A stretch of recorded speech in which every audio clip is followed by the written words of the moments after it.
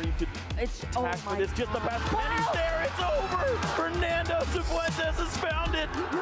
You've been patient. You've been waiting all this time, but you ready. You've been putting in that grind, so let's go. Champions are hard to find, but you know the goal when you're ready to shine. Have they heard of you? Then they know. You got your sights set on that road. If it's on the battle, then let's go.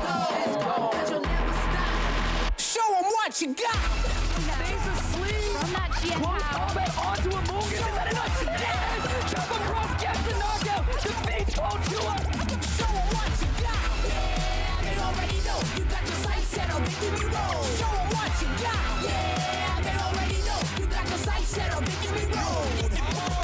Gets the leg down. Can you look down the Witchcast when he has a little bit of health left? Oh! What HP left? I know.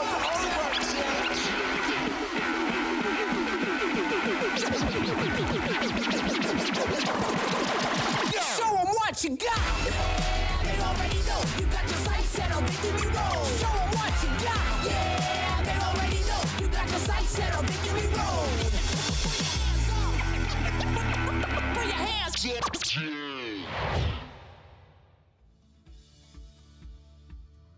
Welcome to the youngest city in Europe, where we are going to spend the weekend playing the Pokemon trading card game in a format that is not young. We've been here for a couple of months now. We have had 3 tournaments with over 1,700 players, each of which has ended in a mirror match final, but a different mirror match final in a city made famous by chocolate. We are looking for the sweetest plays, and what better place to play than the city with the largest urban park in Europe. It also has the largest public library in Europe, but I don't need the largest library in Europe. I just need my 3 lovely co-hosts. We got Joe, we got Shay, we got Mike. How we doing, boys? I'm excited to be here. The local event for all of us is always so good. We get to see all of the people we've played against in tournaments, at challenges and cups, and then we see them in the hall telling us about their results. It's a great feeling for us here.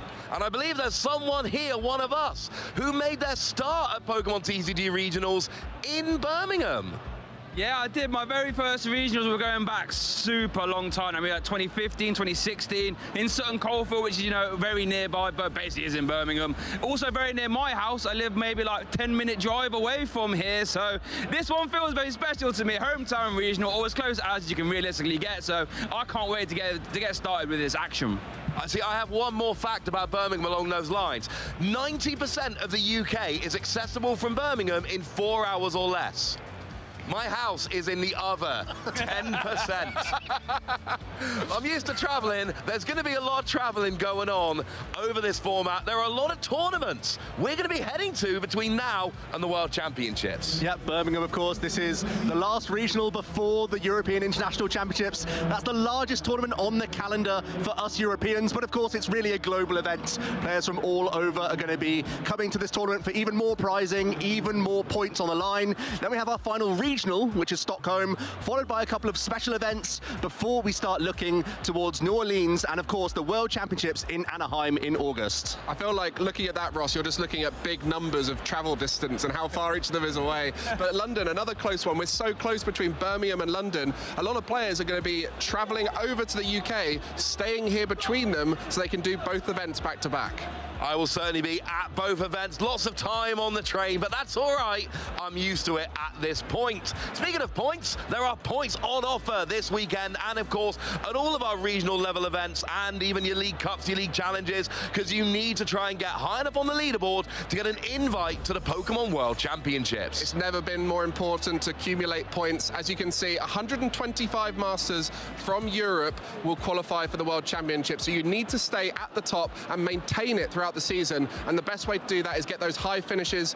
First place also will get an automatic invite to the World Championship, so those people are very safe. But for second, third, fourth, fifth, eighth, those kind of positions are great to put you at the top. Once you start getting those regular finishes in the top 64, you're also in a good spot to stay in range of that top 125. As you can see, juniors and seniors have slightly different numbers of players making it based off of points, but still loads of players going to be coming along to Anaheim. This is absolutely the goal, the World Championships, #1 goal for every player. But even if you don't come first and get that automatic invite, you can still go home with some fun prizes, surely. Oh, we can go with some really fun prizes. Look at that, 10,000 US yes, dollars will go home with our Masters champion here this weekend. Not bad work, you know, for playing a weekend of playing Pokemon. Come back home with $10,000 US in your bank account. And obviously that goes down all the way to top 32 as well. And juniors and seniors get a little bit. But it's not just about the money though, fellas. Let's be honest, because we get those booster packs. Joe, I know you love opening those booster packs. I'm all about cracking those packs, Shay. It's the first thing I do as long as I get into those high placements. And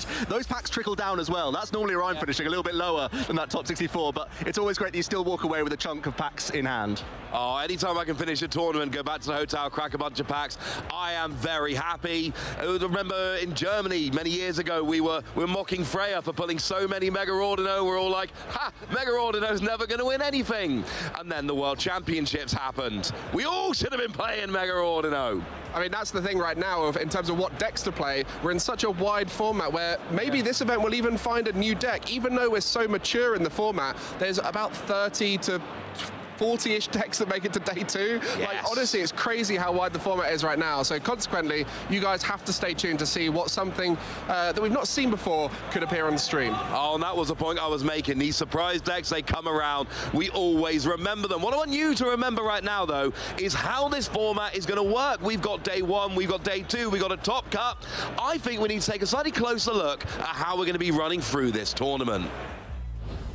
This weekend, the 2025 Regional Championships are bringing the electrifying action of the Pokemon trading card game to the global stage. Top trainers from across the world have gathered to compete for a share of over $125,000 in cash prizes, travel awards, and the all-important championship points that could secure their spot at Worlds 2025 in Anaheim, California.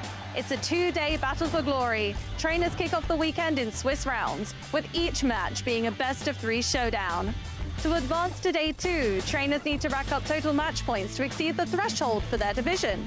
On day 2, the pressure intensifies as the remaining trainers face off in more Swiss rounds to determine who advances to the top cut. After all Swiss rounds are completed, the top 8 competitors, plus all competitors with the same number of match points as 8th place, will advance into an asymmetrical top cut single elimination bracket. Win and you move on. Lose and your journey ends. Only one trainer will rise above the rest to claim the title of regional champion. Who will etch their name into the history books this weekend? And who will punch their ticket to Worlds 2025 in Anaheim? Don't miss a minute of the action. Stay tuned all weekend long to watch the battles unfold live. To stay up to date on future Play Pokemon events, visit Pokemon.com/play. My favorite thing about regionals this year is that asymmetrical top cut. If you've got the same number of points as the player in 8th place, you will be in that top cut. It's such a lovely change. You know what, my favorite thing about regionals is change though recently. It's like the winners get that auto invitation. It sort of rewards, you know, those players that might want to take a little bit more risk with their deck. You know what I mean? Like we said, we're in a bit more mature format, so you can sort of accurately work out what you should see most rounds. You can build a deck to try and counter that, and if it does well, you can just kick back and you're on your way to Anaheim. I mean, you also got to think, those players who are at Worlds, they know that every regional champion is there, and that just shows you the quality of the players going to be at Worlds. It's harder to get in this year for a lot of players, but that consequently means the quality of the play at Worlds is going to be so high. So really, we're in for a treat as the season progresses. Yeah, Pokemon have raised the bar this year in terms of getting into Worlds. It's top 125, at least in Europe, on the leaderboard, plus those regional winners in addition too. But of course, we saw our first regional of the year. There was not a European player walking away with that invite. We had Ryuki Okada coming from Japan, going home with that invite. The most recent tournament we had, however, was over in Toronto. Let's have a look at the decks that we saw being played over there. I mean, in day 1, a bit of variety. Yeah, lots of variety. And like Mike was saying, that's going to be a story possibly of this weekend as well, where there's only going to be a couple of archetypes over that 10% threshold. Regidrago V-Star, most players assume this is the best deck in the game. And then we've had a real smorgasbord of the other archetypes that fill out that day 1. In this occasion in Toronto, Golden Go EX really picked up in popularity. That might have been off the back of one of our previous tournaments with a couple Golden Go in that top 8. So some pilots bring it to day 1 over in Toronto. Toronto, which is really exciting. And then there's other decks competing as well. There's the Miraidon, there's the Raging Bolts. The aggressive archetypes trying to capitalize on Regidrago are still going to be popular this weekend. It's never been more important to try and read what the popular decks are, because every 5% difference in deck might be the difference between you seeing it in the tournament, but it's getting really difficult to do that because everyone is trying to judge what's coming along, everything's shifting around each other, so those top players are opting for the more diverse decks like Regidrago that can play into the majority of the field.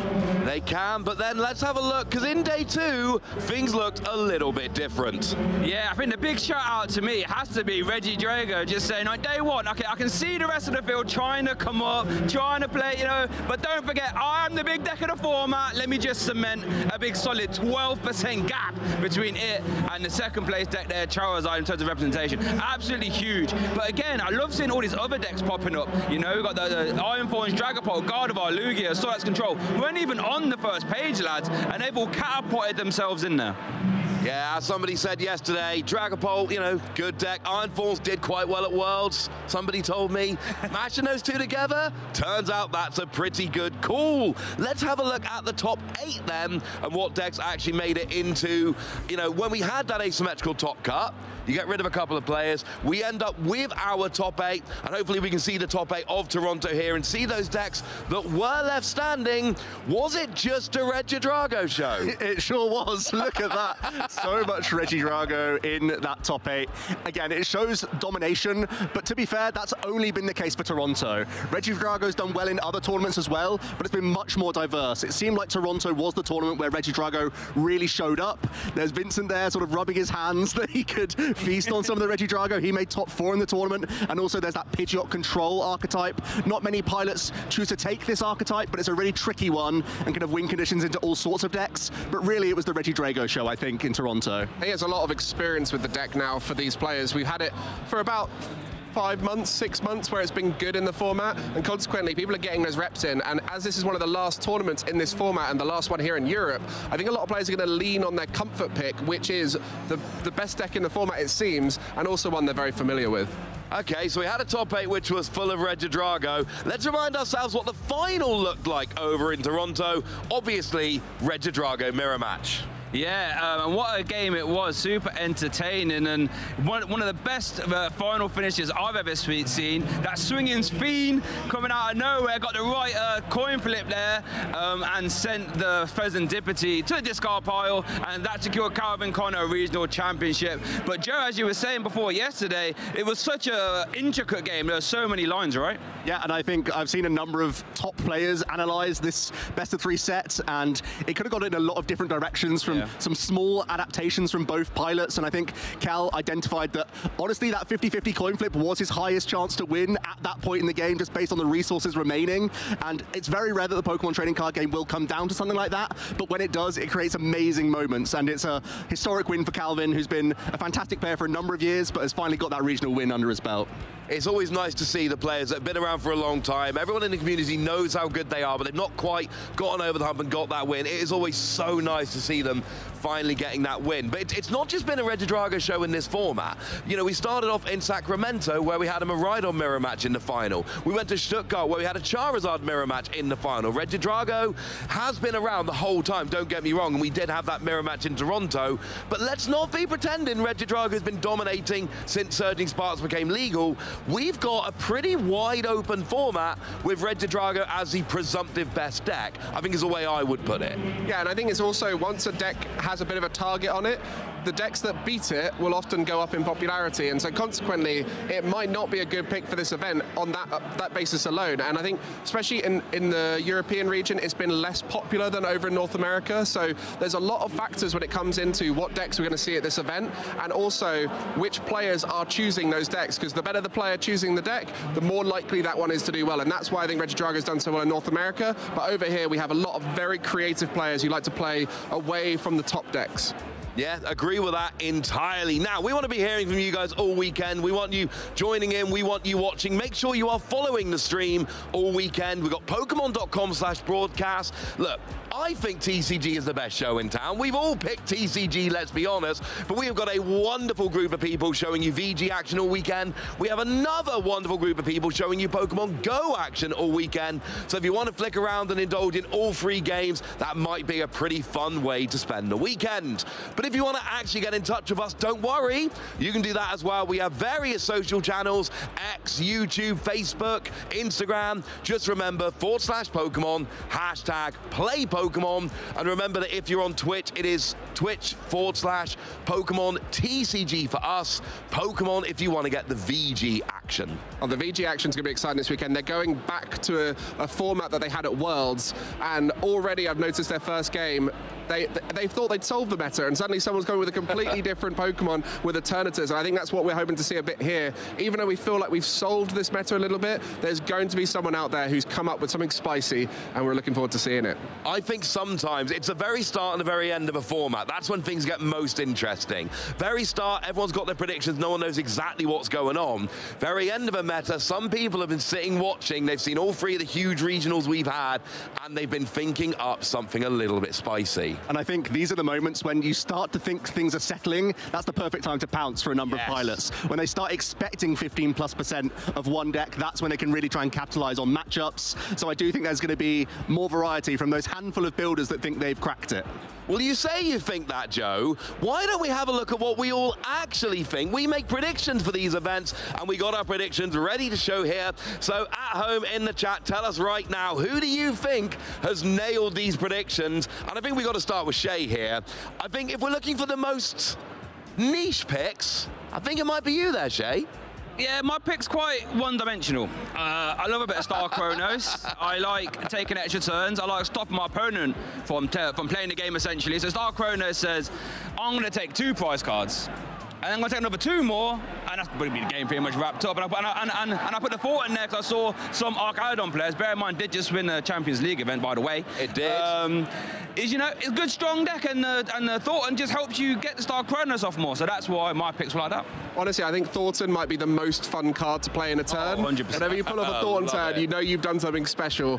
But I've gone for slightly different picks to the rest of you guys. You guys have gone for decks based around EXs and Vs, whereas I really like the Ancient box. I think it's a great pick going into the format right now. There's a lot of 2 prizes, and a 1 prize deck that can hit enough to knock out these EXs and Vs, I think is in a great spot. And then for the Togekiss, I really do think Wonder Kiss is one of the greatest abilities if it goes right. If you flip heads, take an extra prize card is busted. And I also put it in there because I love to just wind Joe up a little bit. Where did you put, what rating did you give Togekiss on your Surging Spark set review? Oh, I need to hear this. Like, I didn't give it the time of day. It didn't even get on my set reviews, Mike. I didn't think this card was good enough. It somehow cracked it in the Golden Go archetype. Sometimes you just flip those heads and it works out. I think really it shows that Night Stretcher and Pokestop is just such a great combo that any Stage 2 can work in that deck. Not so much the Togekiss, but I suppose it still found a way. So yeah, we should see some great highlights with that this weekend if we catch it on the stream. I mean, I want to go back to the graphic quickly, and Joe, I want you to explain to me Precious Trolley. I mean, Precious Trolley is the most awesome card to deck build around, to be honest with you. It's a fantastic card. It's unlocked the Terrapagos Clorf archetype, which was one that I don't think many players expected to even be a deck in the format. It took a couple of weeks for it to come out, and it's really made a large impact. But also, we're seeing decks like Gardevoir choose to play this. We're seeing Charizard play this. We're seeing Archaludon play this as well at times. And even we see cards like Call Bell coming into the deck because of that, because Arven for the Precious Trolley plus TM Evolution, it's such a powerful combination. So I think we've only just scratched the surface for Precious Trolley, and I'd love to see some more creative deck building with that card. And then to bring us back to normality, I've also got Regidrago in there. It feels like we haven't really got much of the top meta picks here. We've all tried to be creative, so I've brought us down to earth a little bit with the Regidrago, which I think will see big representation. This prediction was the first time in a long time I had to have a second ping saying, Ross, you haven't given us your predictions. Give us your predictions. I like to try and go 1 Pokemon and 1 trainer card. And the reason I was late giving my predictions is I wanted to go Miraidon, I wanted to go Ceruledge. I could not pick between them, and I got that second ping and I went, no. I don't have to pick between them. You can't make me. They didn't make me, incidentally. I really like Cerulege. You say our Chaladon went and won the Champions League in Osaka there a couple of weeks ago. It did. It's a great deck. You know what feasts on our Chaladon? Cerulege. Cerulege is a deck where it can take a turn or two to get going. You need to really get that energy into the discard pile. But you've then got a stage 1 for a single energy that doesn't really lose any power. It only gets more and more powerful as you go through the game. It can keep up with single price decks in the early game. It can build up to big KOs. I think somebody is going to come with Cerulege. Maybe it's now, maybe it's next weekend. I don't know.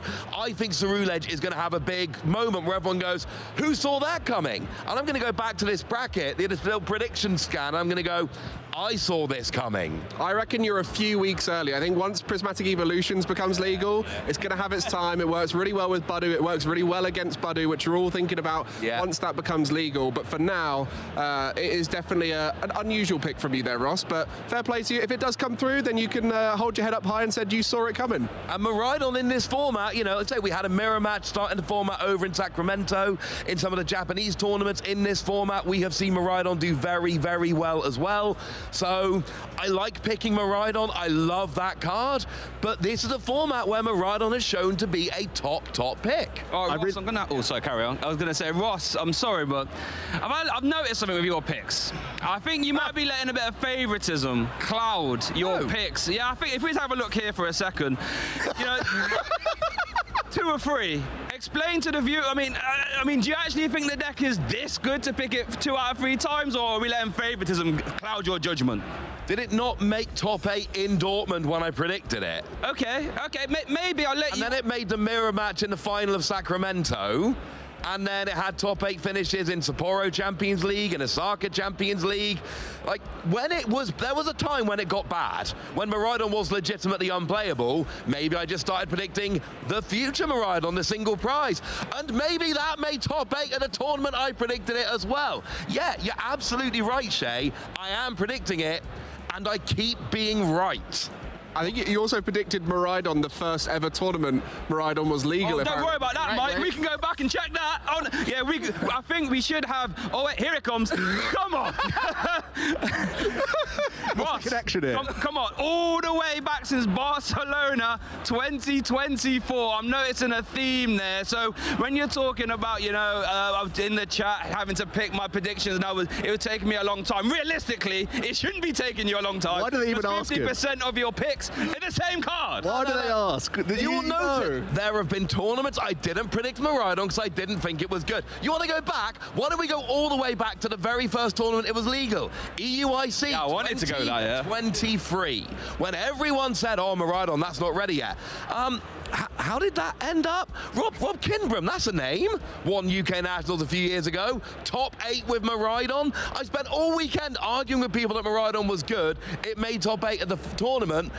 I'm just saying, look back at the results. I'm not predicting like Clorf every tournament. I'm predicting a top deck, and it keeps doing well. Take it with a pinch of salt when Ross says Miraidon. That's the conclusion here.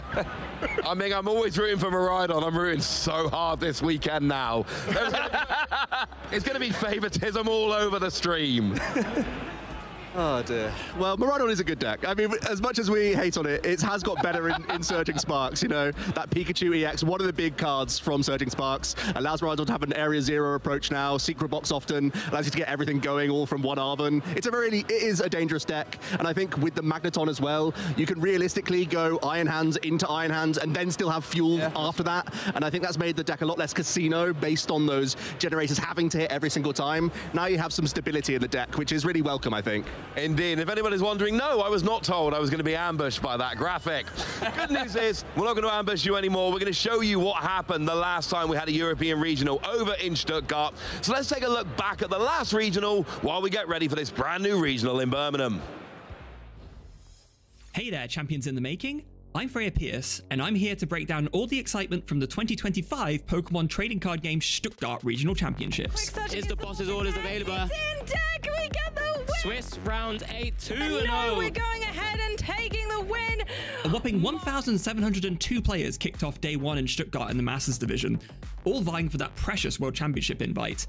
This was also the first European regional to feature Surging Sparks, so everyone was looking to build on the emerging metagame trends we'd seen recently at both the Latin American Championships and Sacramento. Despite Regidrago being the most played deck in the field once again, not a single one made it through to top 8. Instead, an old favourite returned to claim victory, Charizard EX. The finals ended up as an all-finished showdown between Arnie Kayala and Øyvind Svinhufvud, both playing Charizard and both hungry for a big finish and an early Worlds qualification. Øyvind's Charizard list was a little bit unconventional, relying on Pokestop for deeper deck digs and some big combo players. Unfortunately, in the finals, multiple uses of Pokestop came up empty. At one crucial point, Øyvind whiffed an Ultra Ball that might have turned things around. Deciding to regroup rather than risk falling further behind, Øyvind conceded and moved on to Game 2.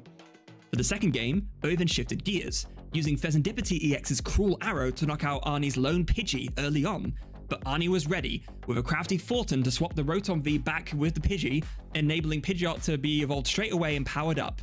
Arnie stabilized from there, and with no real comeback route left, Øyvind extended his hand, making Arnie Kayala your 2025 Stuttgart Regional Champion. Arnie is our Stuttgart champion! Whether you were cheering in person or following along at home, I hope you've been loving the action this season. With so many tournaments still on the horizon, you won't want to miss what's next, so stay tuned for more top-level TCG action, and I'll see you at the next event.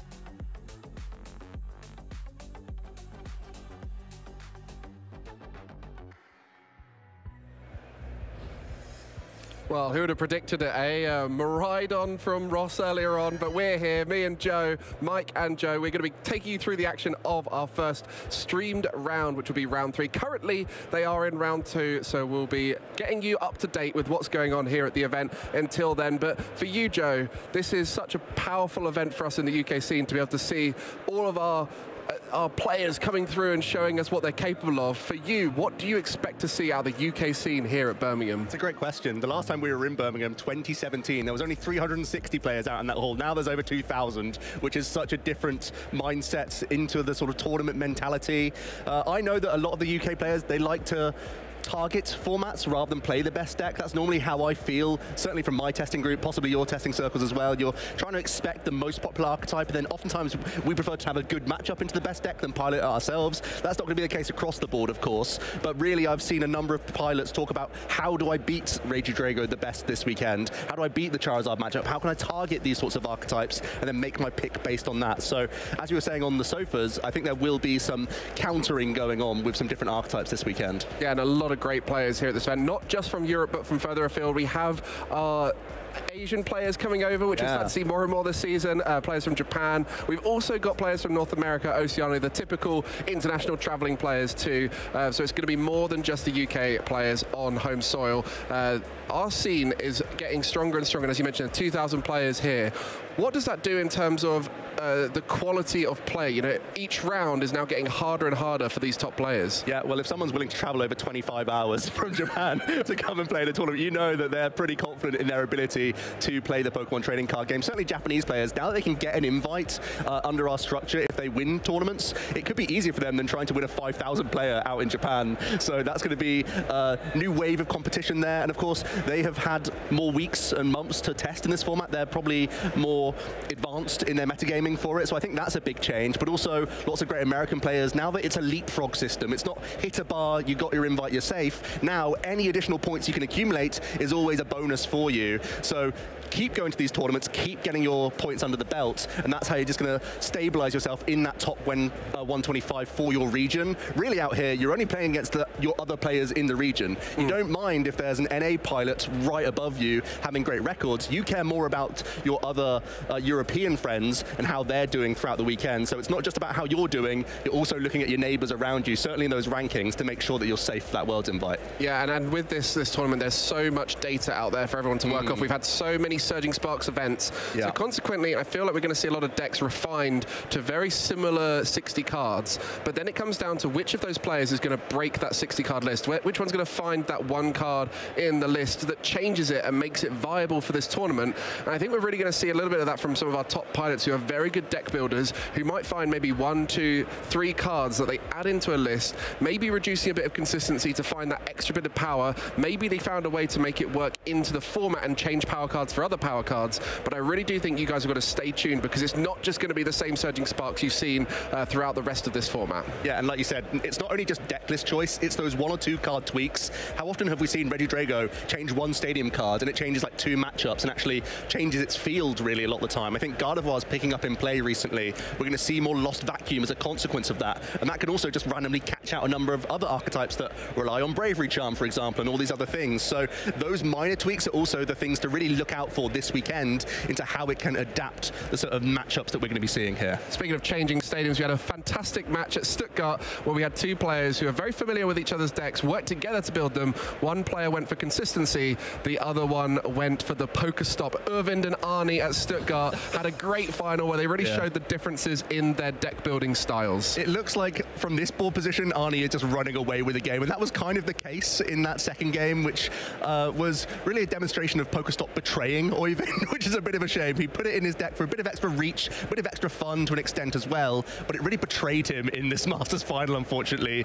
And you can see Arnie with a board state of 4 Stage 2 Pokemon, and you're just going to have a completely dominant position. And now we will be seeing Arnie at the World Championships. Yeah, well deserved, and it was that mirror match. I know we hinted it earlier on about how, despite having such a wide format right now, a lot of our finals are mirror matches where a certain deck has found its way through the tournament, had great matchups into the meta, and on this occasion it was Charizard, which I do think is in a pretty good spot with, depending on how you build it, with the Regidrago. I think that's definitely one of the decks that can compete with it fairly well. Yeah, I think there were times when it was a much scarier matchup for Charizard, certainly when Horlucha was like a standard card in the Regidrago archetypes. It was so easy for Regidrago to force its way through to take that 2-prize knockout just by virtue of having Dragapult as an option now.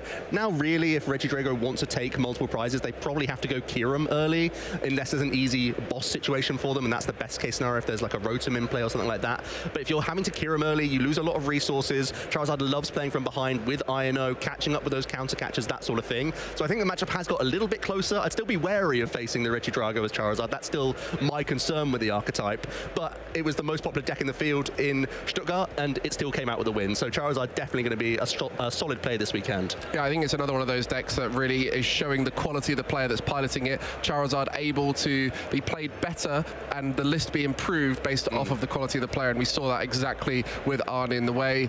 Those top 8 games, watching him play was fantastic because there were some decisions in there that just showed the quality of play, recognizing when to disrupt, recognizing when to use the Dust Noir line, and how to set up as consistently and stably as possible. But speaking of our top EU players, let's see where they're sitting in the leaderboard right now, because it is a strong top right there. You can see all the invited players with the invite symbol next to them. Those ones will be going no matter what, but it's those players around it. Stefan Ivanov and Tord Reklev very high on the leaderboard without an invite.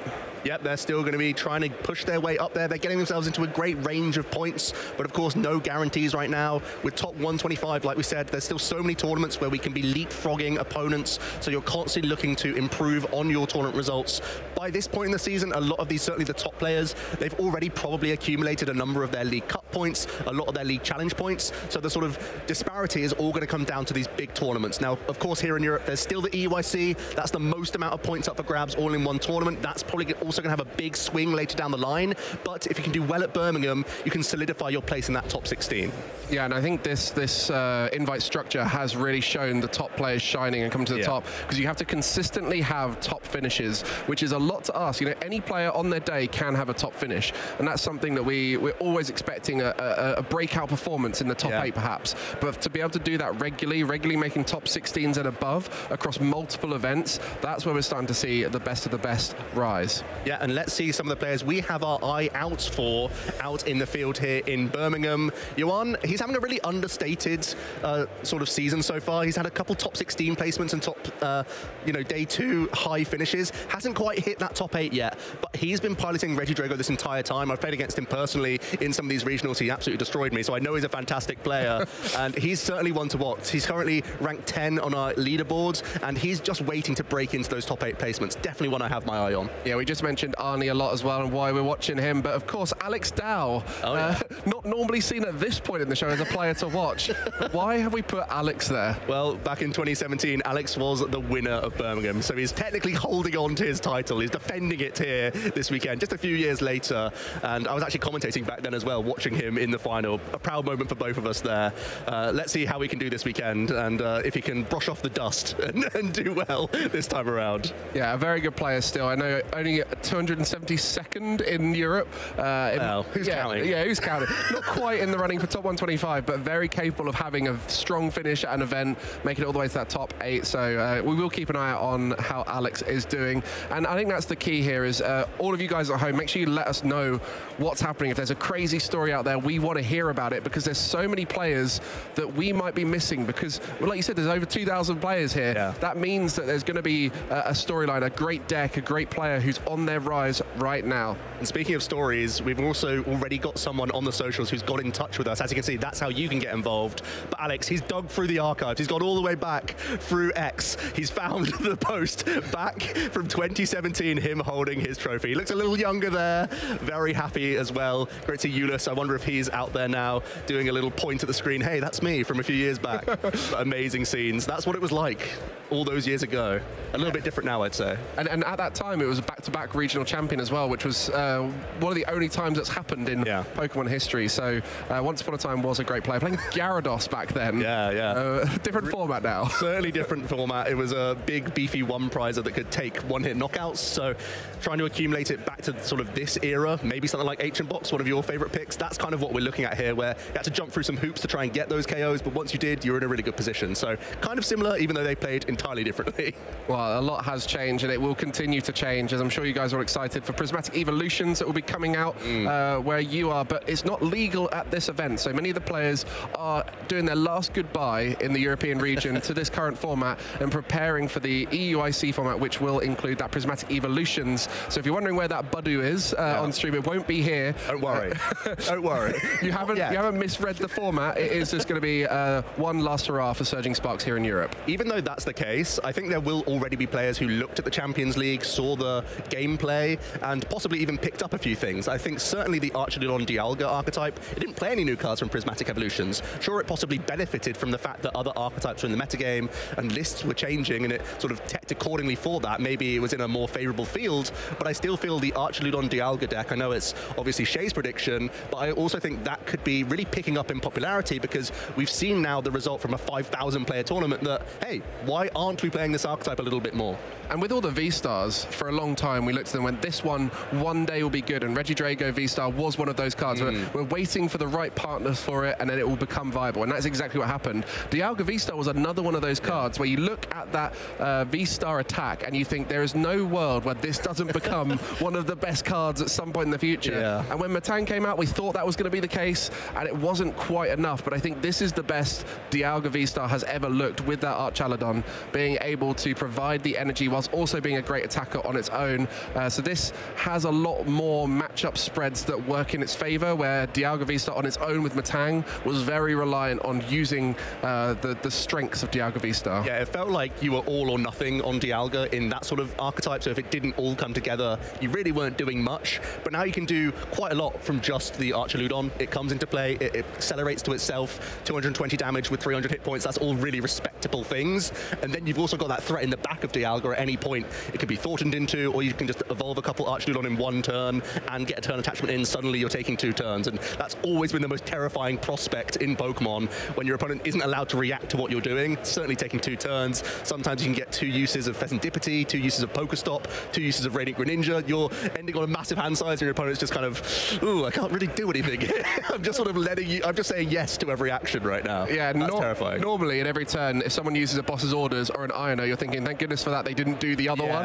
Whereas when you got the Dialga V-Star, they can do one on their first turn and then do the other on the other turn. You're like, oh, they've hit the thing on my bench and they've disrupted me.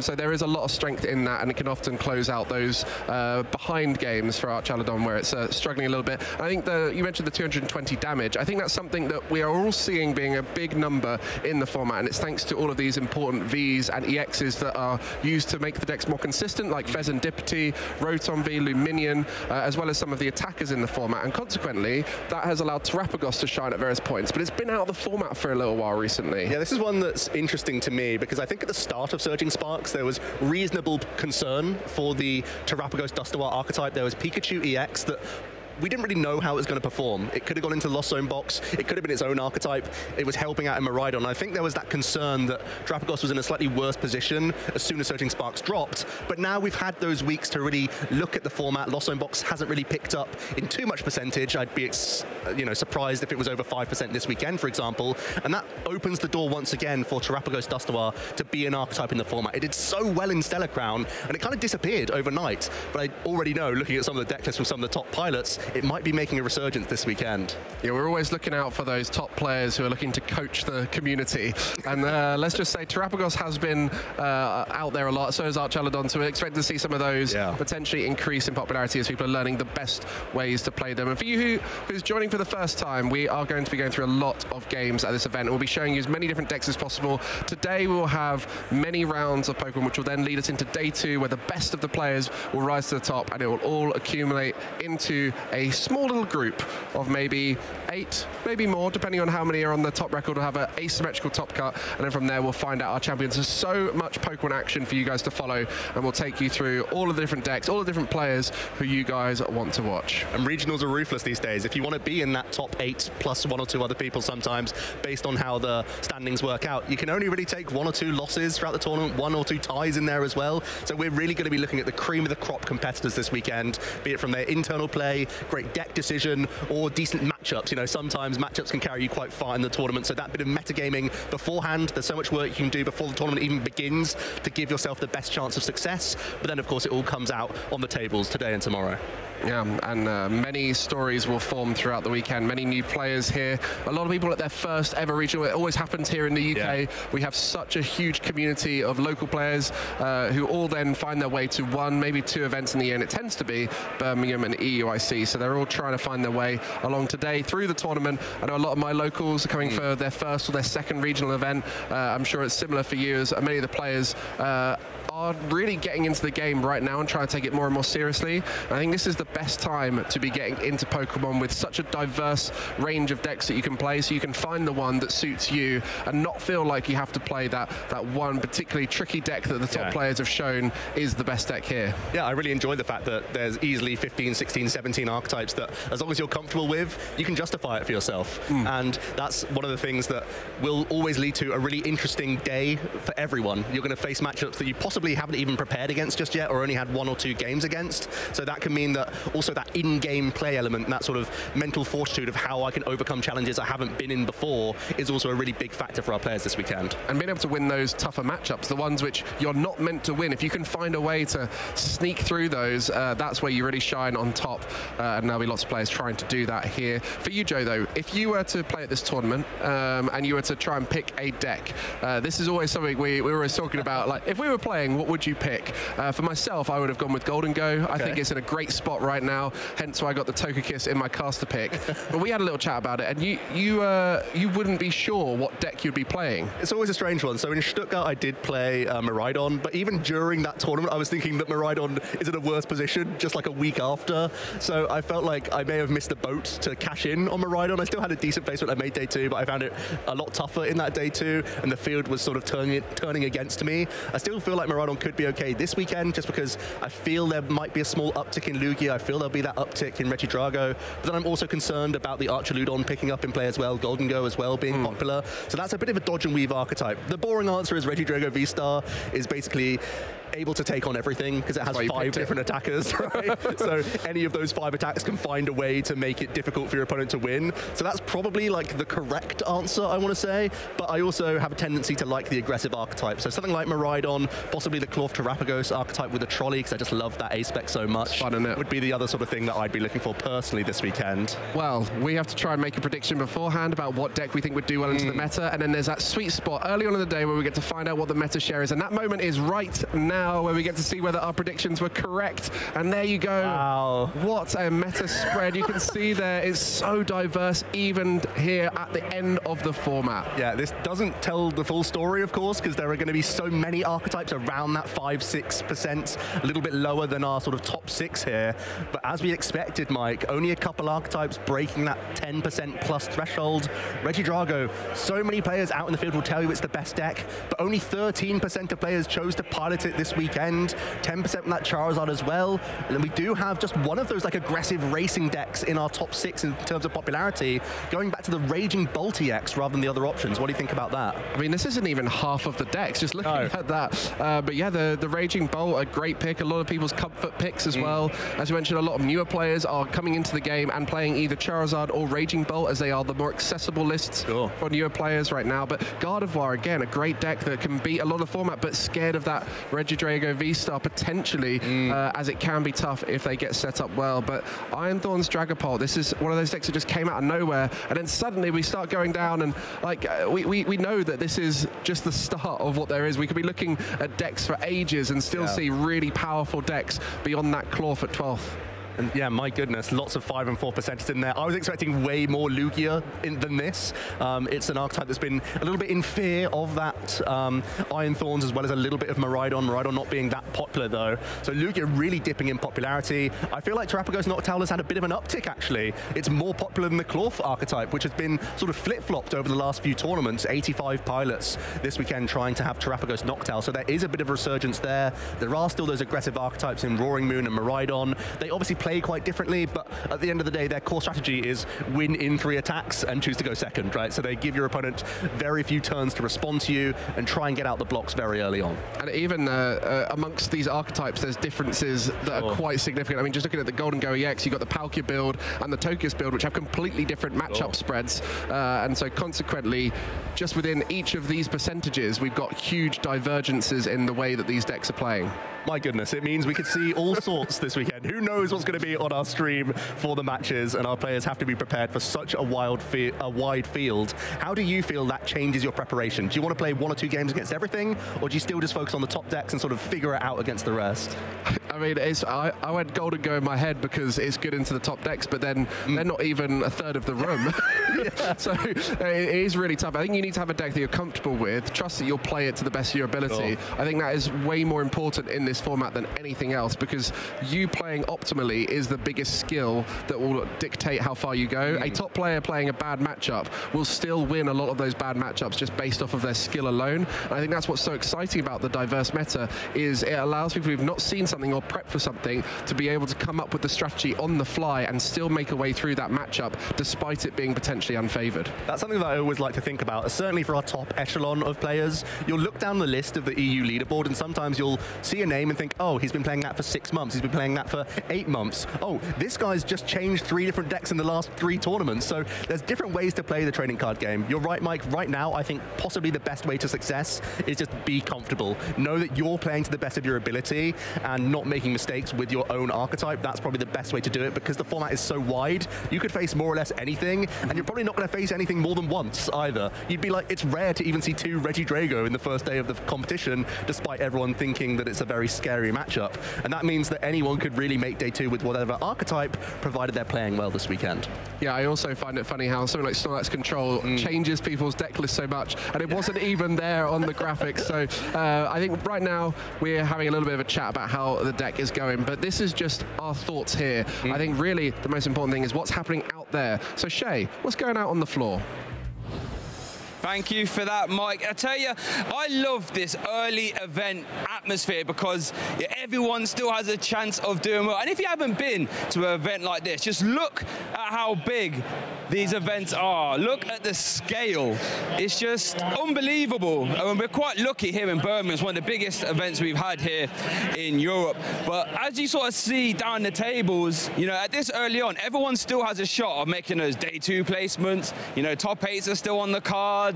So the atmosphere is absolutely electric. And I've had a little gander down some of these table viewers. I tell you what, I've seen some ridiculous decks, might I say. So hopefully, if they continue to do well, we might be able to get them on streams. I tell you what, viewers, How about you guys get in chat and just put some suggestions down? Think, I want to see this deck. I want to see that deck. And I tell you what, I'm going to try my best. Here's my promise to you. I'm going to try my best to get as many of them on. That was about that. So, yeah, so there's a little look through here at the Birmingham Regionals, and I think we'll throw it back there to Mike and Joe. Well, it looks riveting out there. Honestly, that was just a small section. It's a massive hall out there. We've got so much going on. We've got the vendors, the prize wall. We've got lots of different activities, side events going on. I know you're excited for one of the side events. There's a side event going on tomorrow, which is going to be the RS to PK format. We're going back to 2006 with all of those EX era, the original EX era, where it was all lowercase. So I've got my eye out on that. I really hope we have time at some point during the broadcast so I can showcase some of that amazing format. It's like playing an entirely different game just with the same characters because of how much slower the format is, methodical, and there's so much difference in the trading card game. Obviously, it's been like 20 years, so you'd expect that to be the case, but it's just like completely relearning a new skill. I never played back then, so I'm still like a student of that format, but I still really like to look back on it, and I'm hoping that I get a chance to have a look at those games. Well, for you guys at home, there is a format that you do know very well, and that is the current format, Surging Sparks. I'm sure you guys are all of a strong opinion of what you think is the best deck in the format, but it's more than just the best deck. It's always about the other decks, which one of them is able to come through and break into the top with Regidrago V-Star. So we're going to be pitting you guys against each other in the chat to decide which of the decks is the best of the rest, and this will be our community prediction bracket for the tournament here. And starting off with Charizard EX versus Snorlax Stall.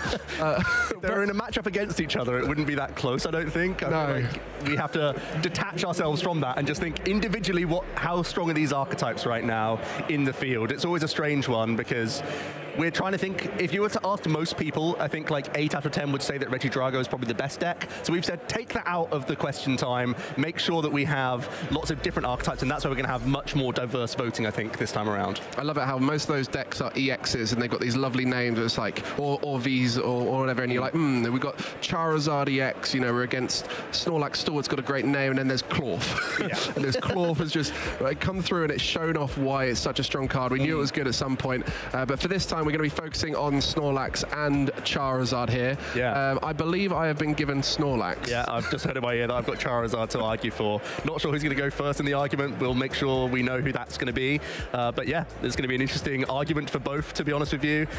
Both are top decks in the metagame right now for very different reasons. So it's going to be an interesting clash for our voters at home to let us know what you think the best deck is in Surging Sparks outside of that Regidrago. Well, I've just been told you're going to be going first. Okay. So you get to kick off the prediction bracket with a bit of Charizard EX, and I believe you get 30 seconds to plead your case. And so I'll count you in, and then it'll be over to you. Right, 3, 2, 1, take it away. Charizard EX is the second best performer, literally in the stats, the earnings. It was the all Charizard finals, by the way, just in the last tournament. It can KO pretty much everything, and you get to the late game, you've got the best engine in the game with Pidgeot, you've got the Arven, Forest Hill Stone, you have so much consistency at your disposal, and Dusknoir. Dusknoir completely changes games. Now Charizard can be on the front foot, taking out engine Pokemon in the back whilst taking KOs in the active. Charizard can ramp its way to KOs, and it can win in 2 attacks. You only need Briar and Dusknoir. That's all it takes. And we stop there. I think you, I'm going to be honest with you, I zoned out a little bit there. I started slow, realised I was running out of time. Yeah. And then you got really excited and I started listening, and I heard Briar, Dusknoir. So, key features. What's in Charizard?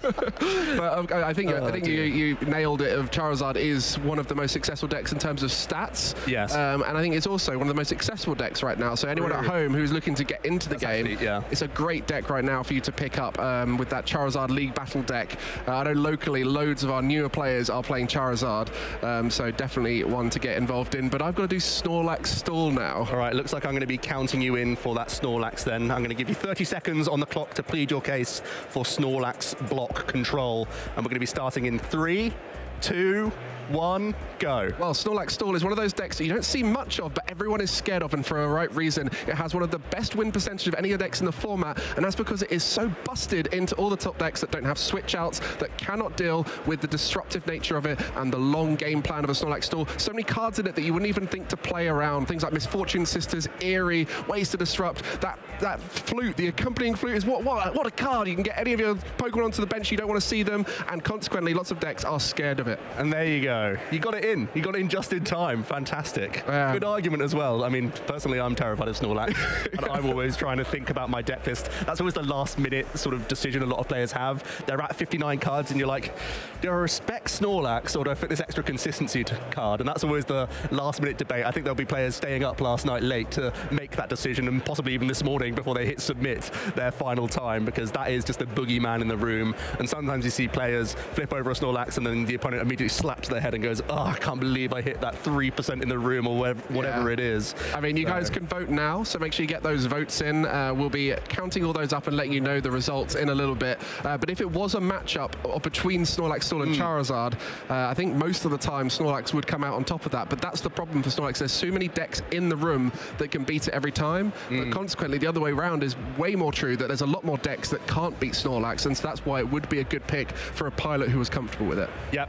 As long as you can get the engine right with Snorlax and also figure out counts. That's one of the most important things. It's the meta deck that has to know the meta inside and out, in that you have to know the counts of every other archetype. You're looking at your opponent's discard pile constantly, looking at their hand sometimes as well, and thinking, okay, they're out of switch cards at this point. They're out of Prime Catcher. What's their most common ways around my Mimikyu? What's their common ways around my Cornerstone Ogerpon? All of these things. When's it time to pick up my Rotom and accept that my Snorlax army can win at this stage? You have to really know the ins and outs of your opponent's decks, and also you're kind of hedging. We don't know what's actually containing in their 60 cards, so sometimes you have to play around cards that they may not even have in their deck list just to make sure you're safe. So Snorlax pilots have to play against themselves a lot of the time, but also they're really having to think about their opponent. It's a real mind game throughout the entire set. I think you've summarized it well there. That it is probably the hardest deck to play for someone who's never played it before. Right. So consequently, we only really see pilots playing it who are familiar with the deck and have played it a lot. Otherwise, you would turn up and make enough mistakes because there's so many actions per game. And this is something you've got to think about. Any deck that slows down the game increases the amount of times you can make a mistake. And if you're the player doing the majority of the actions like you are in Snorlax, where the player who's against it is often just passing, trying to wait for their out, you are increasing the likelihood of you messing up. And across a long tournament, that's a lot of chances to reduce your win percentage through your own mishaps. Yeah, I would say that and Pidgeot are the only two archetypes that really don't care about the prize race. We're always talking about these archetypes being fast or slower and more methodical, but at the end of the day, you're both trying to take 6 prizes as quickly as possible, or as most likely as possible, like as safe as possible, if that makes sense, based on like the engine you've set up or whatever else. Whereas Snorlax goes, no, these prize cards, these are my buffer. This is how long I have to not lose the game, and as long as I don't lose the game, I can win with a less traditional win condition, which is running my opponent out of cards. Well, we have the results of which of Snorlax and Charizard have won the vote, and I'll be interested to see if you guys have voted for Snorlax, then you've definitely gone against your word. You typically don't like Snorlax, and that is shown there with the 63% to Charizard, which I think is fair. It is the higher performing deck of the two across the formats. Yeah, and we've seen it in that finals just so recently as well in Stuttgart, so it has shown itself to be one of the strongest archetypes. But I think that was a tough bracket for Snorlax, to be honest with you. Charizard is presumptively for so long now. I think, you know, looking over 2024, ever since EUIC, it's just been one of the best performing archetypes in lots of different formats. So there's that longevity of Charizard that you also have to think about. Well, we'll look forward to doing the rest of that community bracket throughout the tournament. You guys can get involved and let us know which deck you think is the next best deck after Regidrago V-Star, and consequently, we'll find out who is the deck to play at this event if you don't want to play the best deck, maybe. I don't know if that we can conclude that. I do think there's some intimidation around Regidrago. Like you said, Mike, because this archetype's been around, you know, before Worlds, there'll be players who have played this for 8 months, and that could put players off playing it themselves, because they think, well, if I'm in a mirror match, my opponent's had like 8 more months of prep than me, they're probably going to win that mirror match. They're going to figure it out a little bit easier. They know all the tricks. I don't know all the tricks in 2 weeks. I can't just jump onto this deck. I can't pivot, but possibly I could give myself advantages with other archetypes. So that could be a thing, putting players off Regidrago and then looking at some of these other archetypes. Yeah, you often see this with the decks that can adapt based off of what they're playing against. Lost Box is another example of that, where the engine, we can all kind of work out the engine, but how you play it optimally with the right attacker at the right time, that is the hardest decision. That's due to that Apex Dragon, which allows you to be very flexible with your game plan, copying any dragon type attacker in your discard pile. And then the Legacy Star is something that people forget about. It's actually so good that it's appeared in a few other decks. I know Terrapagos has adopted it a little bit, and that allows you to get back 2 cards from your discard pile, which consequently can change the game. It allows you to double up on certain ace specs like Prime Catcher you wouldn't otherwise be able to use. And there's even like, there's Darkrai V-Star in the format, that, but people still choose the Regidrago, even as a 1-1 count, even if you can't attack with this card, because it gives you that extra reach. Seeing those extra 7 cards can dig towards a piece that you're missing from your early researches, from your early Squawk ability, that sort of thing. So that Legacy Star is a fantastic ability on its own, but Regidrago right now, it's stealing the attacks of really 5 big attackers. I would say Dragapult, EX, and Kyurem are the cards that like to target your opponent's low hit point bench Pokemon and sort of take sneaky prizes. You've got Goodra, which allows you to bulk up and tank and be difficult to KO. If you're trying to protect your own energy, that's normally the option that you'll go for.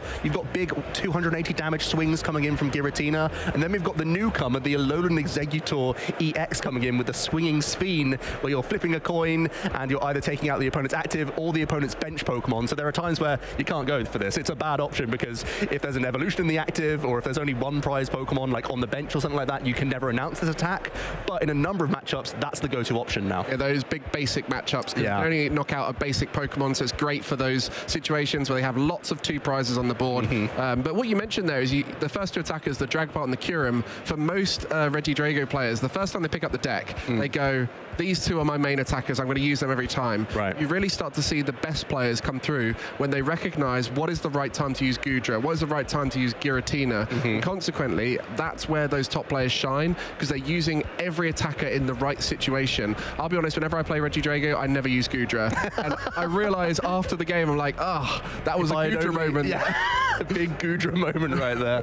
Yeah, it's an interesting attacker. It's been in and out of the deck list a lot, but I think players have identified that it's important enough in the mirror match that it's just a go-to play now, because Regidrago is going to go long. We've seen how well it converts from day 1 to day 2 throughout the last few months, so you have to have Goodra in there, because if you've gone first, get the first attack in with a Goodra, you're typically in a really, really good position, I would say. It also allows you to come back in certain games where you need to be able to tank. And for example, like Golden Go, it is a matchup where you would use other attackers typically, but sometimes if you get far behind, you go, actually, if I Goodra a few times, I might be able to run them out of resources. It gives you those alternate win conditions, which other options wouldn't do. So it creates a different game plan, which most people are unfamiliar with, but then the players who are familiar with the deck will be able to come out on top. And that 200 damage, you can do so much with it. It leads into a Kyurem really nicely into a number of board states. It leads into Dragapult if you're going to push them back to the bench in a lot of situations. So sometimes giving yourself that tiny bit of breathing room, even if you're just hopeful rather than expecting to tank for a turn, making the opponent play differently, weave it in with an Iono, that's probably the best case scenario, especially because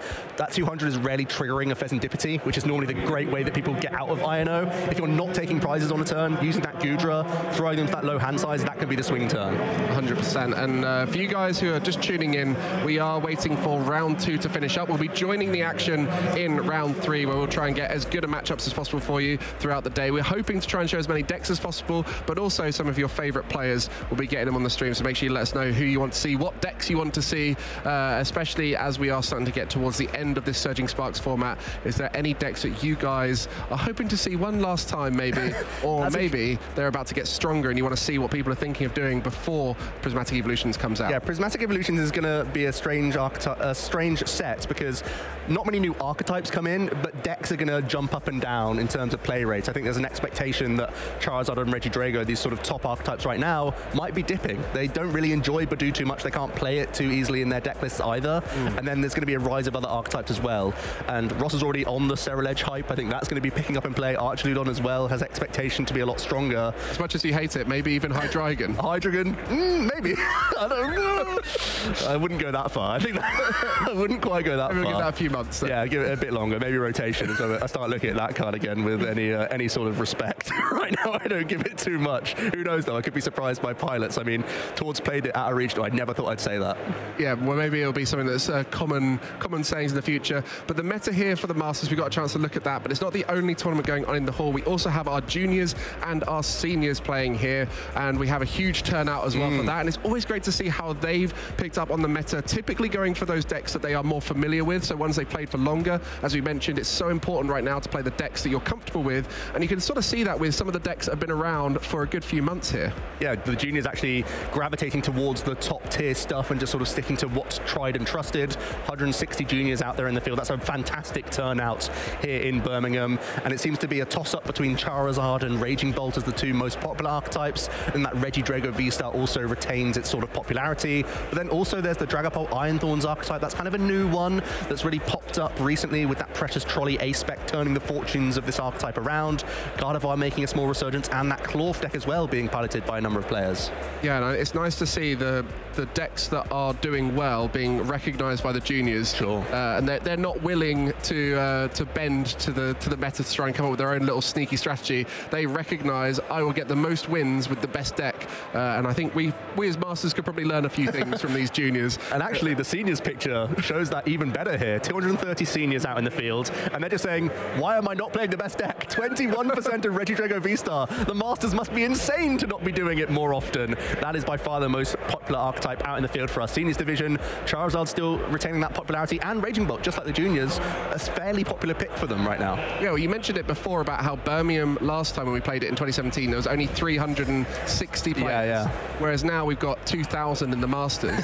And there is a difference in playing in a tournament where you've got 200-ish players versus 2,000. That 10 times difference can mean that playing the more consistent top deck will win more tournaments, where in a bigger field sometimes having the unknown factor can be a big result changer for you. Yeah, we've seen it a few times. There's been highlight reel moments. I think even things like Palkia Noctowl, it's had some big placements even though it's not that popular.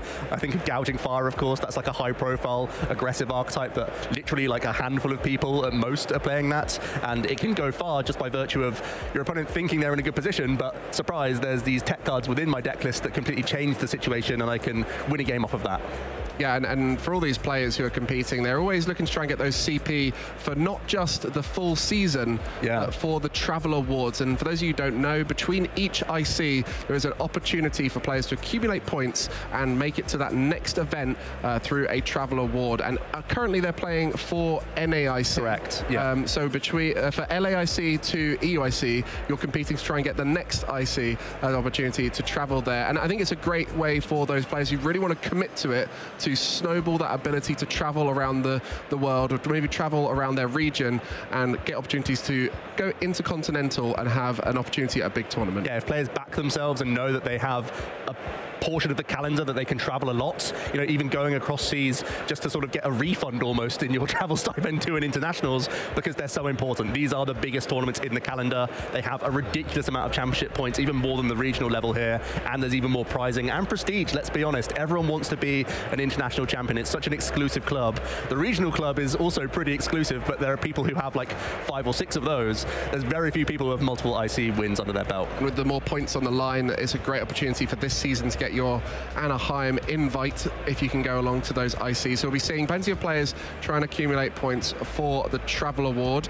And I think the other side of it is oh, here we go. Let's have a look at who is in for the NIC Travel Awards. You can see Owen Kammerman. We got to see him on stream at last event. Nathan Doyle doing great there. Arnie, we mentioned Urvind, our finalist from last event, and lots of other familiar faces. Yeah, and it's tight to the top. As you can see, sometimes there's only like 5-6 points difference between these placements, and you really want to be in that top 16 so you can get, I think it's $1,000 under your belt to try and travel out to the NAIC.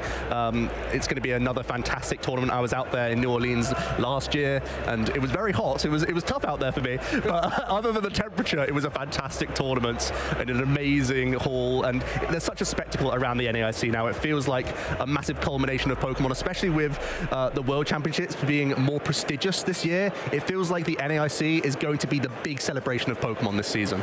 And it's also great to see so many top players showing how much consistency can allow you to rise to the top. I know it's really easy for players to look at a format like now and go, oh, it's all luck. You know, there's a lot of matchup roulette going on. But if the top players are doing it consistently, there is a huge amount of skill for them to show that they can rise to the top. And for you at home, if you really want to prove yourself, you've got to make your way down to regional. Maybe you've never been to even a challenge or a cup. Go find your local events and see if you can match what we're seeing here on the streams with your own skill level. I know I've been doing a lot of challenges and cups this season, and it's been a lot of fun. I love the buzz of playing in a tournament setting, and especially right now playing Golden Go, getting to coin flip my way to victory. It's been a lot of fun. But you know, for yourself, we met the first time at a cup. Yeah. And I think that's one of those things, you get to meet other people within the community, and it's a great opportunity to get out there and compete. I'm normally playing decks to get them out of my system, so I don't play them at the regionals, the sort of like, this is fun, but maybe a bad idea, let's see how it goes, I always throw those at the cups and see if it was truly as bad of an idea as I thought. Sometimes I come away doing well from cups and then get an even worse idea to play it at the bigger tournaments. But it always gives you experience to play archetypes that you may be a little bit less sort of brushed up on. So that's always what I like to do at the local level. Just going back to those travel stipend things again, with those gaps only being like 30, 40 points between the top 32 and the 16 right now, and so many points at regionals, this one tournament is going to have a big impact on your stipends towards the NAIC. So our players really need to show up here. Yeah, just before we go over and have an interview with Stefan, I want to ask you, do you remember what happened at that cup where I first met you? Did I donk you? No, you bubbled out in 9th and I came 2nd. Oh, there you go. And that's about the only time I've ever beaten you at anything. So I'm going to remember that until the end of time. But we have got Stefan Ivanov out on the floor. I'd love to hear from a player who is far better than both of us. Thank you very much for that, Mike. Yeah, I was just walking around and look who I ran into, the one and only Stefan Ivanov. Fantastic, back-to-back NAIC champion. Oh my goodness gracious me. Now, Stefan, I've pulled you over today because there are a lot of players, you know, who just maybe go to locals, they watch the stream, they've never gone to a regional championship for an IC. What sort of advice would you have for them, for those players? I think like just try to make the first step, like find a regional that's not too far from home and try to go there. And even if you don't do that well, I think the experience, you know, meeting lots of players, seeing how many fans can be gathered in one room, I think it's a very unique experience. And I think that's what motivates me and a lot of other players to keep playing, is just to do that. And also just play a deck that you feel comfortable with. Don't try to meta call. If it's your first regional, play something that you like, that you feel good with, and just do your best. I was literally just about to ask that. We are in the age of information now. You know, so many websites and social media to where you can get information. Would you advise players to stick with a list they sort of know a lot, or would you advise to like maybe teching out for the metagame? So it really depends on when you're playing. Right now we have a very varied metagame, right? Lots of different decks, all like 6-7% of the metagame. So it's hard to really make a call because you take for one deck and it's like 8% and you don't know if you're gonna face it or not. So just play some. I think right now you should play something solid, something that you're comfortable with, and don't try too much to take it. Like, yeah, if you have like one card which makes a decent matchup go from like auto loss to auto win, that might be worth it. But otherwise, I think consistency is the key right now. Consistency is always king. That's what I always say. Now I've got another question for you. What sort of things would you advise players coming to their first regionals to make sure they bring with them to the event? You know, like, is there anything that players often forget? Like your deck, obviously, but good start. Yeah, right. Bare minimum. No, just I think you should bring like snacks, some water, something like just to keep you, because it's a long day, right? If you're used to only league challenges or small league cups, having to play 8 rounds and potentially maybe more, hopefully, on day 2, that's a long day, and so you have to keep. Be energized, you know, so yeah, bring some chocolate, some bananas, whatever you like, but yeah, that's something that's important. Also, to get a good night's sleep before. It's much more important to get 1 hour more sleep than to play one more best of 3 at midnight the day before, you know. That is a fantastic suggestion there. The amount of players you come to a regional, it's very easy to do, right? You come to a regional with all your friends, you know, you're in a new city, maybe for the first time, you just want to play Pokemon, practice your deck, but I guarantee you, as Stefan rightly said, getting that extra sleep is probably more important than squeezing out that extra game of practice, because you should have been doing it anyway before you got here. But thank you so much for your time, Stefan. I'm going to let Stefan go because round 3 is going to start real soon, so we're going to kick it back over to Joe and Mike, and round 3, very soon. We might even be seeing Stefan for all we know. Cheers, Shay. Great to hear from Stefan. Always a level-headed player with some great advice as well. He's been around for many years at the top tables, and getting an extra hour's sleep, I underrate that, I think. A number of players will be pulling their hair out with those last-minute decisions, but making sure you're as fresh as possible the next day is also just some really good, solid advice, because it's marathons out here. You're playing 8 rounds of high-intensity Pokemon. You can't really miss steps here. You need to make sure that you're on top of your game, so that's always some great advice, and I'm interested to see what he brings to this tournament. He said it's better to just play your own game, sort of impose your strategy at times, especially with a format this wide, which is the story that we've been painting already, Mike, about just how many decks you can face out in the field. So could lead to some interesting risks this weekend. And I think Stefan's a great example of coming up with great decks and mastering them with that Palkia Dust Noir that we saw earlier on in the Stellar Crown format over in Dortmund, yeah, it was Dortmund where we first saw it. That was a deck that no one had even thought about. Everyone was thinking Palkia must work with Area 0 underdepths to go wide, and Stefan came up with a different solution, and it was so good into the meta, and consequently a lot of people took it on and were like, I love this deck, this is great. But then Stefan's one of those players who'll then not play at another tournament because they know it's not the right pick. So such wise meta picks, and also incredible deck building throughout history. Part of the reason why he's such a fan favorite, I think, is that he loves to jump from tournament to tournament. He thinks there's a right deck for the day rather than a right deck for the entire meta, and that's based on, like he said, changing percentages of archetypes. Then he'll also identify situations where he should just impose his strategy. He should just play the strongest deck in the room. So he's made, you know, new archetypes out of nothing, like you just mentioned, but he's also made tweaks to some of the best decks. You know, just one of the 2 card changes can again really push you that little bit further in certain tournaments. Well, he did mention as well, Stefan, about going and getting involved in your local challenges and cups and the differences between that and your regional. But if you've never got involved in one, or you want a refresher on how it works, here's some information on how you can get involved locally.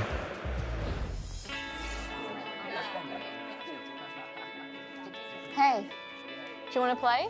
Yeah.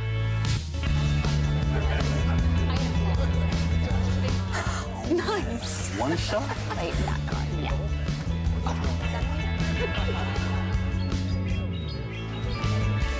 I'll use twin cannons. Great game, guys. Bye. See you next week. Come play at your local Pokemon League.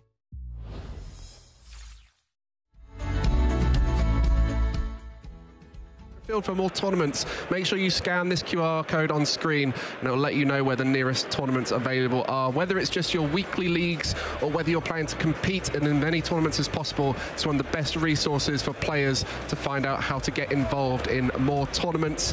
I know both of us at points in our lives have traveled weekend to weekend to all across the country, and the best thing for me about it is you get to meet and find new stores that have got their own different unique spin on things and get to find out how they want to run their whole local community. Even if you already know about stores around you, scanning that code, making sure you know that there's more ones can pop up, more ones can just get registered for competitive tournament organized play as well. So you could be surprised. There could be even more things around you than you'd expect, and harvesting that like community is so interesting. And I remember going up and down the country and literally feeling the differences between metagames based on what city I was in as well. So it's also really interesting just from that regard, the sort of pockets of players you can have and their mentality around the game. Maybe meet some of your best friends, and for some of us, lucky enough to find relationships out of it as well. But we'll move on from our local scene because we're here at the regional, Birmingham regional, where we have some of the best players in the world competing for that Masters champion. Over 2,000 players here, and round 2 is just about finishing up now, with round 3 around the corner, where we'll be showing a big match. And for you, I know you've been scouring through and seeing what some of these top players are playing. Without naming names, what decks are you seeing amongst those best? The one that's surprising me is that Terrapagos Dustoir. I do feel like even though its representation was only, I think, around 4% or so, 80 or so pilots, I think there's some really high-profile names picking this archetype back up.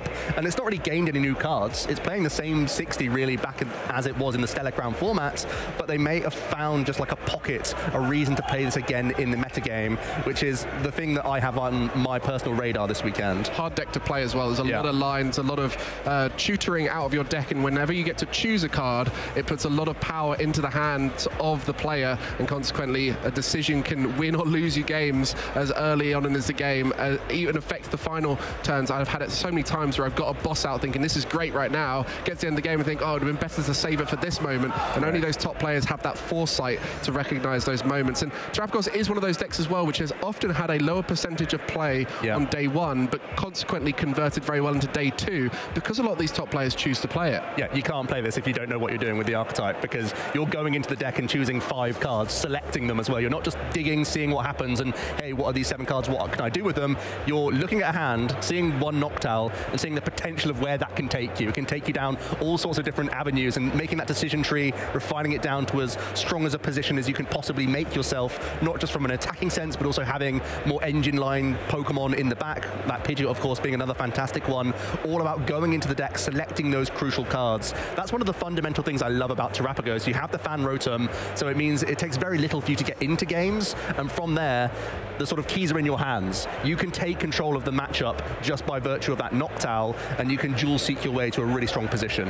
And Terrapagos, a card that has found itself in many other decks, but this was the original planned route for it. A load of cards came out in Stellar Crown that were designed to work with Terrapagos with that Area 0 Underdepths, allowing you to get up to 8 bench Pokemon if you have a Terra Pokemon in play, and so consequently Terrapagos was able to hit more with that Unified Beatdown. There was also some other great cards to go with it. The Bouffalon to make, with the Curly Wall ability to make your Terrapagos more tanky, but then you've also got the ability to use that Fan Rotom to get out Hoots, to get out the Noctowls, and also the Pidgey into Pidgey line. You've got so many different ways that you can set up early and throughout the game tutor out exactly what you need. I really think the only criticism of this archetype is its damage output is a little bit low. It relies a lot on its Prime Catcher, it relies a lot on its Counter Catcher to pick off lower hit point things, or how often you can use Dust Noir. Sometimes you need to Dust Noir more than once in a game to make sure that you're finishing off Pokemon that you've set up, or you can get yourself forced into a position with Briar where you can take a 2-prize knockout on something small, or you can double down onto a Pokemon and take an additional prize card that way. So it's really an intricate map throughout the entire game. And there's a lot of similarities for those who've been playing the format for a little while. Arceus V-Star, which was so popular for a while, had the ability to tutor whatever it needed on that second and third turn using the V-Star ability, but always struggled with that first turn of making sure they got down an Arceus and attached an energy. And it feels very similar with that Terrapagos. So if you need a Terrapagos available in that first hand, and you need a Fan Rotom down to go wide, and if you miss that, it becomes a very clunky deck. Yeah, it's really all in on that Noctowl. It's one of the strongest abilities, but it is reliant. You need to already have a few pieces ready to go. One interesting thing is that Terra Orb item card, whether or not that comes into Terrapagos to give you additional outs to those basics. You already have Nest Balls, you already have Ultra Balls, but sometimes having, you know, the Feather Ball for the Pidgeot, Terra Orb for the Terrapagos can also be quite interesting. Sometimes you just spin opponents' Pokestops because you still already have a number of items in there as well. So you're reaching in on that turn one, but as long as you navigate that, you're really in, you know, the best engine possible, I would say, in the format. And it's one of those decks that can be disrupted early on with Io. Typically, even 6 cards can be disruptive, right? Yeah, typically when you see Io done early on, you're thinking, oh, that's fine, I got 6 more cards. But if that Noctowl that you've got out with the Fan Rotom gets moved to the bottom of your deck, and you've only got access to a few of them, it really does make that next turn a struggle sometimes. And that's why Judge can also be so powerful into it, which we see in a few of the more aggressive decks like Roaring Moon, Gouging Fire, and they can really disrupt a Terrapagos. But outside of that, typically, it tends to do all right once it's disrupted, especially if you get that Pidgeot down, and maybe some of your other support Pokemon. We're seeing Pheasantipity in there, we're seeing Regidrago, V-Star, even though it can't attack, just in there to help getting cards back from the discard pile. So there's lots of ways you can set up a stable board, but early on it can be tricky. And then there's another completely different way to play Terrapagos, of course, the Clorf Trolley build, where you're utilizing a poison package, binding Mochi, one of the most devastating damage modifying tools we have. A plus 40 damage modifier is frankly ridiculous, and then you even count up the poison tick damage from Brute Bonnet plus Radiant Hisuian Sneasler. You're really getting into that sort of 290 threshold, which is so dangerous for a basic attacking archetype, and Clorf is a single prize threat in there as well. And you get to play around the potential for Pheasantipity denial with the poison tick. If you've got the right numbers, you can often take the knockout with that poison during Pokemon checkup, which allows Pheasantipity to not work, and consequently that deck works so well. But it did have a drop in play here. It has. 3% we saw in the meta share earlier, where it was getting close to 6-7% at some of the previous tournaments after its popularity rose from such a strong conversion over in Stuttgart. Stuttgart was one of the silliest day 1 to day 2 conversions. Over 50% of the pilots who took this sort of budding, fresh archetype of Clorf Terrapagos made it into day 2. And then, of course, it also made top 8 with Robin Schultz in there as well, a world champion. Whenever a world champion's piloting an archetype with a high placement, you sort of take note. It makes you think twice about why is this a new deck, what changed about it, and how does it fit into the format. And I think players did react to it since then and have got more familiar with its tricks and what it's up to, and possibly teching a little bit more against the archetype. But I still think fundamentally it has the aggressive mentality around it with Clorf. You know,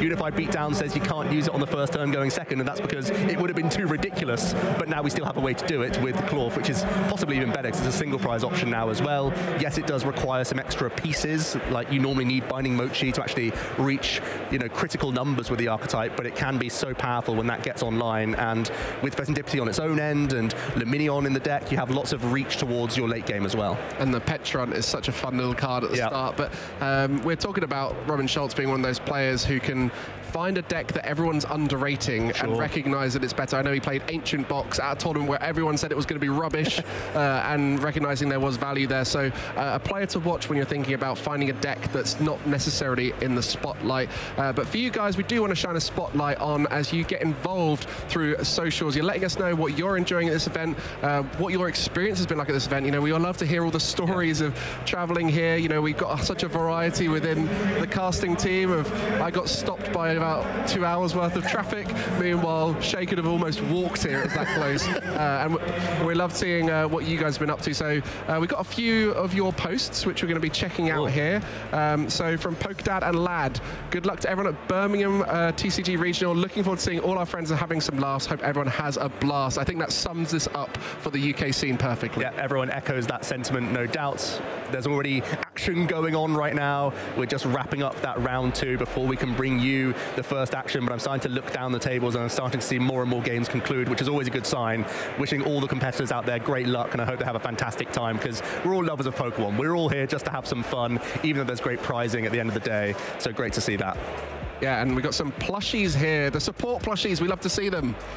Absolutely, and look at the squad. Not always the ones that are the favorites, but everyone has a favorite Pokemon. That's what's always so amazing. There's Mankey, there's Drifloon, there's Munchlax, some really interesting picks there from our trainers, their favorite Pokemon out there. I was eyeing up a Slack Off plush while I was walking through the venue earlier today, giving me a little wink, which was fantastic. One that I might end up having to pick up later in the weekend, because I'm still thinking about it, even though I walked past it during the day. That's a good sign. I think it wanted you to pick it up. And I think that's another fun thing with this event is it's not just a celebration of the Pokemon trading card game, it's a celebration of Pokemon across the hall. We've got Video Game here who are in a whole new format, which is amazing for them. Go, which is constantly evolving and seeing completely different Pokemon, and the quality of the players going up and up as they're an evolving scene. And then there's so much going on around it with all the fun activities and as you mentioned, a lot of plushies are in the vendor section, definitely worth going and checking out, as well as all around the hall. You know, everyone loves to bring their little bit of Pokemon. I mean, for example, I walk everyday life with a Pokemon backpack. As soon as I'm here, I can't tell which one's mine, because everyone has the Pokemon backpacks here. So it's a lot of fun, a lot of celebration here of the thing we all love, which is Pokemon. Yeah, there's the video game, there's the trading card game, there's Go, there's everything for every sort of fan of Pokemon. There's cosplay going on out there, lots of players dressing up as trainer cards and all these other things. Obviously, Pokemon as well. Sometimes people even like to dress up like that. There's side events going on throughout the entire weekend. We're all about the top competition, but there's already so much more to do outside of that. Yeah, I mean, if you were going to cosplay a Pokemon trainer... so obviously I have distinguished red hair, so I always think that it would either be a Lysander with some spiked up hair, or Alder as well. An awesome champion that doesn't see enough love. I think popping on a poncho would be an easy Alder for me.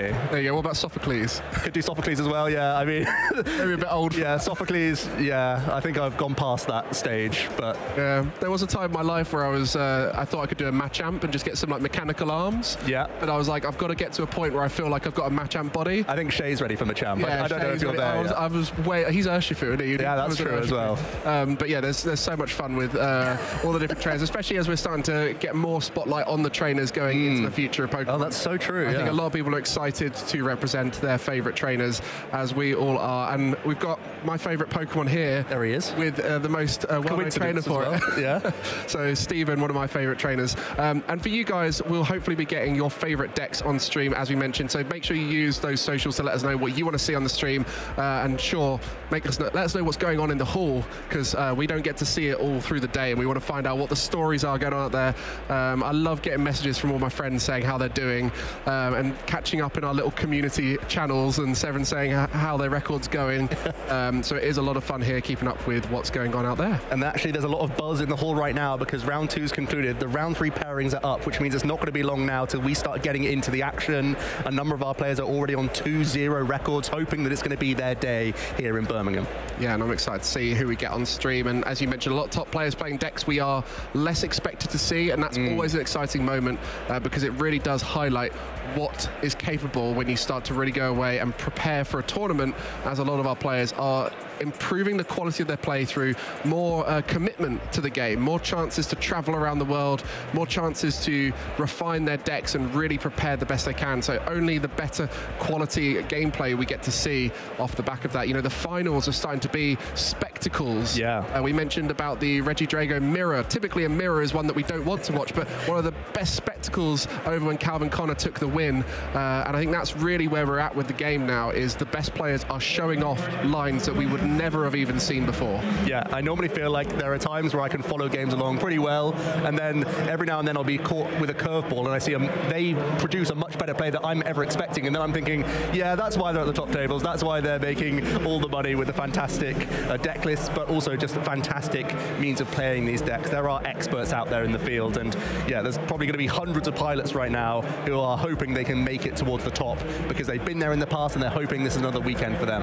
Yeah, and it takes a lot of practice, a lot of experience just to get used to playing 8 rounds, which we'll be having today on day 1, almost at the point where we'd have 9 rounds, but not quite enough players. I'm sure we'll see that more and more as the European regionals grow and grow and grow, but 8 rounds today, which will then lead players who need to get how many points to make it through to that day 2? So we need to have 5 victories, right? And they need to have only 2 losses and 1 tie as the minimum threshold to make it into day 2 of that competition. That's a change from this season.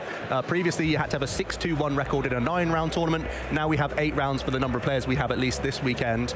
We can have 9-round tournaments in larger kickers, and sometimes you see that out in the US. But for now, it's 5 victories, 2 defeats, and 1 tie is the minimum threshold you need, or equivalent points, to carry on in the tournament. What's been amazing is seeing so many players making their first day 2s this season, and consequently getting a chance to get more practice in, more reps playing against better players, not necessarily always capable of making it into that top cut with the 5-2-1 record, but we have seen some tournaments where, based off of how the results go, a 5-1-2 record has snuck their way in with 4 victories, where day 2 there'll be 4 rounds of Swiss leading to a top cut, which could be asymmetrical if there are enough players on the same record matching the 8th place player. So still so much Pokemon here as we are starting to kick off with round 3 shortly, trying to find out what our feature match is going to be. Yeah, I'm trying to look down the list. Obviously, there's so many players still in these early rounds of 2-0 records, but I'm already seeing a number of names popping out, so hopefully lots of good options for us to pick from in that round 3 of the tournament. Don't quite know all the deck lists yet either, so that's all going to be fresh and new to us, but like we said, there's basically no wrong option right now for our round 3 because there's so many archetypes, and we know we're going to have great variety throughout the entire weekend, and there's so much talent on show that I'm certain that any game, even from round 3 in the tournament, we're going to pick out a great one. 100%. Well, as we get set up with that, I'm sure you guys are wondering, what is the deck that we'll be seeing the most of going into day 2? And I want some early predictions from you, because this is the challenge of the tournament. It's not about picking the deck that's going to be the most prevalent. It's the deck that's going to convert best into day 2. And as we mentioned, Cloth Terrapagos had that incredible performance at Stuttgart where it converted so well, where pretty much the majority of the players who played it made it into day 2. And now we're starting to look at a tournament where we're having different decks played by those top players. So do you think that the Terrapagos Dusknoir that we mentioned earlier on is going to be that deck here, or is it going to be something else? I think it probably would have a good conversion, but I've also got my eye on Lugia. I feel like that's actually really underplayed right now for how strong of a deck I think it is. I would probably put it in the top 5 of decks in the room in terms of the matchup spread. I'm pretty happy playing some of the top contenders with Lugia, but players aren't brave enough to take it. I think they're a little bit worried about the Miraidons, the Iron Thorns, which are realistic possibilities, but with such a diverse and wide field, I feel like you can take those losses and still have a really, really good tournament with Lugia. So low-key, I have my eye on that archetype this weekend. I think that's a fair shout, and I think also Gardevoir is a great shout right now. As well, yeah. It's a tough deck to play, so it often is piloted by those stronger players, and consequently, it can have a great conversion. And even though many say it's a bad deck to play because of how popular Reggie Drago is, it can still win that. It's not that crazy a matchup as a deck, and it has so many options, which does allow it to mold itself to what it's expecting to see in a format, using that Gardevoir EX and the Psychic Embrace to accelerate energy from the discard pile, whilst also adding 20 damage, which typically would be a negative factor. But when you've got attackers like that Drifloon and Screamtail, they need that damage on them to be able to dish out heavy damage. Those are the crucial attacking threats that Gardevoir has available to it, using hit point buffing tools like that Bravery Charm. So important, so Drifloon can KO essentially anything. You have Screamtail that can also do bench damage pressure. And then of course Monkey Dory, one of my favorite cards in the game, because you can get so tactical with this ability. You can try and tick yourself into KOs on even higher hit point Pokemon at times, but you can also let Gardevoir EX come into the action a lot more frequently, where you can heal off damage you put yourself on, and then Miracle Force goes from 190 to 220, which is the threshold we've already said is really, really strong in the game right now. So it's a really powerful option. Again, it's another way to play around Pheasantipity EX from opponents. It allows you to be on top of your game with Iono.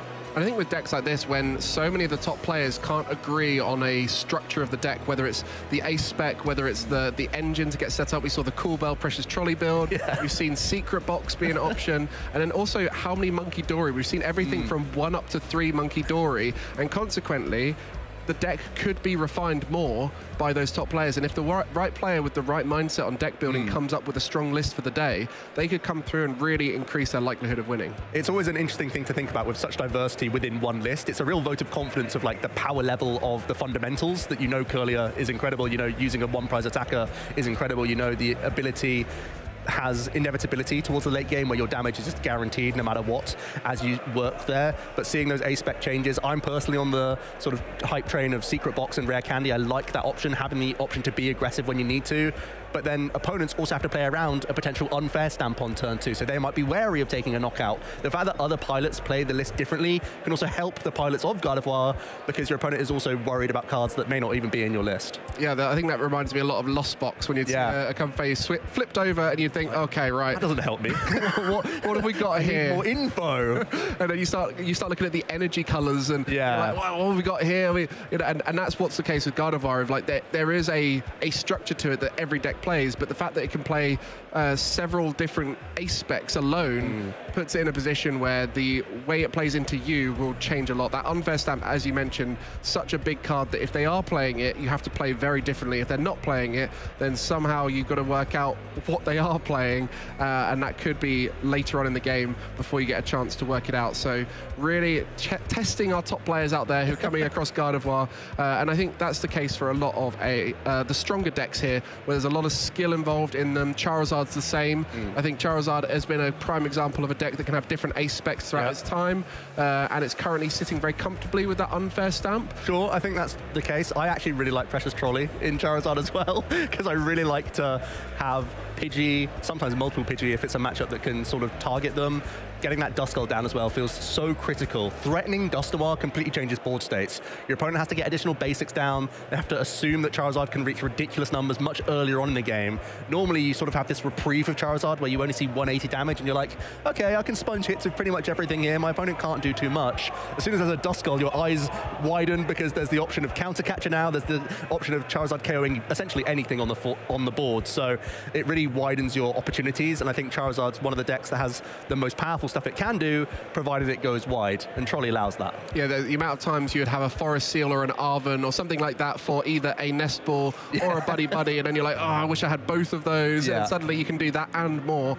So you can really set up a powerful turn 1. And saving your Forest Seal Stone as well. That's also really, really important. If you can save that Forest Seal Stone for turn 2, that's when it becomes really explosive. Oh, 100%. And I do have a little hint that we're starting to see our feature match players setting up, so we'll be starting our round 3 feature game very shortly for you, and we'll let you know how that matchup is going to go, what we're going to see in it as we work our way through it. And that's for us. We're excited to see what players, what decks we're going to get to see throughout the day, as much as you guys are at home. So we're waiting in anticipation for what those cards are that get flipped over on the screen. Yeah, we want to know what archetypes you guys are rooting for back at home. We want to know what players you guys are rooting for back at home as well, because there's going to be so much great talent that we get to show on stream, but also so many great players that we don't get to show. And hopefully by you telling us what you want to see, we will work and endeavor to get them on later on in the tournament. Even if we don't get them on as a match, we'll try and tell their story throughout the stream, whether we go out on the floor and do that or whether we do it from the booth. But this is going to be the start of an amazing tournament for both of these players, currently 2-0, and they are looking to try and continue that journey. We've got Pete and Daniel here, looking to show what they're capable of, and we see a plushie. A lovely Grookey plush there. Always great to show off your favorite Pokemon on the stream. and represent your favorite type. Let's see what archetypes we're looking at. Well, here we go. Pete, what have you done? You found Palafin EX to a 2-0 record. This is so exciting. I mean, we often ask, you know, what decks could do well at this tournament, and I think you could probably name 30, maybe 40 decks before you even mention Palafin, so it's exciting to see that right now. And I'm sure you guys are all waiting to find out more about the deck, because we're coming into this blind too. We want to find out what Daniel's managed to come up with here that makes it so powerful. My goodness, let's see some prize cards as we are in for a real treat. There it is, it's not a mistake. It is truly going to be in our round 3 here. My goodness, up against Charizard. We know Palafin EX has that ridiculous 340 hit points. We know that even though it looks like a stage 1, it's unconventional in how it gets into play. It can only be brought into play thanks to its Hero Spirit ability, of course. You need to get a regular Palafin evolved up, and then you convert from your deck into a Palafin EX. And 1 energy 250 is fundamentally a really ridiculous attack, right? But the hurdles you have to go through to get this out are the thing that's going to really dictate how Pete's turn goes. But here we are, getting into our round number 3 then. Best of 3, 50 minutes on the clock. Daniel is going to be kicking things off here with a top deck of Ultra Ball by the looks of things. And I think he's just holding everything. He's just going to draw and pass things over to Pete now. Well, this is the beauty of both of these decks, is they do take a little bit of setup, so we're going to get a chance to see how well they set up. That is the challenge of most of the most powerful decks in the format. We look at Pidgeot-based decks. They always want to find some rare candies and a way to set up wide. Same here for Daniel with both a Charizard and a Dusknoir that would need to be viable. You can see that hand has a few of those available, and that is what we're looking at. An Academy at Night. We certainly are seeing some cards here, Mike. The Academy at Night Stadium card. That player, each turn, can put a card from their hand on top of their deck. So it's a way that if you've drawn into too many of your Palafin EX, you put them back on top of the deck, and then you can bring them out with its ability. A really interesting card that I'm sure Daniel wasn't expecting to see here. Seeing Pidgey Water Energy, and he's probably going to get even more surprises here as we see an Abra, a Pidgey, and a Finizen coming down here by the looks of things. Oh no, it's just going to be, yeah, it's 2 because it's a cool family from Pidgey here right now. Yeah, I really love the Abra. It's a card that a lot of us will have seen at some point and probably thought, it could be good one day, but there's not really a deck to use it with. And this is the prime deck that can do so well, as Abra's ability really does allow it to reset the active spot, which is exactly what you need to do to get that Palafin out. Yeah, because it's not just getting Palafin into play. The Giga Impact also states that it can't attack next turn. So you have to get Palafin in and out of the active, and this means that you can go into Abra. Abra throws itself back into the deck, and then you can push your Palafin EX back into that position. Let's see how Daniel's hand is shaping up. Well, at the very least, he has Charizard EX. That's a fantastic start for him now, where he's going to pull some energy out of the deck here. And it's meaning he can launch a really meaningful attack, dealing with the only real engine Pokemon on Pete's side of the board here, that Pidgey, and you're denying your opponent the use of Pidgeot EX. That's always a good thing here. This is the best thing about Charizard, is there's lots of decks where if you just get a Charizard built up and start swinging, a lot of decks can't deal with something that big, and consequently it creates a lot of time for you, and it means that you start to swing for 1 knockout, while the opponent has to take 2 turns to try and knock you out back. Yeah. And Palafin is one of those decks that's in that damage range where it can't deal with a Charizard. That's one of the crucial elements that might be a concern for Pete here. I want to see how he tries to navigate this, where that 330 is just a hurdle that might be too much for certainly a 1-hit KO in any means that I can see in the deck list right now. So he's going to be looking to 2-hit KO Charizard, which means he has to be really careful throughout this game as and when he wants to take those prize cards. Because if you let Charizard get out of control, it can reach silly numbers. But at the same time, you've got 340 hit points on the Palafin, so maybe you're going to be the one sponging hits back. Daniel carrying on with his turn, had the Arven after the rare candy Charizard, which means we're finally seeing more basics developed here. You want to try and get the Pidgeot EX on your side of the field developed as quickly as possible as well. So everything's going pretty nicely. Despite a draw pass, there was no pressure coming your way, so you could get this really nice setup with Charizard, and now you're also getting a nice backup suite of basics down. So you can be pretty content with his turn, all things considered. Yeah, and it's not just the Palafin EX in the deck. It's not. We do have the other Palafin, which... I want to see Pete's hand here. We need to... we're just making sure that Daniel's taking his prize card for his 1 attack. Yep, there we go. We've seen a promote now from Pete. And it's a concession from Pete, by the looks of things. His hand was terrible. That's not really what you want to see. It's unfortunate. We want to show the wacky deck in all of its glory, but I think Pete's hand, all I saw was like a Thornton and a switch. I thought his hand was pretty poor here, so he's wasting no time getting into that game too. Yeah, and it's interesting when you look at these strong archetypes like Charizard, is they do test a lot of decks when they come into the format and they think, right, I'm going to try and build around this card that's very powerful. How do I beat the decks in the format? And Charizard is always there asking the question, can you deal with 330 HP? Can you deal with a card that is taking big knockouts? Or are you just going to be stuck there in a position where the Charizard is just able to sponge hits and continually take its knockouts, especially when you have a slow start like that for Pete? I think Palafin was this enticing card because of how powerful it is into other basic attackers so easily. That 250 threshold, such a nice one for the slogging, like basic attacking decks like the Raging Bolts, the Miraidons, the Roaring Moons, that sort of thing. Charizard isn't that. Like you said, Mike, its boast of 330 hit points is still one of the things propping it up as one of the top decks in the game, and it's still a challenge that P has to overcome coming into this next set. The good news is he really didn't show off anything of his list. There's still so many more surprises that Daniel has to be aware of here. Daniel's probably still thinking about what sort of stats and attributes are on these cards because they haven't been meta just yet. Pete's sort of bringing it to the table for the first time in this 2-0 right now. Yeah, and the Palafin EX being 350 hit points itself is something that is often overlooked in the card. It's a very powerful card in general, but on this occasion it doesn't seem to hit the right numbers into the matchup, but that can all change depending on how that start goes. Like every deck in the format right now, those early turns are so crucial, and for Pete here, we'll be looking to have a much stronger start in game 2. The good news is he's giving himself plenty of time. There's 44 minutes still on the clock. You can easily conclude 2 games in that time, and it is very disciplined of him to say, what's the point in me sitting around, leaking prize cards, wasting time, when I could just give myself a better shot at the next turn. And here we go, some prize cards. There was Forest Seal Stone and Unfair Stamp prized for Daniel. That could really hinder his opener, but Pete's going to be the player kicking us off here in this game 2. He has a Pidgey in the active position. Does he have any other basic search to go alongside this? Yeah, I like the fact that the Pidgey is the Call for Family Pidgey. I think it can often be overlooked because of the fact it has that 50 HP, which is often detrimental into many matchups now, especially with the Dusclops that can knock it out from its ability. And you've also got the fact that Dragapult can spread more damage in off the back of it. But the Call for Family is such a powerful effect in a deck that might struggle to set up. That could be the difference in those early turns. So a great recognition there from Pete. I think Pete was eyeing up yet an Ultra Ball here, so can get some basics developed.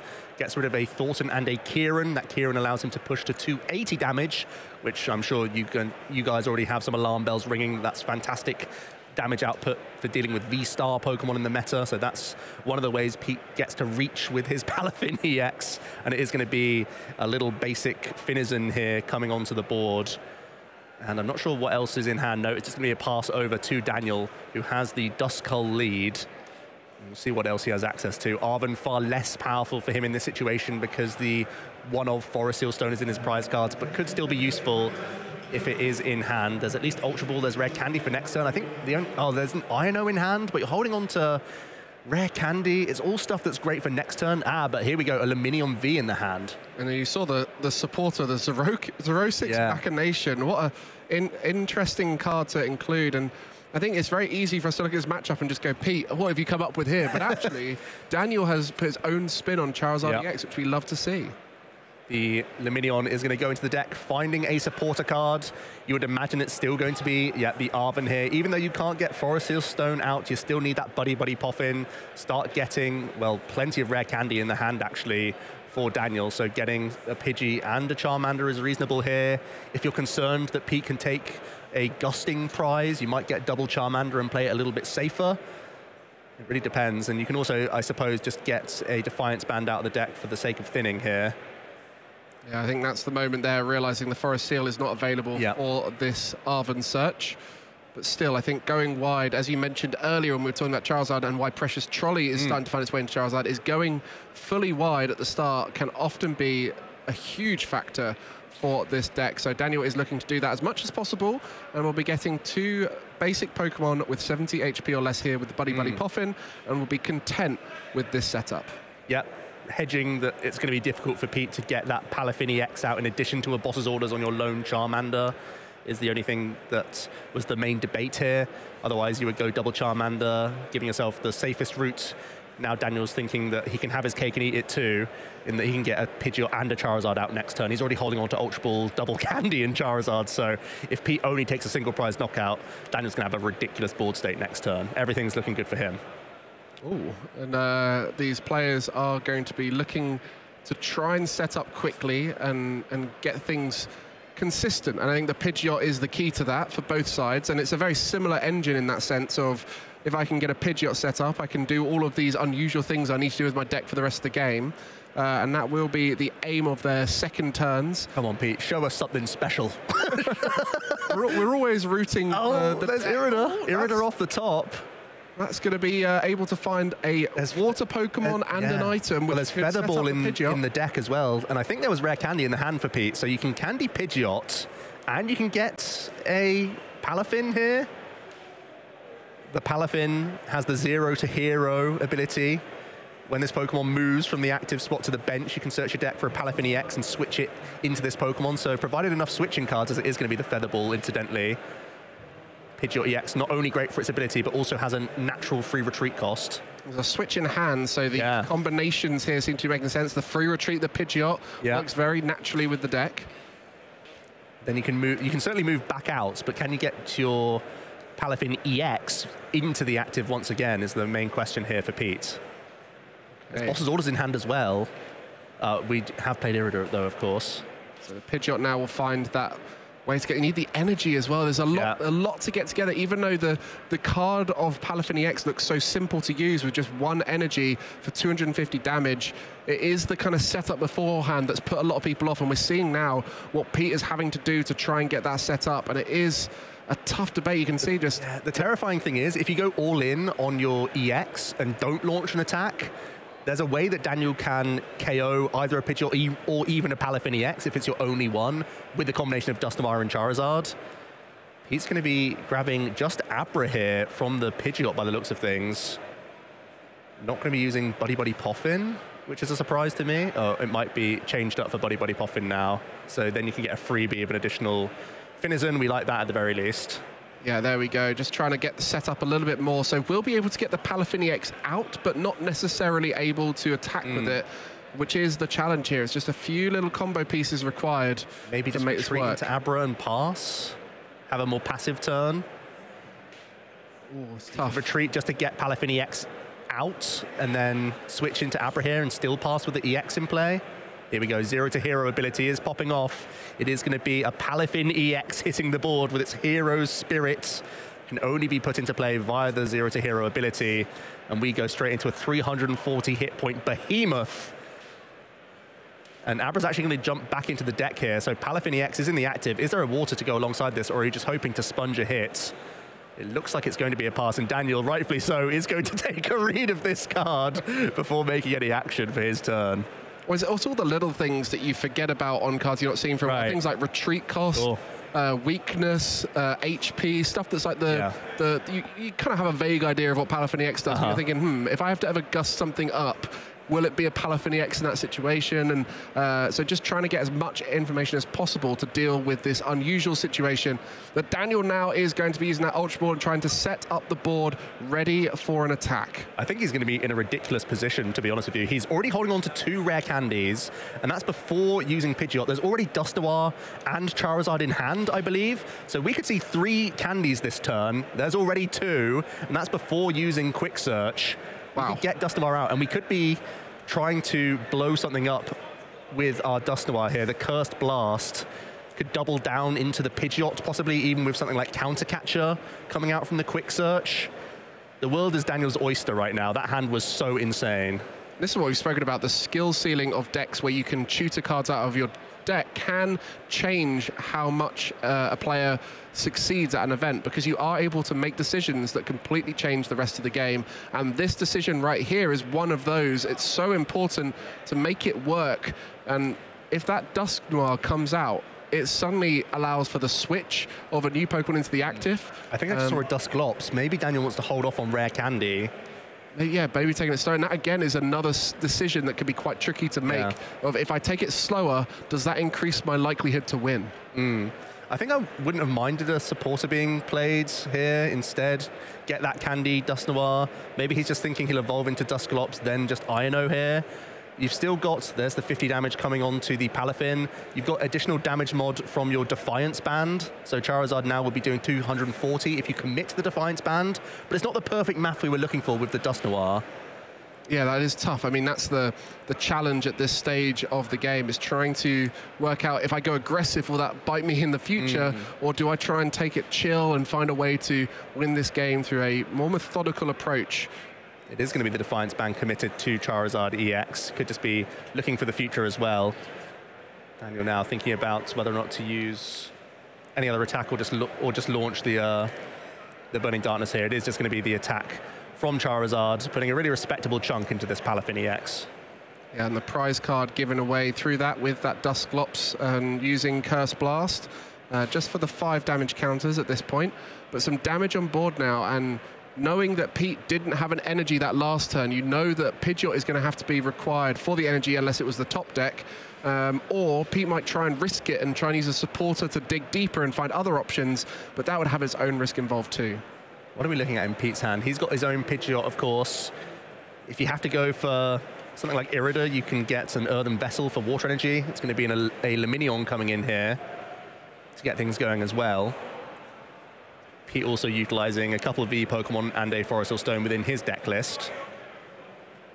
Prime Catcher's his ace spec of choice. Is there ever a world where you can get Kieran play plus Prime Catcher on Daniel's Pidgeot? That could be an incredible line to take. Yeah, the damage mod of Kieran is tough because it does require a supporter to often find it in either Irida or Arven to find your Prime Catcher, and then you don't have the room to play the Kieran. But on this occasion, Pete is looking to find the Forest Seal and Prime Catcher. So not going to be able to get the knockout on the Pidgeot per se, but will be able to start getting some damage. And this is where we spoke about the other Palafin being in the deck, and it's something that not many people will know about Finizen, is that ability to evolve into just a normal Palafin that does Jet Punch. You can't blame them for not remembering off the top of their heads here. It is going to be Forest Stone for water energy, though, from Pete. Oh, no, sorry, Quick Search for water energy, I should say. It's going to be Prime Catcher just onto Luminion. Take the easy prize while it's there, I suppose, is the idea. And then back into the Palafin EX. I respect the full movement of the retreat there, making sure all of us are sure of what's going on. In and out of the active. It's going to be a knockout there, taking those 2 prizes, and that's where Pete now is getting quite far ahead on the prize cards, but sometimes that's what Charizard wants to happen. Yeah, that's my concern right now. That's my concern, that Pete's done a lot of resources to take a 2 prize KO, which is good for sort of the speed of the game, but these are the easy prizes that it's going to be much more difficult for Pete now, especially having spent Prime Catcher, to find ways to KO cleanly this Pidgeot, which I would have loved to have kept Prime Catcher Kieran as a line later down the line open to him. And I feel like you have to accept that going through Charizard slowly is also a strong approach. But either way, Pete is going to be taking the first 2 prizes of this game and passes back over to Daniel, who has a really nice board of just Charizard and Pidgeot. He has a 2 prize KO lined up, doesn't really have to do anything for that, so he can use his Quick Search very effectively to just rebuild the bench here, and also has Iono already in hand. And with that Iono in hand, after using the Forest Seal from Pete, that's going to use up that resource and no longer be available. So this could be a huge turn for Daniel to start that disruption and put Pete on the back foot, whilst also taking a knockout on the only attacker on board. Well, you could go for the attacker, or you could even go for Pidgeot here. You could go for Counter Catcher because of the Defiance band, and you could also Iono, and then you're putting Pete down to a 3-card hand. Sure, he has an EX, but what's that doing in the face of a Charizard or a Pidgeot? Not much. I'd love to see that disruptive turn here. You can already Ultra Ball out a Charmander. You could Quick Search Counter Catcher, and I think you've got a great turn. Yeah, and there's also the setting up the board to try and be more stable. And when you're playing a deck that you're not familiar with, sometimes the best approach is to just set up more and be safe on that, because you're not sure what they're capable of. And so you can see that approach here, trying to get that Charmander down and really just refine the board to be less likely to get completely destroyed through one turn that is unexpected. Yeah, I love the turn so far from Daniel. He gets a fresh 6 cards. Pete is going down to 3. We'll see if he can see Counter Catcher from this 6, or whether or not that's going to be a potential Quick Search choice. Yeah, and then this is the challenge as well for these players. We're in round 3, and maybe less experienced players on the feature table. There's a lot of pressure on the line. You know, you've turned up to the region, you're thinking, oh, this is great, I've gone 2-0, I'm well excited. I get to play against someone who's also 2-0 and really push myself. And then suddenly you're on the stream table, and this is really going to add a lot of pressure to these moments. And on the counter catcher, oh, I love this play so much. Taking out the Pidgeot EX is so wise here. And it also means you can quick search, possibly getting another Buddy Poffin, getting more Duskull developed on this board would be awesome. But no, just going for the attack. Didn't even use the quick search here. But the Defiance Band does push Charizard into the KO. There's 3 prize cards taken from Pete thanks to the Dusklops, as well as the 2 prizes last turn. Pete on the Luminion. Defiance Band is live. That means Charizard is swinging for a KO. And Pete is left with a 3-card hand. No engine left. That really is the dream for any Charizard player. When you're looking to tutor out something specific, you come across it from your Iono naturally, and it creates that ability to do what you need to do without having to search for it. So Daniel, in a great position, had a game plan there, executed the game plan, and is now asking questions of Pete. What can you do without a Pidgeot on board? Well, it's a great question to ask. I don't think there's going to be much outside of just swinging for 250 damage here. There's Ultra Ball in hand. There's Boss's Orders in hand, but that doesn't feel too helpful just yet. There's surprisingly no Pheasantipity EX in Pete's list. It's like a standard card that goes in many archetypes. It's a versatile one. But no, it's just going to be the big 250, the Giga Impact here from the Palafin EX. Wow. Starting to pepper up this Charizard. And with no energy in play, the build-up of options is going to be harder and harder, as we mentioned. Stringing together an attack with the Palafin requires a few different pieces. It requires an energy, a little bit of movement on the board with switches and Abra and the Pidgeot, as we previously saw. And now Pete is in a position where this could completely destroy the board if Daniel takes this knockout on the Palafin EX. It's a pretty simple game plan for Daniel now. There's a Palafin that's heavily damaged. You take that out. Pete can't win next turn. And then you can have an easy Gust 2 prize KO on the Luminion V on the bench. So Daniel has to put himself in a position now where he's deck thinning as much as possible, but also getting himself ready for the next Charizard to help close him out with the game alongside a Boss's Orders. There's a Thornton in hand right now for Daniel. He's got some schemes going on. Okay. Going for the Duskull. He could also take out the Finizen and the Palafin EX in the same turn here. Wow, are we going to see that? That would be incredible if we did. It's a risky play because it puts Pete down to 2 prize cards, and if there was something surprising like a Blood Moon Ursaluna, for example, in the list that Daniel's like not aware of, because this is such a strange deck, right? The Palafin could have so many random cards, and Blood Moon Ursaluna is one of those like really random cards that could just be in the list. It would put Daniel down to just 1 prize card remaining, and in theory, no attackers left on the board for Pete, but there's not that confirmation because it's such a different deck that it felt to me that Daniel had a really easy 2-turn map here of just attack the active, find Boss's Orders for game. But instead, he's trying to be even more aggressive here and remove all options from Pete. I think that's something that happens when you're playing against decks you're less familiar with. You sometimes feel like you don't have as many turns left as you Possibly, do. Yeah. And in this, Charizard is one of those decks that is very confident at just chilling. Yeah. And just waiting for that next turn to be able to do the thing that is needed. And when you're facing off against something you're unfamiliar with, you might think, oh, I must do it 1 turn quicker because I don't know what they're capable of. And this could be the case here, but I think it is also just that Thornton is allowing the Duskull to get in play from the discard pile, as it may not be as easy to get it out from other places. So still got that same board of Charmander and Duskull. So ended up with the same board. Yeah, so but thinning a card out of the deck that maybe didn't want to see that Thornton ever again. Yeah. I mean, he's still holding on to Rare Candy Charizard, so I think he's still in a pretty good position here. And he crucially didn't use a Dusknoir here, so he's got pretty much a lot of confidence that he's not going to lose this game. On this turn. So Pete really has to disrupt this hand in any way that he can. With a second Luminion V coming onto the bench now. There is a Palafin, so you can 0 to hero once again, but you've still got to do some shimmying around to get back into the active to KO this Charizard EX. Find that energy and yeah, for such a simple card, it looks like so much more than what we might have first thought. Watching the deck play out, anyone who's had a chance to try it out might have come to a similar conclusion, but Pete here has shown in the first 2 rounds why it still can win games. And I think that's the beauty of the format right now, is so many decks can go on a run as long as they face off against the right matchups. But I do think Charizard EX is a really tough matchup for the deck. And we've said it a few times that you can take these risks. You're allowed to sacrifice matchups by how wide the field is. And Pete might just be sort of shrugging this one off and saying, Charizard was one of the matchups I wasn't really trying to target too much. So yes, it's been a bad round for me, but I can shake that off and still have plenty more for the rest of the day. As we mentioned, 8 rounds today, and a 5 wins, 2 losses, 1 tie record would get you through to day 2. So there is still plenty of opportunity to have a successful day after sustaining a loss. Now the Ultra Ball just to find... Our boy Abra, maybe? Potentially. There's a switch as the final card in hand, so you can get into your Palafin EX, but it would just be on the bench. If you go into the Abra, you can just leave it in the active for a turn. Daniel still has 2 prize cards to take.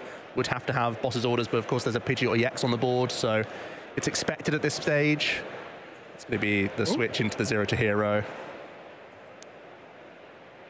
Well, so that was just on the bench there, yeah. Just 1 step ahead was setting up the Palafin, putting the Abra back in. Back in.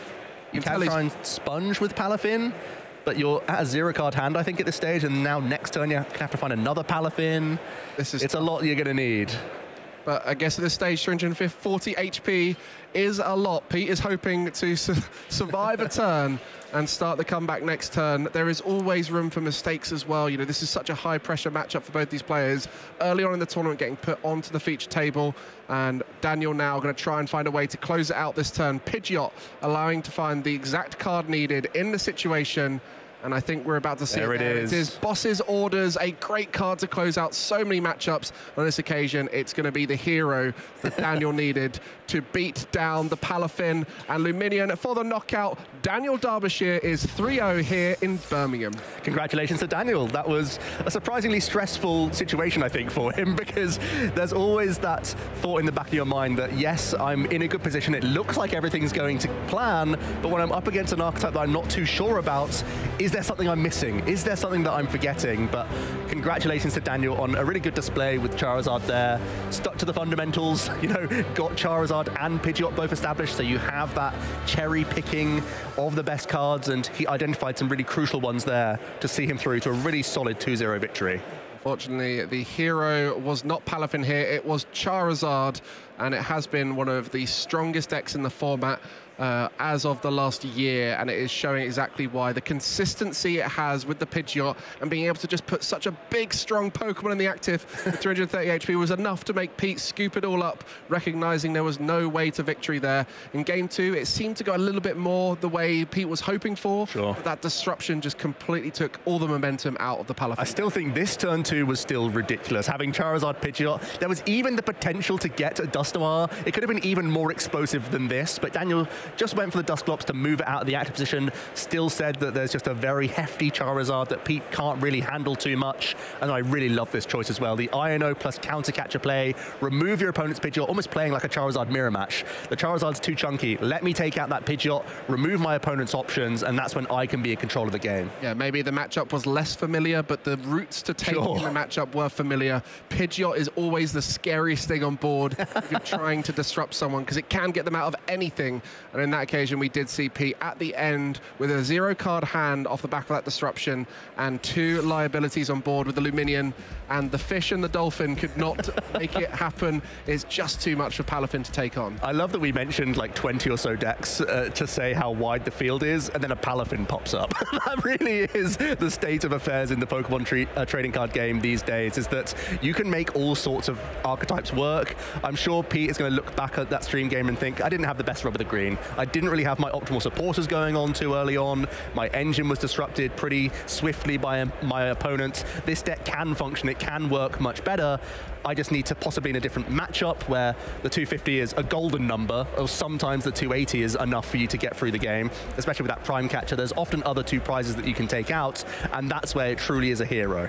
and we will see in the future if Palafin finds its space in the format. All it takes with a lot of these cards is just a partner to go with it. And I feel like Palafin is 1 or 2 cards away from being a very strong deck. It just needs to have that support, whether it be through something like the Abra that's there. That's a card that's made it work a little bit better. And suddenly a card that interacts with the switching mechanic really well could be the difference maker, because there's a lot of movement that needs to happen there. And we've seen decks like the Iron Valiant decks that have fallen out of favor because switching is really difficult to do on a large scale right now in the format, but maybe that's the future for Palafin when those start to become more viable. Yeah, Abra's a really interesting inclusion. I've also seen it with like a mini dark package with like Petrarunt at times, trying to use that to jump in and out of the active. Even seen like Weavile as a combination with Palafin that can add some gusting element to the archetype. People did try this out. People were really excited by Palafin because the raw numbers on the card, it's like looking at Charizard where you just see these numbers are too high. They have to find a way to be powerful, and I'm really happy for Pete that he's on that 2-0 record and hope that he can make it into that day 2 to really confirm that his deck building was smart, intelligent, and has avenues in the format that can really pick off lots of archetypes that are unsuspecting right now. And what we got to see with both decks is how strong Pidgeot EX can be. The fact that you can find any card from your deck, it is such a powerful ability, so much so that decks are jamming it in that don't have rare candies in to be able to utilize it. Like we saw it there, the Palafin EX deck doesn't necessarily want to set up a Pidgeot that often, but because of the power of it, you're willing to jam in that package to make it work there. And we often see any deck that has an inkling of rare candy in it will often try and find a way to get the Pidgeot in, whether it's Charizard, Dragapult, or even the Terrapagos builds that have Dusknoir package. Yeah, Pidgeot is going to show up time and time again. It's such a ridiculous card, but we have a winner, which means we have an interview. Daniel is standing by. Let's hear what he thought about the Palafin matchup and why he picked Charizard. Thank you for that there, Joe. I'm now joined with our hero from round 3, Daniel. Now, Daniel, first of all, congratulations to yourself. Currently 3-0 in your second ever regional IC event. How are you feeling? Yeah, I'm feeling really good, actually, especially as my first regional EUIC last year. I didn't win any matches, so it's a bit of a turnaround. Wow, so hold on a second. So your first event was EUIC last year. Yeah. Didn't win any games there, that's unfortunate. But now you've come to your second event and said, hold on, I'm going to win 3 in a row. Love to hear that. But thanks. My question for you is, did you test much against Palafin EX? And what was your reaction when your opponent, was it Call for Family for the Finism? Yeah, so no is the honest answer. It wasn't a deck I tested against. I don't think I played against it at all on ladder, for example, or definitely not with my testing group. And so I knew how the deck worked in the sense that, like, how they get to the Palafin EX, that it can swing for quite a lot of damage. So I was a bit taken aback when I first saw it, to be honest, but it's a really cool deck. Palafin's one of my favourite Pokemon from the games, and so really cool to see. Yeah, it is a super fun deck. When I saw the matchup, I was like, golly, we're going to be in for a fun one. But to be fair, Daniel, you sort of crushed all the hopes and dreams by playing super well. Now, when you was doing your deck searches, I was looking at your deck, obviously, and you have some funky cards. I'd like to say you've sort of taken your list to be a bit more of a denial sort of strategy. You got the Reset Stamp, the Zerosic. Yeah. What's your thought process about those card choices? So I'm going to be completely honest. The list was originally the 60 that Arnie won in Stuttgart with just before Christmas, and then I gave it a little twist on my own by taking out one Iono to put in the Xerxes Machinations. Yep. I just thought that, like, it can really set people back, the decks that really get to a big hand very quickly, so Gardevoir, people like that. You don't always want to ditch your hand to disrupt theirs, and so again, with the Unfair Stamp, that's why that was the thinking behind that. That, like, if you've got what you need, but you also need to disrupt, then it was just about having options to do that. Yeah, I mean, to be fair, it's quite a terrifying thought. You got that 330 HP Charizard barreling down you, and now when you got a 3-card hand or a 2-card hand after the Reset Stamp, can get a little bit, well, dare I say, out of hand. So, and it's working quite well for you there. Also managed to see as you were going through that Briar. Have you found much use of the Briar? It's something that I was really trying actively to make work during the testing, and I know that Charizard's one of the only decks still playing it at this point. When it works really well, but it doesn't work that often, I would say. But it can win matches. It can win matches. Oh yeah, for sure. Like as you say, it can. Well, it's a game winner, right? You pull it out at the right time. So, talk to us when your opponent does flip over, you know, the Finism. What was going through your head? Did you already know what sort of Pokemon you're going to try and knock out first, or game plans, or was you just sort of being reactive? So in terms of what he was going to target, I thought that he would go for the Luminion because it was an easy 2 prizes. Yes. I thought that he would probably target the Pidgeot after that in the same way I targeted his. So I was just trying to chase those Finnizons down, basically. I was thinking about a second Duskull play once the Palafini X only had 50 HP left on it, but he couldn't get the attack off, and so I didn't need to in the end. Yeah, no, that all seems pretty good. I mean, you played it fantastically, Daniel, I must say. I mean, I'll be honest, I want the Palafin to maybe get a game or so, but, you know, fair play, you know, you piloted it fantastically. Now, I've got one more question for you before I let you go. So you said this is your second ever regional IC level event. There are going to be players watching at home, Daniel, who haven't been to any yet. What would your advice be to those players who want to get involved but haven't made that leap yet? So first, start going to your locals. That's kind of where I started. Just turned up on December last year, just over a year ago, with a Tinkerton deck, League Battle deck, just off the shelf. Didn't do very well, obviously, but met loads of great people who've given me loads of advice, loads of help, loads of testing, trading cards, all that kind of stuff. And then just kind of built up from there. So I'd say go to your locals, you'll get into the community, you'll get hooked, and you'll love it. That sounds like fantastic advice, if you ask me. Thank you so much for your time, Daniel. It's been a pleasure. I'm sure everyone at home will be rooting for you. I am as well. But we're going to have a quick break here, and then after that, we're going to get back to our round 4 action, I should say, very soon. So don't go anywhere.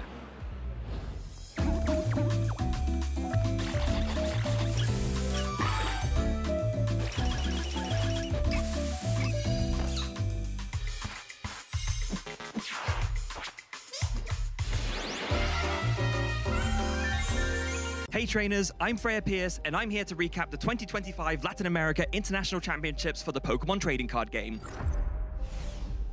LAIC 2025 was the last major tournament of the Stellar Crown format. Players knew what to expect with the likes of Raging Bolt, Regidrago, Lugia, and Terapagos filling the tables.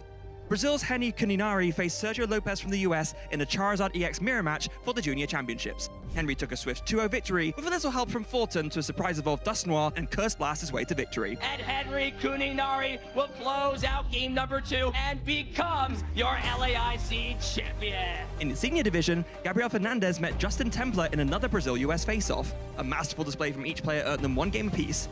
After a Dusknoir misplay in Game 3, Gabriel was able to recover though and take a second title for the home crowd. And that's it! He extends the hand, back-to-back champions. Gabriel Fernandez does that and repeats his title. In the Masters finals, 2 titans of the game, Australia's Brent Tonneson and Miloslav Pozleny from Czechia, played the mirror match with Regidrago V-Star. In Game 1, Miloslav started strong with a very early Boss's Orders KO on Brent's Regidrago V-Star, initiating a prize race in which Miloslav led all the way into Game 2. Game 2 ended as quickly as it started, with a lone Curium Star from Miloslav allowing Brent to quick KO on his second turn, leaving one last game to decide our LAIC champion. Following their first match's example, Miloslav KO'd Brent's only Regidrago V and never missed a beat, taking 6 prizes in 3 turns to win his first ever international title. And Brent doesn't think he can do it, extends the hand, and Miloslav Pozleny becomes the Latin American international champion. That was it for the first international of the 2025 season. There's still plenty of events to go, prizes to be won, and invitations to be earned to the 2025 World Championships. So make sure to go to Pokemon.com/compete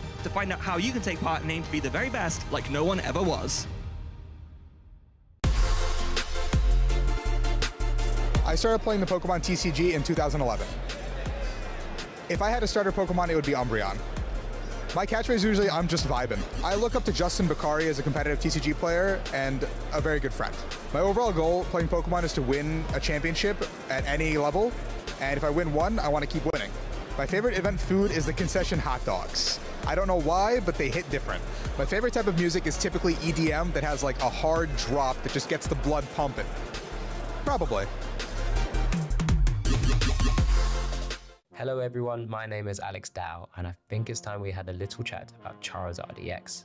This Terra Pokemon EX has it all: massive hit points, an energy acceleration ability, and a powerful escalating attack. However, Charizard EX's success has depended on strategic partners in the blend of Pokemon, supporters, and item cards in an ever-evolving format. Strong partners have previously included Pidgeot EX, whose quick search ability allows critical cards to be found throughout the game, as well as Bibarel with his industrious incisors draw engine, providing support against those pesky disruption cards. The release of Pokemon Scarlet and Violet Temporal Forces saw the reintroduction of A-Spec cards. 3 stand out as the most popular options: Maximum Belt, Hero's Cape, and Prime Catcher, all of which have sparked debates on whether optimizing damage, durability, or gusting utility is the best one-off for Charizard.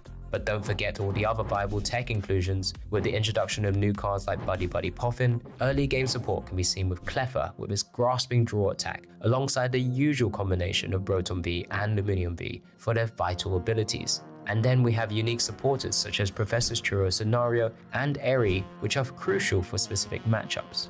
Well, the current foundation of Charizard EX's strategy was cemented at the European International Championships by none other than Tord Reckleb, who combined Pidgeot EX, Bibarel with Prime Catcher as his A-Spec of choice, as well as other unique inclusions to win the largest tournament outside of Asia. The knockout, Tord Reckleb is your European International Champion. This win against various deck types and Charizard EX mirror matches secured Tord's 5th IC title. With still so much more to come, I can't wait to see how our players continue to innovate and adapt to one of our strongest cards in the game today.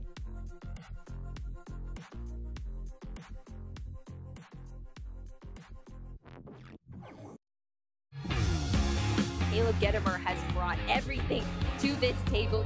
I'm Caleb Gettimer, and I am from Wisconsin. My brother brought home a library book that had a Pokemon card just tucked in there somewhere, and that just really intrigued me. We got some starter decks, and it was off to the races from there. I'd probably be water. I think Squirtle was like my favorite growing up. Caleb is an old school name. He has put on an absolute tear at so many regional events. 2018, and that was like my first year where I really wanted to go all out at competing, going to as many events as I possibly could. I think at that time I was a little caught up in feeling like you're not making mistakes, but I must have been. And I said something to the effect at the time like, I don't know if I want to do this anymore. It's the first step to plateauing in really anything in life. When you say you're, firing on all cylinders, there's just always room for improvement. You can be a better person, you can be a better player. Playing outside of tournaments can be hard. You can't just do the reps and expect that it's going to mean something. You need to be setting yourself up for success. Like, I'm playing against this with the intention of being prepared for it. I had a bit of a break at the end of last year, and first tournament back, I won. He started this event 10-0. He's afraid of nobody. There's absolutely no margin for error. I was lucky enough to go undefeated in the first day, going in at 8-0. Had I not picked up an extra match point from a tie, I wouldn't have even made the top cut. That finals match was something else. First game just felt terrible. Second game, he got super unlucky. And that last one, just a bit of a miracle. It escalated very quickly. And I thought, like, this cannot be happening. Like, what? Oh my goodness. I was very emotional, and I'm not ashamed of that. I've done this 4 times now, and this is just unlike any of the other ones. This just topped it all. I'm probably not going to win Worlds this year. I've tried a bunch, and it's not worked so far. I'd like to think that I have a small ego, but you know how it goes. It ebbs and flows. Winning Worlds is like permanent though. Like, you get a deck made, and you can buy that at your local grocery store. It's pretty cool. My absolute favorite moment at Worlds is taking the stage round 1 against Daichi Shimada, and just that feeling of being the first one featured in day 2 was, it gave me chills. I lost, but it was still awesome to be part of that. Playing meaningful games is really my goal. When you do this as much as I have, you're gonna have some rough patches. Winning into day 2, winning into top 8. Like, if you get to that point, the rush that goes into those games is hard to top, except with something like this, where you actually win. Caleb Gettimer is the Louisville Regional Champion. Hey Pokemon trainers, welcome to Pokemon Championships History, a series where we showcase important matches throughout the history of competitive Pokemon. Let's flash back to the 2016 U.S. National Championships held in Columbus, Ohio. This was the biggest national tournament held to date, and the last chance for players to secure themselves an invite to the Pokémon World Championships later that summer. 2016 was a year filled with disruptive decks, especially those utilizing the power of item locking cards. With Night March running around as the most dangerous and explosive deck in the format, players understood the best way to stop the deck was to shut off its powerful item card engine. As we entered into our top 8, a historic match was about to take place, one between Paul Johnston and Fred Hopman. Both players had chosen to play decks revolving around a powerful item locking strategy. Paul was playing a Water Toolbox deck featuring Seismitoad EX, a powerful EX Pokemon capable of item locking the opponent with its Quaking Punch attack. Fred also chose to play a deck surrounding a powerful item locking Pokemon, Vileplume. When in play, Vileplume's irritating pollen ability item locks both players. With the help of Forest of Giant Plants, Fred could evolve his grass Pokemon the turn he put them into play, allowing him to item lock and set up his powerful grass-type attacker Vespiquen on the first turn of the game. Fred was by far the favorite going into this match. And I've got to say, he has quite the favorable matchup here, simply because of typing and how frustrating Vileplume can be in general. If Paul wanted to advance to the top 4, he needed to pull off something miraculous. As Game 1 was underway, Fred began developing his board, utilizing several Shaymin EX's setup abilities to draw tons of cards. He aimed to get lots of Pokemon in the discard pile to fuel Vespiquen's B-Revenge attack, while additionally establishing item lock, all on the first turn of the game. While things were going excellently for Fred on the first turn, a certain card in Paul's hand sparked a glimmer of hope in what looked to be a dreadful situation. Team Flare's Lysander. Lysander was a card that had been included in almost every deck since its release back in 2014. It acted as a powerful gusting card, able to bring up a benched Pokemon into the active spot to be attacked. While Paul understood he was under item lock, and since it was the first turn had no attackers available, he looked to utilize Lysander in a different way. In the Pokemon TCG, an uncommonly achieved win condition exists, where a player wins the game if their opponent has no card to draw at the start of their turn. Fred had yet to take any prize cards, and more importantly, discarded a large amount of resources to establish his powerful board plus item lock. On top of that, Fred was unable to find an attached Floatstone to his Vileplume before establishing item lock, a card that would allow his hefty Vileplume, which had a 3 retreat cost, to retreat for free when attached. With Fred having very few cards left in deck, Paul understood his win condition and pounced at the opportunity by using the boss himself, Lysander. Anything like that? Uh-oh. Bring up Oh my goodness. That's the whole game? What? Fred concedes immediately. What? Wow. Fred instantly conceded the game. He had taken a 10-minute turn and set up a near-perfect board, but being unable to find Floatstone before item locking both players meant a single Lysander stranded the poor Vileplume in the active spot, losing Fred the game. Game 2 started almost the same as the first, with Fred doing all he could to establish Vileplume with a Floatstone to make sure history wouldn't repeat itself, but he missed yet again and chose to evolve Vileplume without a Floatstone attached to it. Paul opened with Lysander again, and instantly played it to bring Vileplume into the active spot. A stalemate ensued as both players passed their turns back and forth, until eventually Paul found an important second Pokemon to put into play. Fred finally found the second double colorless energy needed to allow Vileplume to retreat to the bench, but Paul had one final trick up his sleeve.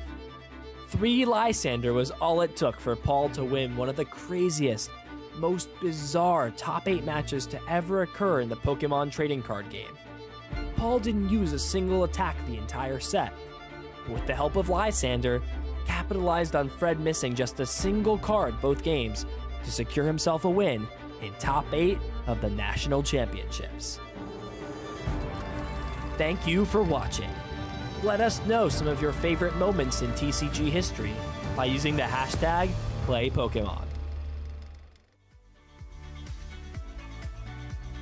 Good morning and welcome back to the lovely city of Birmingham. Apparently it's got more canals than Venice, but now I'm here with my co-caster who's got more energy than, well, basically anyone. It's Shay. How you doing, Shay? I'm doing fantastic. You know, already managed to get a good amount of floor interviews already. We got Palafin on stream. Loved it. Already, yeah. So, you know me, I'm a bit of a rogue deck aficionado. Already ticked one box, and we're only one feature match in here today, so it's only going to get better. Yeah, the Palafin has been one of those decks I've had my eye on. As soon as I saw the card, when it was first revealed, Dolphin Man, as it's called in Japan, I looked at it and I'm just like, that is stage 2 stats on a stage 1 Pokemon. 340 HP, 250 damage. That is a stage 2 Pokemon in a stage 1 body. But you've got that awkward mechanic whereby you have to, just like in the video game, it's very canonically accurate, you have to get to the active, switch to the bench, and then you get your hero form of Palafin, and that's the EX, and that's where things get a little bit awkward.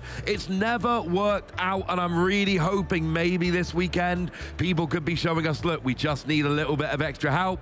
But I think we saw there, Charizard is always going to be a rough matchup for Palafin. Yeah, I think Palafin on paper, I mean, we can maybe ask Peter at some point, it's probably one of the harder matchups, you think, because you're hitting for 250 damage. Great number, but when your opponent has 330, and you're not quite in the ballpark where you need to be, realistically. But I imagine against V decks or even lower HP basic EX decks or even V-Star decks, probably can run amok. So I've got a written down name in a little post-it note in my pocket. I'm keeping an eye. And if Pete starts to do well, maybe I'll try and get him back for an interview. Hopefully, fingers crossed, might be in day 2.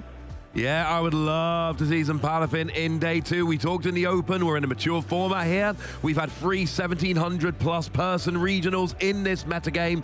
So we've got a lot of data, a lot of information. The good players who have been following this know what's good. And that is an opportunity for some players to come along and go, okay, I know Regidrago, Charizard, Miraidon, Roaring Moon. We know these decks are good. Can I build something that can go and surprise them? I really, really hope we can. Of course, over a quick reminder, Prismatic Evolutions is out now. Yep. It is out there on store shelves, at least the first wave of products are, but there is a 2-week grace period for products released in the West. What that means is that although Prismatic Evolutions is available, it is not yet legal for tournament play. It will be in 2 weeks' time. In contrast with Japan, of course, where the second a set is released, it is legal for tournament play there and then. Much more of a rush to go and get your cards when you've got a tournament on the Saturday and the cards were released on the Friday and everything's legal. Yeah, I can imagine that could be a bit of high-octane shopping action right there, to be honest with you. But yeah, so right now we are in, is this our lot? No, we've got one more event in North America, I believe. We do, in indeed. This format, and then we're looking at Prismatic Evolution. But as you just said, when you get to these late stages of a format, you know, where you know, everyone knows the top decks, we've all been there, you know, we've seen how the results go. This is the time where those real creative deck builders can say, right, I know what I'm going to see 7 out of 9 rounds realistically. I know this is what I'm going to see. How can I optimize that and try and get those 7 wins? And that's where you can really target the field of your deck choice. And that's where, you know, we could see hopefully, some real big surprise decks doing well. So that's what I'm hoping for, and that's what I hope you're hoping for at home as well.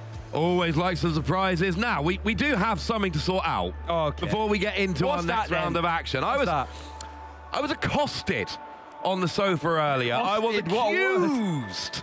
I was derided for always picking Miraidon. I think we might even have the graphic ready to show. It was shown that I always pick Miraidon. And yes, this is an actual graphic. These are my actual predictions, starting in Barcelona and moving all the way forward to Birmingham. Right. And when that was shown, I went, that's fair. But hang on a second. I don't think I did a bad job with these predictions. So when you were out rustling some people to talk to out on the floor, I was rustling through some tournament results. I dug through all of those tournaments. I looked at how my prediction Miraidon fared, and would you look at this? Top 32 in Barcelona, 2nd in Stuttgart, top 64 Liverpool, top 32 in Dortmund. I then switched to future Miraidon, top 8 in Stockholm, 1 in Bologna.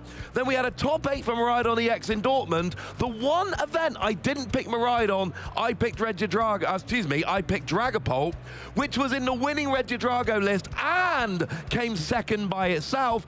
I think that is a fantastic run of predictions.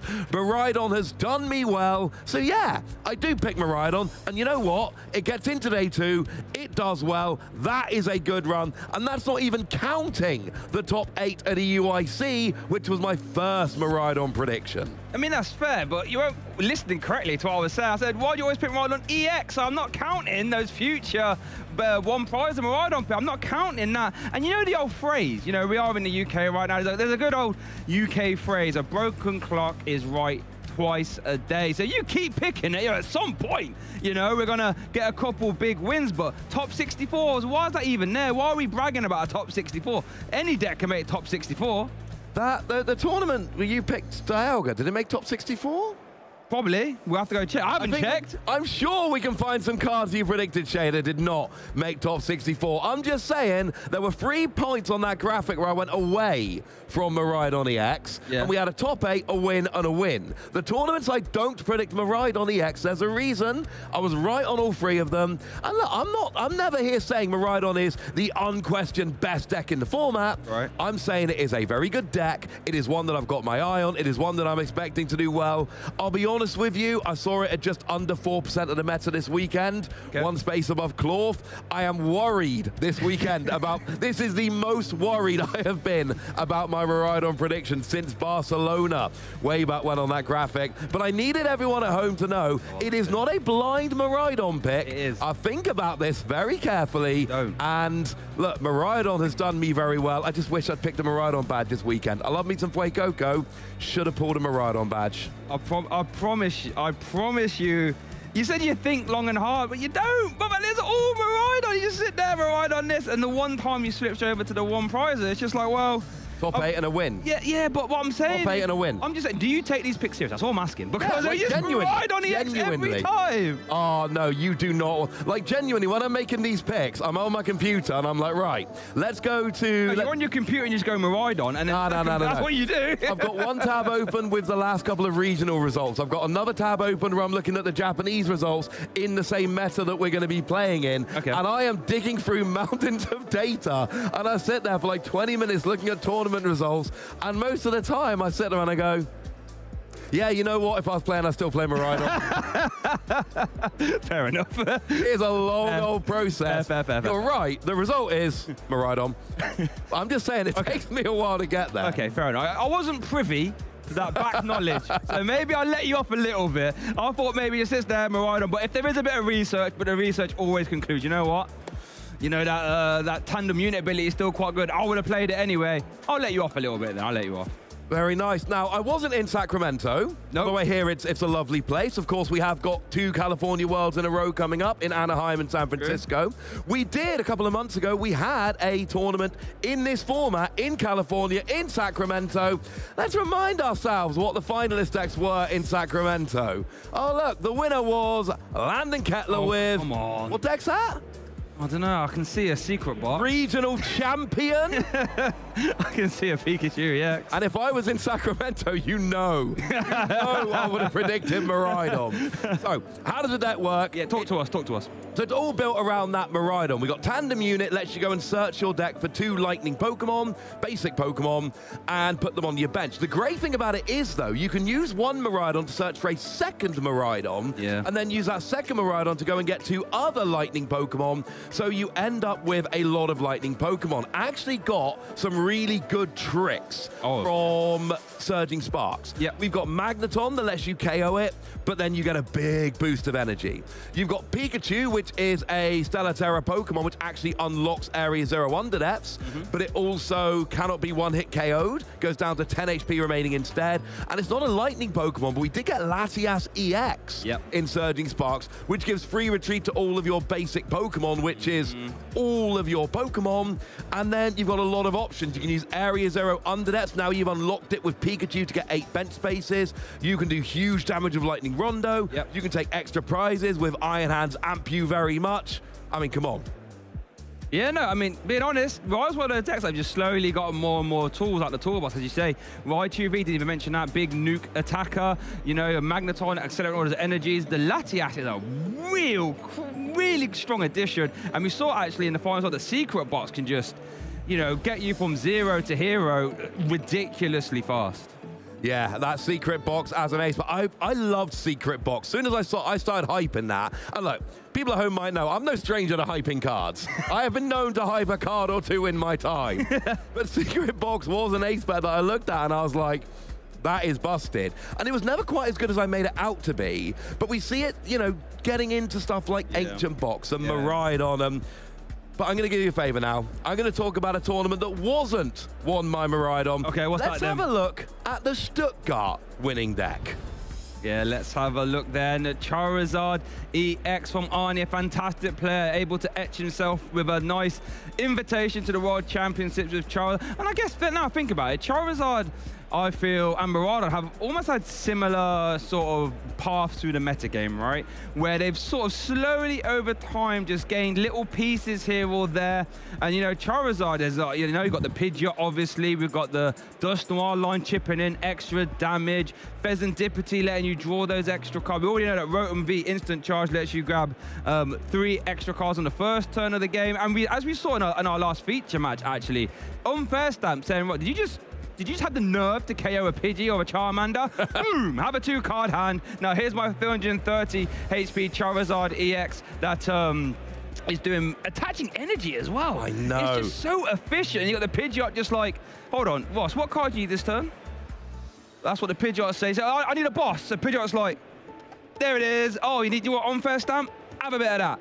And yeah, Charizard is just doing so fantastically well. And that's what I love about this format though, Ross, is that so many regional winning decks are all different, as you say, right? They are. I remember there was a long time in the Pokemon TCG where people were like, Charizard is such an iconic Pokemon. Yeah. Why isn't it better? And then the card designers came around with Obsidian Flames and they were like, don't worry, Charizard fans. We got you. We have got you. It's been really good ever since then. I am loving the variety. I'm going to take one step back just for a minute. 'Cause me and you casted the World Championships this past year. We did. That was a fun weekend. It was a great weekend. Hawaii. Did we not do caster predictions in Worlds?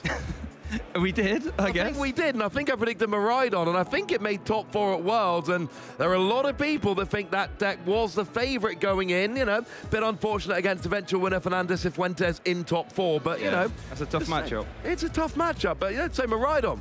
Miraidon's done me well, and I like mature formats like we got here. We know Charizard is good, we know Miraidon is good, we know Regidrago is good. Raging Bolt's dropped off. Little bit. But it's still there as a viable option. There are a lot of decks right now. We've seen formats in the past where it's play one of these 2 decks or you're not going to win. Yeah. These are your choices, these 2 decks. We are not there right now, and that makes it very, very interesting. How about we have a quick look at the Perth Regional Championships to see what went down there. Oof. It's a different deck again, Shay. Oh, I love a bit of Gardevoir EX. Taking me back to the days at LAIC where I got up on the stage confidently and said Gardevoir EX will win. I had 4 in top 8. Did it win? Unfortunately, it did not. But a very, very flexible deck with an ability we actually really haven't seen on any other cards before. Psychic Embrace, letting you attach as many Psychic Energy as you like from your discard pile to your Psychic Pokemon. Now, you do have to put 2 damage counters on there, and that sounds like a downside until you remember that Drifloon and the Screamtail both need damage on them to deal big damage. Your Screamtail can access the bench with its Screaming attack, and then Drifloon can really damage the active. Bear in mind, Monkey Dory as well can manipulate that damage on your bench Pokemon and said, I don't want this damage, let me give it to my opponent. And even now, you know, so far into this format, the Gardevoir deck's still evolving. The Tatsugiri isn't something that's, you know, in every single list. We see it here winning this Perth Regional Championship via Kato. So yeah, even now we're still seeing cards, you know, in and out of decks like we saw in the Toronto Regional Championship. We saw the big, massive swinging Fiend coming at the end. That's not something that's in every Regidrago deck. No, it's not, and sometimes having that extra little thing could be good. Speaking of which, here is there it is. Calvin's Connor's list we've got here. And yeah, we see that Alolan Executor sure that is an unusual pick. It's not something we're used to seeing. Yep. But it is a dragon Pokemon. Any dragon Pokemon can be copied by Regidrago. And Regidrago is a card which has always confused me because we've got free energy there needed. Yep. And I saw that card, and we had things like Gardenia's Vigor that lets you accelerate extra energy. And I looked at that card, and this one seemed utterly broken to me. Well, I can just put all of my dragon Pokemon in the discard and then copy any of their attacks. Yep. That sounded too good.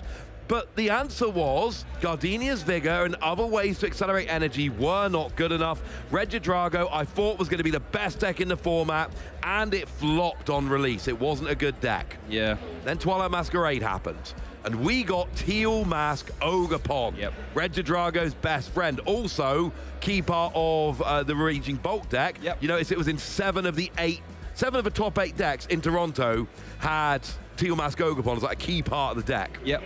And it's just, you attach an extra energy to it, draw a card, but then you use Energy Switch. Yep. And it's a kind of thing that we've suggested so many times in the past, never worked. Regidrago and Teal Mask Ogerpon, it works. And I don't think we're in a format with one oppressive deck. No. But I do think Regidrago is the clear best deck in the format. I just think it's got a lot of other things, you know, looking to jump it. Charizard, Miraidon, Raging Bolt, even Clorf could have its day. That would make me happy. Yeah, for sure. And shout out there, I think Regidrago did win EUIC Juniors division with Arceus, but apart from that, didn't really see any metagame success. But like I said, as soon as you get Teal Mask Ogerpon, just unlocks the deck and unlocks Raging Bolt as well. We've been talking a lot about regional championship decks, though. I think we have a little bit of a community choice bracket lined up where we get to debate some decks, and you guys at home get to pick your favorite. So it looks like at the top then, last round, we had Charizard EX versus Snorlax Stall. Not the easiest of matchups there. Charizard did take it all home. So in case you don't know how this will work, myself and Ross will get 60 seconds to pitch to you one of those decks on the left. Dragapult versus Lugia, Golden Go versus Clorf, big sigh there from Ross, Raging Bolt versus Gardevoir EX. After our pitches, viewers on Twitch, you do have to be on Twitch. If you're on YouTube, just do us a favor, get a new tab, Twitch open, or get your phone, get Twitch. There will then be a Twitch poll to where you can vote for your favorite deck or whose pitch you think is better. After that, the winner of that poll will progress to the end of the bracket, and then hopefully by tomorrow, we will have ourselves a champion. This bracket is a sort of the best decks of this format if you just take away Regidrago, because Regidrago is a bit good. So we took that away, and now we have a competitive bracket. Yeah, we did think Regidrago was... Everyone kind of knows it's a presumptive best deck in the format, so don't put that on. Let's see which deck we think. I suppose the way I'd phrase it is the deck most likely to dethrone Regidrago, and I've been assigned my side. It's well, I think I'm going to tell you it's the right side. I feel pretty good about it, frankly. Okay. And let's face it, Galvantula last time we had a community prediction bracket. You know, me and Galvantula, the man with 40 spiders at home and the electric spider, we got together and, you know, worked quite nicely. I believe so. Right, so I think... Am I going first? I think, yeah, you are going first, so the floor will be yours, my friend, in 3, 2, 1. Go on, off you go then. Lugia came out in Silver Tempest, and it has been a top-tier deck since then continuously. It made Master Ball great. It made Legacy Energy great. You get out your Archeops Stage 2 Fossil Pokemon, too awkward? No! Lugia's got your back. You accelerate 4 special energy a turn, you smash. Chinchino can come along. Little Chinchilla Pokemon, right? Yeah, it KOs everything in one hit. You can tech in whatever you want. You make your opponent take an extra prize because of Legacy Energy. It is... Stop! No, I'm not letting you get away with that. Yeah, stop. No, you did. No, you did. I stopped the second. I'm just making sure you're aware. Stop! I've already stopped, Shay. Okay. To be fair, that's good. Good. Was you sighing because you got Lugia? Was that why you sighed? I was sighing because it was kind of unfair. Like you've got Lugia, and I'm like, oh, Shay doesn't stand a chance. Oh, okay. That was where the sigh was coming from. Okay, fair enough. Fair. I mean, it's a good argument. Good deck, Lugia. Played a bit myself actually, to be fair. So yeah. So everyone at home, if you like Lugia, get ready for the Twitch poll. I'm gonna get ready to pitch you. No, the actual winner now. Let's not mess about. Are we ready? Can we go? Can we go?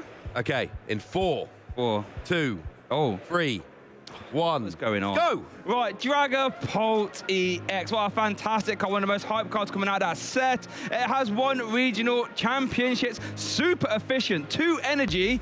Or how about 1 energy with that sparkling crystal? We're doing 200 to the active, and you start spreading around damage counters as well. So many different ways to play. You know, you can run it straight. If you want to run it with Pidgeot, get super consistent, you can do that. If you want to get the Dusknoir and start absolutely dissecting your opponent's board, you can do that as well. I was a little bit naughty. Let me creep out over 2 words there. Why are you chuckling? I'm chuckling because production gave me the 5-second countdown, but they mixed up the numbers just like I did to you. Love that. Love that over there. No idea when you were finishing. Okay, I'm not gonna carry on the argument. Sounds like you are though, aren't you? That's what's gonna happen now. No, I'm gonna ask you a question, Shay. It's an honest question, and I would appreciate you giving me an honest answer. Okay. What was the best card in Twilight Masquerade? Don't worry about it. Don't worry about that. I can tell you once the Twitch poll's over. How's about that? Trying to pick holes in my argument. Now, you guys at home know Shay and I, we are both quite partial to YouTube. We love YouTube, both of us big YouTube fans. However, the vote is not going on YouTube. You want to watch on YouTube, we love you. Keep watching on YouTube. All we ask is that you flick over to Twitch, you put your vote in on Twitch, because the vote is only on Twitch, and then go back and watch on YouTube. That is absolutely fine. We love YouTube. Just make sure, get your vote in on Twitch. That is the only place where the vote is going to be live, and it is live right now. So get your vote in. Lugia or the wrong choice Dragapult, that is what you have got to vote for. Which of these decks is the better deck? Which is most likely to dethrone Regidrago?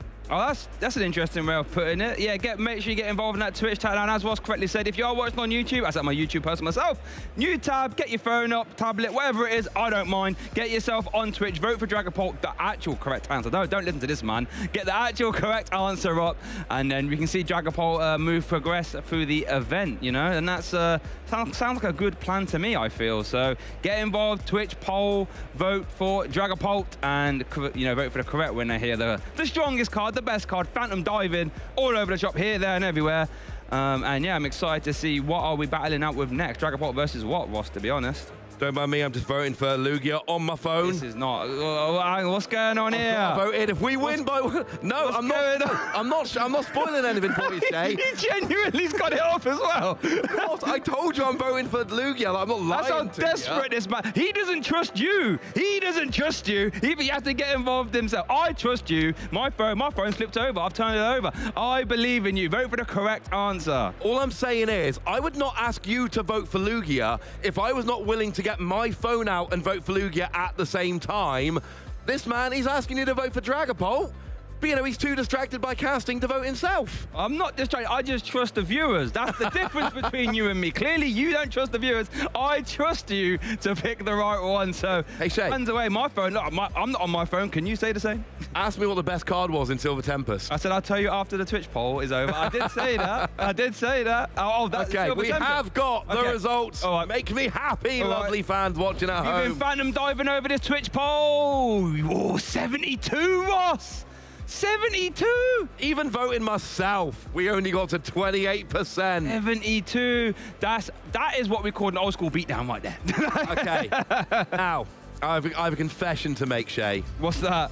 My confession is that the sigh was actually because, and I have to admit this to you guys at home, I did not believe in Lugia. Did you not? Oh, I love Dragapult. I've got a little confession. I've got a confession as well. I would have voted for Lugia. When I got told I got Dragapult, I was like, ooh, I'd much rather have Lugia, I'll be honest. I did vote for Lugia, just to be clear. He did. But no, I do actually. And you might notice, one of the, you know, when we had my prediction bracket up earlier, I did put Dragapult as my prediction in a tournament where it was first with Regidrago and then second on its own. Yep. So Dragapult is actually a phenomenal deck. I love Dragapult. One of the things I like, and you didn't mention this, and this made me sad. What's that then? Dragloak. Yeah. Having that built-in stage one with that draw thing, it's not quite on the same level as, say, Curlier. But Dragloak being able to get you an extra card every turn, you see two, you take one. Huge advantage in getting that consistency. And our lovely friend Joe, who's on the cast with us this this weekend.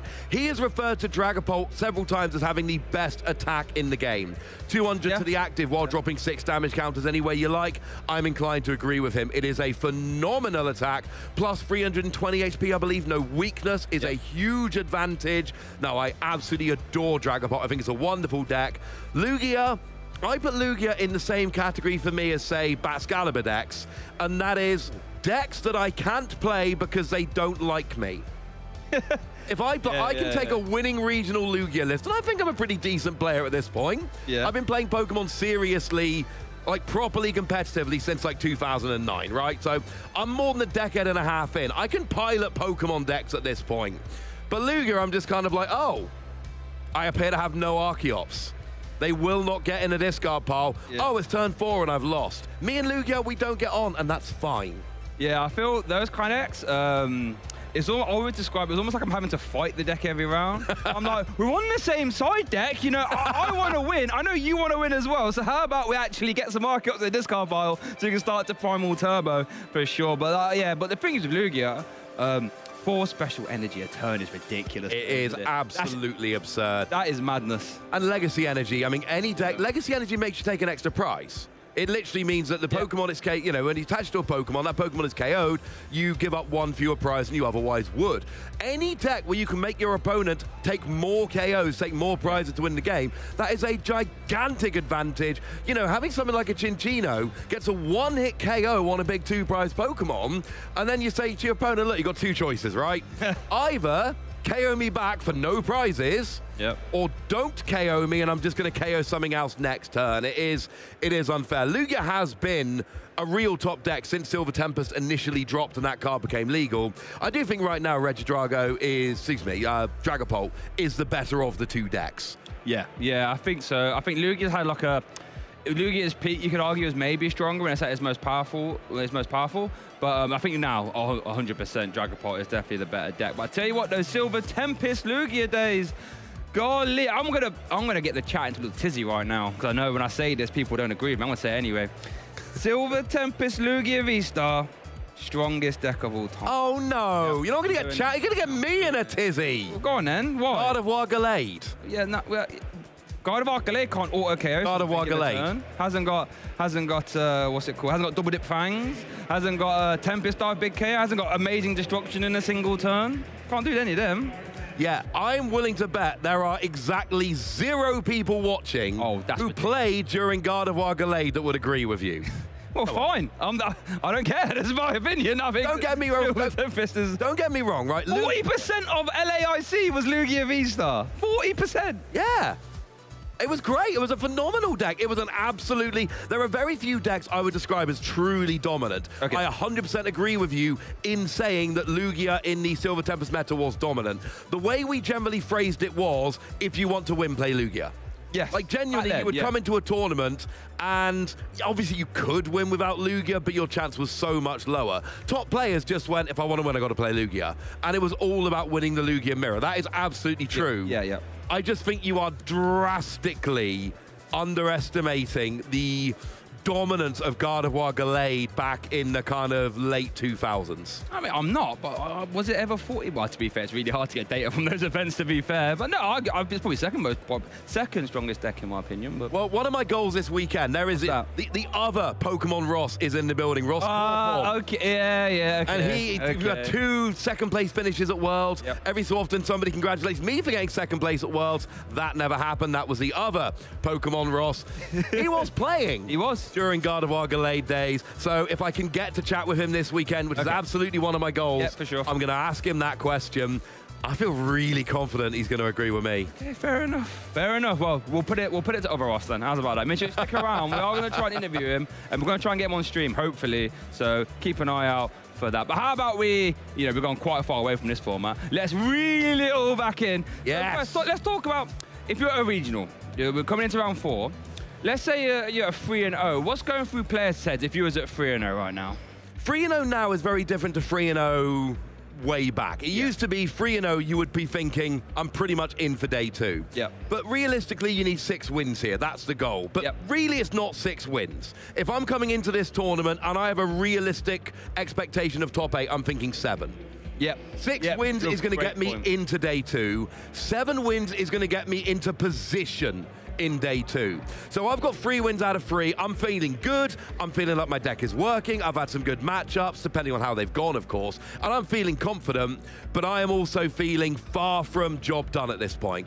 I am thinking I need to keep stacking these wins. I've got to try and get to 7. Here are our players, and they are a couple of players you might be familiar with. Consta Kalama and Rasmus Wagner. Consta Kalama, funnily enough, a real big pilot of Lugia V-Star, top 16 at Worlds with that. I'm not unsure if he's playing that now. I can spoil it for you. Oh, totally is. He is. And Rasmus is going to be playing. Ooh. Wow, with resume, by the way. 2018 LIC Junior top 8, Dortmund Regional top 64, and then Gdansk Regional top 128. So, Rasmus has been a name to watch for years. Rasmus is well. Yeah, people who've been following internationals will be familiar with Rasmus, a player absolutely to watch for a long time. Is going to be playing a deck. We just talked about a lot of decks. Yeah, we didn't talk about Lost Box. Speaking of, Consta Kalama, Lille Regional Champion. Yep. Back-to-back top 16 at Worlds, Malmo regional finalist. When you've got 4 accomplishments on the screen, and arguably the worst ones are 2 Worlds top 16. Yeah, that's a great point. That is a player we should all be watching out for. So I feel like we're kind of going back to the Silver Tempest meta here. We got Lost Box against Lugia.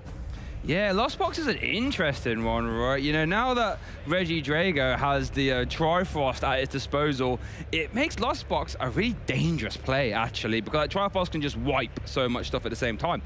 However, it has got some new tools. Your Pikachu EX, you know, that can be a really good attacker in the Lost Box decks. Yeah. And against everything else, you're still going to be a nice up-trade. Sableye, one of the most broken attacks, in my opinion, that we've ever seen, spreading a lot of damage. And once you've got Mirage Gate rolling, you basically say, what I want to attack with this turn, I can attack with it if you've got Mirage Gate. So it's going to be a real interesting back and forth where 2 decks we have seen being played for a while get to see them square off towards the tail end of their respective formats. And yeah, 2 top players who know their way around the top tables, as it were. So I'm really excited about this one. And we're not going to be saying this very often, Shay. What's that? But I'm going to say it in this matchup.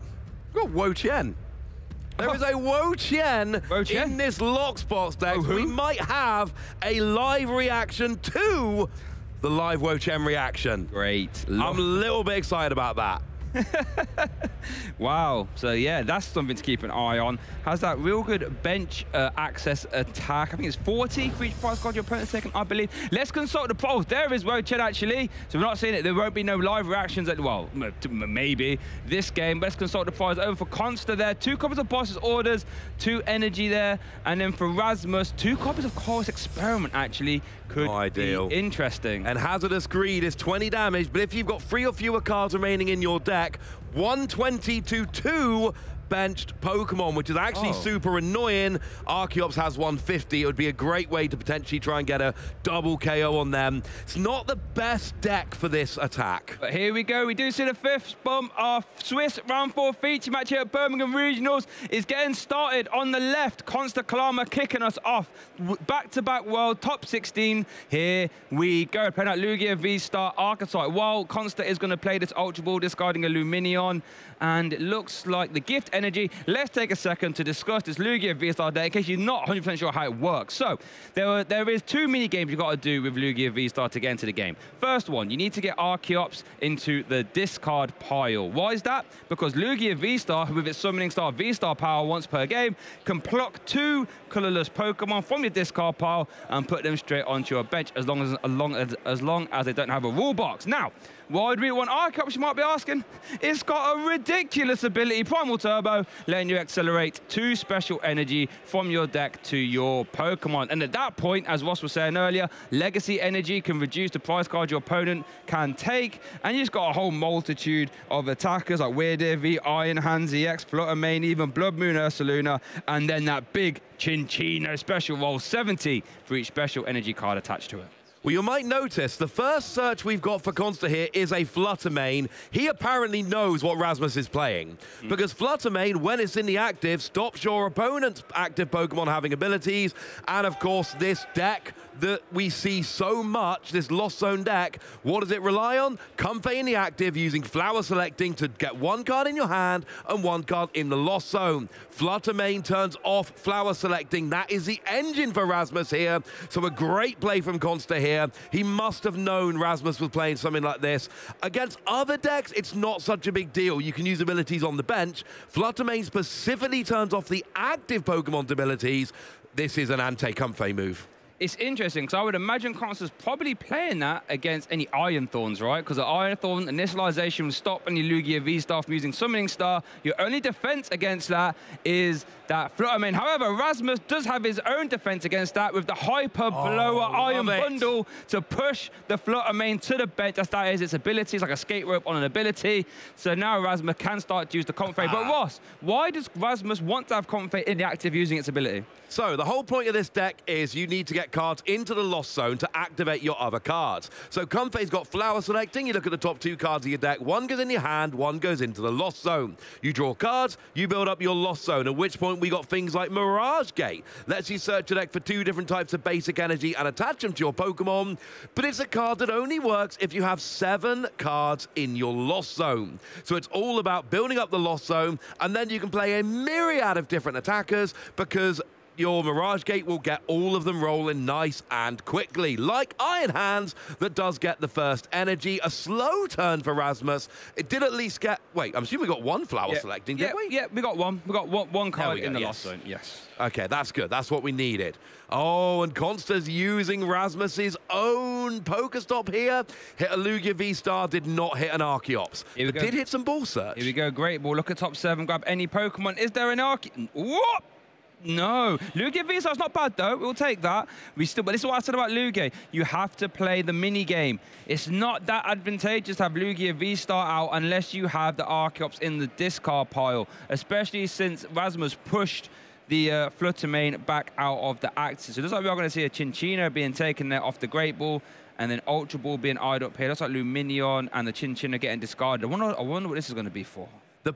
The issue here is there was a turn where this went amazingly for Consta. If you could hit an Archeops off the Pokestop or off the Great Ball so that you could then discard it with the Ultra Ball, there were options to get them, and you whiff off the Pokestop, you whiff off of the Great Ball, and now Consta is really struggling to get those Archeops into the discard pile, and now the problem is you've now used your Ultra Ball, which is one of your main tools to get your Archeops into the discard, so it's actually becoming harder now to make it work. So we are going to see an evolve interactive. Professor's research. Okay, if we see Archeops on the way to discard it, we could be rolling. Oh, there might have been some Great Balls, but I don't think there's any way to discard cards in that hand, right? Is there a Great Ball, and that's it? I think, was there a Professor's research for next turn? There is. That's not going to help out this turn, unfortunately. So not the hand, and this is a problem. We got, Is he considering the Summoning Star for what? For years, so we're going to see Summoning Star for the Chinchino and 1 Archeops. Now this is interesting. Lugia, in theory, can function of just having 1 Archeops in play. Going to attach 2 special energy now. Not optimal though.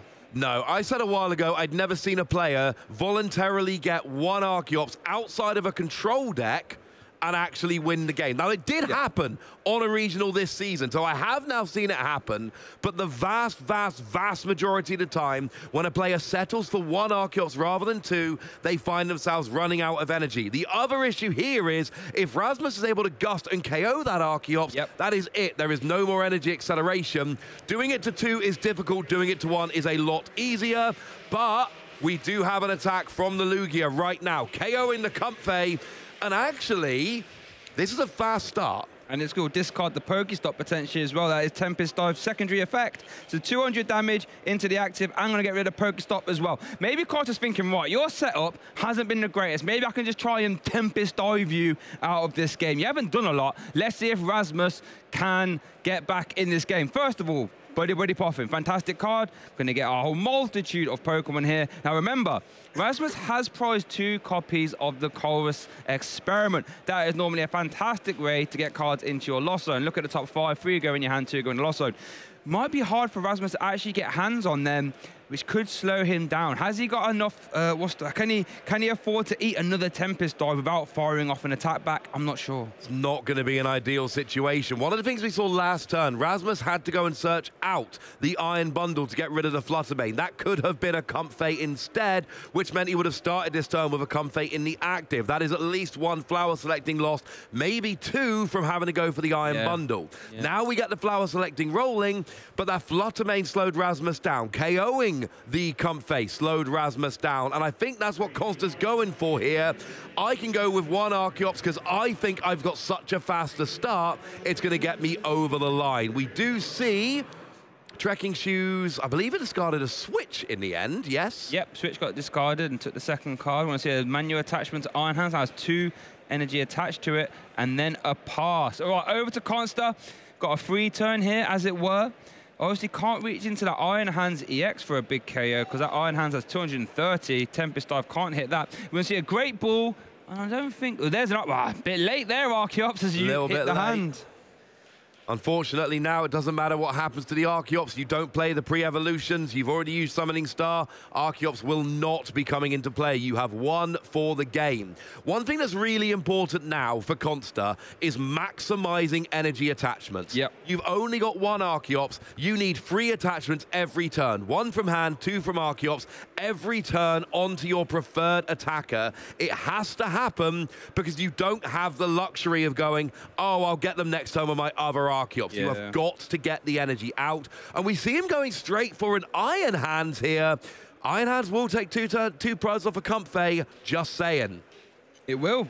That's going to really start to apply a lot of pressure. Ampy very much for 4 energy. Does do 120 damage, and if you knock out something, it will take an extra price card. And remember, we might be thinking about how is he going to get that lightning energy. Does play the legacy energy A spec. It's a special energy. It is a special energy, I should say, so you can primal turbo for it. As we do see the Blood Moon Ursaluna hit the bench as well, and a primal turbo activation. Let's see what it's happening like this turn. Legacy energy is coming out, Ross. It's simple. Double turbo and a legacy energy off of your primal turbo. Any energy from your hand. Ampy very much only does 100. You're minusing 20 from the double turbo. Nobody cares. Comfey's got 70 HP. You go up by 3 prizes to 0, and Iron Hands is a single prize Pokemon because of legacy energy. Just need to find an energy to attach here, though, off this research.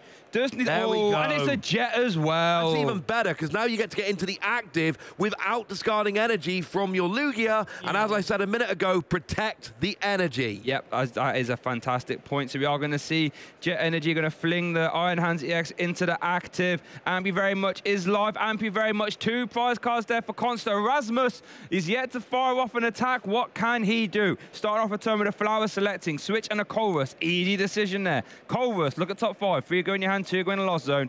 What are we looking for? It only has 4 cards in the lost zone here, Ross, so we're not even at Mirage Gate territory. No, unfortunately not. Pikachu could get a KO onto Iron Hands and doesn't get 1-hit KO'd in return. Or Blood Moon Ursaluna could get a 1-hit KO on Iron Hands. They're really the 2 options in Rasmus's deck for Pokemon that can get a 1-hit KO. Worth noting, we do potentially have a free, well, at least a 2-prize turn with Wo-Chien. If we can find it in the prizes, could take out Chinchino and Fluttermane here. So there could be a big finish if Rasmus can get to the end of the game. So one interesting thing to keep an eye on for the Wo-Chien, though, is that it does need 1 grass energy to attack. Currently 2 are in the lost zone. So that 3rd copy that Rasmus does play, I'll be very efficient with that if he wants to use it. And bear in mind, the Pikachu EX also needs a grass as well. So energy is very tight here. Yeah, it really is. Right now, Rasmus needs to get a KO, because the problem is you've got a Comfey on the board. Consta is going to be going after that Comfey for a 2-prize KO with the Iron Hands. You cannot ignore the Iron Hands. It's going to try and get a 2-prize knockout. And if Consta goes up like 5 prizes to 0, that's going to be basically game at that point. We do see Suprod shuffling in 3 Pokemon. The main one there was that Blood Moon Ursaluna. Buddy Puffin. Going to try and get back some more Comfey by the looks of it here. Let's see that 1 Comfey being taken and the Manaphy. That's going to hit the field. Yeah, Manaphy doesn't do much. Well, it protects your bench. It's a great card, but in this matchup against Lugia, not a particularly useful card. Not much bench stuff coming down, but really remember we are trying to thin out the deck here. Partly because it activates Wo-Chien if you can ever find it, but partly fewer cards you've got in your deck, the more likely you are to hit with something like Flower Selecting or Colress's Experiment. So, here comes the Comfey into the active. We Flower Select. There's a Super Rod and a Mirage Gate. Oh no, double Mirage Gate, sorry. I mean, easy choice, but not a choice you really want to make. I don't think there's any... Was that a pass? I think... Oh, no, Azimuth got pass. Going to say, there's not really too many... But we are at 7 in the loss zone. We are at 7. We have seen support being played, so Boss's Orders is not live. So we could just see, what, a Mirage Gate into that active and swing with Iron Hands. Not particularly great. I don't like swinging with the Iron Hands. There's no attacker. So I'm trying to work out... Oh, Boss's Orders. Supporter. Wait, did we not see Colress's Experiment? Yeah, they took it back. I was a bit worried there. I was like, I'm sure we played Colress's turn, but yeah. It got put back. The players there are on it and the table judge as well. Shout out to them. So yeah, it is going to have to be a pass, Ross. That is not ideal. You had Mirage Gate in hand and on board, but unfortunately, no attacker with which to pair it, and Iron Hands was not going to do enough. Problem is, Consta's going to go up 5 prizes to 0 here. I really do think this game 1 is completely in control for Consta. So here, it really is just setting up for the end game. And actually, right here, I was going to... Oh, I like Blood Moon Ursaluna. Yeah, I think... Cinccino works as well? It does, but it's more Archeops reliant. But I guess if Rasmus is going to boss his orders, the Archeops, you still have your Iron Hands knocking about. And if Rasmus starts to take prizes, your own Blood Moon Ursaluna ability will activate and it can attack for less energy as well. So we're going to see Primal Turbo onto Cinccino. Looks like we are going to see an energy attachment there as well. And Ampu very much again. Consta Kalama down to 1 prize card. Rasmus on 6. Can he get a response? He needs a response right now. We know he's got the Mirage Gate in hand. We know he's got 7 cards in the lost zone, so he is allowed to play it. We need to get an attacker. It really needs to be Pikachu or Blood Moon Ursaluna. They are the only real choices. They both would actually be able to tank a hit from whatever is on Consta's side of the board, but you're only taking 1 prize for doing so. Is this Mirage Gate onto the Iron Hand? That is not ideal because Blood Moon Ursaluna or Cinccino can KO that on Consta's side of the board. We got a Boss's Orders in hand. We know this for a fact. We tried to play it last turn. Here comes the Archeops, but it's too late to get the Archeops because look how much energy Consta's got on the field. Yeah, I mean, I guess the hope is here. If you ampu very much the Archeops, which will carry it thanks to weakness, I think the Cinccino still needs a turn attachment to actually get to Iron Hands KO. It should currently be hitting 220, I believe. Because 240 minus a 20 from the double turbo. So I believe it's 240 right now.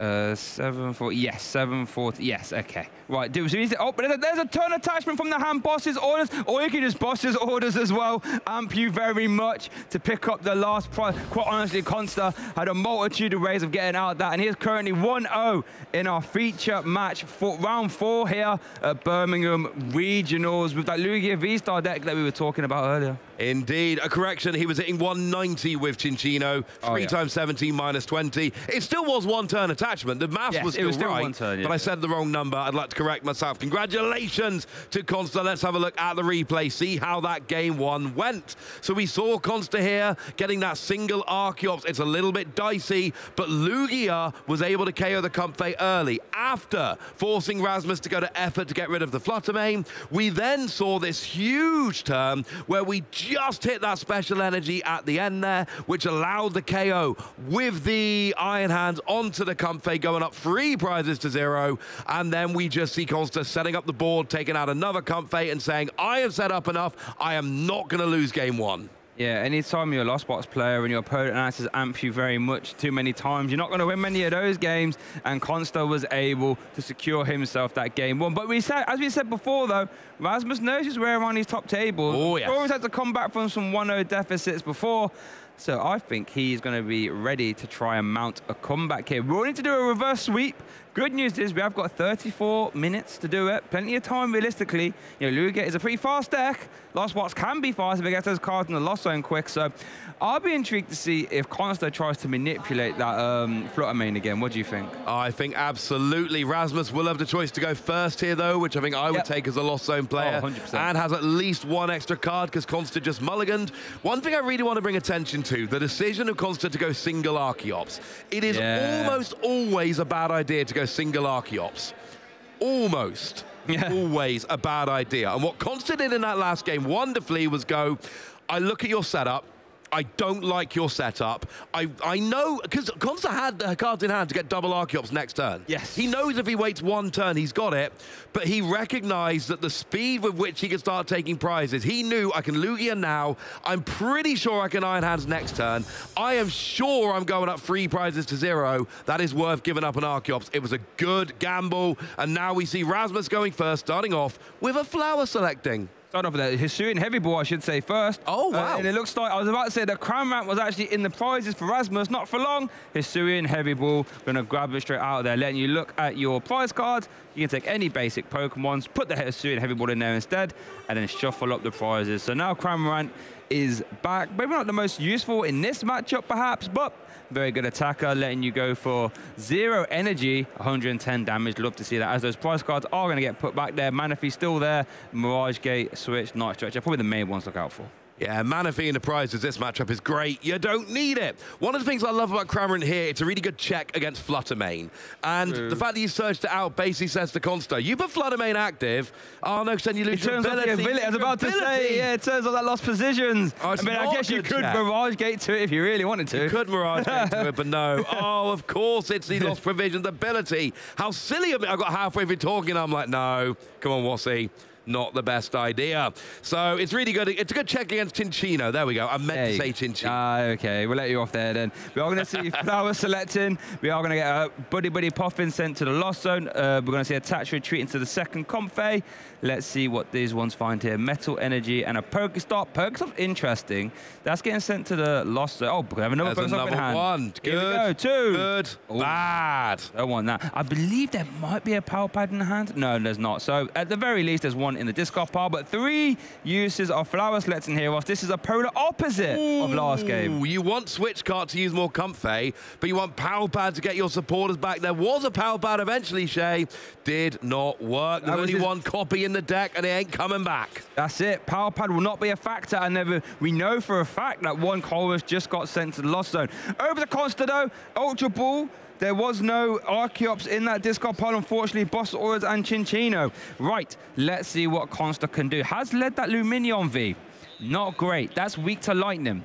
That is weak to Ampu very much. That is a 3 prize card Ampu very much there. Keep an eye on that one. Yeah, it's a very easy free prize Ampu very much as well. Yep. And for people watching at home who may be less familiar with Lost Zone, Rasmus's first turn, that's what Lost Zone's supposed to do. Yeah. That is actually ideal. I always want free flower selecting turn 1 going first. That is perfect. Because now, you flower select when you're active, 1 switch for a flower selecting, Chorus's Experiment gets you to 7. Turn 2, 7 in the Lost Zone for Mirage Gate is your goal. If you can get free flower selecting on turn 1, it's a really easy map to get there turn 2, and that is what we saw. We should, assuming we can see a Chorus's Experiment, we should get to 7 in the Lost Zone, and that means that before Consta even gets a chance to evolve into Lugia, Rasmus can have an attack rolling. And that would be the polar opposite of game 1, right? So let's see if Rasmus can piece that together. Now, I think Flutter Mane was taken off that Ultra... Oh! Double Lugia V-Star off the Pokestop. Wait, he didn't prize his last Lugia V-Star, did he? No, because he plays 2 Lugia V-Star. Oh. And he hit them both off the same Pokestop. Wait. So, are you telling me there was no Lugia V-Star available to Consta? I am also telling you that Consta, like most Lugia players, does not play any Pokemon recovery cards. So are you telling me Consta's now playing a Lugia V-Star deck with no Lugia V-Star? I am frantically looking at Consta's deck list, trying to figure out if there is a way to get a Lugia. It looks like, and stop me here, it looks like we got 2 Lugia V-Star.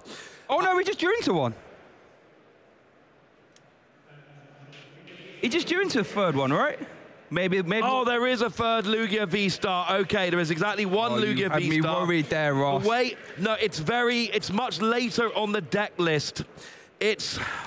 It's because there's, it's the way there's a promo version. It's all weird. There's 2 different listings of the same picture. I'm looking at it as well. So viewers, the deck list we're looking at here has one. Oh, they're Lugia different V-Star languages. far That's why they're away. listed differently. Okay, so at the very least, Consta got out of that. Has got the 3rd copy there in hand. Did get Fluttermane into the active there and passed it over. Rasmus is off to the races now, starting off that turn there with the trekking shoes. And now Chorus's experiment. Rasmus is now at that 7, Ross. Oh, that's where funny things starts to happen. It's not the best matchup for that Wo-Chen, unfortunately, so it is gone away now. And we see Consta just going, Wo-Chen, can I have a quick look? Well, who's that then? But the good news is, it's not, like I say, it's not huge. It can end up getting you a double KO. The end of last game, the board was there, but it's not a huge card. It's not the end of the world losing it. No. Okay, so over to Rasmus now. Oh, Prime Catcher activation. It's going to get that Midnight Fluttering, get that out of the way. So now Flower Selecting is live. This, I cannot stress this enough to you viewers, how different to game 1 this is. Rasmus will have options. That should be the 7th card hitting the loss, I believe. Right, we've got a Nest Ball in hand, it looks like. And we've got Mirage Gate in hand as well. But we need double Mirage Gate in order to get an Iron Hand coming out of nowhere. We need 2 Mirage Gate to make it work. And I believe we've only got 1. Unless there's double Turbo, which there obviously isn't. It's Lost Box. Radiant Greninja, a little bit of extra digging power, that concealed cards ability. I think we're digging for the 2nd Mirage Gate here. That's my assumption. I believe it. Let's see what this Nest Ball takes. That'll give us insight. Oh, it's gone for Iron Hands. It's obvious. It's got to be Iron. It is. Come on. Okay, concealed cards, viewers. 2 cards will be drawn. Rasmus really wants to see a Mirage Gate. Tell you what, I want to see it as well. Here we go. I'm sure there's only 1 in hand, and I don't think there's any way to get... No, you can still get the KO. You can arm press for the KO. But we don't want to arm press. We want to amp you very much. Oh, that's not fair. I can't see it. I don't... There's a switch. There's one more Comfey available. Here we go. What? That's Buddy Puffin and Trekking Shoes. Oh, it continues. Trekking Shoes couldn't find it, though. It's a Buddy Puffin. It is. Oh, come on. Oh, Rasmus, you look at you entertainer at the very least. I don't think. Oh. I don't think it was. Oh, wait. No, I don't think it is. There was a Super Rod. I think there's only 1 in hand. You can still arm press with free energy here. Oh, you'd need a lightning in hand to do it. Which There is. Okay. There is. So we can do an arm, but don't hear it too often. Arm press, 3 for 160. So here we go. Lightning and Grass, that's fine. Doesn't actually tell us much. Wait, have we even got the energy in deck to...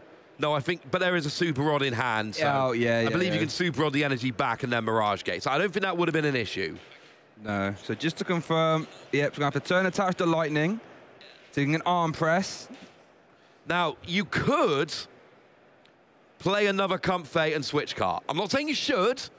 I'm saying you could. I would bench lock yourself, though. Yeah, and I don't think it's the best idea. So, yeah, we are just going for an arm press here. And look, you get 2 prizes. You get rid of a Lugia. You do then just have 1 attachment from turn to amp you very much next turn on something like a Fluttermane. It's still a good turn, but it could have been better. And you know he wanted a Mirage Gate. You saw how hard he dug. Captured Aroma heads. So that's going to get an evolution Pokemon. Worth noting as well, Rasmus does have a Boss's Orders in hand, so we could see Boss's Orders plus amp you very much the 3 prize Luminion or 3 prize Lugia as well, because that's also weak to lightning. Captured Aroma is going to take Archeops though. Also, you kind of have to V-Star this turn. Oh, yeah, you have. You know that Lugia's not double heads! Oh, that's perfect. That's 2 Archeops. Back in the game. You have to V-Star. You have to Summoning Star this turn. I think we I think we can, though. I think we can. We've got Lugia V-Star in hand. That's what we drew into that we were concerned about. Yep. We've got Archeops in hand already. Here comes the second one. Professor's Research. That seems like a pretty efficient way to get to a Summoning Star, if you ask me. Which is huge because you have to assume if you leave Lugia there, it's getting KO'd next turn. Let's be clear. I don't think Consta's KOing the Iron Hands this turn. I mean, it can be done. Blood Moon. It's got to be Blood Moon. It would have to right? be Blood Moon Ursaluna, yes. That's the option. You could Cinccino, but you don't have a Minccino down. Speaking of Blood Moon, did draw into it off that Professor's Research, might I say. I think that's the only option for a basic Pokemon, and Minccino's not down, so Cinccino ain't coming out. No. So I think that would have to be the option, and honestly, it's going to take a lot. That would be my preferred play here. Wait, three energy, right, because of the ability? If its ability reduces 1 energy cost for each prize card your opponent's taking. Yeah, so 3 energy total. Yep. Can't use a double turbo energy for that, though, because Iron Hands have 230 HP. Yes, double Blood Moon hits for 240, so that would be disastrous. We cannot do that. Will have to be 3 different energy cards. Could use Legacy to reduce the... Could have to be different. What's that? Double up. No, what I mean is it can't be different that aren't double turbo energy. I don't mind using Legacy Energy here, but it's the only one for Iron Hands. Yes, I mean, it's an option. Not saying you do it. Yeah. I'll tell you what, though, a 260 HP basic 1-prize Pokemon is ridiculous. You basically force your opponent to have to take it out for 1 prize. Yeah. It's not quite running you ahead in the prize race like Iron Hands would. And we did see the Legacy Energy put to the front there with that Archeops. Consta was considering it. He was. Looks to have walked it back for now, and this is good. You've got the double Archeops. You've got what you need here. You had to really go after the Iron Hands this turn. It is happening. There is a switch into... No, that was just a pay retreat of the Jet Energy. So now Blood Moon also is inactive. Blood Moon, big KO there. Consta needed to do everything that... Make no mistake about it. He had to do everything that to stay in this game. Yep. He's done that. Now it's game on for Rasmus. Let's see if we can respond here. Yeah, you need to try and get rid of that Blood Moon Ursaluna. We got a fighting weakness, but there's no real fighting cards in Rasmus's deck you can use. Blood Moon Ursaluna does not return KO Blood Moon Ursaluna. Pikachu would, but it's free energy, and then you have to discard them all. It's super awkward. So Pikachu is an option. It is obviously immune to getting 1-shot back as well, thanks to that Excited Heart ability. Problem is, here it comes. Okay, and you only need 1 Mirage Gate because it's free energy and you can attach 1 from hand. Yes. So, and you have to discard them all, but maybe that's it. Maybe it's Pikachu this turn, doesn't get 1-hit KO'd. Next turn, Pikachu onto Luminion or Lugia, and that's the game. It could just be a Pika party. It realistically, honestly, could be. That Excited Heart ability, I'm sure Rasmus is very excited about that now, or Resolute Heart, I should say. That ability says if it's got full HP and it would get KO'd from 1 attack from your opponent's attack, you survive on 10 HP instead. So Mirage get onto a turn attach and then a switch car. Topaz Bolt, 300 damage. Game on, Consta. And what's awkward here is that Consta doesn't really have any single prize attackers. What you really want to try and do here is big hit with Cinccino. You're not really going to get a KO, but you can at least get some good damage on the board, and you're not giving up 2 prizes in return, but that's not an option. There's no Minccino down, so I mean, what are you attacking with if you're Consta here? I mean, do you want to try and maybe get Iron Hands and then some Gusting to take out a Comfey? See a catching room in my head. I imagine probably wanting to see a Tails there, so you can have a basic Pokemon instead. So it's interesting. If you were to leave the Pikachu on 10 HP, there is a world in which you can Hex Hurl it the turn after. Hex Hurl does do 20 damage to the bench. You can push something else into the active, finish off on the bench. You could even use the Flutter Mane to attack 9 damage into the active. That is a 1-prizer. That would, just be okay. So there are a couple options, but you're right. It's not... bear in mind, we do see a Luminion for Iono. That's a great card against Lost Box, making both players put their hand to the bottom of their deck, and then they draw 1 for each prize card they have taken. That would be 2 for Rasmus, 4 for Consta. But before the Iono being played, we are going to see the Primal Turbo. It's going to be into Luminia. Oh, I like this. If we go Legacy Energy Luminia, we can Aqua Return, get it off the field, back into the deck.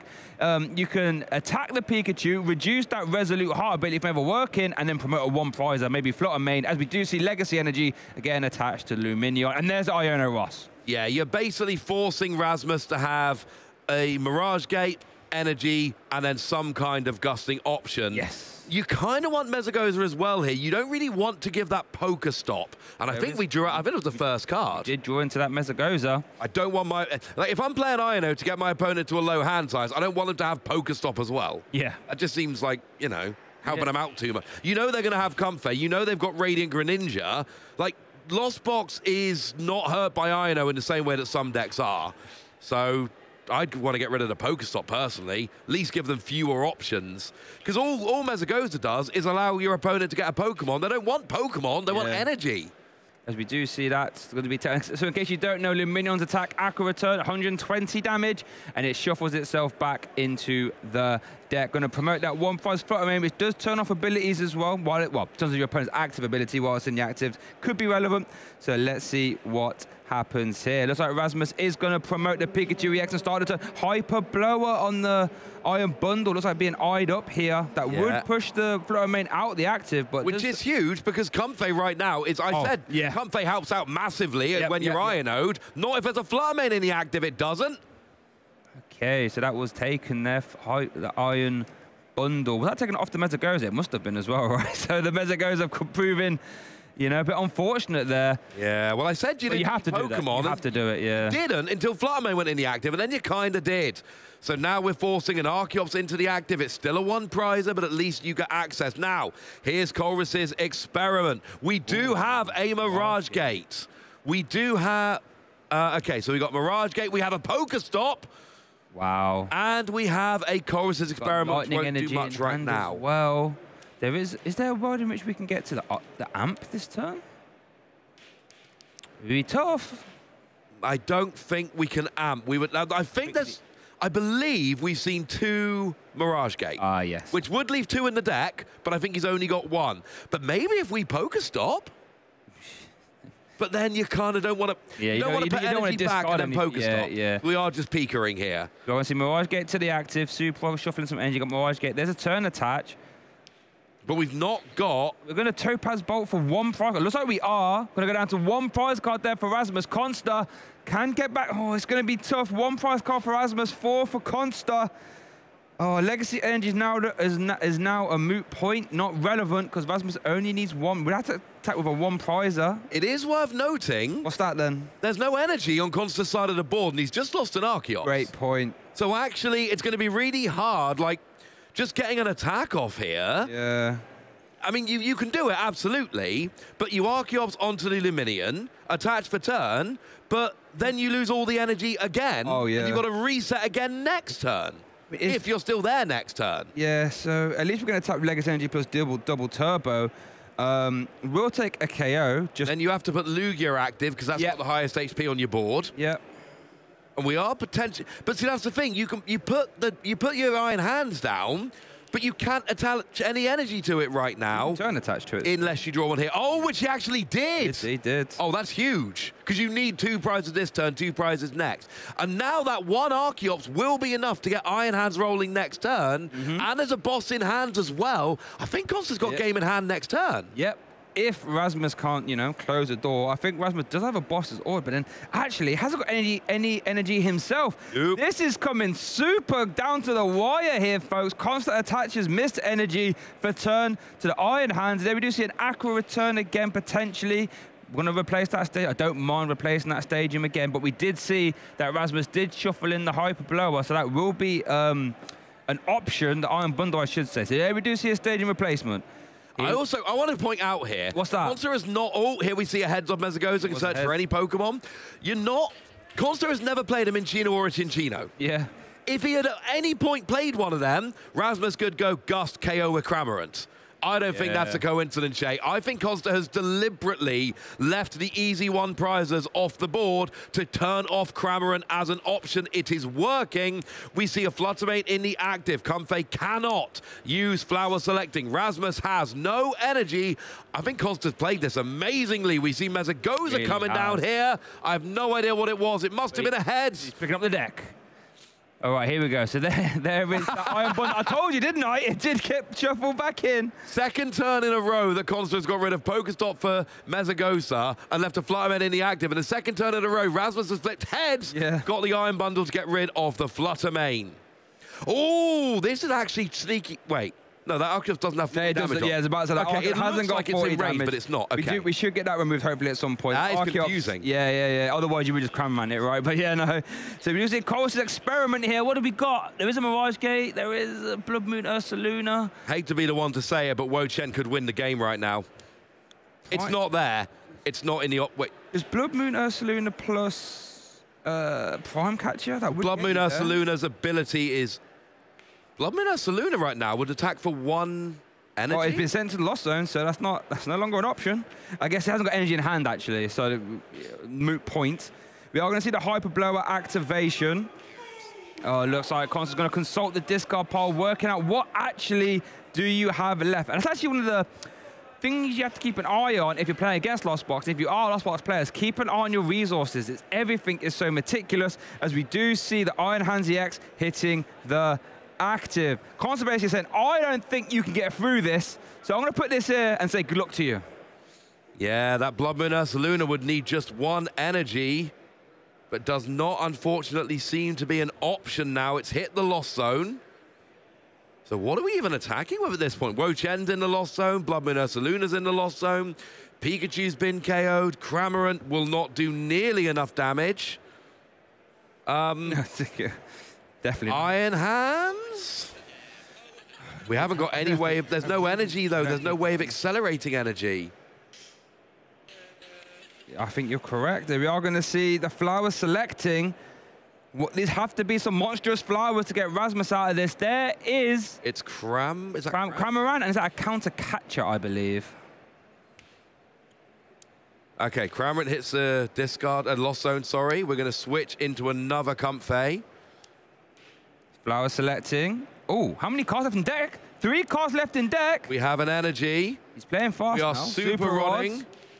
We're grabbing a Pikachu. We're grabbing energy. Oh, okay. Do we have the last Mirage Gate for Pikachu for a big win? It's Nest Ball for Pika. It's Mirage Gate for energy. It's attached for turn. It's a switch card into Pikachu. Rasmus takes game 2, and we are going for a big game 3. Who needs Blood Moon Ursaluna when Pikachu's heart is this resolute? There we go. Topaz Bolton is all the way to a game 3. That was a lot of Topaz Bolt being used in that game.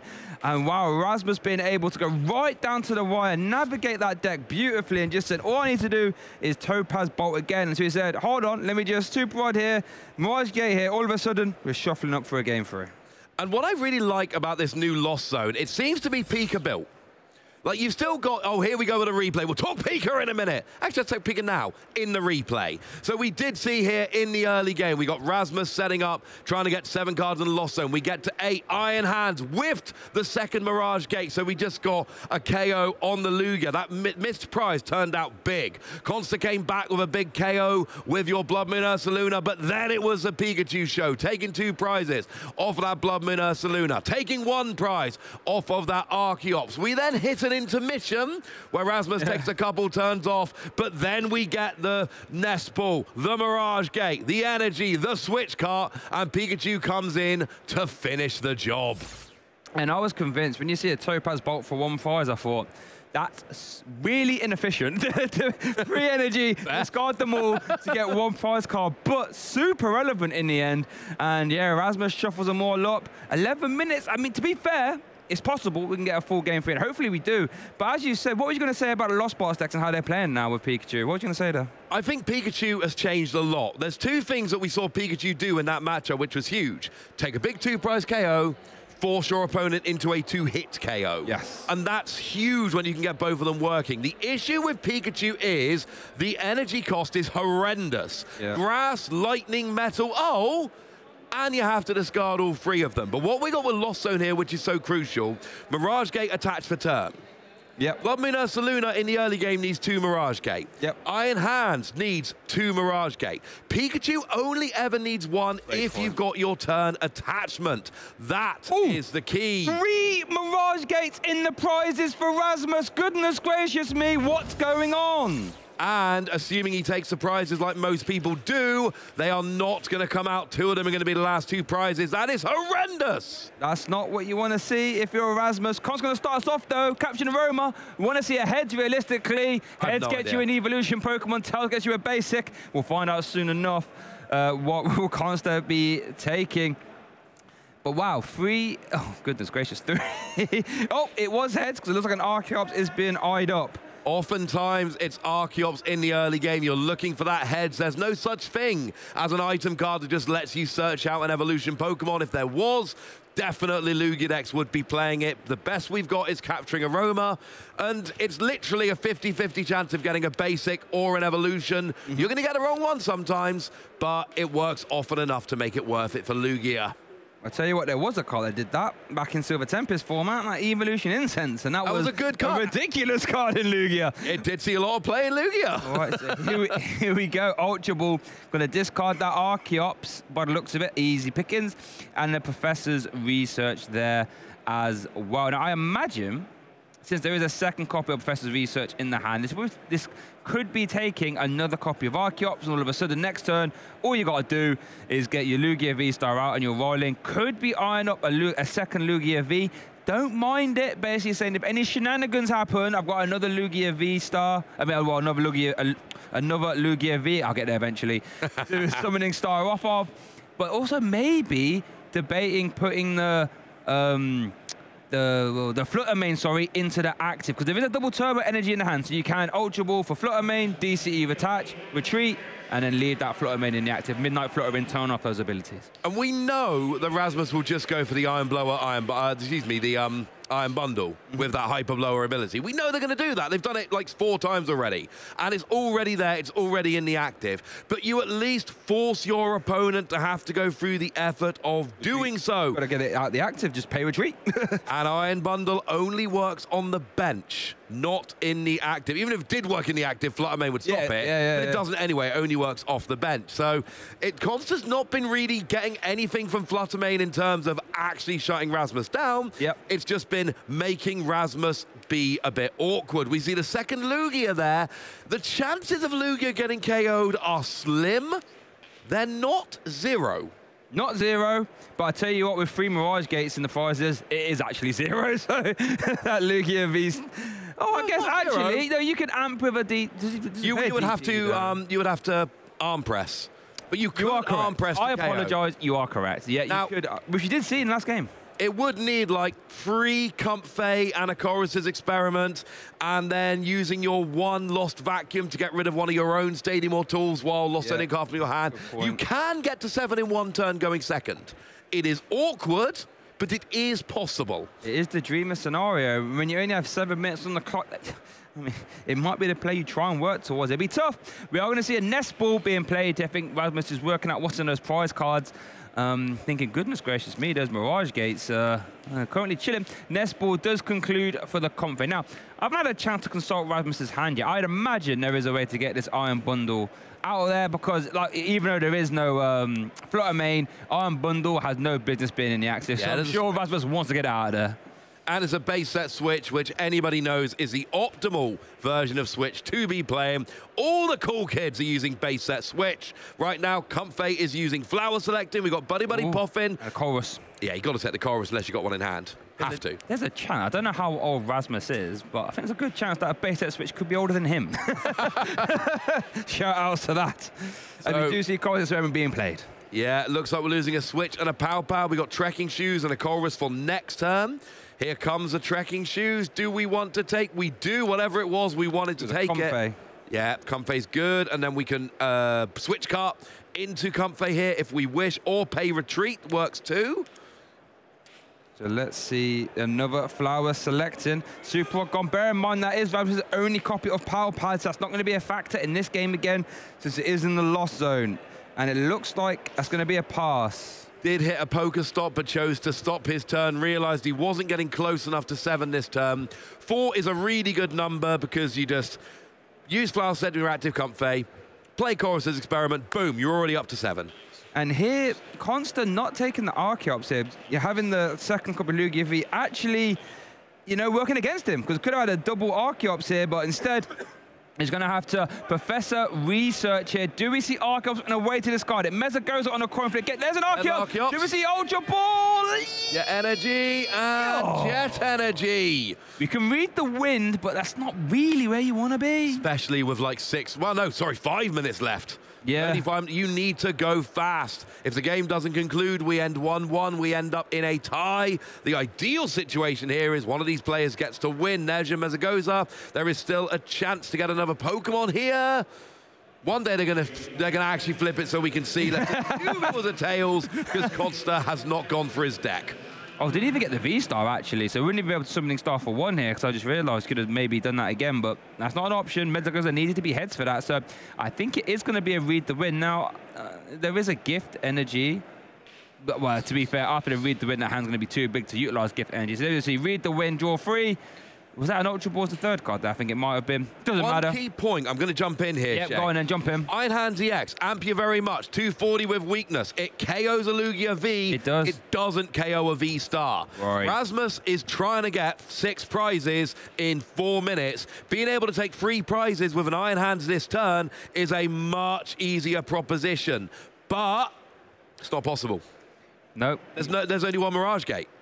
Oh, yeah. If we had I forgot about that. Mirage Gates in the deck, this would be a great turn for Iron Hands to try and go, amp you very much, 3 prizes off a Lugia, and with the +3 turns, actually got a decent chance of doing it.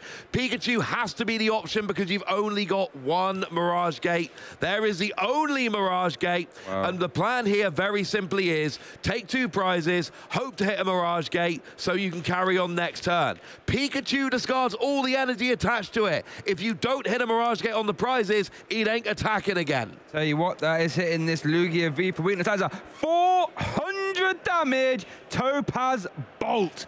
Is he going to take the Mirage Gate? Traditionally, players take the prizes bottom to top, not always, and it looks like there was no Mirage Gate taken. That wasn't a 400 damage Topaz Bolt. Why not? That was a 600 damage. I apologise. Topaz I said Bolt. that with such chest, and I said it wrong. I apologise, chat. I know you're lighting me up already. You got me there. I'll let you have that one. I mean, the point is, that's still an absurd amount of damage. That is way more than is needed. Time is now an issue, and actually, with the +3 turns, Rasmus should have 2 more turns. Yeah. Rasmus should be able to finish this off. The only issue is, where is the energy? Because I'm willing to bet he took his bottom 2 prizes and didn't hit a Mirage Gate. He did. How do you even attack with no Mirage Gates available? Cramorant onto Minchino. It has to be Cramorant onto Minchino and then hope to hit a Mirage Gate. Problem is, that's then adding 1 more turn that you may not have. And worth noting as well, Consta is now off to the races. Double Archeops, Summoning Star,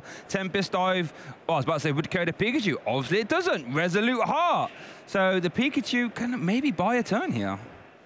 It's going to buy a turn just fine. Turns isn't the problem. Time is the problem here. We've got 2 minutes remaining. Pikachu, this game was set up so well for Rasmus.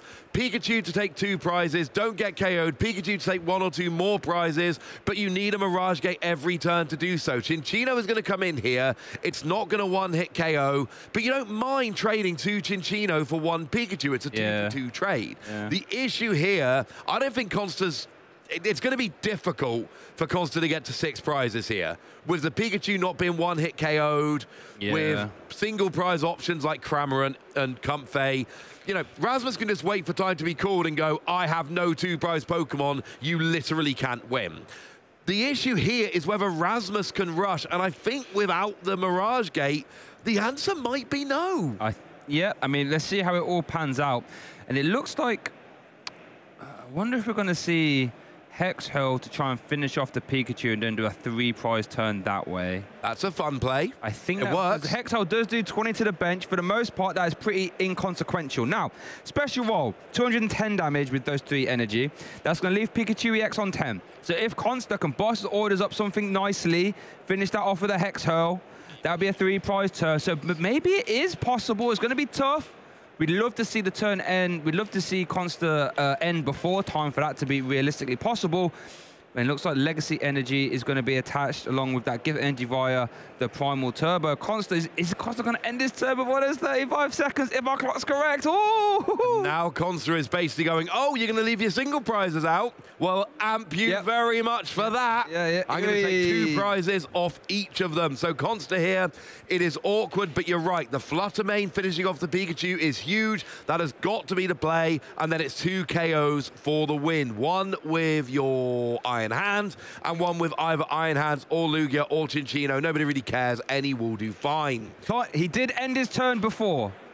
If the clock is correct, he ended the turn at about 4 seconds. We'll try. Not when you end. Oh, right. We're going to need a ruling. It's not when you end your turn. It's when your opponent draws their card. Oh, I apologize. That is when the turn action. And that looked like that was on the time. Rasmus drew the card as it went to 0. So somebody is going to have to confirm for us who is turn 0. It literally could not have been closer, judging by our clock, which is not guaranteed to be 100% accurate. To be fair, I'll keep an eye out. We'll see if we get any communication on that. But it looks like going over to Rasmus's side turn. Did get Iono'd. We did, so now had to start turn off with a 4-card hand. So let's see what Rasmus does. It looks like, yeah, just to confirm, yep, those after Hisuian Heavy Ball, the Mirage Gates are still there, Rasmus. You are unfortunate. We are going to see an attached retreat. For the we are going to see a Comfey. And that's the only attachment Rasmus is getting this turn. Yep. Rasmus isn't attacking this turn except with a Cramorant, so it has to be Cramorant onto Cinccino. That's the only option here. And to be fair, that keeps you up in the prize race, gives you a 75% chance of getting a Mirage Gate off of your prizes. And then from there, you can Pikachu onto something for 2 prizes, and you can still finish out the game if Pikachu's there next turn, which it might not be. Yeah, I mean, that would be the dream. But, oh dear, what? So just want to see what's going on here. Looks like it's going to be a pass. Consta going to start the turn off there with a Primal Turbo. Goodness gracious me. There we do see a Mist Energy and a V-Guard. Onto the floor. I mean, I think we are going to see the Hex. Oh, it's got to be a Hexer. Free prize Hexer will be very big. We need the boss's orders for that. Oh, no, we don't need the boss's orders. I apologize. So, Hexer into the active, Jet Energy, 90 damage into the active, 20 to the bench. Goodbye, Pikachu. 3 prize turn, everybody. And there we go. Even gets to get 1 on the Confess, or just for good measure. Have a bit of that. We did confirm Rasmus was turn 0, Consta was turn 1. This is turn 2, Rasmus's final turn, and it looks like we are just seeing the fist bump. Consta was going to have 1 more turn, but there was no way to take 3 prizes again, so it looks like we have ended in a tie here. Confirmation it is 100% a tie. Consta takes game 1, Rasmus takes game 2, and I've got to tell you, Shay, I really, really think if it wasn't for the free Mirage Gate prize in game 3, I think Rasmus was in a phenomenal position. That Pika was going to get a second attack off if there was a second Mirage Gate. It was active, there was an energy in hand. The only thing Pikachu needed was a Mirage Gate to attack. Yep, I 100% agree. He was in the driver's seat. Unfortunately, those prize cards, it just wasn't meant to be. Here's the replay. There we did see the Tempest dive. This is all the way back in game 1, getting rid of that the Comfey and the Pokestop. Game 1 was a bit of a beatdown. Consta was just, you know, off to the races so fast, just barreling down pressure, turn after turn after turn, and Rasmus, you know, it was just tough. And then we got Ampy very much, I think, announced 3 times in total, and you're not going to win many games as a Lost Box player if your opponent announces Ampy very much 3 times. Rasmus tried his best to get back involved, but it just wasn't really meant to be. Both players shuffling up there, getting towards this game 2. Oh no, still in game 1, I apologize. And I think it was Boss's orders for game, and that was all she wrote for game 1, Ross. Yeah, that was game 1. Consta went single Archeops, knowing that he had a fast enough start that he thought he could pull it off. But then we went to game 2, and game 2 was very, very different. Rasmus went first. We saw the turn 2 7 cards in the Lost Zone. We had the Prime Catcher bringing up that Lugia. Missed a second Mirage Gate, so we only had an arm press, but 2 prizes. It meant the game went on a lot longer, taking 2 rather than 3. But we saw Pikachu coming him. Pikachu takes out the Blood Moon Ursaluna. Cannot be one-hit KO'd in return.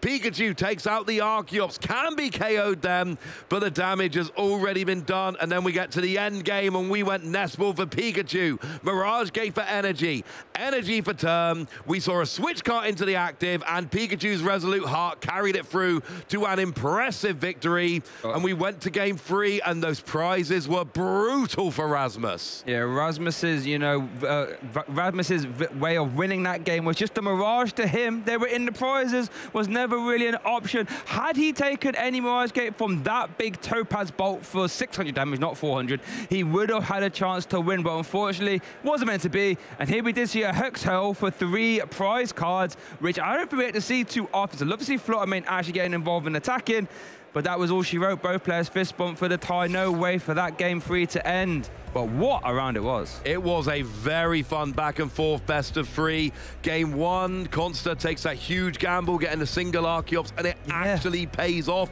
Doesn't pay off often, but I think it was a combination of, you've got a bad start, and I am very confident I can get an Iron Hands next turn. Those two together really made a big difference. Game 2, Rasmus just went for it. Lost Box doing Lost Box things, and I loved that Rasmus in Game 2 basically went, look how good Pikachu is in Lost Box.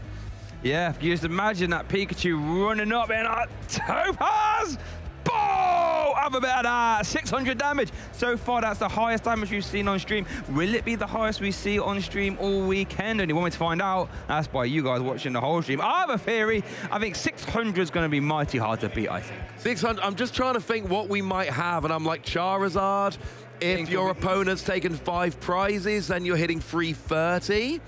Right, yes. And then maybe against, say, a Gardevoir. Is Gardevoir weak to Darkness? It is. Yeah, so that would be 660. Yeah. So that's one way I could imagine it being beaten. Charizard against Gardevoir that's taken 5 prizes. That's a very specific thing we're looking for, but that's about the level we're going for here. It really is, you know, 600 damage is huge, but I'll be honest with you, right? We all do a lot of prep for these tournaments. We do. We look through a lot of results. I love looking through Japanese results, making sure I'm looking at the right meta, of course. Okay. Lost Zone's just not a thing. It's not really a thing in Japan right now. It's not really been a big deck at any of our tournaments in the Surging Sparks meta, and yet we come here to Birmingham and Rasmus is like, mate, seriously, have I got the spice for you? Yeah, I think it's the Curum, isn't it? It's the Curum in Regidrago. That Plasma Bane ability basically says, if your opponent even dares to have a chorus and a discard power for 1 energy mind, 110. Have a bet that, 110 there, 110 there. That can just dissect, you know, the Lost Box players, and, you know, because all that we saw, the bench damage they have, the HP, I should say, very low. Now, I know you can play Manaphy, and that can help. Play Manaphy. And Manaphy, and yeah, they do play Manaphy, and I guess as well, you can Power Pad in the chorus after you've used it, funnily enough. Problem is, Regidrago is probably the best abuser of the boss's orders or prime catcher plus cancelling clone combination. And that's so much easier to do if you only have to bench Curum and attach 1 energy to it. So I think that probably explains why the Lost Box has sort of fallen off a little bit. But against everything else, Ross, as we can see, it can still get some, well, big wins. Yeah, we all basically said, right, Kyurem takes out Lost Box, and in a lot of ways, it's true. You play Manaphy, you hope, and we know Regidrago is the best deck. It is a risk, don't get me wrong. Yep. But let's say you're not against that. You think about yourself against a Raging Bolt deck. Well, Pikachu should be trading 4 prizes for 2. That sounds pretty good. Charizard, you're struggling to get over that 300 barrier, admittedly, but they're not one-hit KOing you. You should be able to take a couple cheeky, easy, early prizes with things like Cramorant. And let's not forget, we didn't see it in that game. It wasn't the right matchup. But there's going to be a lot of matchups where Wo-Chen doing 120, 120, going to take out some of those bench-sitting Pokemon, taking 2 prizes itself. I don't know. I know there is an issue with Regidrago, and I'm not pretending that Manaphy is some kind of magic fix. But I am saying, I look at this build, and Pikachu being 3 energy, or as I like to think about it, 1 Mirage Gate, with Wo-Chen as well, I'm not saying I think it's going to win this weekend, but I am saying I'm ending this round thinking, maybe Pikachu Lost Box, maybe we didn't take it seriously enough. Yeah, you know, it's a bit sneaky at the very least. You say there are roads to victory, and bear in mind that Wo-Chen against Charizard hits for weakness into the active as well. So and Pikachu does one-hit KO Regidrago. It does. And doesn't get one-hit KO'd back. That is a big deal. Problem is against Regidrago, it can also do the sprinkling of the damage counter to negate it. If you ever get a chance with the Phantom Dive. Yeah. Oh, is that a Pikachu on the bench? Try and use Resolute Heart. Not anymore. Nice try. Yeah. So, it's definitely it's awkward. It's very, very awkward. Right, that game went quite long, Shay, frankly. It did. Hopefully, we're finishing up in the room. There's no interview. We haven't got time. We don't have a winner. We had two great players taking one game each. What we do have, however, what's that? Round 5 action coming at you very fast. So we're going to take a quick break. Trade nice cold beverage. Don't go very far. Round 5 action coming at you.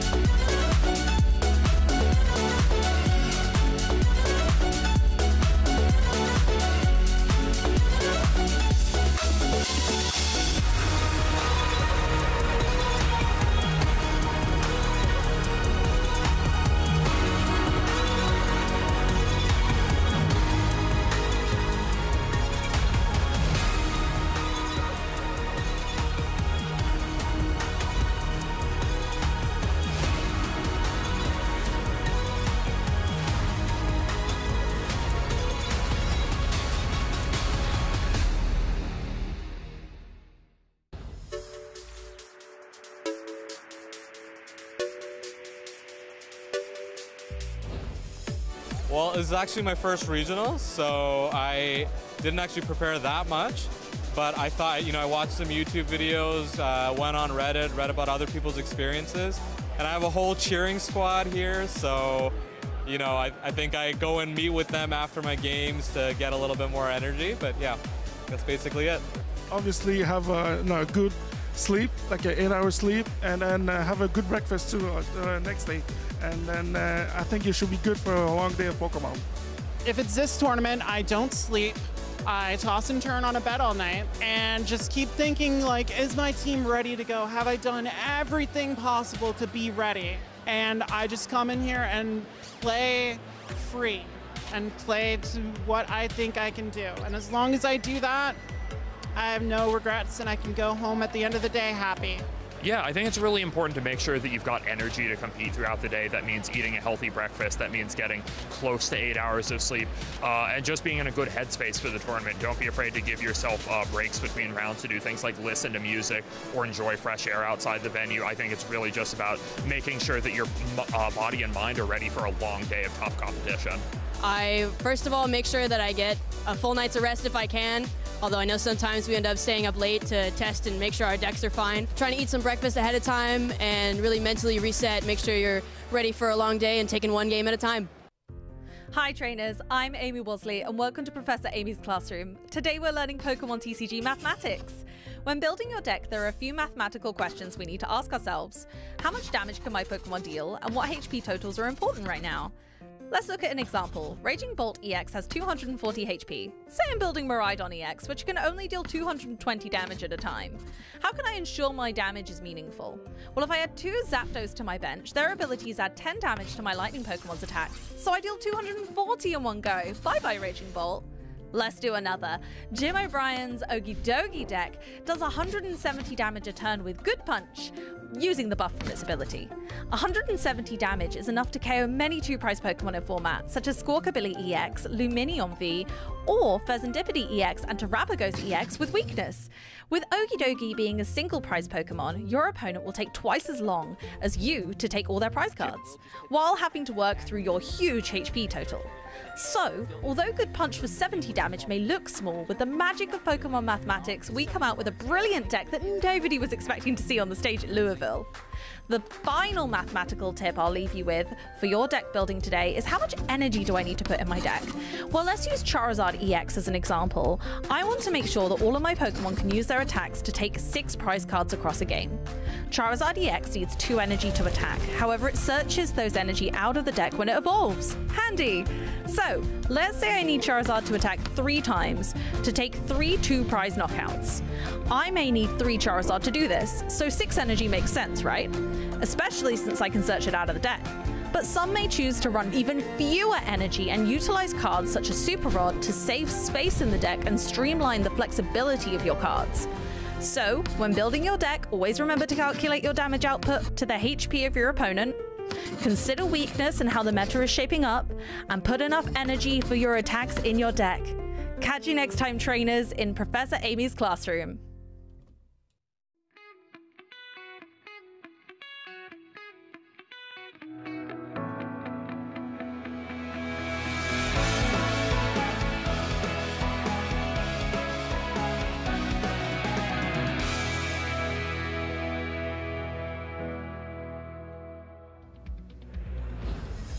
Well, for our competitors, we are about halfway through day 1, but for you guys at home, we have loads more action as we've just finished round 4 and round 5 will be starting soon. My name is Mike and I'm joined by Joe, and we were loving watching that last match. Oh yeah, how can you not? It was coming down to the wire, coming down to those last few flower selectings in a couple of occasions for Erasmus there, having to piece together a really intricate combo to get over the line, and also great play from Consta there as well. Seeing that Fluttermane in action, really important tech card in that matchup that helped him get to that tie eventually. Yeah, there was so many different ways the game could have gone, and that was great to see across the 3 and how differently they all panned out, and also those 3 Mirage Gate prize in game 3, all right at the top. But this is the beauty of our game right now, is there's so many different decks, they all play out very differently, and each match can feel completely unique, and consequently we're going to have an absolute treat here on the stream. Yep, it means that every round you don't know what you're going to be in for, because everything is exciting, different. We didn't think we'd see a Palafin. We've already seen a Palafin EX today, so there are so many more archetypes floating towards the top. I was walking through the tables earlier on. I did see, we mentioned it earlier, Mike, there's a decent amount of the Terrapagos Noctowl around the top tables. As you'd expect, a lot of Regidrago V-Star, a few Archaludon as well. Players are bringing it to the tournament this weekend, so that's all interesting to follow. As I'm looking at some records from some top players, the likes of Liam Halliburton, Zachary Bakari, Caleb Rogerson, US players who have made the trip over here. Some other names that you'd expect, Adam Hawkins from the UK, toured on a 4-0 record. Lots of top players already on great records. Exactly, and it's only going to get better and better as the day goes on, because we will be having 8 rounds today, and players who get 5 wins with 1 tie will be making it through. You can sustain 2 losses, so for those who are not on EXO, they will still have a very good chance of making it through. And also, we got day 2 tomorrow, where there'll be another 4 rounds of Swiss to decide who makes it into our top cut. So loads more Pokemon action, and it is great at this stage to start recognizing what we started the day with in terms of the meta share, and as we look through those, seeing which decks are rising to the top. Yeah, it's always good to look back at this, because this can always help inform your decision for your next tournament that you're attending, just to see what the most popular choices are for any given tournament. Right now, for the Masters Division, Regidrago V-Star was the most popular deck coming into the tournament. Charizard as well, holding a nice 10% threshold, over 200 players bringing that in the Masters Division. And then Chaos. We don't really know what's good other than these 2 archetypes, because a number of other decks are around that sort of 7% down to like 4% threshold, it really is a wide field this weekend. Yeah, and even on this meta day share, we've seen decks that aren't on here that are currently 4-0, many of them in fact, and that isn't even exaggerating. No. I think we counted a good 20 plus different decks just on that 4-0 record, so plenty to watch out for in that sense. But there are those Terrapagos Noctowl players that we have seen a number of on 4-0, despite there only being 85 of them here in the room. So Terrapagos looking to be dangerous, and there's also being paired with Palkia, and a few good players with Terrapagos Palkia rising to the top too. Yeah, and that'll be part of the 4% that you're mentioning right there, Mike. So that's just how it is added into our system. A player who I caught up with, Freya Pierce, of course, you might know from the streams. She's on a 4-0 record, rocking the Terrapagos Noctowl. I know it's an archetype close to her, so being able to bring that back is looking pretty good. Aiden Koos as well, another great US player bringing that. Gabe Smart. Lots of pilots are on really good records so far with that Terrapagos Noctowl. It might keep creeping up throughout the day. Well, keep your eyes out for that. But this is just the Masters Division. Not the only tournament going on here. We have the video game and Go, but we also have the different age divisions in the trading card game. So for our juniors, a similar matchup of decks, but in a different spread. Percentages are all over the place compared to the Masters Division. Lots more pilots going towards the Charizard EX archetype, in addition to Raging Bolt EX, an archetype that's far less popular in our Masters Division, but still can boast such great consistency, has a really good rinse and repeat game plan where it has that really great way to burst damage quite easily with that Raging Bolt over and over again. With the acceleration of Professor Sada, with the acceleration of your Teal Mask Ogapon, it can churn out massive damage output. That's going to be really handy into the Charizard. Also going to be handy into the Regidrago V-Star, which is so popular in the Masters Division. Also showing up quite a lot in juniors. Yeah, and we start to see some of our juniors and seniors really showing off why they're the best of the players, and it's really great to see the consistency shown by these players. You know, the resources out there for our younger players are getting better and better, and so the consistency is improving, and consequently they are choosing these strong decks. But in seniors, at an even different percentage share, they've gone the other way, where they've gone, actually, Regidrago V-Star is the best deck here. This is such an interesting data set, because when I'm thinking about a tournament, I'm putting that much weight towards my deck decision into Regidrago. I'm expecting it to be around that sort of 18+%. It's not happened in Masters, it's not happened in juniors, but the senior division are the ones who seem to really rate this archetype the most right now, gravitating towards it. It's obviously got incredible results behind it, and a lot more players are opting to go for this archetype this weekend at the very least. But still, similar picture, Charizard's up there, Raging Bolt's also still up there, and Gardevoir and Clorf have both been decent picks in those lower age divisions as well. They've been some recent decks that maybe have inspired people to change over to them, because they are fun to play as well. Definitely. So definitely some interest with that. And you can see a great number of players as well, 230 here in seniors.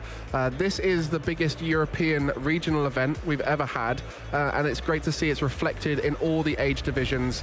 So make sure you get along to an event at some point. They are getting bigger, they are getting better. When we compare it to the last time we were in Birmingham back in 2017, we had 360 players back then, so a lot has changed in the last 5 to 10 years. Tell me about it. No, it's really pretty unfair to call it a regional list these days, because it's basically an international, all these events, because yes, it is in Europe, but so many people will fly all over the place to attend these tournaments. The pricing is just so ridiculous these days. Obviously $10,000 for the winner this weekend, but it also trickles down really nicely to that top 32. There's boosters packs on the line for these top players, so why not make the travel, because it can easily be worth your while. Yeah, and as you mentioned, many players traveling from further afield, and we had Japanese players, we've seen North American, Oceanian, and even more, and that's the exciting thing for us, is this isn't just a UK-based regional filled out with UK players with a few European travelers. It is a truly international event.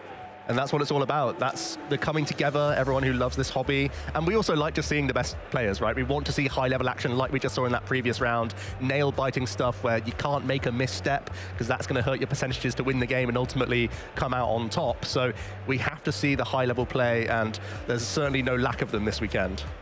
Well, you know, we mentioned a few players are having a great tournament, and Freya was one that you said is 4-0. Now, do you know what? I'd love to hear from her and see how she's feeling in this big moment.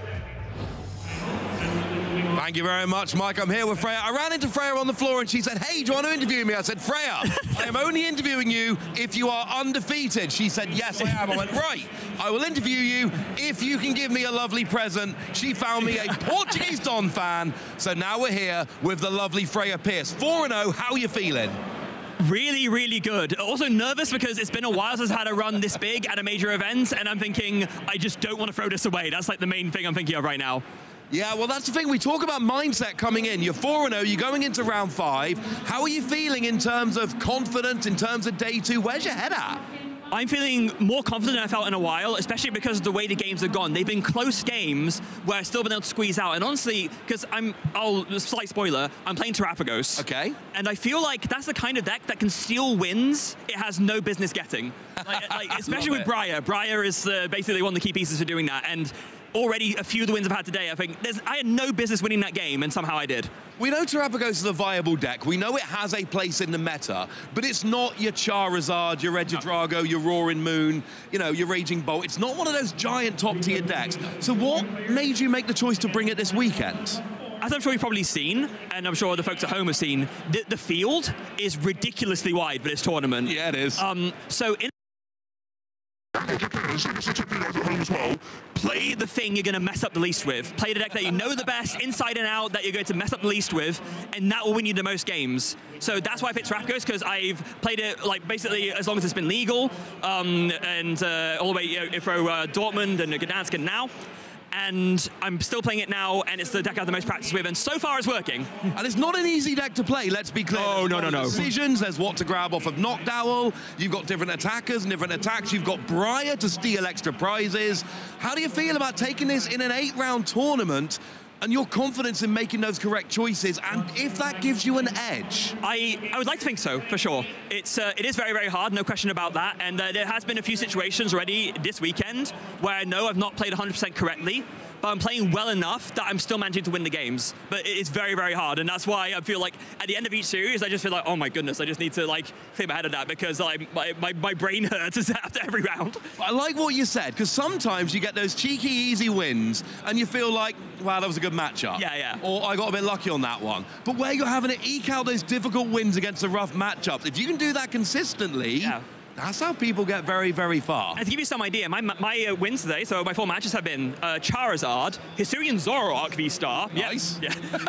Shout out to Ian Edgar, very fun match. And then Charizard again, and Lugia.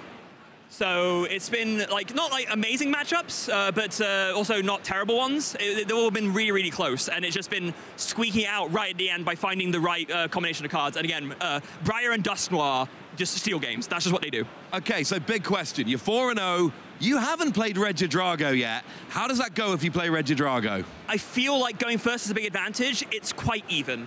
If you could go first and get an early KO on a 2-prizer, that's huge. If you can KO like a Regidrago or like a bench support Pokemon, that's when usually okay. If they can get the Regidrago set up before you get a KO, then it gets a little bit trickier, because they have access to all sorts of different tools, and also Kyurem can really, really hurt. But Bufalon helps with that. Yeah, Bufalon helps, Kyurem can be a pain. These are things we know. I love that he's explaining it to us. Great explanation of the deck. Unfortunately, as fun as it is talking to you, you're 4-0, but you're not going to get to 5-0 unless we let you go and play round 5. That's a very good point, yeah.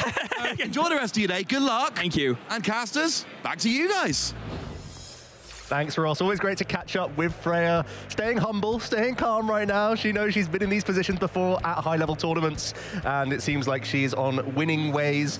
We know that she's played this archetype for a while, so she seems to be confident in her play, already happy that she's run away with games that perhaps she shouldn't have, which is also a great sign of any deck in this format. I also think all the matchups she mentioned, they're all really highly skilled matchups, and familiarity is something we keep mentioning. In a wide meta, you just want to know your deck inside and out, and therefore you play it as optimally as possible, because there's always decisions you can improve throughout a game. Freya even admitting some of the decisions so far could have been better, but still finding those wins, and that means as a tournament's going on, hopefully Freya can stay focused, because it is really tough to play a very cerebral deck like Terapagos for that much time. Yeah, and Ross was right to point out that no Regidrago V-Star matchups just yet, so that could also be a hurdle for her to overcome. I think that's when you start feeling really confident, when you know you're beating even the best deck in the room. That's when you start thinking, this could be my weekend. weekend. Yeah, and mentioning the Bouffalon as well. Yeah, so there is a lot of variety within these Terrapagos lists that we're seeing. We mentioned there's some with the Palkia, some with the Bouffalon, some which are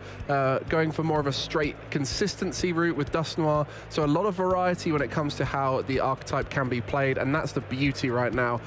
So you'll be seeing a whole variety within each archetype across the weekend. So stay tuned, and I think we have our next round coming up shortly. So we are just waiting for them to get to the feature table. We'll be showing you off a round 5 match soon. Yeah, I'm really excited for this one. The round 5 pairings are up, so players will be jumping to their tables momentarily. Already some really high-level matches as I scroll down, so we're certainly going to find you some great action here. Lots of strong players on 4-0 records, lots of interesting decks to keep track of here. Just eyeing up some great tables. 2-3-6 is Sander Wojcik against Liam Halliburton. That'll be a really interesting one to watch. Benjamin Grover against Christian Hodas. That's a really interesting one. Lots of great matchups at the top. These are all 4-0 records right now, so there's no doubt that we're going to find you some great action. Well, for now, we'll let the players make their way to the stage, as we know it is starting to get to that crunch time. These players who are on the highest records are looking to not just now make it to day 2, but they've got a real feel of this is a potential top cut tournament, and you want to try and get to that 8-0, 7-1, any of these records where you reduce the amount of losses you sustain on day 1 to give you the best chance of making it all the way to day 2, because now it's even possible with day 2, that 5-2-1, it can be near impossible to make it to that top cut because of how many players there are, and that's where day 1 is so much more important than it's ever been. Yeah, times are always different between players, like as you progress through the tournament. We're in Birmingham. This is the city with the most canals, even more than Venice, right? And there are players who are just treading water, trying to stay afloat, and there are players who are just like breezing through. They're just striding so easily through the waters. They have a boat. They have a boat. Why not? They're paddling their way through. They've got a motor on the back of it. It's easy.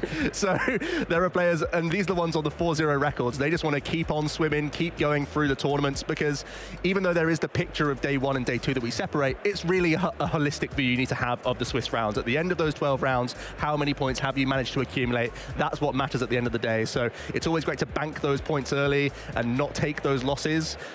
That's the best way that you can push yourself up into the fantastic position for day 2 of the competition. There's something you mentioned to me yesterday that I think is really important for the people at home to understand.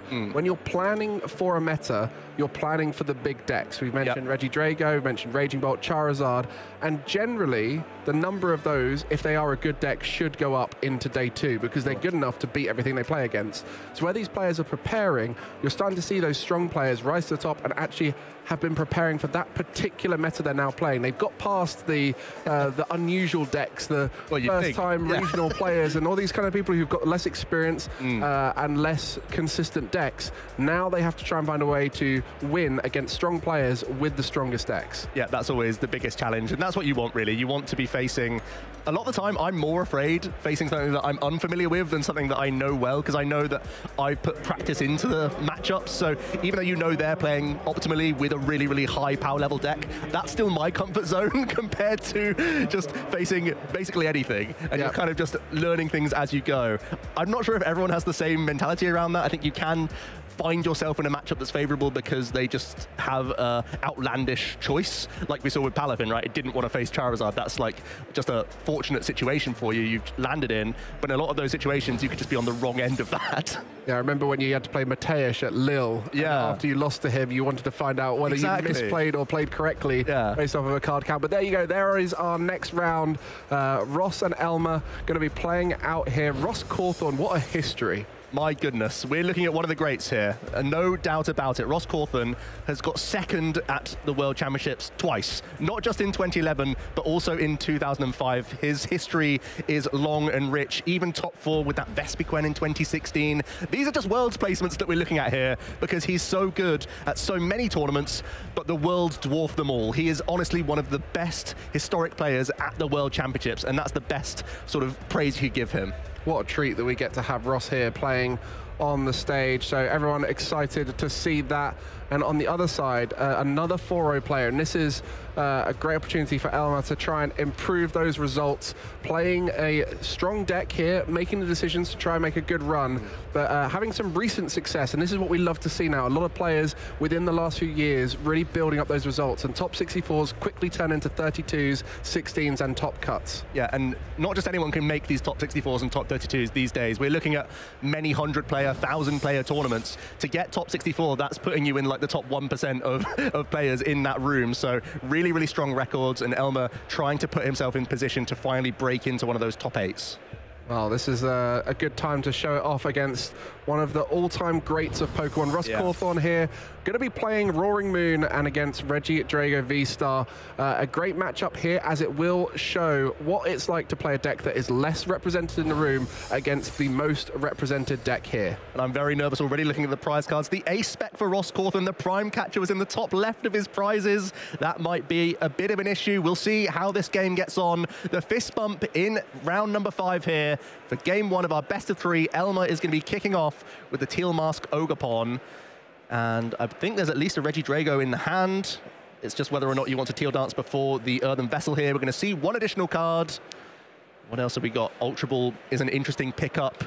When you see a Roaring Moon EX, one of your priorities is typically to move your 2 prize Pokemon out of the active position. Trying to get something like a Cleffa into the active could be a really good choice here. So Elmer, with Nest Ball and Ultra Ball in hand, has a very solid start. Consistent deck. We all know how it works now. We've seen it enough times. And we know the intricacies of these early turns and how important it is to change your setup based off of what your opponent is playing. And that Cleffa has been such a vital part in this deck. Having that one prize of the free retreat, the consistency that comes with it, and it can be such a game changer, especially when you end up having to go second in matchups that you don't necessarily want to. Yeah, it's always nice to just throw this into the active when you have to, but also, of course, that attack, phenomenal for you.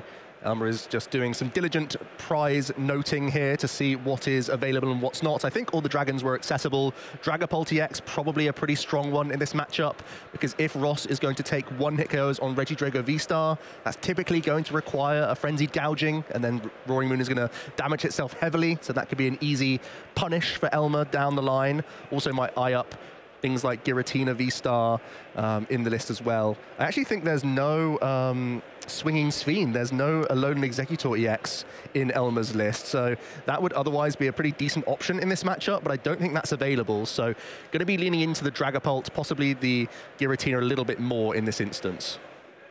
So for those unfamiliar with the deck Elmer's playing, the strongest deck in the format right now, that Regidrago V-Star, allowing you to copy any of your Dragon-type Pokemon attacks in your discard, but looking to go for that one prize board state. Huge. Yeah, so it's not enough just to get that Cleffa. Also establishing Radiant Charizard is so important here, because now you're playing around Iron Bundle, which is expected in a lot of these aggressive archetypes, and also committing that energy onto Radiant Charizard means that if Ross is going to get fruity with Prime or Pokemon catchers and still taking out one of those 2 prize Pokemon, Elmer can still utilize Manual Attachment plus Teal Dance, Energy Switch, and even start attacking with that Radiant Charizard as early as next turn. So Elmer knows exactly what he's doing in this situation. If Ross wants to get aggressive, he's going to force the single prizer into the active turn by turn.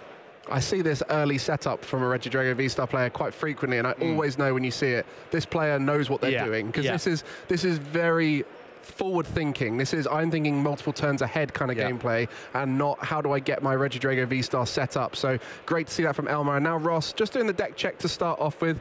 Our players get a little bit of extra time to check what's in the prize cards on their first deck check, and here Ross is just diligently going through, and look at those Dark Energy. I'm sure Ross was able to pick those up back in the day. No doubt. And keep them here for the deck. Yeah, Ross, of course, pretty well known for piloting Roaring Moon EX. He's come back to this as a favorite of his. He did get top 8 in Charlotte Regionals with it and was kind of a pioneer of the archetype, changing the engine way back when. Now he's playing a pretty high Judge count, 3 copies of Judge in the deck list alongside those aggressive Sardas to get your energy acceleration going. It's also interesting to see that he's got the single prize Peturunt in the deck list. That could be a great way for him to take a single prize KO this turn without committing a 2-prizer into his active position. So if he wants to just take a single prize KO using the combination of Peturunt and Peturunt EX, that could be kind of interesting. We see the energy acceleration there through the Professor Sarda's Vitality. One energy to, well, 2 energies through discard pile to 2 different Pokemon and a draw 3, so really good for the consistency.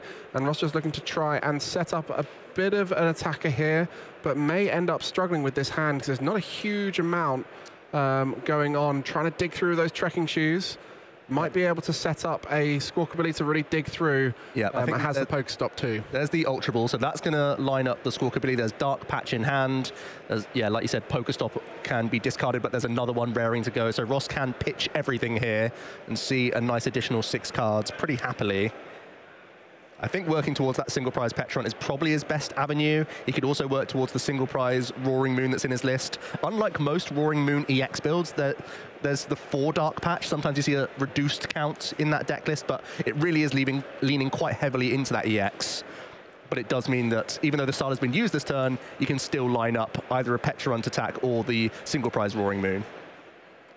I really enjoy how Ross is using a lot of the most powerful card effects in the history of Pokemon. Judge being such a powerful staple that's been in the format many a time, knowing how dangerous that can be early on. Also that Dark Patch, we've had a similar effect across the years, and it's always been such a powerful way to accelerate energy. Same thing with Professor Sarda's. It's such a powerful effect to get energy in play and draw cards all at once, and you can really see Ross has recognized the power in this Roaring Moon deck and has stuck with it diligently. We need help from this Greninja. It does get, I believe, into a Nest Ball. If you can Nest Ball out one of your single prize Pokemon, can you somehow Pokestop your way towards getting maybe Dark Patch? It's not the ideal turn here. If all else fails, can you get a different Pokemon in the active? It's not ideal to leave this Roaring Moon EX up front. We're looking at the Petron there, I think. That could be a way to still get an attack in. So the Latias EX with that Skyliner ability does allow all of your basic Pokemon to now have 0 retreat. That's a great way to maybe Ross thinking about passing with the Radiant Greninja in his active position. Could be a decent play. Elmer's just sat on a 1-card hand, don't forget. I mean, you're saying all this. Roaring Moon could attack this turn. It could. But you're recognizing that in this situation... We don't want to. We don't want to. We don't need the 1 prize, we want 2 prizes. Yes. We'd only be attacking if this Pokestop gets, like, Pokemon Catcher heads and Dark Patch off this. That's the only way we launch an attack here. There's a Dark Patch. That's, I believe that's 3 Professor Sarda's Vitality in the discard pile now as well. Bit of a concern for Ross. He doesn't play the Pal Pad in his deck list either. And in this situation, you know, taking knockout is often the way that these aggressive decks win.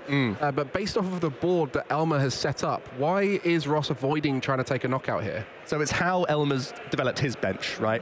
With that Radiant Charizard threatening, if Ross was to take a 2-prize knockout, he has to be worried about this Radiant Charizard. And this Cleffa doesn't really change how many turns it takes for Ross to attack. I think the only reasoning for this line is that Elmer sat on a 1-card hand. So Ross is saying, you got to have it. You got to have something here in order for him to take this single prize KO. Well, yeah, there is a lot to do with 1-card hand. With the energy on the Radiant Charizard, that's not an ideal situation to get another attack. And there's still quite a lot in terms of getting energy in play. Well, there's a Professor's Research. 7 fresh cards for Elmer. And that energy as well, not committed. So looking to potentially find energy elsewhere. Maybe can take the knockout with... Interesting, yeah. I mean, that fire energy, where would you put it if you got yeah, that's why Elmer just didn't go for it. I think he just didn't want to commit until he saw the fresh 7. Yeah. Now looking at the energy switches which are in hand, it's going to be a Pokestop spin here for Elmer. Another energy switch, that's not something we're really looking for. A couple of discarded Pokemon, that doesn't help out too much. Maybe recognizing that there could be a knockout here with the Ogerpon, just trying to get the 3 grass on there. Yeah. Energy switch here would do that. And that's the only way that we launch this attack. Really strong, well identified from Elmer with that grass weakness. Yeah, that fire energy is something so many of us would have just committed straight down, knowing that that's the main win condition. But having so many different attacking options in this particular matchup, Elmer being very versatile with the strategy here and using the Ogerpon on this occasion, and that will reset Ross down to needing to set up a new attacker. And like we said, this puts Elmer in that position where he can easily win in 2 attacks because there are just so many 2-prize Pokemon littering Ross's bench right now. Ross is going to, yes, have an easy response to this Teal Mask Ogerpon, but he's still going to have to take 3 attacks in order to win this game. So he's behind on terms of the map here, and his deck isn't really known for disruption too much. Yes, there's Judge in there, but that's not so threatening for Elmer. And we mentioned about the 1-card hand for Elmer. You now look back at Ross and go, you haven't got a huge amount of cards there. There's no Pokestop on board. There's no real big draw in your hand here. So what are you going to do in that situation? So a great play from Elmer, a great turn to respond, and now we have to see Ross find a way to get a knockout here, whilst also making it as tough as possible for Elmer. Yeah, this is a really tricky position. I think Ross, at the very least, well, there's another Sada pickup. That would be his final Sada. So I feel like you only pay this card if you can get 2 Roaring Moon developed, even if it is just a single prizer as well as one of the 2 prizes that's on the board right now. It looks like there's a Dark Patch in hand, and an Energy, and a Judge. Yeah, so that was the other line I was going to say, because you don't want to spend this final Sada without getting maximum value. And you have to follow the Energy at this point. You can't really afford to target a Regidrago V. It's not threatening enough. You just have to follow Energy. Yeah, and as we mentioned, the Ogerpon is very smart because it took out a big attacker, but the rest of the board isn't looking particularly stable here for Elmer. So it will be spinning the wheel with Judge. Both players shuffling their hand into the deck, drawing 4 cards apiece. Elmer, as you can see, still has a really thick deck. He's only been through a couple of cards, hasn't been able to develop, you know, that V-Star to sit on the bench. That would have been amazing for him. He did use Super Rod to get the Mew EX back into the deck, so that's an additional out for him. Still has all of those Ultra Balls, so it's not like he's going to be completely railroaded by this most of the time, but Ross is at the very least getting a really nice response and removing all energy off this board. Talk to me a bit about the history of Judge. It's a card that has seen itself many times in the format, and it's one that's often left and forgotten about because there's other options, but it always finds a way back in. Yeah, there are times in the format where it's like a one-of just because you're trying to fill out your sort of curve of supporters, make sure you have an optimal amount, and there are times when it's just completely redundant based on other like superior supporters, like Marnie, for example, for a long period of time was the preferred choice, as Ross is getting those final additional cards from Radiant Greninja here, is able to nest ball as well, just to thin the deck a little bit of an additional Pokemon. I think it is really that 4-card hand is such a sweet spot early on in a game of that's really tough to string things together. But then as the game progresses, that's where, you know, things like N and INO have been much stronger versions of the card. But you can see in these aggressive decks, Roaring Moon and Gouging Fire tending to chuck a few Judges in, and in this case, Ross putting 3 of them in, really recognizing how powerful that can be early on. And he's also been able to establish a Pheasantipity EX here, so he can gain an additional 3 cards because he suffered a knockout on the previous turn. Don't think he's looking for too much else in the immediate future. I think it's really just whether or not he can establish anything else here before bringing his Roaring Moon EX into the active and launching a really powerful attack here. Yeah, so many cards drawn with this deck. It just keeps on going. And sometimes you wonder with these high draw decks whether they're ever going to run out of steam. And all it takes is one draw to then set up the next draw and carry on. And that's exactly what's happened here for Ross. Starting with a Judge has now turned into a huge hand with loads of options. Yeah, and he's pretty confident that even if Elmer is able to bring an attack back at him next turn, that Pheasantipity EX will be left once again for him to keep reloading on cards. That's why we see this EX Pokemon see so much play in so many archetypes, but none more so than these aggressive 2-prize strategies, because there's no liability on the bench when your attacker's already powered up and your opponent mostly has to prioritize that instead. Well, Ross taking the knockout, going down to 3 prize cards remaining. Now Elmer has to find a way with a 4-card hand to return the knockout. The Radiant Charizard moves to the active. I think there's Ultra Ball. That's going to be a huge card here to get him back into this game. I think going for a Regidrago V-Star, trying to get back probably Professor's Research in addition to, well, there's already an energy switch in the hand, and you have an Ogerpon for your top deck. So I think you've got a few things going for you here, but by no means guaranteed. Yeah, and with that energy switch, Ogerpon energy, you'd love to see that after seeing a few more cards. But as you mentioned, there's going to have to be potentially a supporter involved. You're going to have to find some other things. You can't just take what you need out of the discard. You've got to think about future turns as well. But the bare minimum is that the Legacy Star is a huge get-out-of-jail moment here. Judge almost did it. Still might do it, honestly. Still might buy a turn for Ross, because Elmer is going to have to cherry-pick a couple of cards, but there's no combination, I don't think, that can guarantee an attack here. Okay, there we go. The evolution happens. And I think we're going to see the Legacy Star. What is going to be discarded off this 7? I don't think we're too terrified of too many things. If we lose something like Prime Catcher along the way, that would be a little bit awkward. Losing a Superior isn't ideal. That could have been a decent card to hold on to later down the line. Do you ever use like a Ball Search, like a Nest Ball here to get Pheasantipity that then gets you Superior back, and then you just forego Research? That seems like you're not getting many cards. Vessel plus Nest Ball seems to be the 2-card combination here. That would get the attack off. Yeah, that gets you Fire, Grass, E-Switch. Ross, yeah, that would allow you, with 3 prize cards remaining for Ross, you can attack with this Combustion Blast. It means you're just foregoing a supporter right now. But Pheasantipity EX could still get you there. And that draw would allow for something to be discarded with the Earthen Vessel. Yeah.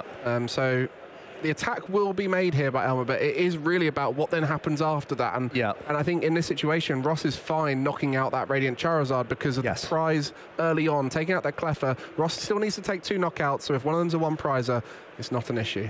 And Elmer is running so low on those energy switch as well. I think that's 3 at least in the discard pile, might be all 4, honestly, after the use of this one. Here's the 3 cards from Pheasantipity EX. Picking up no draw supporter there. We can still draw a card from the Teal Dance, of course. No, Grass Energy will go on. Attach the Grass Energy. Iono, that's card. pretty huge. Okay. That means now you can Vessel, get your Fire Energy, use the energy switch, and now, crucially, throw a bunch of cards from Ross's hand back into the deck and give him far fewer options. So Earthen Vessel for the boss's orders, get that Fire Energy, attach that to the Radiant Charizard. We'll be seeing an attack here with an Iono. This could be a great turn for Elmer. Well, I mean, this is what we're talking about. The matchup is so back and forth. It is who can take the next knockout and make it impossible for the opponent to swing back. And Ross did such a great job last turn, making it tough.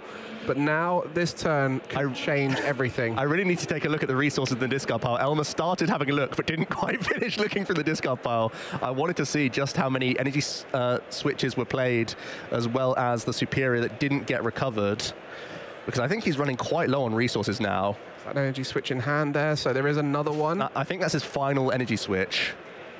Yeah. Let's have a little look. Great camera work here. You also got that Prime Catcher, so, you know, the Radiant Charizard could be reset reasonably well. I mean, honestly, if a knockout happens here, the Radiant Charizard will probably be the easiest thing to set up. So you might even start looking at, do I have access to Pokemon recovery? Right here. Yeah, there's 1 Super Rod remaining in the deck, so if you get Mew EX, that can be your promote next turn. Oh, going for the Teal Mask Ogerpon instead here. I really liked the Mew because then you can get Radiant Charizard in and out. Again, that little bit easier if it's KO'd. Recycling it. But instead it's going to be another Ogerpon here. Okay. Holding on to everything and just swinging in with Radiant Charizard. Elmer goes down to 2 prize cards remaining. Ross has to rebuild at least a Roaring Moon in response. And let's see what else he can construct here. Well, this is a great little end game here for you guys at home. Just some trekking shoes. We gotta go. We gotta go stomping. This is going to be a tough one. No energy on board. A lot to set up to get a knockout here. I want to see. Yeah, we always want to use Pheasantipity EX first here. See what we're working with before making decisions with these trekking shoes. There's only 1 Professor Sada's remaining in the deck. Don't forget. So flip the script there. Pheasantipity, when a Pokemon's knocked out during your last turn, able to draw 3 more cards and see more of your deck just before those trekking shoes, and it's going to be a straight discard into the next one. We're going further. That's a Pokestop. That means that you don't have to Frenzy Gouge this Charizard, which is helpful. You need to have the extra stadium in play to get a Calamity Storm how you'd like. Can he weave in a single prize Pokemon is the most crucial thing this turn. Took a Poker Gear off that trekking shoes, did not discard that, so we'll be looking to find a supporter here. And recognizing those prize cards, you saw them written down there on the post-it note. Here we go, 2 more cards from Radiant Greninja. I believe there's Ultra Ball in hand. I think we're just still trying to find that Professor Sada. That's why we're trekking before the... Oh, there it is. Professor Sada comes to the hand. Didn't even need the Poker Gear. So we can Ultra Ball, find our single prize Roaring Moon, and ideally Vengeance Fletching for a KO here. I imagine... Well, we need to have a count of how many ancient cards are in that discard pile. You could also use Unrelenting Onslaught. Oh, but we're going to use Professor Sada's first here. Could we still be digging towards a Dark Patch on one of your single prize? Well, now you can't... Yeah, you can't use Koraidon now. Was there even any Dragon attackers in Elmer's discard pile? I haven't even thought about that. I haven't seen many go there. So Pokestop here, finds the Dark Patch. Dark Patch is really important, especially if we have to attack with this 2 prize Pokemon. And can remove that Stadium as well. Yeah, that stops some reach from Elmer, who probably is looking towards Super Rod himself, I think, next turn. That's a big piece for Elmer, to reload the Radiant Charizard. And these kinds of decisions we're seeing from Ross, you can tell how flexible his decision-making is based off of what he's seeing Elmer do. You know, there was no energy switches in his mind that would allow the Regidrago to attack. So he's going, right, I need to play for the Radiant Charizard recovery. I need to knock that out and make it as hard as possible. There's all these kinds of decisions. You can see both players really thinking about the resources their opponent has, and that's where we're starting to see these high-level plays come out. No wonder they're both 4-0. Ross finding the best cards to Ultra Ball away here. Does he have, well, there's a single prize Petrarunt. So no access to the single prize Roaring Moon, or it wouldn't be doing. Oh, it's in the prize cards, and the Koraidon's in the discard pile. And I don't think Ross found his way towards Night Stretcher, so he's forced into this 2-prize attack here. Unless he wants to get really creative with Petrarunt trying to poison, because Radiant Charizard can't attack next turn. It would fall prey to a Prime Catcher pretty painfully, though. Yeah, it would, and even a Switch, right? Switch or Prime Catcher. We're just loading up the Roaring Moon EX then. It's going to be discarding this Petrarunt. Not much left in that deck. I think it's just items at this point. It's just some catchers and a few other pieces. All right, so here we go. Once again, target the energy. Also remove the Stadium card. You go down to 2 prize cards. Elmer has to either re-establish his Radiant Charizard with the 1 Super Rod that remains in his deck, or he needs to get a big combination with this Regidrago V-Star. I think ultimately it's coming down to exactly this Radiant Charizard, whether or not he can come back into the active. And we spoke about that flip the script from Pheasantipity on the last turn. It's going to be a huge help to start off at this turn. And now we see it. Can Elmer win this turn? Mew EX is a great top deck. You can Ultra Ball, thin your hand down, start with Mew. You can also Prime Catcher just to reduce the amount of cards in your hand for some additional Mew draw. Starting off with that Ultra Ball now. Yeah, we're just trying to remove as many cards out of hand as possible. Oh, we're just digging towards this Super Rod, I think. I don't know how many other cards are helpful here. This is the real challenge with the Pokemon recovery in this deck. You've got Stretchers, you've got Super Rods, you've got Superior Energy Retrieval, but sometimes you find yourself where Super Rods are the best option because of this deck needing as many energy Pokemon back. So it really made me think on the V-Star turn, there was the choice of Vessel or Superior. If you take Superior there, you have just far more options on this turn to close out the game. You'd still have Fire Energy in the deck, you'd still have Grass Energy to use these Teal Dances with. Now Elmer is really digging just from Mew EX and Pheasantipity. You can Prime Catcher first. You may as well, just to get +1 card from this Mew EX. You start on a restart here. No, we're just going to see 1 card. Oh, it's an Ultra Ball. Ultra Ball. I suppose you are... Well, we're going to Pheasantipity now. You save the Ultra Ball for if you hit the Super Rod. Okay, well, we've got the search for the energy, but there wasn't access to the Super Rod. I don't think that's any help there. Boss's Orders isn't changing much. Latias gives everything free retreat, so there's no trapping plays available. Is there any Grass Energy in the deck to be able to I don't think there is. More? We didn't use Superior, so I just think we're out of energy altogether. I could be wrong. There could be just 1 or 2 floating Grass Energy here, because it's coming down to Teal Dancers if that's the case. There's just a Fire Energy remaining. No Grass Energy to draw from your Ogerpon. Wow, this is tough at the end, and I think it's a concession. There we go. Ross is able to hang on, and there was no recycle of the Radiant Charizard. Elmer having to scoop things up. It seemed like it would be quite routine to get those attacks over the line, but Ross continued to target energy, and Elmer ran out of resources.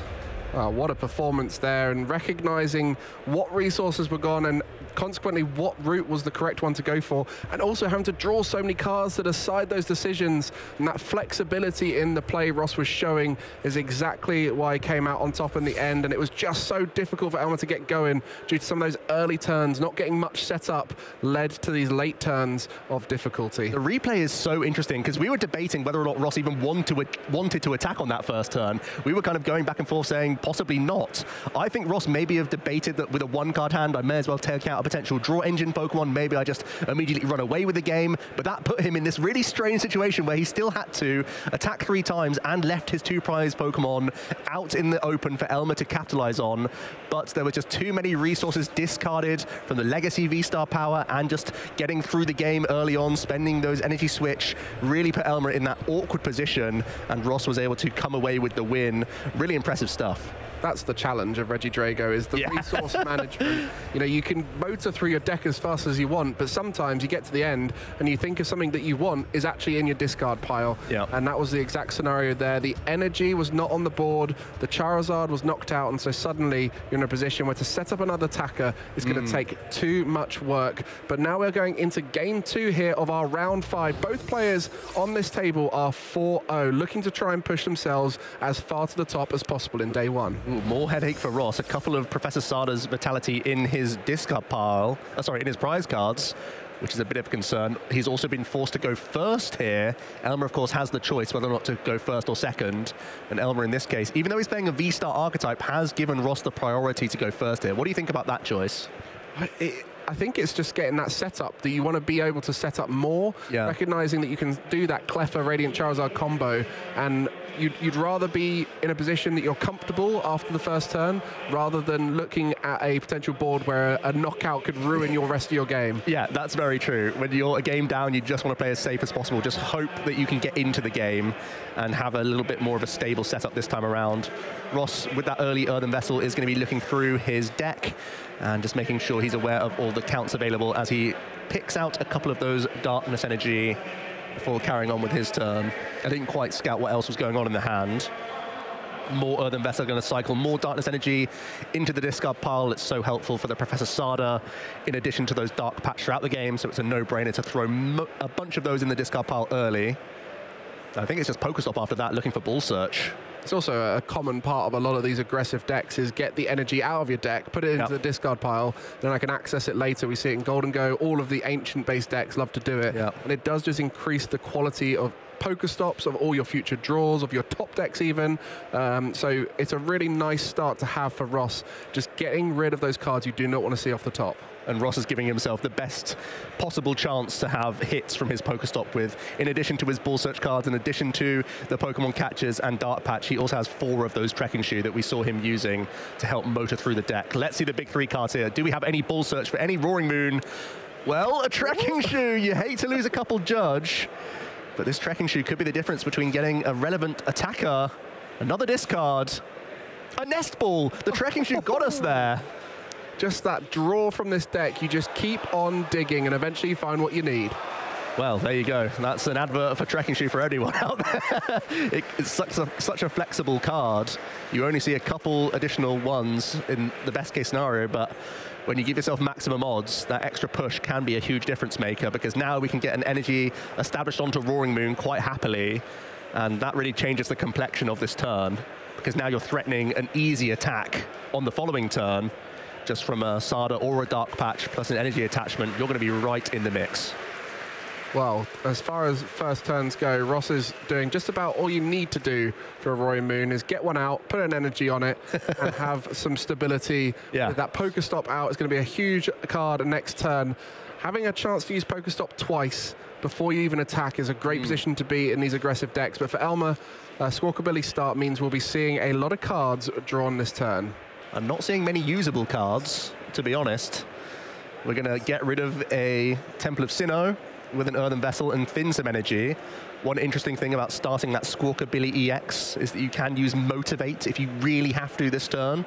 So thinning a couple energy out of your deck, handy for that if you really need to go for it this turn. But also there's a superior energy retrieval in the list as well, so you don't hate removing a bunch of these energy early. And you mentioned the Radiant Charizard start that we saw last game. Alongside that, Motivate can be a great combination to set up the energy for an early Radiant Charizard attack. And now we'll be seeing Elmer just going for that prize check, working out what options there. It's so important with this deck to do so, as if you're missing a certain Dragon-type attacker, your route completely changes for the rest of the game. We are having that diligent check here, but I think we are just forced into using Squawk and Seize, removing all of these cards and banking some of those energy if a Motivate is required. I always like attaching to the Squawkabilly regardless, because you can retreat into Cleffa in the best case scenario here. And even if you draw into more energy switches, you could throw that back onto Charizard if you wanted a different route. So we're going to shuffle up. We're going to see a fresh 6 cards. There's still supporters potentially to play here, and there's still Pokestop. So there's still plenty of reach for Elmer, even though there's not much in this opening hand.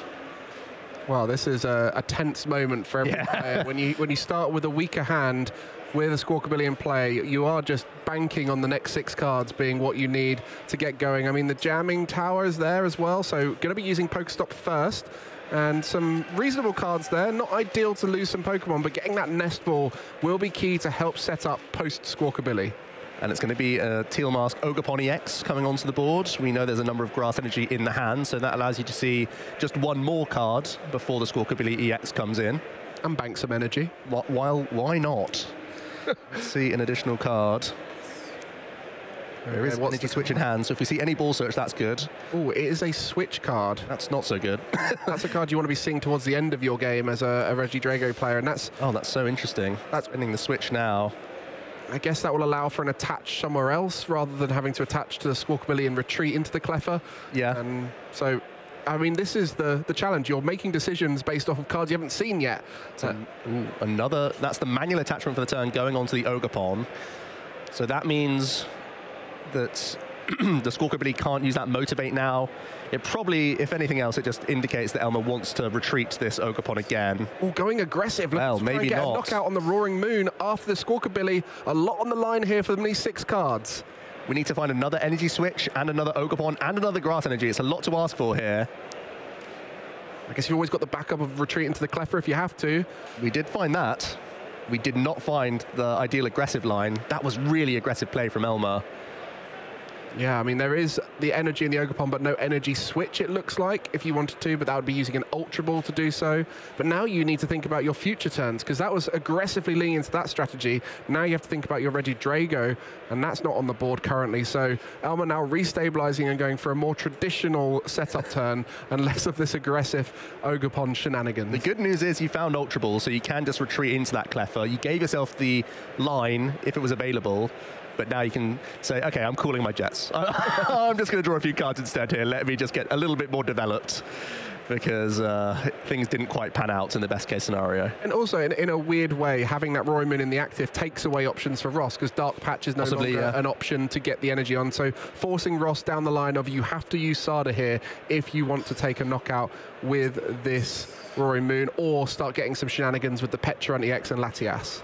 So it was an untraditional method of getting there, but we did end on a pretty solid turn with lots of decent bench Pokemon for Elmer and that Cleffer, the single prize Pokemon in the active position. How can Ross respond now? What's he most likely to chase here? Could be the Ogerpon, because there's, you know, the one energy that you want to chase is there. We know the Professor Sada's in hand, so that Roaring Moon is going to be swinging, but can we get some Pokemon catcher heads in order to take a 2-prize knockout instead of this Cleffer? Yeah, those trekking shoes, you love to see you drawing those. I mean, when you draw 3 with Sada and then you see a trekking shoes, you're just digging so much deeper. And any card that allows you to draw 1 with the potential to draw more is such a powerful effect. It essentially thins your deck down of cards you don't want to see and allows you to see the ones you do want to see more often. Here we go, big Pokemon catcher flip coming in for Ross Cawthon here. And we do see Tails not going to be able to move this Cleffer just yet. We still have Trekking Shoe, which can help us out. But he might once again find himself in a position where he has to take a single prize knockout. That's not where you want to be with this archetype. It's so strong at just charging down the 2 prizes.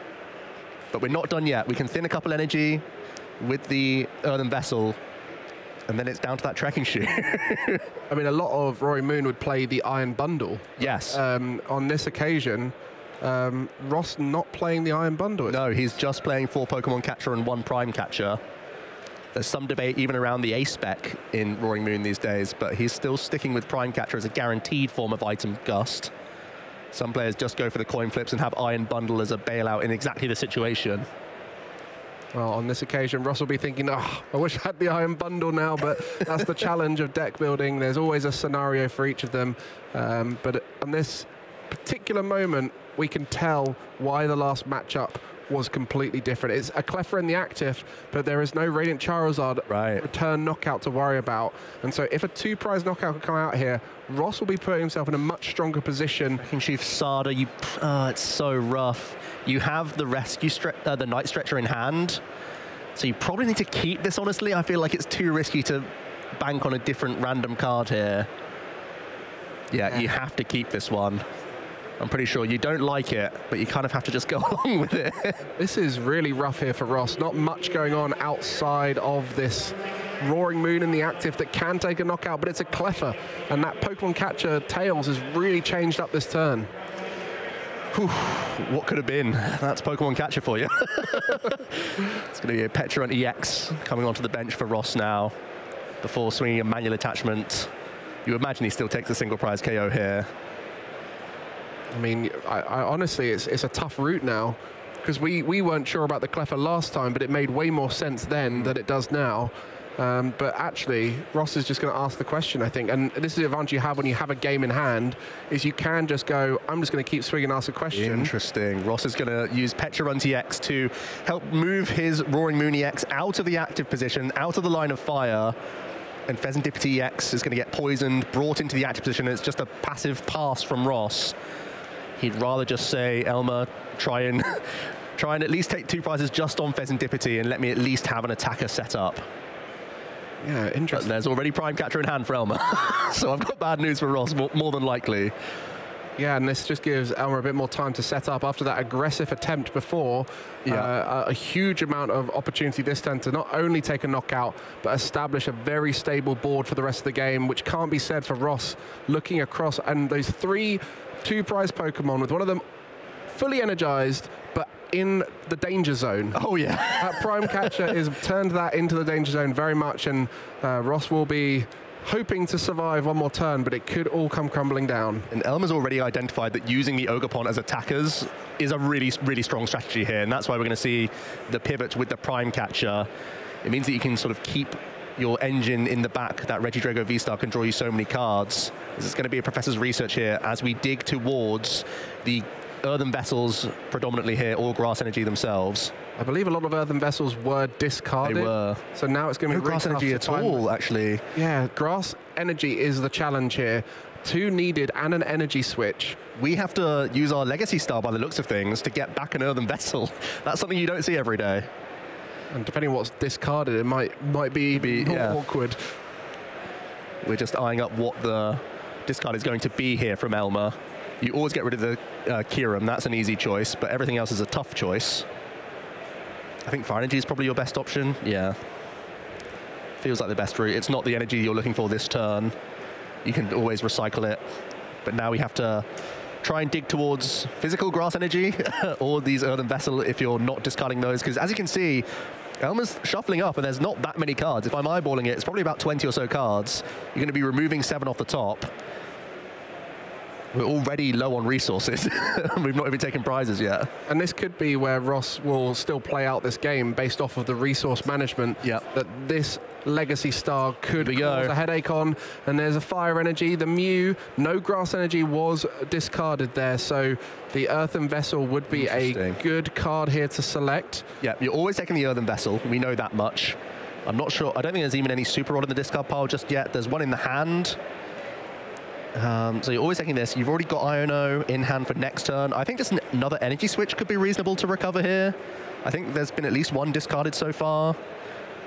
Such a big resource in this deck. Energy switches are often the reason you can or can't attack. Interesting. Just going for a basic energy in addition to the Earthen Vessel here. I think that's because you have no easy discards from your hand right now.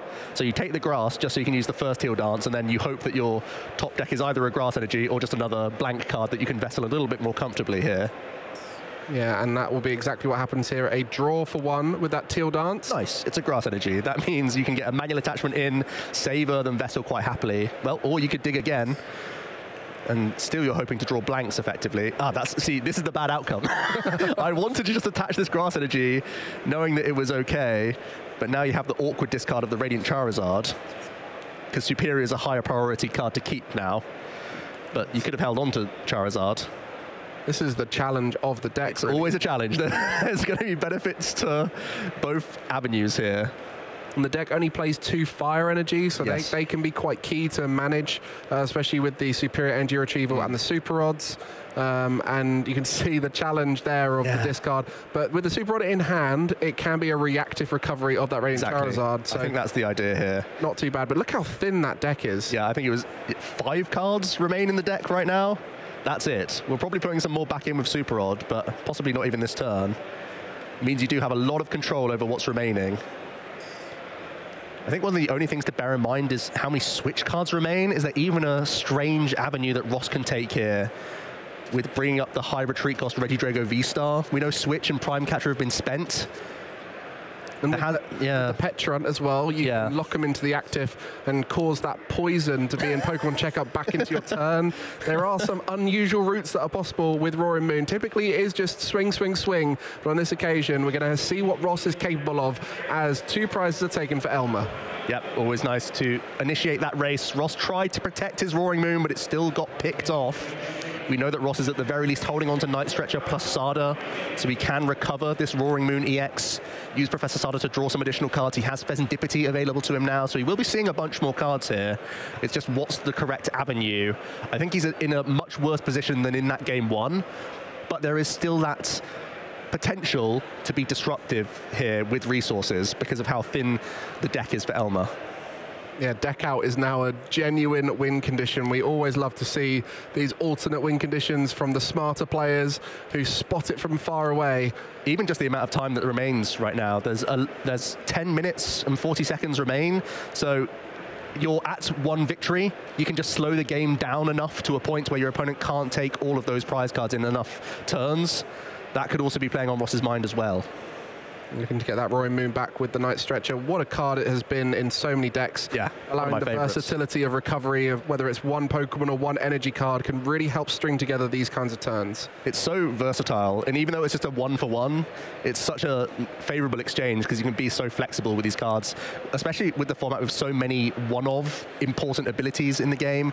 This Night Stretcher being that catch-all if the opponent takes out certain cards is so handy, as we see the 3 cards here from the Professor Sada. Pokemon Catcher does float into the hand. I think it's not wrong to go for the Ogerpon here just to remove so many energy off the board straight away. It is going to be the Pokestop coming down for Ross as well. Going to see 3 additional cards. Ultra Ball, Trekking Shoes, Nest Ball. That's pretty solid. That's why we build like this. That's why we play so many item cards in the deck. That opens up even more avenues for Ross now. Okay, we're just going to be searching through the deck to try and find another Pokemon just to help draw a little bit more. I think looking at that Dark Patch as a potential card to try and find. Yeah, digging towards that. We have more draw from this Radiant Greninja, Trekking Shoe in hand as well. So we're not quite where we want to be just yet. Still more to find. And as you mentioned, taking those 3 energy off the board would be huge, as there is no...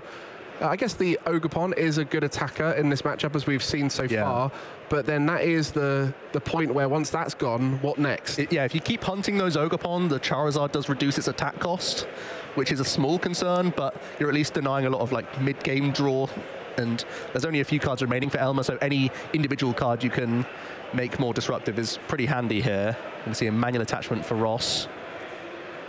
Did we draw towards any patch here? Yeah, there is 1 Dark Patch in the hand now, so that's a big hit for him. And just playing out this turn, working out the avenue, and this is the challenge of the aggressive beat stick decks like Roaring Moon, is what do you do when you get behind? Your intention is to go ahead and stay ahead, but then how do you play out those turns? I think Roaring Moon is one of the more intricate and complex ones, where you've got these unusual lines with the different attackers that you have, particularly leaning into those 1 prize attackers like your Roaring Moon, your Koraidon, and the Petrunt. But on this occasion, we'll just be taking a knockout on the active Ogerpon, saying, what resources do you have, Elmer? You have burned through a lot of your deck. Can you find your next knockout? Here we go then, leveled up that prize trade. Elmer is holding on to a pretty solid hand here. We know there's superior energy retrieval available. There's already 1 of those energy switch in the hand, and there's the Iono for some recycle.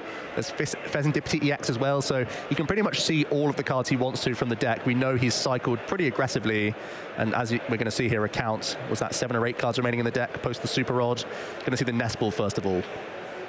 Yeah, and this is where that Radiant Charizard finisher will be so key, and that's going to be coming down now. Can be a great asset towards the end of the game, but it's also potentially a target for that disruption, and we'll just see how the end of the game pans out here, as they are both trying to still get 4 prize cards, and for Elmer that requires 2 more big attackers taking knockouts, Currently, the Ogerpon is closest to being able to take a knockout with just 2 grass energy required. Wow, that's a great 3-card swing from the Pheasantivity. That gives you great fodder. That's exactly what Elmer was looking for. Now you can happily discard 2 dragons and get back. We're already looking at some resources to recover. This is a fantastic 3 cards from the Pheasantivity. And that Superior Energy Retrieval, a card that works so well in this deck, but normally we see it as 4-ofs in decks that want to recover a lot of energy. And why is it so good here in Regidrago? Well, you only really need one as a supplementary card for the Super Odds that are already in the deck, because the Super Odds can be all sorts of things. It allows you to go haywire with your Legacy Star and still get back combinations of cards. But the reason why Superior is also handy is it's a discard card, which can get rid of dragons. We just saw that. But also it gives you even more burst acceleration here. As we see the Teal Dance plus turn attachment onto the Ogerpon, that lines up another really easy 2-prize response here from Elmer. Wow, now we're, again, asking those questions, and I've loved this matchup back and forth. Every time a player takes a knockout, you're thinking, right, what's the response? And both of them able to do so cleanly and haven't missed an attack yet. It's really just about that final turn. That's the most important attack. That's when you're most likely to miss it. That's when the disruption, like the Iono right here, is most likely to affect you. So Elmer now looking to get a knockout and then follow it up with a finisher. Yeah, Elmer going down 2 prize cards here. Also disrupted Ross quite substantially, giving him just 4 cards to work with. There we go, a couple additional prizes being taken, putting himself on a 1-turn clock. There's 5 minutes remaining in this game. Can Ross find a way to not lose, or at least have a response to this Ogerpon? We'll promote that Latiasi X, a great card in these aggressive decks. Allows for free retreat on all of your basic Pokemon and essentially acts as a pivot if you want to. Anything could have got into the active spot there, as the Latias will have turned it into a free retreater. Pheasantivity draws 3 additional cards. If I'm Ross here, I'm looking at the Radiant Charizard and the Regidrago V-Star, and I'm saying I'm promoting my Radiant Greninja, and I'm just going to try and trap these guys, because I think, as long as I'm aware of the time, I think that's my best way to win this set from this stage. I wonder if Ross is still thinking about taking knockouts, because as soon as you go down to 2 prize cards, you know you're just losing to a Fire Energy. You've just seen Elmer recover some with a Superior Energy Retrieval. It's too easy for your opponent to win that way, especially when you open up Pheasantivity EX for them to win the game. I think Ross has to not take any more prizes this game as his best route to victory in the best of 3. Well, let's see how that goes for Ross. Not many cards left to pass through, and typically we see this win condition for our Snorlax stall players, but we can all get inspired by it. It's not just those Pokemon that can't retreat due to the Snorlax effect. It's those Pokemon that can't retreat due to the lack of energy to retreat. And on this occasion, you have 3 energy retreat costs for both Regidrago V-Star and Radiant Charizard. Right, exactly. And I think we're eyeing up, is it a single prize Petrunt that's being spied by Ross here with an Ultra Ball? Could easily be the case. As we mentioned before, if that attacks, it will force the opponent to not be able to retreat, because the secondary effect of that attack, you're right, one that a lot of us forget about. The Poison Chain just does 10 damage, but your opponent's active is poisoned, and next turn they can't retreat. So if you can time that well with the poison damage between turns, could be very cheeky. Could be very cheeky. Maybe a single prize Roaring Moon coming out from Ross. There's also the potential, if he's counted up the amount of ancient cards in his discard pile, can that get creative with a Vengeance Fletching? I think we're actually going to see a quick count from Elmer here. There can't be many. There's Sarda's Vessels. I don't think we have enough to KO an Ogerpon. Pretty sure of that, actually. Looks like it's just being thinned here before a Pokegear. And this is the beauty of watching our top players at the Birmingham Regional. They are doing things we're not thinking of, because they have created a route in their head that is so hard to think of, that we're just watching them trying to pan it out, and it can be so tricky for them as well, because they're playing the odds. They might recognize it's a tough position. They have to go for the unlikely scenario.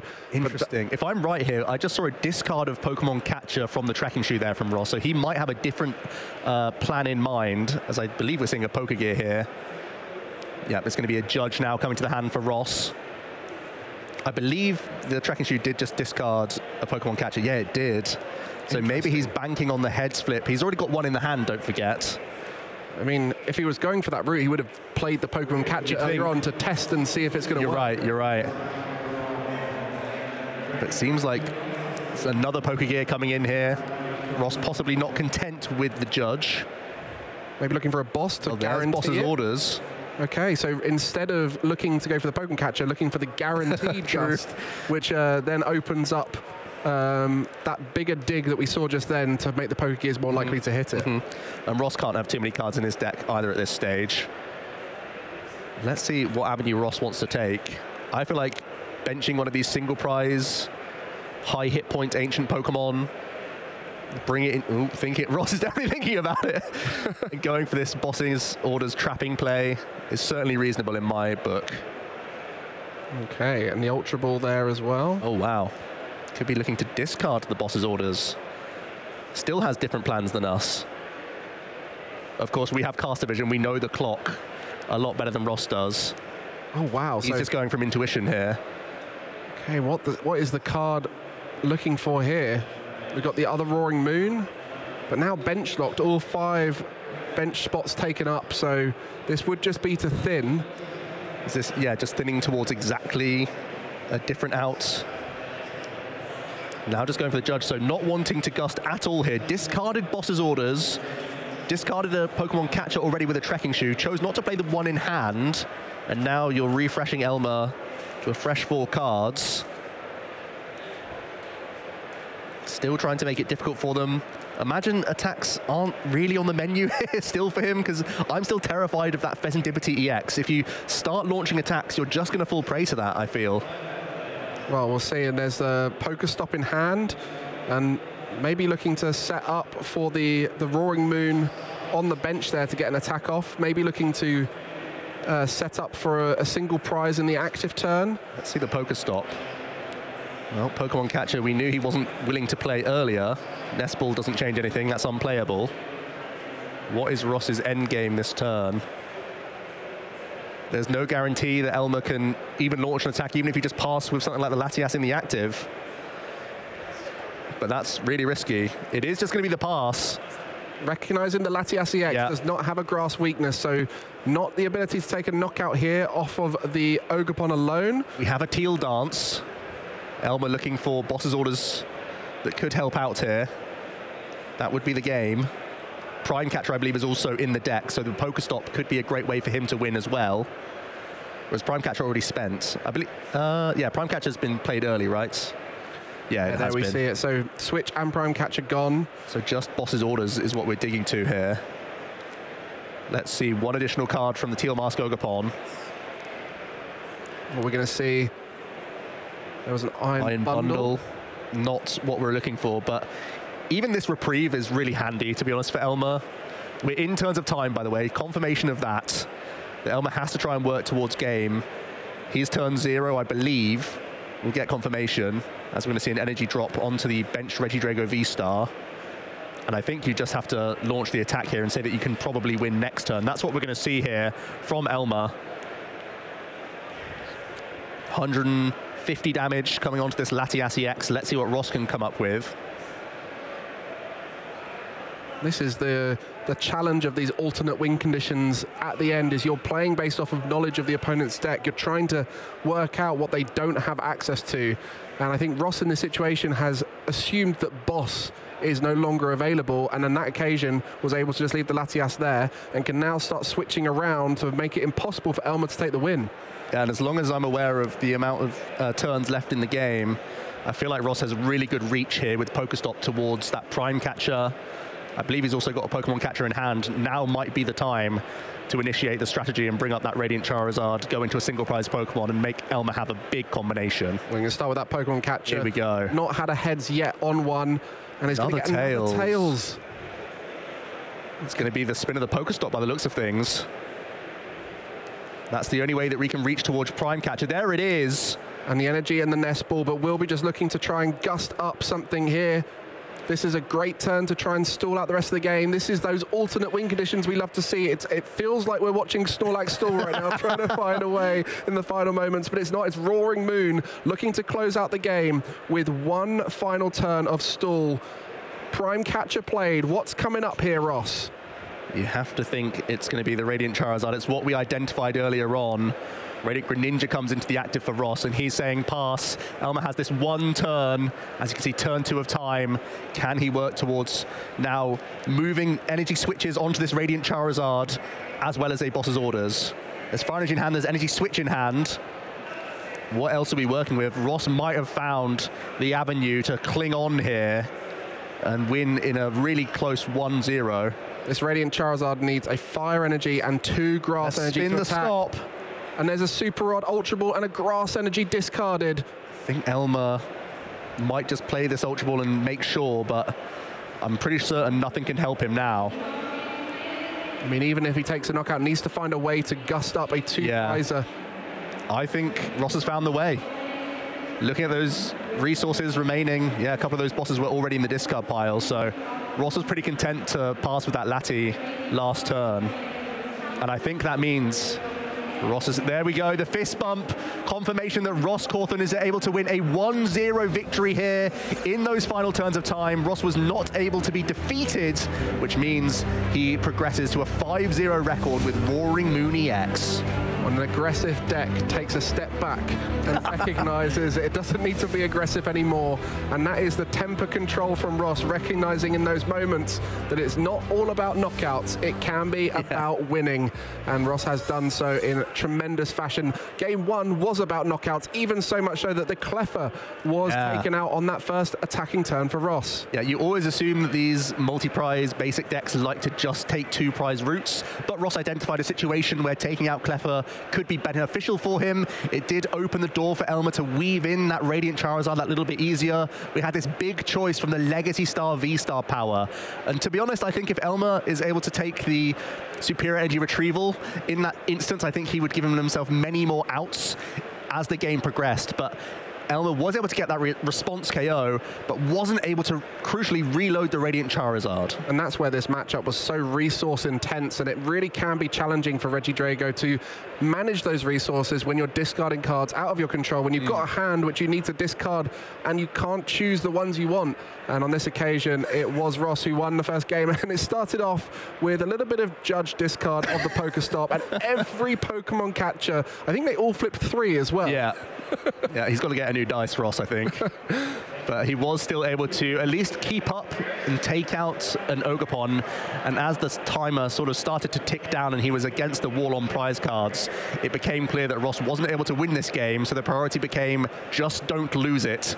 And that's why we saw the Prime Catcher coming in, trapping that Radiant Charizard, not taking prizes, denying Pheasantipity EX draw from Elmer was his safest route. And I do think in that game, if we had more time, eventually Ross would have won through deck out, because it did just look like there was no options left for Elmer. But a great game, and it showed the quality of our top players who are rising to the top. That was our 4-0 round. Now Ross going 5-0.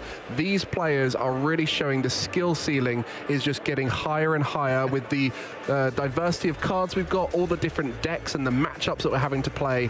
And so we'll be seeing Roaring Moon on XO. I feel like Roaring Moon, Raging Bolt, Miraidon, they all get a bad rap. Everyone says, oh, this is easy to play. You're trying to have 3-turn games, just bursting through everything you can, taking massive knockouts. But if anyone's skeptical, I think they've just seen that there can be so much tactics, even with these aggressive archetypes. Because it's kind of a box deck, right? You've got the Roaring Moon EX as your main attacker, but you have both Petulance. You have the single prize Roaring Moon. You've got the Koraidon, and even things like the Pheasantipity could be an attacker in some situations. So you have an intricacy of decisions, and also that ability to set up a board that is stable and maximizing those draws, because it can be really easy to look at a deck that draws a lot of cards and say, oh, you know, you draw loads of cards so you're safe. But actually the decisions on how you draw them, what order you draw them, is the kind of thing that increases a player like Ross's win percentage that little bit more. Yeah, he was giving us a real workshop there of whether or not to hold on to Trekking Shoes. A lot of the time, even with 2 Poké Gear in hand, he was still using Trekking Shoes first to give himself maximum odds. You so often hear the fact that players are just playing to their outs, and it's always pushing those percentages, even if you think they're pretty good for you, to not get carried away, still play in the certain manner that you can push towards almost guarantees with these otherwise, you know, chancey style cards. Well, we've got over 2,000 players here in Birmingham, our largest ever European regional event. And of course, a lot of players from further afield outside the European region have traveled here, many of them rising to the top. And consequently, we have an incredible standard of Pokemon at this event. You guys are in for a treat as we are 5-0 now on our top tables. So we'll be seeing those early win and ins going into the next round. And then from that point on, we'll be just seeing a plethora of players making their way through to day 2, and then tomorrow we have so much more great action, and it really is a treat with all the decks we've got on show. And speaking of which, Ross has just got himself onto a 5-0 record, not too shabby. Let's hear from him and his Roaring Moon archetype. Thank you very much, Joe. We're going maximum Ross on the sofa today. We've got Caster Ross, we've got Player Ross. Ross, that seemed like a very awkward game too. How do you navigate a game like that? I'd say both games are pretty awkward. You know, both games I kind of were just playing and seeing if he had enough to win, because I was in a bad spot game 1 as well. He got the first 2 prizes when I missed that gust.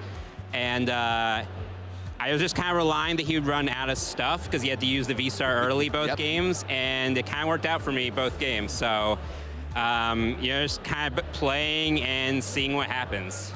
And it did, and you've made a deck which is naturally very aggressive. We know Roaring Moon likes to run out to big victories. How often do you find yourself coming from behind like that, and how successful is the deck proven to be? It rarely comes from behind, so I wasn't feeling great either of those games, to be honest. It's good at getting a lead and staying ahead. That didn't happen either of those games, so I was a little surprised. I was a little surprised winning both of them. I did have an out in the second game, other than decking him out or stalling him out. Because I knew his gusts were all gone, I was trying to get the Koraidon KO and Fez, and I think if I could have gotten that, I think I would have won on prizes. Okay. But yeah, the first game, right, because he couldn't do, I was like, okay, he's like out of grass, so he has to like get a Radzard back, but I don't even know if he had like 1 grass left to do the Teal Mask and the retreat. So it took me a little bit to figure that out, like, okay, I guess there is still a chance. I play it out and it paid off. And you've been playing a long time at this stage. You know, you got 2 World Championship second place finishes. I think, are you still the only player to have qualified for every World Championships? Every only player to qualify for all 20 Worlds. I know, that is an impressive statistic. If anyone needed to know quite how good you are. So my question then becomes, Roaring Moon EX, not a top pick in this format by most people's estimation, and yet a player of your caliber has picked it. Talk to me as to why.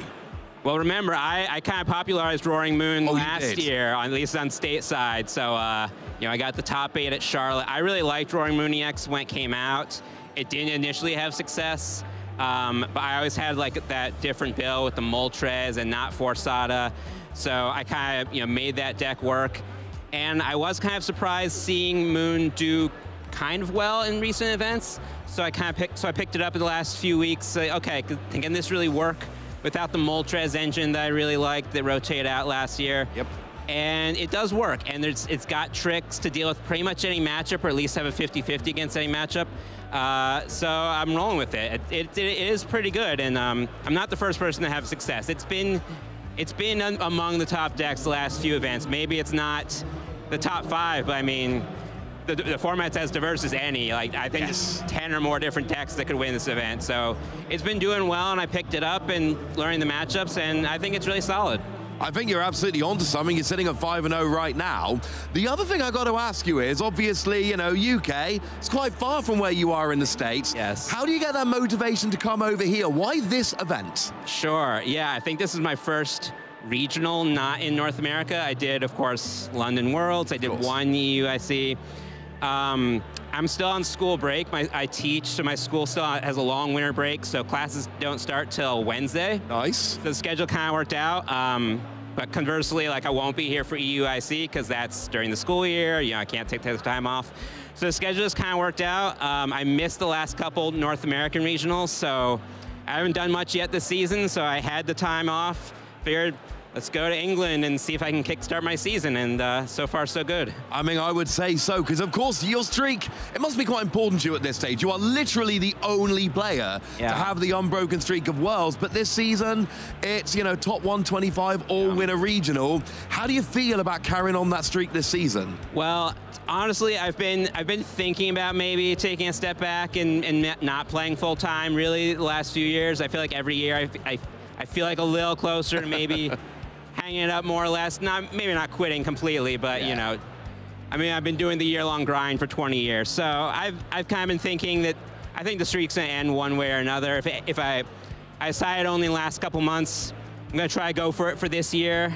We'll see beyond that. So if I don't get it this year, I don't really see myself keeping the streak up much longer anyways. I got to 20 last summer, which I was really proud of. That's impressive. If it ends this year, that's fine. You know, but I decided I'll give it one more shot. I've signed up for multiple regionals. Nice. And we'll see what happens from there. Sounds like a plan to me. I'm going to hit you with 2 more questions. So obviously, you are one of the old heads in the game. You've been around forever, hence every World Championship. You are one of the best players in the game. Anyone who's been around the game for a while knows that.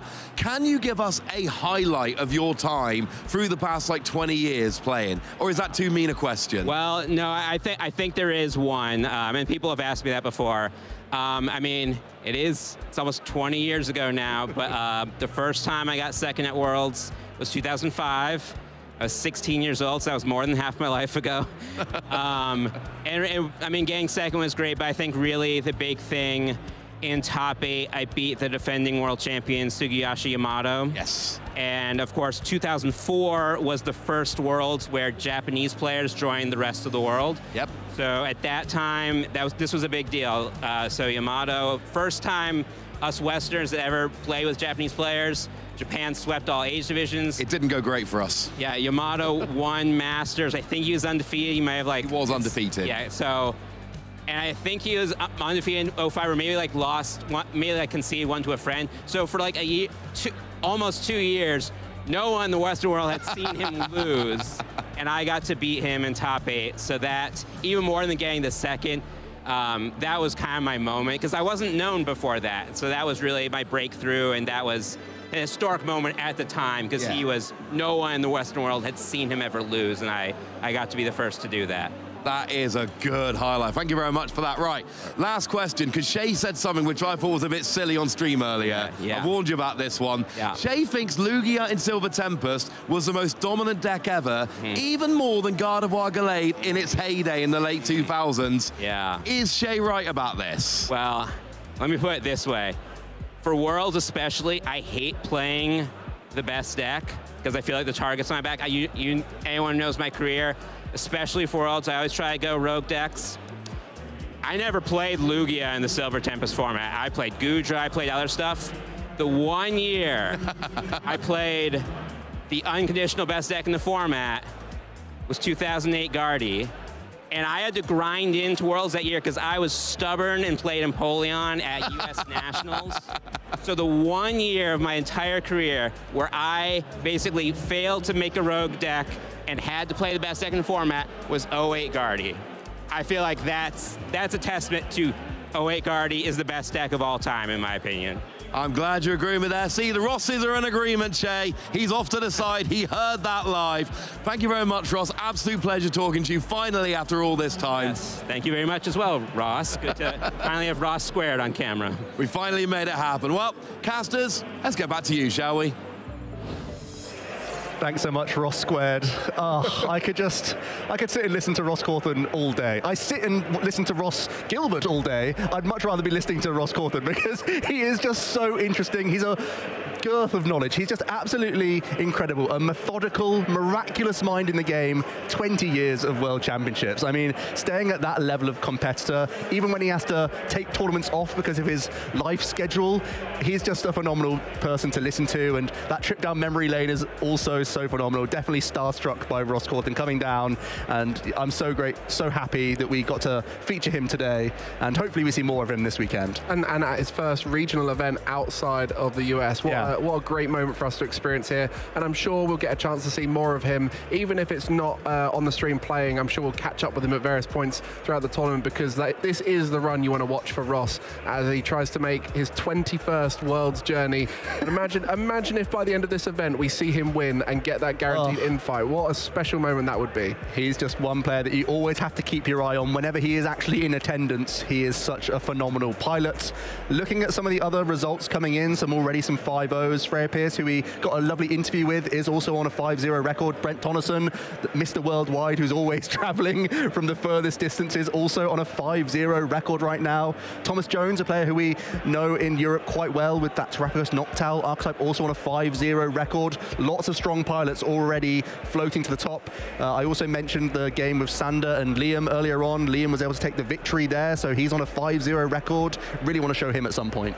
Yeah, and we're still early on in the tournament. It may be over halfway through the day for these guys, but in terms of the tournament, we are just getting started. We're putting those players in the position to try and make it into day 2, get that guaranteed day 2 position early on in day 1, as all those 5-0 players just need to get a tie or better next round to be playing again tomorrow.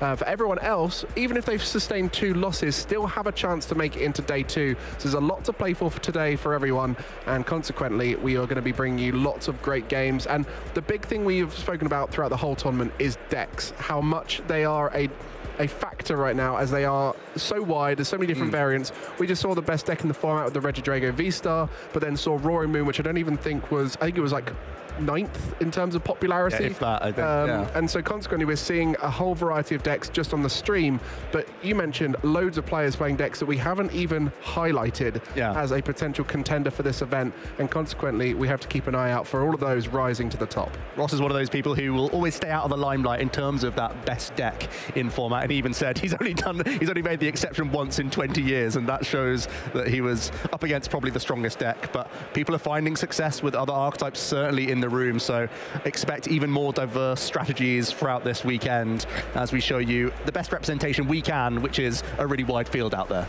Yeah, I think Gouging Fire is doing quite well. Sure is. And there's a lot of Terrapagos. I think that's the big spotlight of this event. If you're wondering what the deck is that's breaking out here, I think it is the resurgence of Terrapagos in various different iterations as well. Some with Palkia, some with that Dust Noir build, and there is a little bit of the old Clorf Terrapagos as well. But it really just shows you the power of that one card and the diversity of it. As a normal type Pokemon, it can be splashed around with lots of different strategies. It's an interesting case study of the ebb and flow of Pokemon, in that even inherently powerful strategies, people can be put off of them just based on new cards coming out. And I think that kind of happened with the Terrapagos Noctowl. There was some fear factor of Pikachu EX, Terrapagos being one of the few archetypes that can't deal with a Pikachu very easily unless it's forced into a Dust Noir, and even that's, you know, not the ideal situation. So that early fear in the Surging Sparks meta of that matchup being a headache, and possibly the fear of the new like mirror match with Clorf and Terrapagos. Obviously,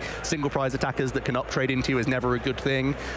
So there were genuine concerns, but when the format is so wide and you're still playing the best engine in the game, you know that you're consistently doing what you want to do and imposing your game plan onto a number of other decks in the room. That's why it's made this resurgence, in my opinion. Yeah, that Noctowl, so good, and with the Pidgeot being able to sprinkle that in, we're even seeing some Bibarel because of the fan call on the fan Rotom allows you to get all of these small little normal type Pokemon out, and even sprinkling in that Bouffalant to help protect them. But we have finished now with round 5 on our side. We're waiting for the last few games to finish up. We'll be getting back with round 6 in just a moment, so we'll see you in a bit.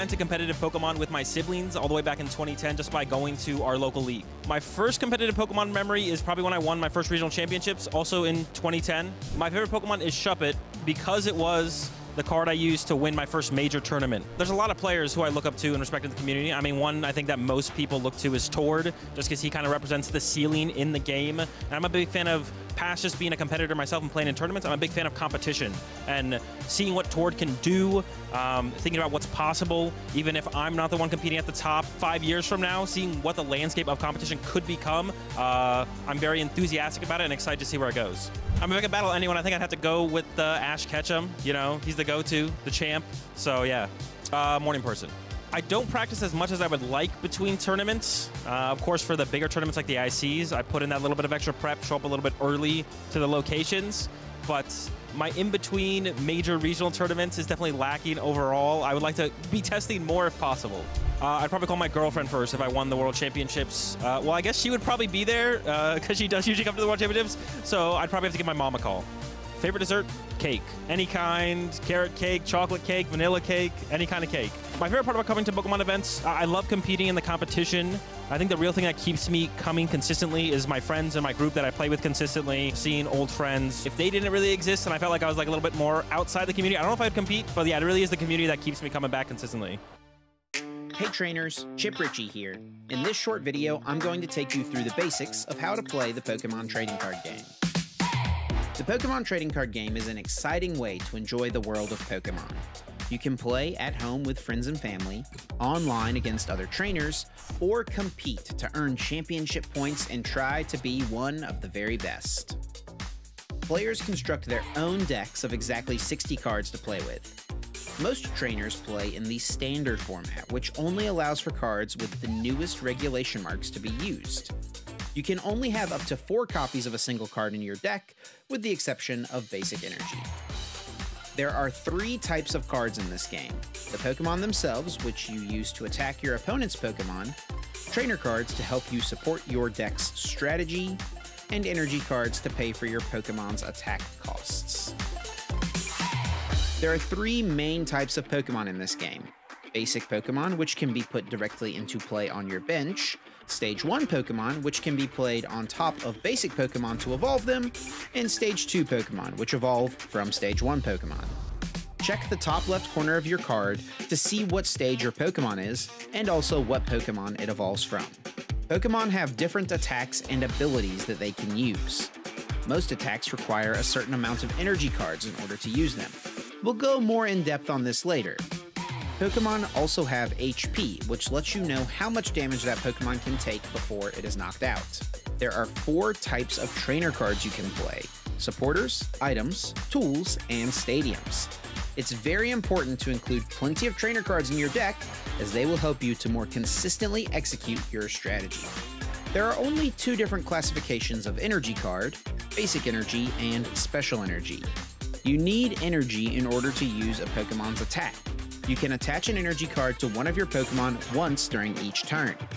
Some Pokemon require specific types of energy in order to use their attacks. Each basic energy provides 1 energy of its type, or 1 colorless energy at a time. The main areas of the game board include the active spot, the bench, the deck, the discard pile, and your prize cards. You may only have 1 Pokemon in the active spot, and this Pokemon is the only one that is able to attack.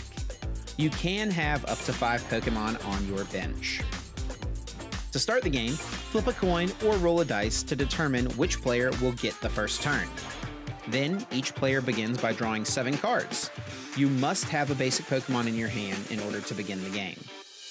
Place your Pokemon face down in the active spot, then set out 6 prize cards to the side. Now you and your opponent can begin the game. In the Pokemon TCG, players take turns playing their cards.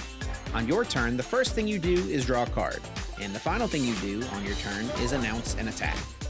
The order in which you play cards between these 2 steps is up to you. During your turn, you may play trainer cards, attach energy, and place Pokemon on your bench.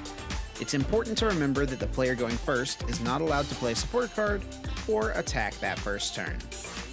Every time a player knocks out an opponent's Pokemon, that player adds a prize card to their hand. The first player to take all 6 prize cards wins the game.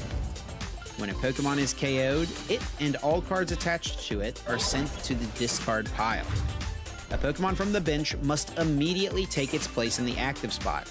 If a player has no benched Pokemon to make their new active, that player loses the game regardless of how many prize cards have been taken. As mentioned earlier, players must start their turn by drawing a card.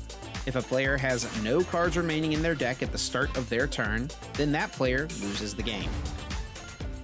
These are just the basics of what it takes to play the Pokemon TCG. Be sure to tune in to our Championship Series coverage, and to learn more, visit Pokemon.com/play.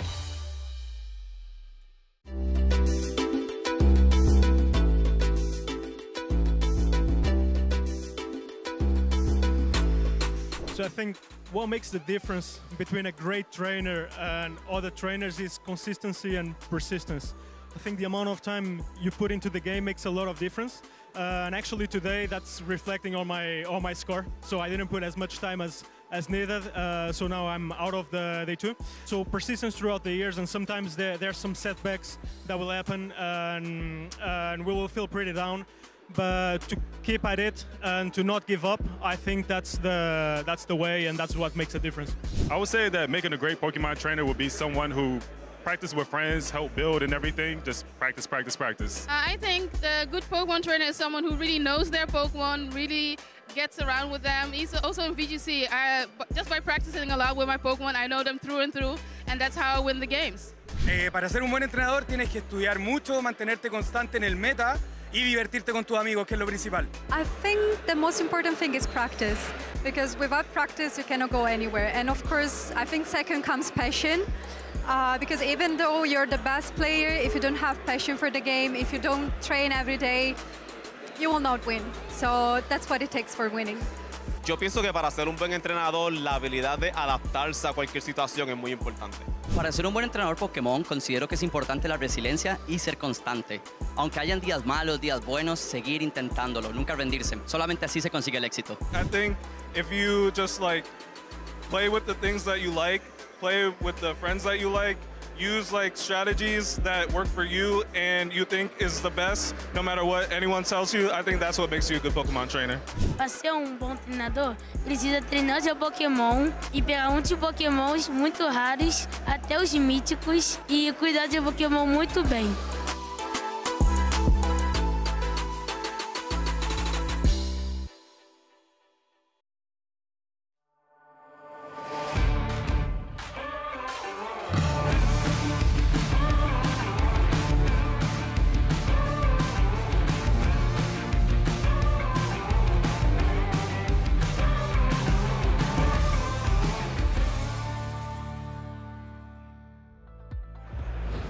Tell you what, Pokemon fans, I should say, I'm feeling brilliant. I'm feeling blissful, and I cannot wait to get our round 6 started here at Birmingham Regionals. Let's go. I'm excited to get back here on the desk, joined with the one and only Ross Gilbert. And I tell you what, how are you feeling now that this next round's coming up soon? I'm feeling good. I had such a lovely chat with Ross Corform. Yeah. Joe said he could listen. I could have carried that interview on till now. That was one of the longest interviews I've done after a game, probably ever. And it got to the point where I'm just like, I'm really enjoying this, but at some point, we do have to let Ross go and play his next round of Pokemon. But it was so much fun. I mean, Ross is an absolutely encyclopedic knowledge of Pokemon. Like, I would put my knowledge of Pokemon TCG up against almost anyone. And I think Ross is one of those few people where I was just like, I'm not even competing. Yep. He just knows this game even better than somebody like me who does nothing but talk about this game all day, every day. So wonderful chatting with Ross. And for someone who I've been confused with so many times, nice to actually meet them in person. It's weird, it's been this long. We've both been around the community so much, and yet that's the first time we've ever actually met in person. And I think in this next round, we got someone else I've been chatting to today.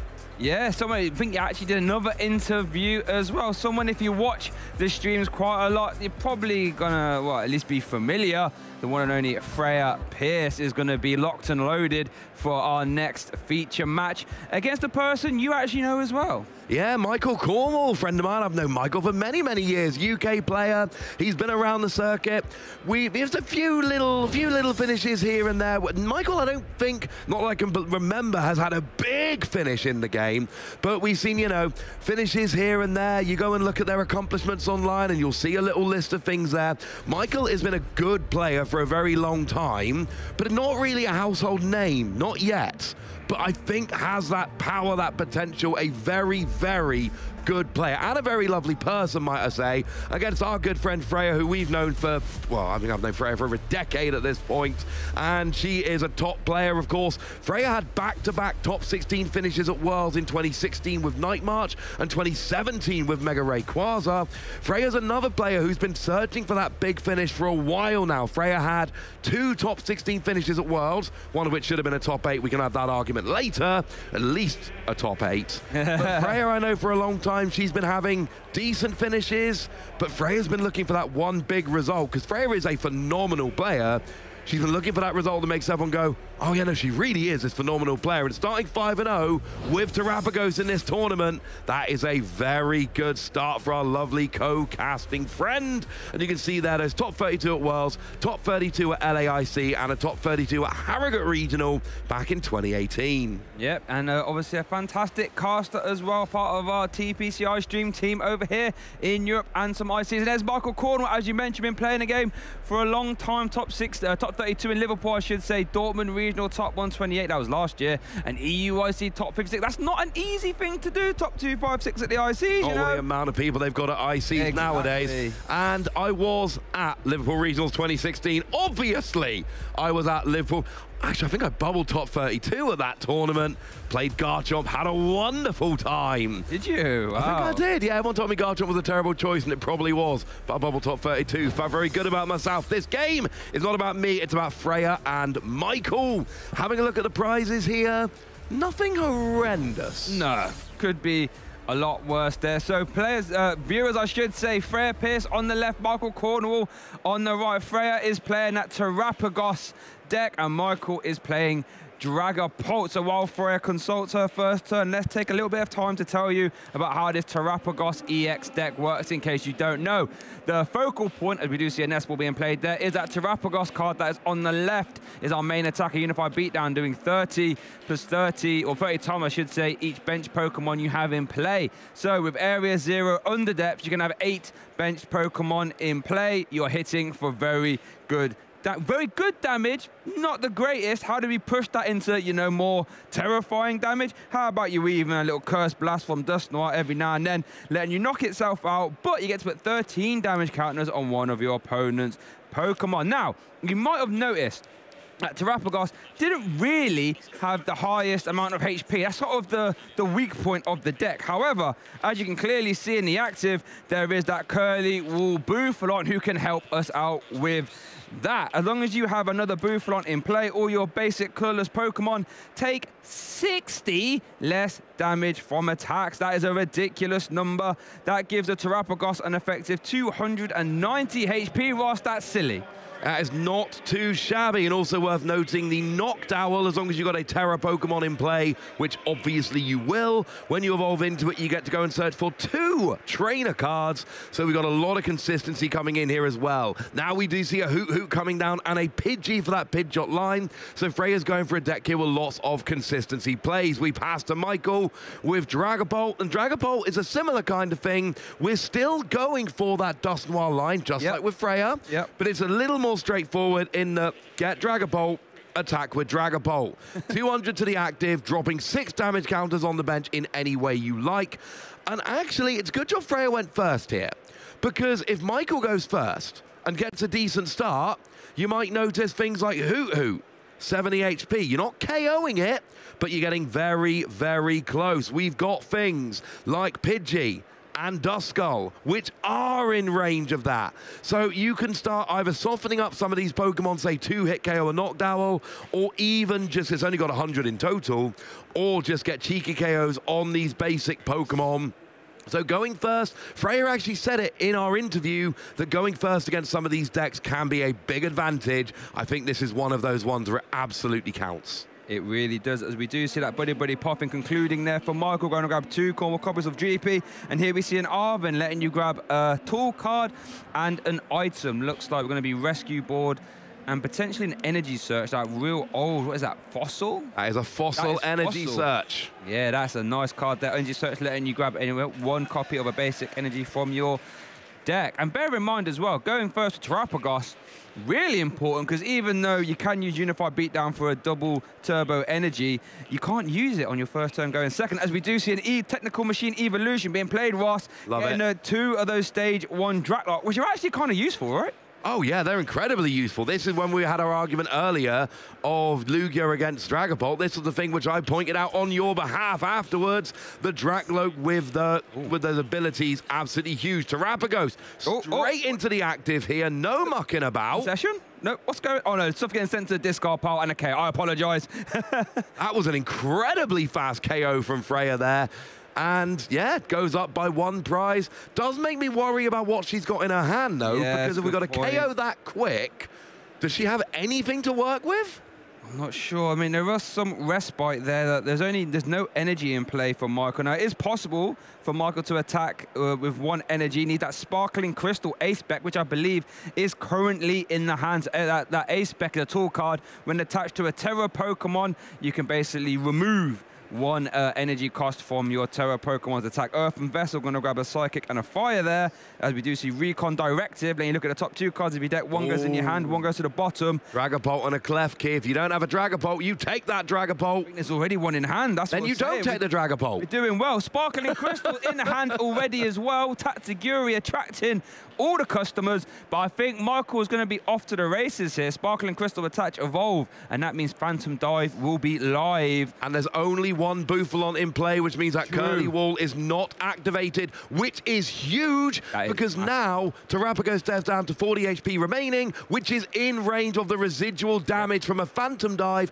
whereas with the Curly Wall out, you would not be in range of the residual damage, those 6 damage counters from Phantom Dive. So this is big from Michael here, getting the attack before the second Bouffalon comes down. The big turn there, the turn. Oh, and actually Pidgey and Duskull haven't evolved. One of them could just be straight KO'd here. They really, really could. There's multiple options here. You go after Pidgey to turn off Quick Search. You go after Duskull to stop any damage shenanigans. I think both are good options. And it looks like Duskull bit in the dust and sent to the discard pile. Michael Cornwall on the board here.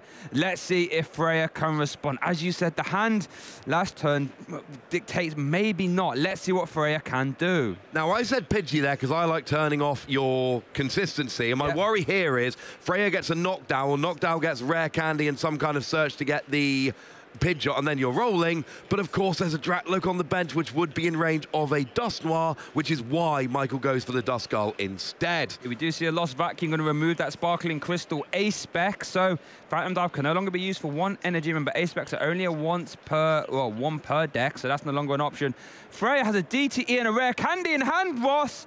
That means it's going to be a Unified Beatdown for 70 and back over, and we already know that Michael has the Fire Energy. We Earthen Vesseled for it last turn. The concession from Freya. Oh, Michael Cornwall takes game 1. That was a very quick game, and there is nothing that Freya could have done about that, unfortunately, because she just had nothing to work with. With a Knockdown, you search a couple trainers, it's not there. Rare Candy with a Pidgeot, use Quick Search, it's not there. Freya had the cards, they didn't come out. And here's what's great for Michael now. You win game 1. We know Freya really wants to go first. Michael will be going first in a game 3. Here is the replay of the game, such that it was. Freya gets all those basics out nice and early in the game. It looks like she's going for a lot, but this turn 2 was too quick. She did nothing but attack, and then Michael gets the Dragapult here, gets a lot of damage on the board, and that was enough. Yep, those Recon Directive being perfectly fine, getting the cards in the hand. This was a big turn. Like I said, could have went after Pidgey, could have went after Duskull, but in the end, Freya just not well. As you can see by the board, not a lot going on there, so just going to shuffle them up for a nice quick game 2. The Fire Energy there coming down, that was it. That was all she wrote, and now we're on to a game 2. However, in this scenario, you've got plenty of time for a game 2 and 3 now, because game 1 was so short. Freya, as we said, back-to-back top 16 at Worlds. If anyone can get themselves out of a 0-1 deficit, she's high up on that list in my opinion. Oh, absolutely. And I really like the early concession. Freya could have played that out for another 5-10 minutes, and she wasn't coming back in that game. No. But she's smart enough to know it's not working. I'm not going to win this. Let's maximize the time for games 2 and 3. I do worry a little bit for Freya that Michael will go first, but if he wants to, which he probably will, in a hypothetical game 3. There is the Natu. Freya likes Natu. The Natu, Lion, and Lugia, Freya's favorite Pokemon. Natu apparently making the trip out this weekend. So it looks like Michael did mulligan at least once, so Freya will be starting this game with at least one more card. We do see the cut there as well. And what's going through your head here, Ross, in the sense that you're 5-0, you know, realistically, if you win this game, you're in day 2, but you started 1 game down. What do you think is going through your head right now? I think it's disappointment, because we also know, you know, players like playing on stream, and Freya has said she wants to be on stream. She was keen to get a stream game in as a player. You know, she's done a million games as a caster. She wanted to get back on stream as a player, and, you know, it's disappointing when you have that first game and you're like, well, come on. I know I wanted to get back on stream, but I wanted to actually, like, play a game. But I also think, you know, when I talked to her earlier, she talked about, I've had lots of close games, but I've been able to pull them out. And I think that is indicative of success in a lot of situations. If you have to work for those wins, it gives you confidence, but it also gives you tricks and tools and ways to play your deck. And, you know, if you can adapt that way, I do think it is an advantage. I agree. Yeah, you sort of gone through the trenches, as it were, of your deck. I think if I could get out of that situation, I can get out of anything, as we do have confirmation. Michael did mulligan at least one more time. So Freya will be starting off this game with an extra 2 cards, which could make all the difference. Michael does have a basic this time, so our game 2 will be getting started. Freya will have 2 extra cards.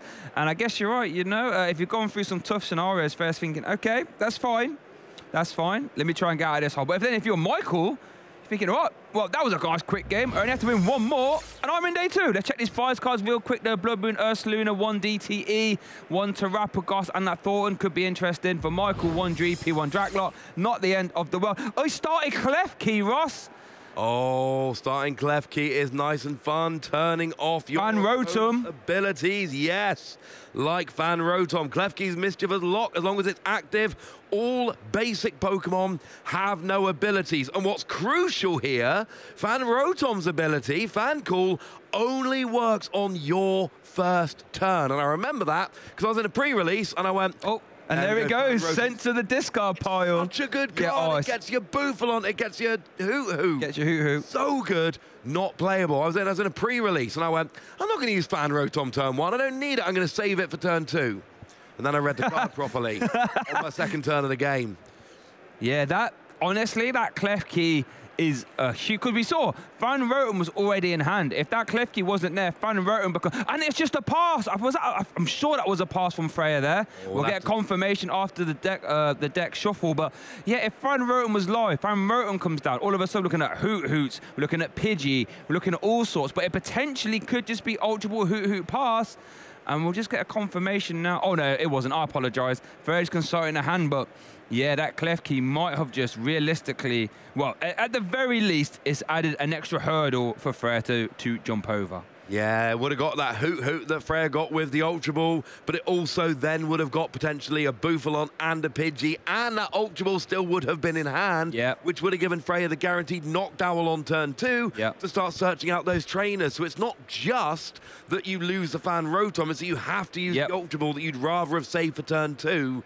So, yeah, I mean, my preference would have been 1 Hoot-Hoot, 1 Pidgey, 1 Boofalon. You know you're not getting knocked out because Dragapult has no turn 1 attacking pressure. Save your Ultra Ball for the guaranteed knockdown turn 2 and you're rolling. And that's 2 Ultra Ball. Shift. And that's 2 Ultra Ball used now, by the way. Remember, you can only play 4. We do see a switch to get Terrapagos in the active. Love that artwork there. We do see the DTE attachment over to Mark. Now, Michael's hand really wasn't that great. Here we see Nest Ball. Now, Forest Sealstone is in hand. So can obviously go grab, well, it has to be Lumineon V, actually, the only V target, and you're not going to Nest Ball for that. Oh, looks potentially might be just to get access to Forest Sealstone. But you can. The issue you're referring to here, of course, is that Nest Ball puts a Pokemon straight onto your bench. Lumineon has a phenomenal ability when played from your hand. Oh, eyeing up a Technical Machine Evolution as well. So I think we might essentially be going, what, it would be Forest Seal Stone for a Buddy Poffin and then Arven? the Evolution? Probably Arven, right? You'd Forest Seal Stone for Arven. Arven then finds the, yeah. So the rare time we do see Nest Ball for Lumineon, not using the coming into play Luminous Sign ability, can still use Forest Seal Stone, because even though it's a basic Pokemon, Klefki is classed, the ability is classed on the Forest Seal Stone. So there's the Arven, as you say. Buddy Poffin, I imagine, will be for GP. And then Evolution will then be Draglock. Which is not a bad way to end the turn, honestly, because then you're an Ooh, that's a bit cheap. I like that, though, because what that's basically saying is, because you got another GP in hand, it's like you already have a sub-optimal start here. If you don't, get maximum value from the Hoot or even Duskull, I'm just going to try and get rid of it with my own Dusclops next turn. One important thing, we didn't get time in game 1 because it was too quick. Michael only plays 1 Dusclops. It was prized in game 1, irrelevant in the end because of how short the game was, but that will drop 5 damage counters, which will go and get a Pidgey, for instance, which will hurt Freya's setup a lot. There's your double Dracloak. You'd never go for Dusclops here. You need your consistency, and the other thing you want is to be able to guarantee a Dragapult next turn. Yep. You don't want to give Freya 1 Dracloak, which is an easy gusting target. Yep. All right, over to 2-card hand, actually. What is that? What was a DT? Oh, Knocked Out was a good card, though. That's a good card. Why is that a good card? I mean, talk much about Knocked Out Dual Seeker ability. When you evolve into it, as long as you have a Terra Pokemon in play, that's Terrapagos, you can do the unthinkable, basically, and grab 2 trainer cards from your deck, reminiscent of shady dealings in Tedon, if you've been playing since then, from Sword and Shield base set. And yeah, having that and a coming into play ability is really, really strong. And as you can see, it look like Buddy Poffin and Professor Research was taking all of a sudden Freya back in the game. That is a huge difference. You get 2 basic Pokemon ready to evolve, and then you can go for Professor's Research. I'll be honest with you, though, that Pidgey, I'm nervous with that Pidgey. Pidgey's got 50, oh no, it's got 60 HP, we're good. I was worried it had 50 HP, but it doesn't. It's got 60. We're all right. There is still a potential for Dust Noir, but that's a much harder thing to pull off. And I've done 60, though, to be fair. Yeah. Oh, and there could be some shenanigans with Dusclops and Phantom Dive combining here. Either way, there's going to be some damage coming down. And this is the issue. With Freya's slow turn 1 because of Klefki and the lack of Fan Rotom, that is going to impact her ability to evolve before Dragapult comes out, and that's what Freya really wants to do here. Well, in all fairness, right, let's say, well, Freya is going to take the KO here. It's still asking a lot. You need to find your Sparkling Crystal to attack next turn, or Crispin, if we do play that, yeah. Crispin, but that's only 2 copies in the deck total between those 2, so it's not the easiest thing in the world to do, especially when you've used your Forest Seal Stone. Area 0 Underdepth's coming down. So we'll be able to go over. Oh, Bouffalan's huge if we get another Bouffalant down. And worth noting as well, since Dragapult is a Terra Pokemon, if Michael chooses, we'll be able to make use of Area 0 Underdepths as well. Would, and we do see a Fan Rotom came down here just to fill up the bench, just for extra damage. We see a Nespal here for a second Terrapagos. Could have gone for a second Bouffalant to turn on the Curly Wall ability. Chooses instead to go for a second Terrapagos to make sure you got an attacker ready to go. But this is interesting because now Curly Wall's not on. Freya choosing the second attacker over the second Bouffalant, which, again, you work through the numbers. Dragapult hits for 200. Without Curly Wall, it is then in range of the residual damage from a second Dragapult attack. Maybe second, is it in hand, Bouffalant in hand perhaps? Nope, definitely not. So just keeping the bench spot open. Oh, she wanted to get the energy down onto that Terrapagos, which I understand entirely. We have a Prime Catcher in hand. It's going to be a Dracloak, surely. Yeah, gotta be. Gotta be the Dracloak. Just could make it go Lumineon for 2 prizes, but I would go after the Dracloak. I would be going after the Dracloak here. But let's see what Freya does. Just debating on target. Is it going after Lumineon? Okay, I mean, it's a 2 prize cards at the very least. Hard to turn down the extra prizes, frankly. Yep. So let's see now. We're going to see Unified Beatdown for KO. Love the gesture. And there it is. I have many Pokemon.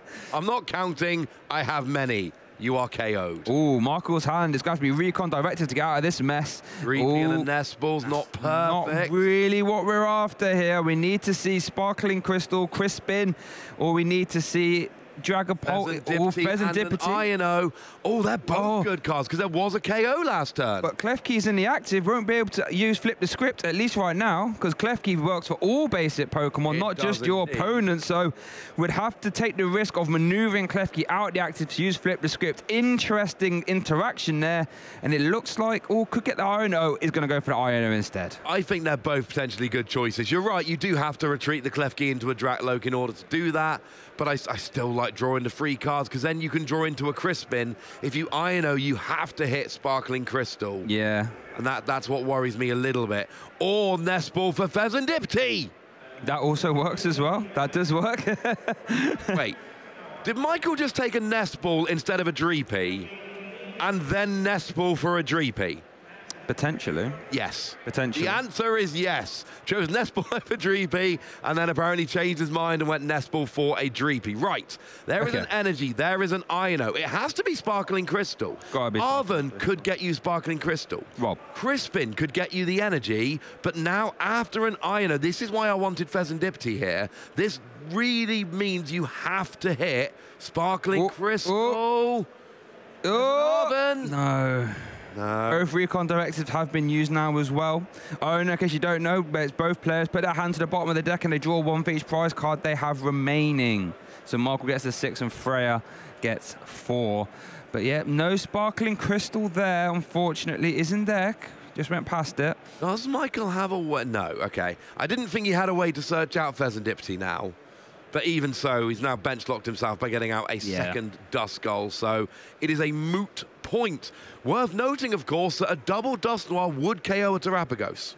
I mean, if you really wanted to, you could evolve into Dragapult EX the Terror and then use Area 0. But we're also going to see a Joust from Klefki, 10 damage, and discards tool cards from your opponent's active. There's no tool card there. That's just a nice solid 1 for 10. Over to Freya now. Definitely in the driver's seat. There we do see a Jewel Seeker off the Iono. And what Jewel Seeker off Iono basically reads is, your Iono didn't really impact me that much because I can go and grab 2 trainer cards. And what do you reckon they're going to be? Well, we've already seen a rare candy, so a way to search out Pidgeot, maybe get that. It's one of the things I like about Knockdown, basically turning Knockdown into a Pidgeot so I can then fast call every turn for the rest of the game. Yeah. Always a favorite of mine. But if you've got Pidgeot in hand, I mean, certainly if you're going for rare candy, you either have to have Pidgeot or get Pidgeot. Yeah. Okay. I mean, there is a world, if you can try and manipulate a boss's orders plus Cursed Blast to remove both Dratlock in play this turn, and then force Michael to then go Rare Candy, Dragapult, Sparkling Crystal, turn attach, just make it even harder. Looks like we are going to see Rare Candy and Ultra Ball being played. I imagine we're going to be seeing the Quick Search Pidgeot EX come down. Wanna be Pidgeot. There it is. Letting you grab any card you like, Ross, once per turn. I think in the early game, there are sometimes arguments for like Freya did. You grab a supporter card and a Buddy Buddy Poffin. But I think especially like turn 2, turn 3, if you've got your basics out, your #1 plan with Knockdown a lot of the time is get Pidgeot, because Pidgeot can get you anything, not just trainers, and it sits there every single turn. And Knockdown, you still need the bench built up so you can do the extra damage with your Terrapagos. Yeah, it looks like Quick Search has been used. Didn't quite get to see what that card was, unfortunately, but I'm sure we'll get a chance eventually. That Pidgeot EX there, Quick Search, in case you don't know, letting you grab any card you like from your deck once per turn. Fantastic ability. And it is going to be for a Dusknoir, which is going to get Rare Candied into play as well. Cursed Blast, in case you don't know, lets you KO itself. Your opponent does get to take a prize card, but you get to place 13 damage counters on one of your opponent's Pokemon. Yeah, essentially this is you swap prizes. Yes. But you do so in a way which is advantageous to you. Freya gives up a prize, but she's up by 2 prizes. She's still up by 2 prizes. Yeah. And Freya loses a Dusknoir. Michael loses the thing that was going to evolve into his main attacker after giving a bit of consistency boost. So, yeah, Freya definitely won that exchange. There's obviously a Buddy Buddy Poffin being played there, I think, to grab a Duskull and a Hoot Hoot.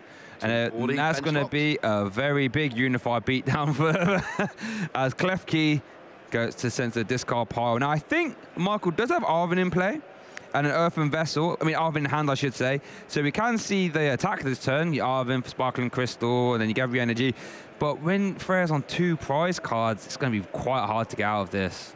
Yeah, this is the issue. The good news is that with Dragapult, you can have multi-prize turns. Yep. And it's got enough beef that Dragapult just does not one-hit KO. The problem is Freya is one KO away at this point, and she's got a Duskull down on the bench. Yeah. So for Freya, it's as simple as if she can get Dusknoir, bearing in mind she's got Quick Search, if she can get Dusknoir, she can literally just go Candy, Dusknoir, KO your Dragapult, I win the game.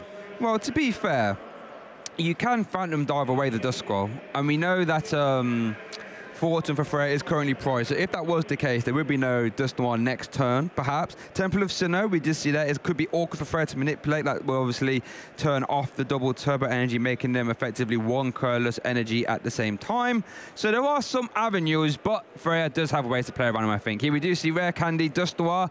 There we go. Needed to see that to actually carry the active. Here we do see Arven. I imagine it'll be for Sparkling Crystal, and then for something, we need that Sparkling Crystal.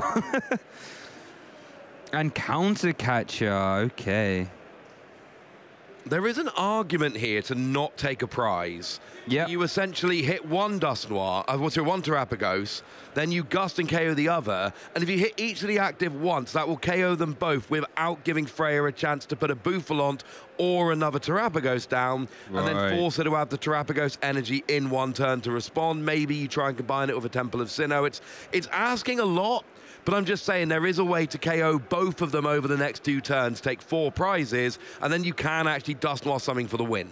Because the problem using relying on Temple of Sinnoh is that there's Quick Search, right? Quick Search will just instantly find an area 0. That's the problem. And stop that shenanigans. So let's see. We are going to see Counter Catcher.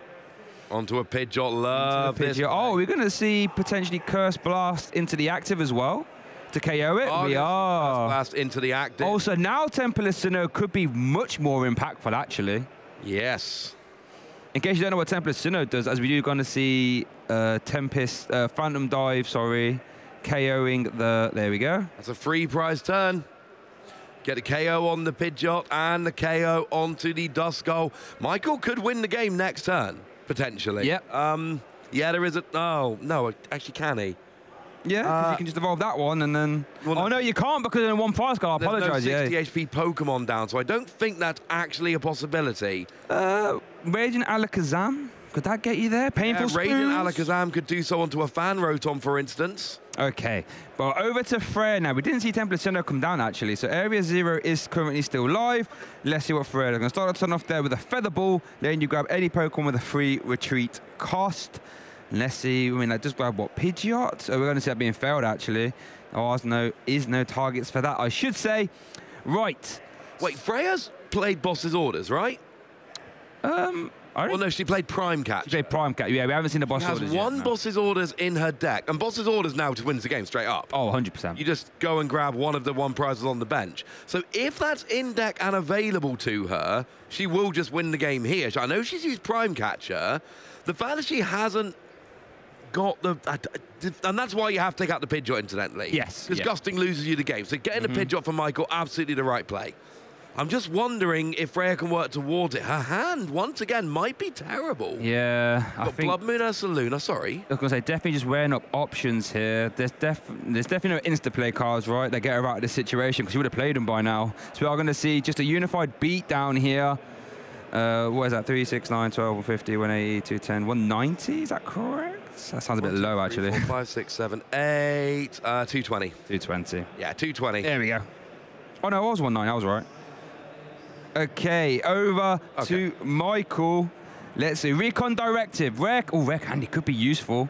I apologize. I saw the Feather Ball there on the end of the line. I miscounted. Feather Ball is not classed as a bench Pokemon, I should say. Radiant Alakazam Gusting wins the game. Yep. And it's because of that 10 damage that Klefki put down right at the beginning of the game. The old Brave Joust could be getting Michael out of this. In case the combo is, Radiant Alakazam lets you move around damage counters from your ult, but if we see Arven, I think that there's going to be no gusting options. No, we saw a Counter Catcher already. We did. Oh, it does play 2 copies of Counter Catcher. I apologise. One was prized. That might have been game 1 even. I think we're good. Is he playing? No, of course he isn't. So yeah, so we've got potentially Counter Catcher. Michael is behind on prizes. Counter Catcher, Radiant Alakazam would win this game for Michael. I don't see it in deck though. I don't see that Counter Catcher. I've been looking. I don't think it's there. So the combo we've been trying to explain, sorry. Radiant Alakazam lets you move around 2 damage from one of your opponent's Pokemon to another. So you'd move the damage from the Terrapagos, and then you use the Phantom Dive to KO active, and then put the 6 damage count onto a 70 HP Hoo-Hoo and or Fan Rotom, and that would be all she wrote. Yep, absolutely. You'd KO the Fan Rotom and Knocked Owl, Bouffalant, whatever you gusted up. It doesn't really matter. Hoot, doesn't matter, no one cares. You would KO something, and that would be the game. Now, without this, Michael has to get a Dragapult, and he has to get this Dragapult out the active, and he needs to attach this turn as well to attack next turn. So we do have the Dragapult, we do have a switch. This, once again, forces Freya to have Gusting in order to end the game. Problem is, after the Arven, we can't use Crispin, so it's just going to be a Jet Headbutt now for 70. There is going to be no Phantom Dive this turn now, right? So we're going to see a switch. Doesn't really matter. Your win con's largely the same. Yeah. But oh no, but if we don't have access to the Gusting, oh, that we like. Yeah. Do we?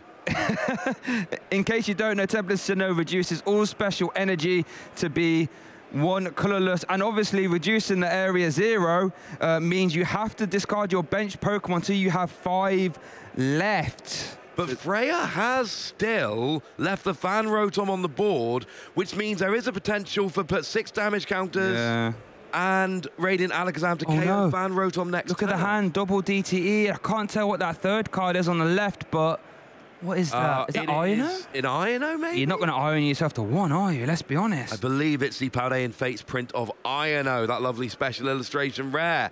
Yeah, honestly, I am.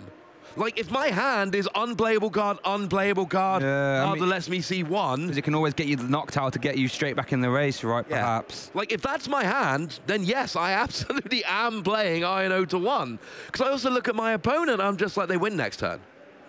Like, and there you go, as you are correct. Here we do see double turbo energy attached to Blood Moon Earthling on the bench and Iono to 1. There we see Freya shuffling that hand of 1. Yeah, she's really making sure she's shuffling that hand of 1. We really appreciate that.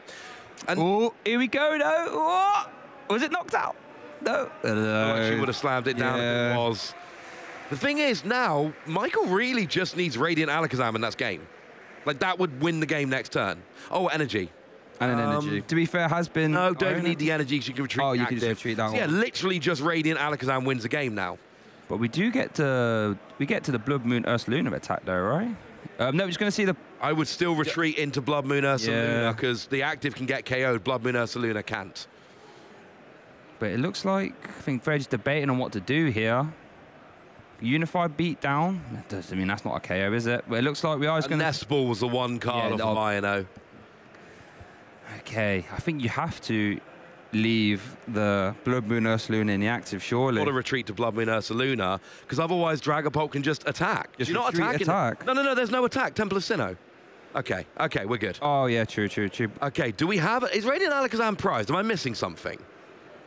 Because Radiant Alakazam right now wins the game. Yeah, we go. Nest Ball for Radiant Alakazam. Alakazam is going to move damage counters over to Fan Rotom. Well, the 1 from Terrapagos to Fan Rotom. Phantom Dive after you retreat into the bench Dragapult will do 200 to the active Terrapagos, getting the KO because of the lack of Curly Wall. 6 damage counters onto the Fan Rotom on the bench will then KO that, and that will be the final 2 prizes. And Michael wins this round 2-0. Wow, what a finish there for Michael. Navigated out of that awkward game 1 there and managed to take it all home. Phantom diving his way into day 2 here at Birmingham Regionals. And to be fair, that game 2 I should say, was a bit awkward. Not the easiest ones to navigate, but as you say, Michael has been around the game for a long time, knew how to navigate his way out of that. And here we go. Game 1 replay, Ross. This is going to be a quick one. Oh, it's going to be a quick one. Freya had nothing here. She put down all her basics and we're thinking, right, this is going to be a game. It was not a game. Michael got Dragapult up, started attacking. Freya had a hand with absolutely nothing, and it was a very quick game. We did see the Dragapult come down here. Oh, no, sorry, we saw the Klefki being searched out. Now we see the Dragapult come down with the Sparkling Crystal and the energy, KOing that Duskull, putting a bunch of damage down, and Freya says, my hand is rubbish, I'm going to concede, I'm going to go to game 2, which I love when players do this, to give themselves the maximum amount of time in a best of 3 when they otherwise might not have the time. And yeah, this was a weird game in this game too. You know, we saw Klefki being an irritant. We saw Nespal for Luminion, which proved to be 100% the correct play. And not only did this Klefki use TM Evolution to get the Draclock out, that 10 from Joust proving to be very important. And this was where Fred did start to get into the game, and you could argue took off to an early lead here. But as we do see, that was the prime catcher into Luminion turn. But Michael was able to just weather the storm a little bit, and here we did see big turn here, the Cursed Blast plus Phantom Dive combination, taking out Pidgeot and just taking away that 3-1 card per turn was just too much for Freya to sort of get over. Big 3-5 turn there, removing the Duskull as well, Ross. Yeah, getting that Duskull out was huge. Temple of Sinnoh coming down was also huge. Stopped Freya attacking. Set up this long end of the game scenario with damage on the active Terapagos so that you could get the Radiant Alakazam, move the damage over to the Fan Rotom, KO the active Terapagos, while the extra 6 damage counters KO the Fan Rotom. And I want to say again, if we hadn't seen Klefki do 10 damage, well, we actually still could have moved the damage off the active Terapagos and got the KO. But still, I like the fact that that damage was out there, because a turn earlier would have been a lot more relevant. So, Michael, a really well-played game there, really navigated. What was an awkward game too? Really was, and just be able to spot those lines, because you could easily have maybe on that turn where you went into the Pidgeot, you could have just chased the Terapagos for whatever reason, and then all of a sudden the plan would have fell apart, but didn't even replace the Tempo Sinnoh right till the end, just to force Freya to answer more questions, and unfortunately wasn't able to though. Still, what, 5-1 record though? I mean, 5-1 after 6 rounds. Perfectly fine. I mean, it's field of 2,000 players. Just seeing a 5-1, that is something to be extremely proud of. And yeah, Michael's play there, taking out the Pidgeot, because Freya had game in hand with any kind of gusting. She had a boss's orders in the deck, but no quick search to go and grab it out. We saw Michael leaving that damage on there for the whole game, not getting Radiant Alakazam. I don't need it now. If it gets KO'd, I'm going to lose it and it's going to be annoying, or, you know, I might need that bench space. I'll leave it to the end. A patient game plan from Michael, setting up a really good end game scenario, and like you say, forcing Freya to answer those questions. Now you've got to deal with Temple of Sinnoh. Now you've got a fresh Dragapult to try and KO. I really enjoyed Michael's play there. I thought it was an excellently played game. Yeah, and Dragapult's one of those decks where it really rewards those, you know, good sequencing, good plays, and those long gameplay lines, because you can get a little bit gung-ho, get a bit aggressive, start taking prizes here, there, slam your cards down, but if you're a bit patient with Dragapult, it can really reward. I say, hold on, let me just spread these damage counters around, let me do a little joust here, and I'll come back and clean it up later. Fantastic game. It was a fantastic game, and I'll be honest with you, I really enjoyed my interview with Ross Cawthorn, but I'm a little bit jealous of Joe right now, because Joe gets to go and have a lovely chat with a lovely Michael Cornwall, who's going to tell us how it feels to be 6-0 with Dragapult. Thanks, Ross. Yes, we're here with our 6-0 winner, Michael Cornwall. I know you very well from the UK scene. You've been around for a long time, and that was a nail-biting best-of-3 set. Tell us about that second game in particular. The second game, obviously, it's always nice to open Klefki, especially against a lot of stuff. Like just her reaction to seeing the Klefki and immediately being in the Fan Rotom is like, it's a bit disheartening. But it's quite rude, I think. Yeah, but yeah, the Klefki's bailed me out so many times. Like throughout today, like I beat 2 Clorf just because of the Klefki, because they just can't play. But it's super nice there. I did get a bit worried because she was hitting very hard, and I was like, oh, okay. And I did forget to play the Sinnoh when I knocked out the Pidgeot. I thought I misplayed completely, but it ended up working out, so I can't complain. Yeah, I mean, that was still a really awkward position. You knew that you couldn't use Hand Disruption, and you knew that you had to use Duster-Wild, putting Freya down to just 1 prize card remaining, but you had to take out Pidgeot in that situation. What was going through your mind in terms of making sure you still had steps to win the game from that stage? Yeah, so, I mean, I was kind of in top deck mode as well, and I was relying on a Dracloak, but when she swung into the my Dragapult as a response, so it's like I have to give it up. I can't, just in case. I have to minimize the amount of outs that she has to win the game. It ended up working out in my favor, luckily. But when I popped the Duster-Wild and I realized, oh wait, she's down to 1. But I can't say it was calculated, but it was just. I mean, even if you go down to 1 there, that's still your safest line, right? You have to take out Pidgeot at that stage. Yeah, so. They can get Gus, they can just get anything. I have to take access away from that.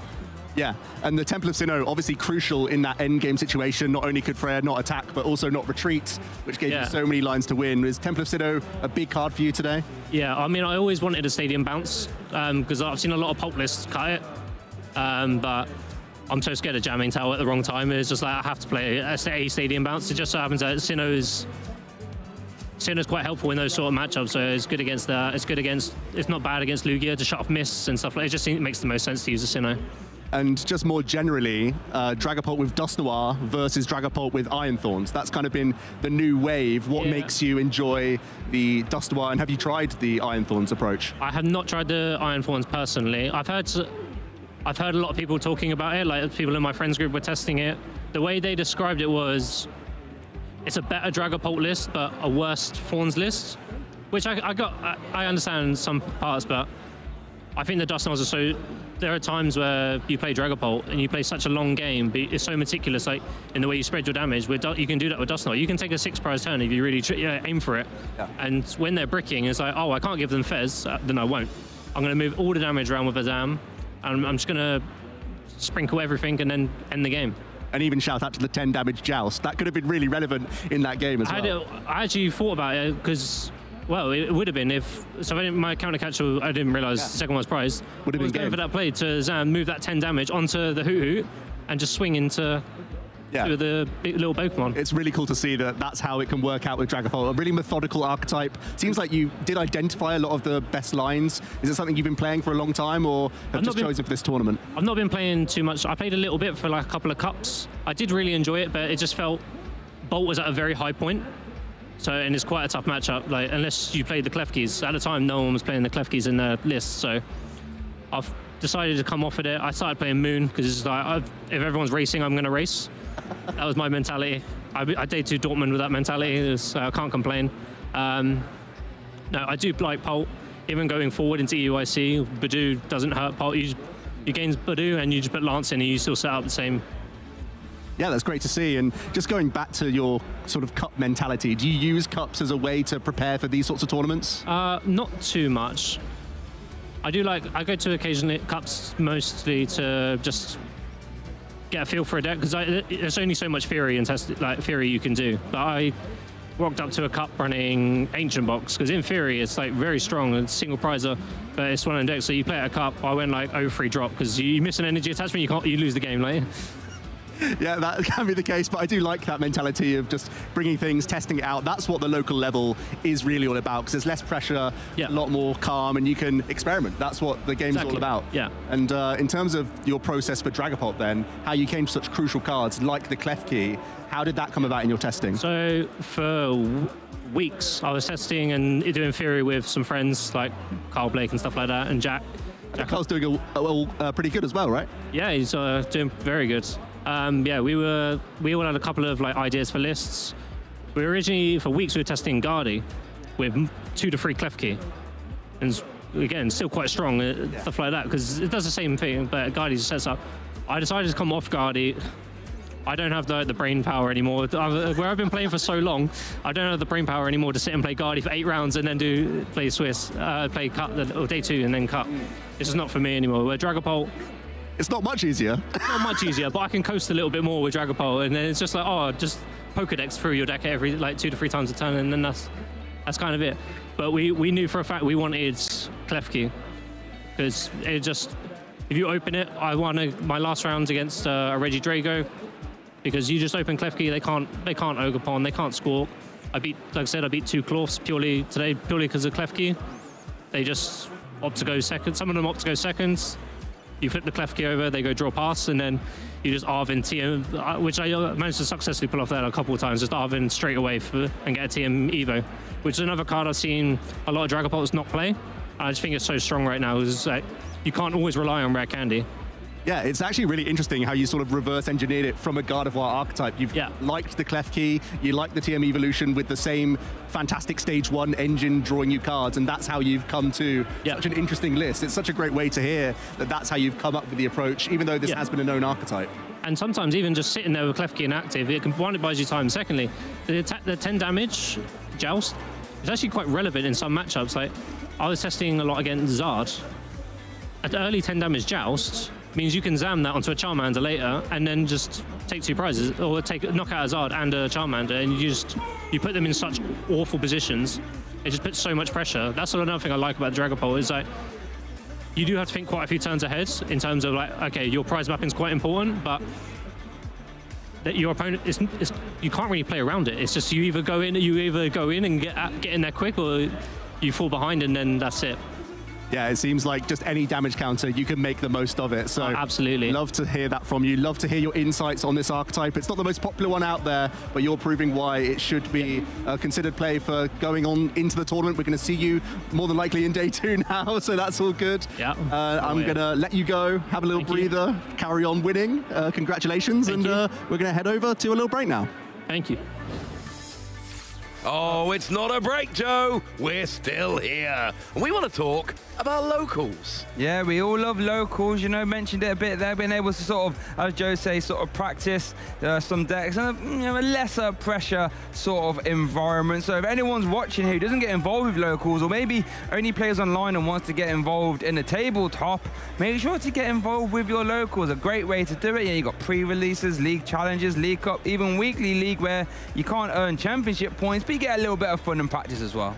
Yeah, I want to give a quick shout out to my friend Tommy here, because when I was about 2012 kind of time, 2010 to 2012, I was living up in Nottingham, not too far from Birmingham as it happens. Okay. And I went to locals every Tuesday. Tuesday night, that was locals night. And we went, and I played Tommy every single week at locals. We go to all the way from UK to Hawaii. It's a very long way. And I get to like round 3, round 4 of Worlds. I'm playing at Worlds, and Tommy. And I'm like, I love you, Tommy. I like playing against you, but I kind of hoped traveling all this way, I'd get to play against someone I didn't play every Tuesday at locals. But it's so nice to have that community. And obviously, you know, went over to Hawaii, hanging out with all the people from my locals all weekend. I miss those days of every Tuesday, grabbing a pizza, going to locals, washing our hands so we don't get grease on our cards. We're not monsters. And it was just a wonderful, wonderful time. I cannot speak highly enough about going to your local game store, playing. And it's not just League Cups and League Challenges. I'm talking weekly Pokemon League every week, same people, testing decks. It is unbeatable fun. Yeah, 100%. And as a bit of a rogue deck aficionado myself, love building decks that, you know, a little bit experimental, we'll go with the most positive. There's no better place to sort of, after you've theory crafted a bit of a wild deck, is to take it to your local. This is like the next step up now, right? If I can compete here at the locals, then we should be doing okay. So that's what I love locals for. Yeah, locals is fun. Let's see how you can get involved.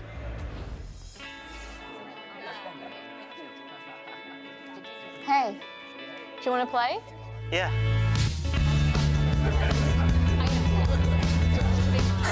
Nice. One shot? Wait, that card, yeah.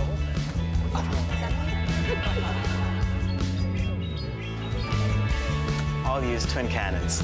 Great game, guys. Bye. See you next week. Come play at your local Pokemon League.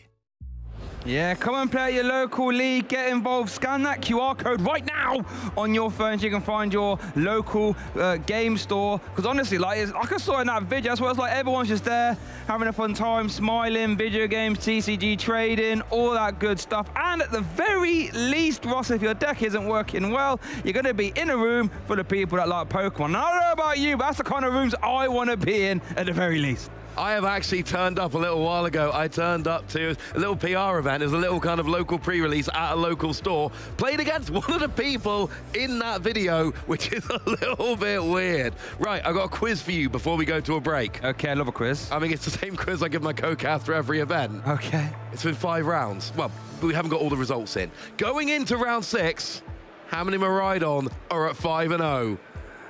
0. 1.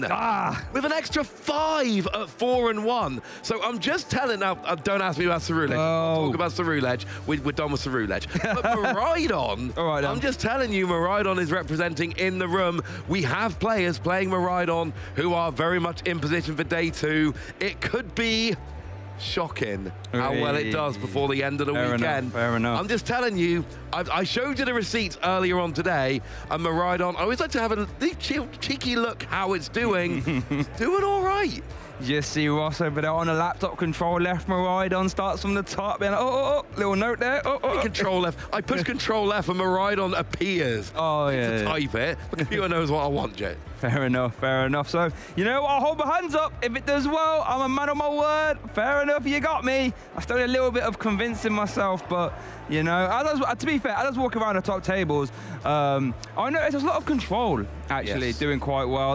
We love a bit of control over here in Europe, so saw a lot of that. I thought a lot of Dalga, to be fair. I did see a lot of that. Obviously, Regidrago was the most popular deck I saw up there, so did see a couple, Miraidon. One thing I did see was, I'm going to try and keep an eye out, actually. I saw one mighty fine gentleman playing the Reggie's, Ancient Wisdom Reggie's. I love and then all I saw, as I was walking by, he just activates the Ancient Wisdom Reggie Gigas, and then attaches 3 energy to active Pikachu EX, Topaz Bolt, something in the active, and I was like, wow, that's a thing. With Area 0, obviously, you get the extra bench slots, so you can actually use Ancient Wisdom to power up something else. And I was like, wow, I'm going to try and keep an eye on that one. That sounds greedy, it sounds awkward, and it sounds amazing. And I would love to get that on stream at some point if we could, if it's in position, if it makes sense, and just see a deck that creative on the stream. That would make me very, very happy indeed. Me as well. But I think we're going to have our next round coming up soon. So we're going to have a little shuffle here, the casters at the desk. This is your time at home to, as Ross would say, get yourself a nice cold beverage, get yourself some snacks, get yourself stuff, basically. So when our next round is here, you don't have to go anywhere. We'll be back real soon.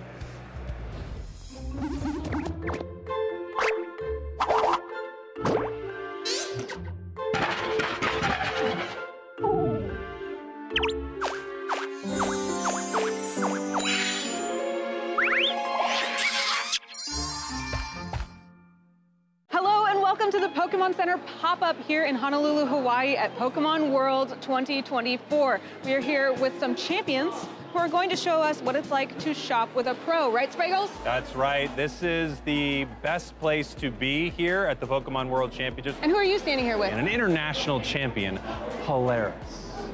And I am here with international champion, Avery. And what is it like to compete in a Pokemon championship?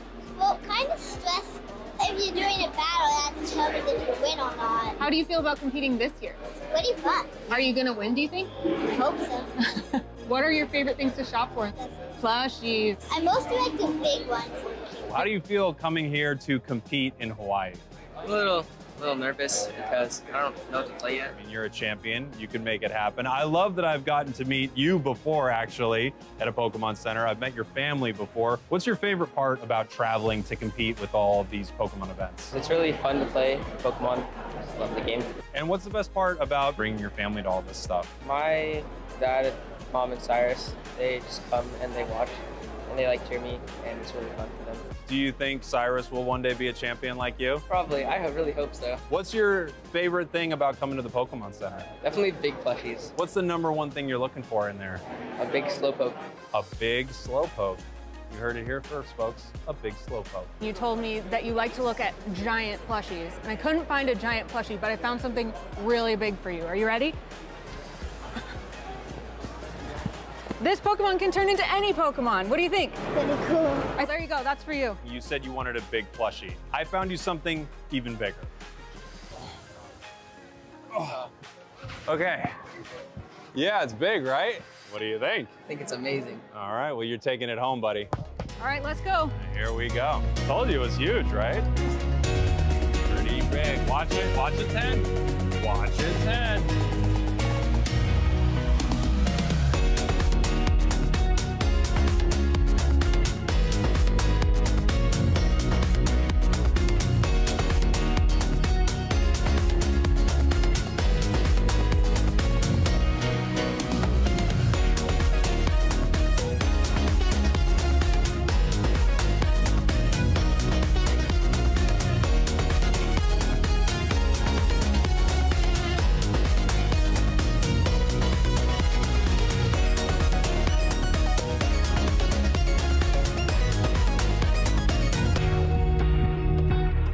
I think the toughest thing will be getting in your carry-on, but once it's on the plane, like, you're good to go.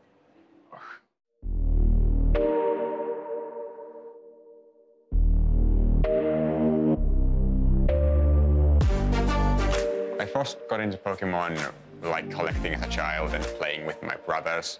And then when my brother got old enough, he started going to official tournaments and took me with him. Consta is your little grand champion. My oldest brother who plays Consta, he like convinced me to try playing as a junior. And then I like won nationals that year and got to worlds. That's how I like started being excited about the game. Like I can go to nice places and actually do well. My favorite place I've been to is probably Yokohama. I like Japanese culture, and that's why I like to be able to play Pokemon and go to a country I always wanted to visit. Was amazing.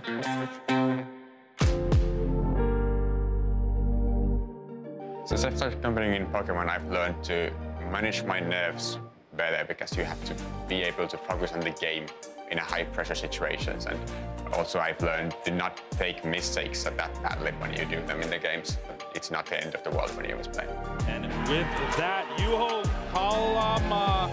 My favorite moment in Pokemon history is probably when Mega Audino won Worlds. Mega Audino EX is your 2016 World Champion. I was there, and the fact that everybody shouted, was cheering for the Mega Audino player, the feeling was so amazing. My #1 goal is to do well at Worlds. I've done well at the international championships now, so that's the next thing I want to do. My brother was top 16 this year, so I want to at least just do something similar to him. The fact that I have fun while playing and that I can achieve something noteworthy while playing is what drives me to play Pokemon competitively.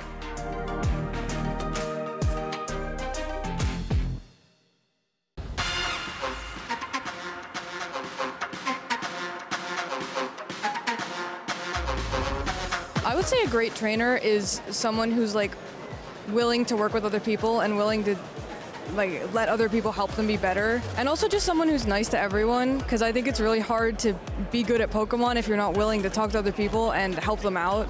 I would say being able to be humble in your defeats. You can't win them all, and how you handle your interactions with your opponent even during the match and after are very, very important. I think what makes a great trainer is someone who's passionate about it and motivated enough to learn. You gotta enjoy learning move sets, learning matchups, learning move counts and whatnot. And then the more you play and the more you do, the better you'll be. I think a good trainer is someone who is kind and open-minded and willing to share their experience with newer trainers so that the game can be more inclusive for others. I think what makes a great trainer is a combination of a lot of different qualities. I think it's about being honest with yourself when you maybe make mistakes, right? When you get unlucky, looking for parts of the game that are within your control. And also you just have to have this like certain eye for the game, right? Like you can look at a board state and you can kind of analyze a lot of possibilities. I think what really it takes is like kind of looking at a bunch of different successful approaches, finding what works for you, but synthesizing the things that are really good to carry over into your own prep and your own skill as a player. Hey there, Pokemon trainers. Welcome to Pokemon Championships History, a series where we showcase important matches throughout the history of competitive Pokemon. For this episode, we're going to take a look back at the 2015 U.S. National Championships in Indianapolis, Indiana.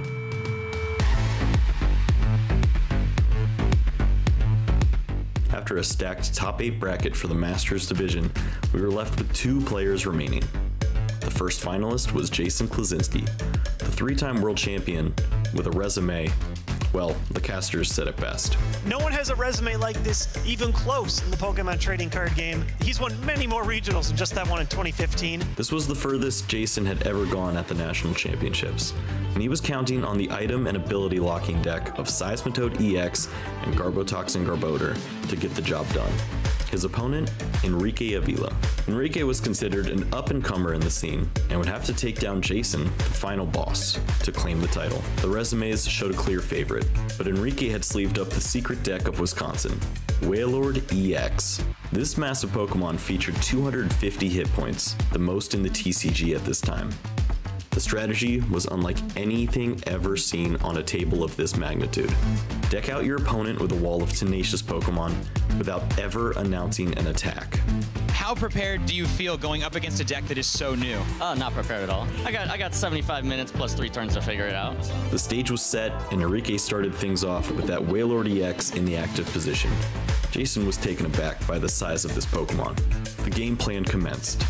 Pass, pass, pass. Jason's main attack only dealt 30 damage. With the Muscle Band for an additional 20 damage and Hypnotoxic Laser for poison, Jason tried to whittle away at these giant Pokemon. Enrique meanwhile used well-timed healing cards like AZ to avoid giving up prizes. In a pivotal spot, Jason had to overcommit Pokemon to the bench, and Enrique jumped at the opportunity to play Lysander. Enrique played back-to-back Team Flare Grunt to remove energy from the Seismitoad EX and led to the deck-out victory in Game 1. With half the match time depleted, Jason's opponent shifted from Enrique to the clock. For a game to be considered complete after time plus 3 turns, a player must have taken 4 prize cards. In Game 2, Jason focused on a single Seismitoad EX stacked with energies, leading to the necessary knockouts. And there's the knockout. Wailord goes down. With just minutes left, Enrique finally ran Jason out of energy. But was there enough time to deck him out? With a Colress and an N both reloading the deck and avoiding the Hue, Jason had found a way to outlast the Wailord. With the match tied 1-1, this would have to be settled in sudden death. The crowd was electric. The rules for this final game were simple. 1 prize card for each player. Take it and you are the champion. For Jason, this meant bide time until the perfect turn. Energy, Band, Furbank, Laser, N to 1. With the inevitable staring him down, Enrique played the honorable AZ to clear his only Pokemon from play, and Jason Klaczynski was crowned the 2015 US National Champion. With this victory, Jason had won every level of Pokemon TCG competition, cementing his legacy in the competitive scene. Thank you for watching, and let us know some of your favorite moments in TCG history by using the hashtag #PlayPokemon.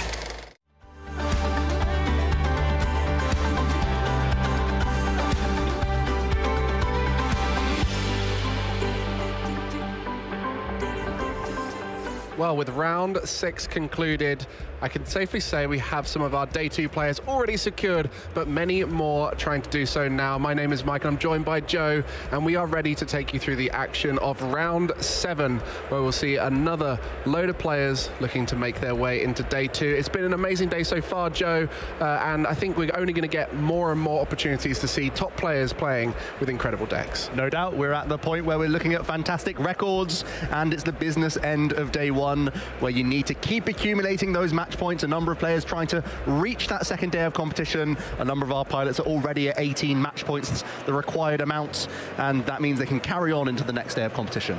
Yeah, and I can tell you now, we've been loving the action here. You guys have been too in the chat, so thanks a lot for sticking around and getting involved. Make sure you let us know what you want to see in the chat, because we can try and find those decks for you, those players, and get them on the stream. So make sure you let us know. And of course, throughout the event, interact with us using those socials, because it's really important that we get to see what your experience is, because otherwise we just get stuck here in our little blue booth and don't get to find out what's going on out there and what's going on at home with you guys. And so for the next matchup, we'll be hoping to see something completely different, and that's the key to today. Every round feels different.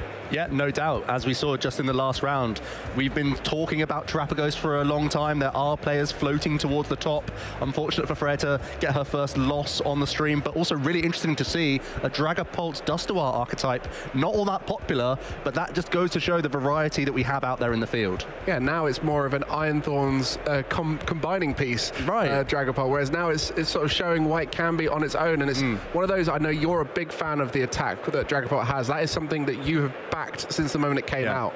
Yeah, I mean, having that 6 damage counter placement is huge. We didn't always see it from Michael because he had to sit back for a number of turns in a lot of those situations, but pouncing on the most important 60 hit point Pokemon in the game right now, Pidgey and Duskull, especially, you know, we saw that a little bit in the matchup where you can just deny so many avenues from the opponents. That's why the 6 counters are so critical in the format, but then also in more dedicated builds of Dragapult, you even see the likes of Radiant Alakazam as the go-to choice here, so you can manipulate even more damage throughout the game. There's also that Pheasantipity denial. We've spoken about it with poison ticks in other decks. Actually having that spread and finishing with one big attack is another way to do that. And we are starting to see the final few games of round 6 concluding here. And what that allows us to do is get a chance to look at round 5 standings, and we can update you on who has won their games. And so we'll get a chance to see everyone who was on 5-0 right at the top of the leaderboard here. And some of these players are already through to 6-0, securing their day 2. Yep, I know, just looking down the list, that there are some players who are already now on 6-0. Brent Tonneson among those players. I know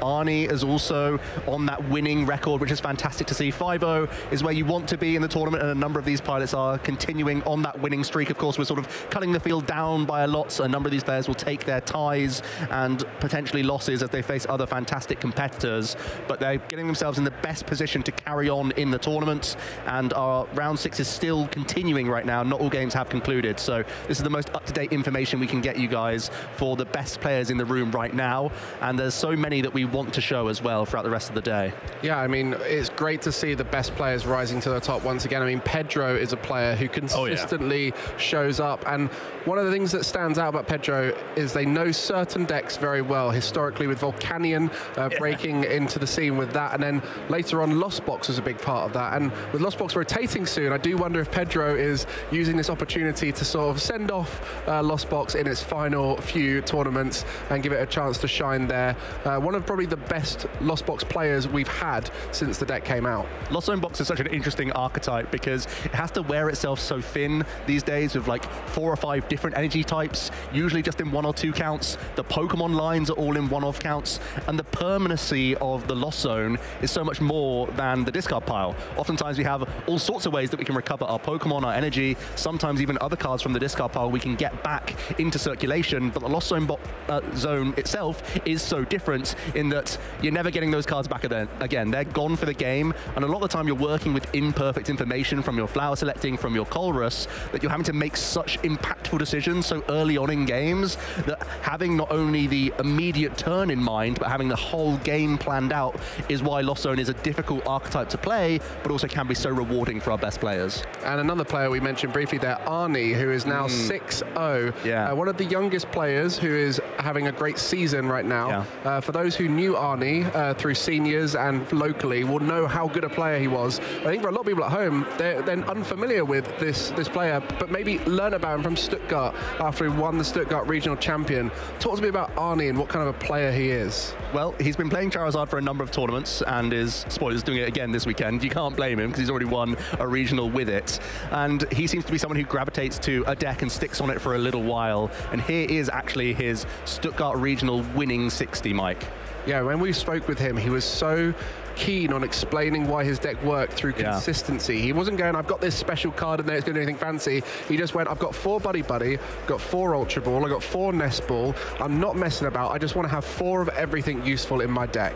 This is very much the philosophy that I like to take on, where I can think about cards and situations and matchups where it can be handy, but then I'm always thinking, what if I just had an extra ball search card in every opening hand I saw? And that's a philosophy that I think it's actually quite brave to just cut potential tech cards that can help matchups, to just say, no, my deck is powerful, I have to take risks with certain matchups and accept that, and know that if I'm just implementing my game plan as often as possible, that's still my best strategy to win. And Charizard, it can be so flexible with its strategy. Its Burning Darkness increases the damage output as the game continues, as your opponent takes prize cards, but then you have a lot of critical plays at your disposal with that Briar, allowing you to take an additional prize card when you're taking a knockout with a Charizard, provided the opponent has 2 prize cards remaining, and you can try and make that happen thanks to the Dust Noir package. And I think one of the most powerful things in the Pokemon TCG right now is disrupting whilst also gusting up something from your opponent's bench. And the beauty of this deck is you have the 2 Counter Catcher and the 2 Boss, and the 2 Io and the Unfair Stamp. So you can either use the Unfair Stamp with the Boss's orders or a Counter Catcher with the Io to disrupt and take out those key supporting Pokemon on the bench in the same turn, leaving a Charizard EX in the active that is too difficult to deal with. 100%, because this archetype, well, every player who comes up against Charizard knows that it's likely we're going to get hand disrupted. So they'll leave something on the bench a lot of the time so they can safeguard themselves around that. Pheasantipity EX is probably the most common one, but even things like Pidgeot EX from certain archetypes, just other engine Pokemon that can be lying around. Sometimes you float a Forest Hill Stone that hasn't been flipped just yet. You can have these sorts of things on the bench as contingencies abilities, Charizard can attack them both at the same time, which is one of the reasons why it's still one of the best defensive archetypes in the game, in that Charizard just has ridiculous bulk, and towards the late game, as the opponent has taken prizes along the way, it's just so inevitable that it can reach onto pretty much every Pokemon in the game. Yeah, and we've mentioned previously on the stream how important being able to find the exact card you need out of your deck is for these top players to really elevate their chances of success. And any deck that's built around Pidgeot EX allows players to tutor the exact card in the exact moment they need it. So that deck, for a lot of players, might look a bit clunky. They might go, well, how could you play that? You know, you've got all of these one-off trainer cards and one-off Pokemon, but actually having the ability to search for any of them alongside smart prize checking and good resource management, you create that full strategy from the start of the game to the end and you execute it. Yeah, there would be times where you would laugh at the idea of 3 stage 2s in one archetype and think that anyone is being serious about that situation, but it comes back to the Forest Hill Stone plus Arvin sort of foundation that you have, and then Pidgeot sort of cleans everything up from there. You get the Pidgeot rolling, you know your archetype is going to get so much smoother. The main headache players have with Rare Candy is it's only good if it's alongside another card. It has to be alongside your stage 2. So making sure you're getting those combinations all in one hand is what Pidgeot is all about.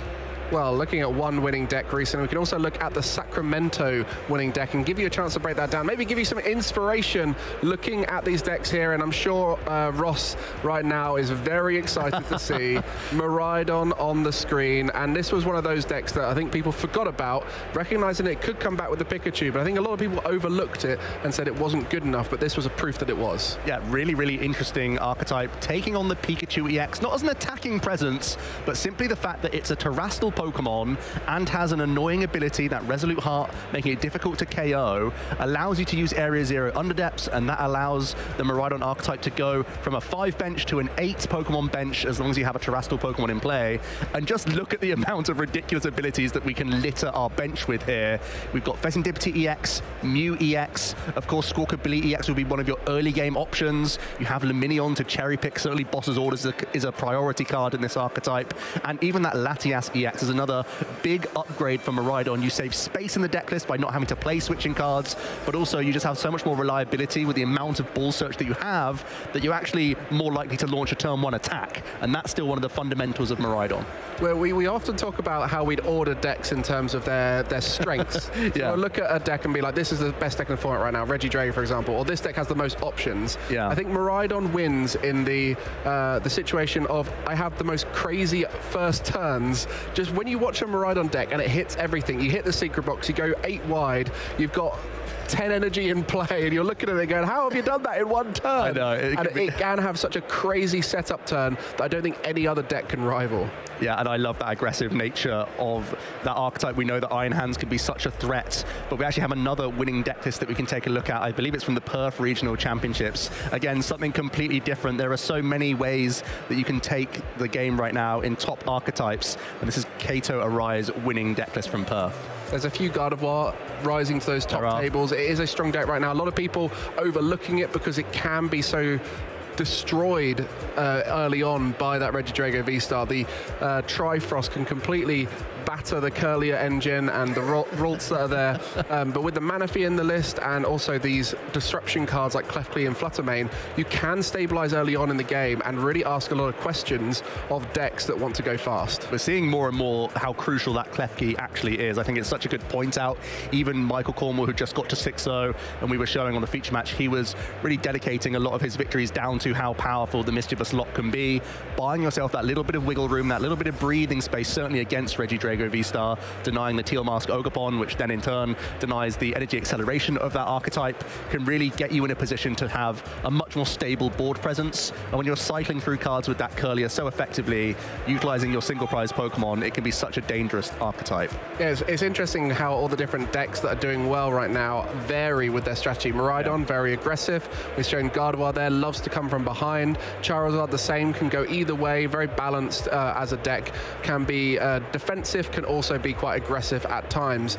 But when we went to Toronto, we got to see something a little bit different. And I think it's a real treat for you guys at home, because we've spoken how much about this deck and how great it is and how it's probably the best deck in format right now. And what better way to analyze it than look at the exact 60 of the most recent successful deck. Yeah, Calvin Connor, really experienced pilot and brought a really fantastic deck list as well. I always think this one's the blueprint, to be honest with you. It's been changing up a little bit cards, you know, tournament to tournament, and maybe you could outline the Jamming Tower and Temple of Sinnoh as like tech inclusions, but I think they're still such valid tech cards that this is still just the way to take the 60. I really think if anyone's picking up this archetype, this is the approach to take. You can see the amount of 4-ofs in the item category. These are the cards that you just have to play maximum counts of, because that's what gets you into the game. And then we have that suite of 5 dragons to pick from when you're using that Apex Dragon with your Regidrago V-Star. You can make it 6 if you wanted to use the Regidrago V. Sure, that's also true. On the rare occasion. Yeah, things have gone wrong if you're actually using that Dragon Laser attack, I'll be honest. 130 plus 30 to the bench, that's nowhere near as good as some of these other options. Yeah, what a wonderful set of attackers, and the advantage you've got with them is the majority of them are hard to get out in their own decks. Yes. So to be able to put them all into one that works them all together, you know, we've seen Giratina V-Star in the past have success, we've seen Gudra have success as well, and to combine them all together and give you that option to tailor your game plan based off of what your opponent's deck is with each of those dragons, it is one of the most powerful decks for a skilled player to execute the format. Yeah, we've talked about the strengths of many archetypes, and in a lot of cases you can point directly to what it is, whether it's that aggression, whether it's the defensive option, but Regidrago can play in different modes. It can go aggressive when it has to and really start sweeping multiple prize cards, either with big damage or with spread approach, but also it can play that defensive approach as well. It has Ino at its disposal. You can do the Prime Catcher Ino combo, which is similar to like a Counter Catcher plus Ino, and you also have that Radiant Charizard as a single prize dimension. So the fact that the deck is so flexible is why many players deem this to be the best deck in the game right now. Well, you've summed it up perfectly there. I think we can all agree it is probably the best deck in the format, but what we want to find out is what you guys think is the next best deck in the format. So yes, we can all just put a little vote out there and say, let's put Regidrago V-Star at the top, but then equally it's nice to find out who might be second on that list. So let's take a look at our community bracket. We've already had 2 matchups. Charizard EX coming through, we mentioned that earlier, what a great deck it was. We've just seen Dragapult EX on the stream showing exactly why it made it through to the semi-finals, but now we'll be heading down to that bottom half. Goldengo and Clawf. I think we're both quite biased, actually. We both have a deck that are some of our personal favorites. I know you are really rooting for Goldengo this weekend. Yep. And Clawf is an archetype that I'm really intrigued by. I love the Precious Trolley. That's a card that I have my eye on as a caster prediction as well. So we've got some personal bias in this one for our arguments. Well, the last caster prediction battle, the personal biases were given the other way around, but I believe, I've just been told in my ear, I'll be getting Goldengo, you'll be getting Clawf. So we get to preach our cases on which of the decks we prefer, and I think that's going to make it a lot more convincing from both of us. Yeah, we're going to have some impassioned speeches this time around. I actually don't know which way this is going to go. Normally when we do these, I have an idea of which deck is going to be better. This one, I genuinely have no idea which way it's going to go. Yeah, they're both sort of fan favorite archetypes as well. People love to see the Clawf, but also people are so happy to see Goldengo whenever we get it on the stream. So there's going to be impassioned arguments, possibly even in our Twitch chat as well. Well, do you want me to go first, or you can crack on? Or do you want to count me in and I'll tell the viewers exactly why Goldengo is the best deck here? All right, I'll count you in. Here we go then. 30 seconds on the clock. In 3, 2, 1, go. Well, Goldengo has one of the best abilities in the game. You can draw 2 cards if it's in the active or draw 1 on the bench. Your attacker is literally your draw engine, and it's got an amazing HP. 260 HP is hard for most of the format to take out, so consequently you have good matchups into Raging Bolt, reasonably good matchup into Regidrago. You can beat Charizard, you can beat Gardevoir, all of the beat stick decks like Miraidon, Roaring Moon, you can deal with them. Terrapagos, Archaladon, you literally beat the best decks in the format currently, and it's got a history of being one of those cool decks on the sideline that manages to sneak. And there you go. Nice one. You cut off. You're doing well at this timing thing. Well, it does help when you've got a little 5, 4, 3, 2. Don't tell him that. Don't tell him that. Don't tell him that. It's your internal clock. It's all your instincts. Well, I think I could have said a lot more. I've let myself down there, I think. I apologise to all the Goldengo fans out there. I could have done more. Yeah, but I guess a taste of what it can do. Yeah, and I think it's also one for the future. I can't say anything more. It's your turn now, all right? But it's one for the future. You've had enough. You've had enough of you. I think both these decks are ones for the future, to be fair. Yeah. So I guess carry on, no doubt. Give you a chance to do a little bit of Clawf preaching. All right, I'm ready. Right, well, Clorf in 3, 2, 1, go. Well, it's an aggressive racing archetype, but wait, it's a single prize one. Yes, Clorf can come in with that poison package. 1 trolley is all you require to get set up on your board. You get this ridiculous setup. You get to have 8 bench Pokemon at your disposal. That's a lot of fantastic abilities to keep you ticking over through the game. You've got the poison package, so you can make sure your opponent's not using Pheasantipity EX, but you sure will be, because your opponent has to deal with your most dangerous threats on the board. That Clorf coming in and out of the active constantly forces your opponent to be bossing around you, and then you bring it back again and it's another huge threat. It's going to be a fantastic deck this weekend. You couldn't finish with it's going to be a fantastic deck, but you're ready just this weekend. Just this weekend. Well, oh dear. I mean, they're both really interesting decks because they have the beat stick effect of they are aggressive, they take lots of knockouts, but they do it in different ways, where Clorf is that single prize attempted package, but it doesn't have as much draw engine support, so it can get a bit disrupted. Where on the other side, Golden Go can't be disrupted, but it has a lot of bad matchups because of the format having such a diverse range of attacking numbers. But both of them have strong and bad matchups, and it really is one of those where you got to always keep an eye on both of them as the format evolves. Yeah, and they've both had great flourishes in these tournaments. Still looking for those victories right now, but some great top 8 and better placements as well. So going to be awesome to see how those are. Those are our arguments for the 2 archetypes. The community bracket should be coming open for you guys to vote in as well. So have your say on those 2 archetypes. Will the Golden Go be progressing through, or will it be the Terapagos Clorf approach that's going to make it into our bracket and continue on to be the best of the rest outside of Regidrago V-Star? I'm genuinely intrigued how this one goes. A lot of these are, you know, 1/3 one way, 2/3 the other. Sometimes it's even 3/4 of the votes go in favor of one of the decks. But this one I do think is going to be close. So make sure you get those votes in. And I think we could both argue the case of the decks even more and more. 100%. Make sure you're voting right now in the chat on Twitch. If you're on YouTube, jump on over to Twitch and get a vote in. Get both tabs up, why not? And if you want to, you can go back to YouTube afterwards, but the vote is on the Twitch chat. So Clorf as a deck will change a lot in its time because it currently doesn't have the perfect support. And I think as rotation happens, it's going to change as well, where you're going to lose some of those really important V cards that currently make it work. But I think it is one of those where 1 card, 2 cards could come out that would just allow that Clorf deck to work, potentially linking up with the poison principles, you know. Yeah. We saw Atticus, is it the Sure. Which people were thinking, oh, that could go in Clorf, but it wasn't quite right for it.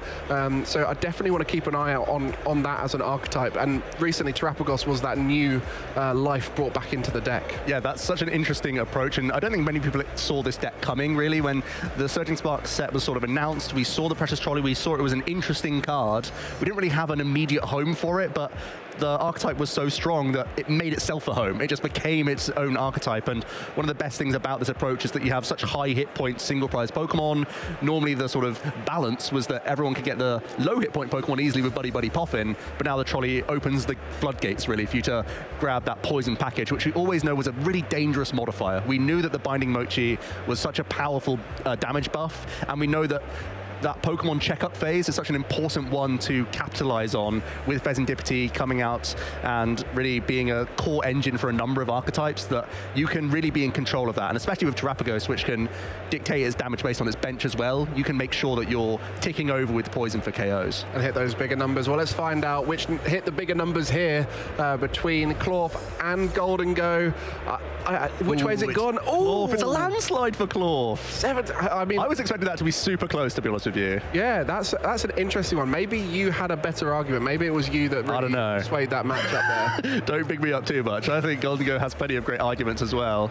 But yeah, I mean, the one thing to bear in mind is there's still debate around what's the best build of Golden Go. We've seen top 8s from a Palkia approach. We've seen top 8s from a, well, your favorite, the Togekiss approach, where you're trying to coin flip your way to victory at times. And I think maybe that's one of the things that puts players off.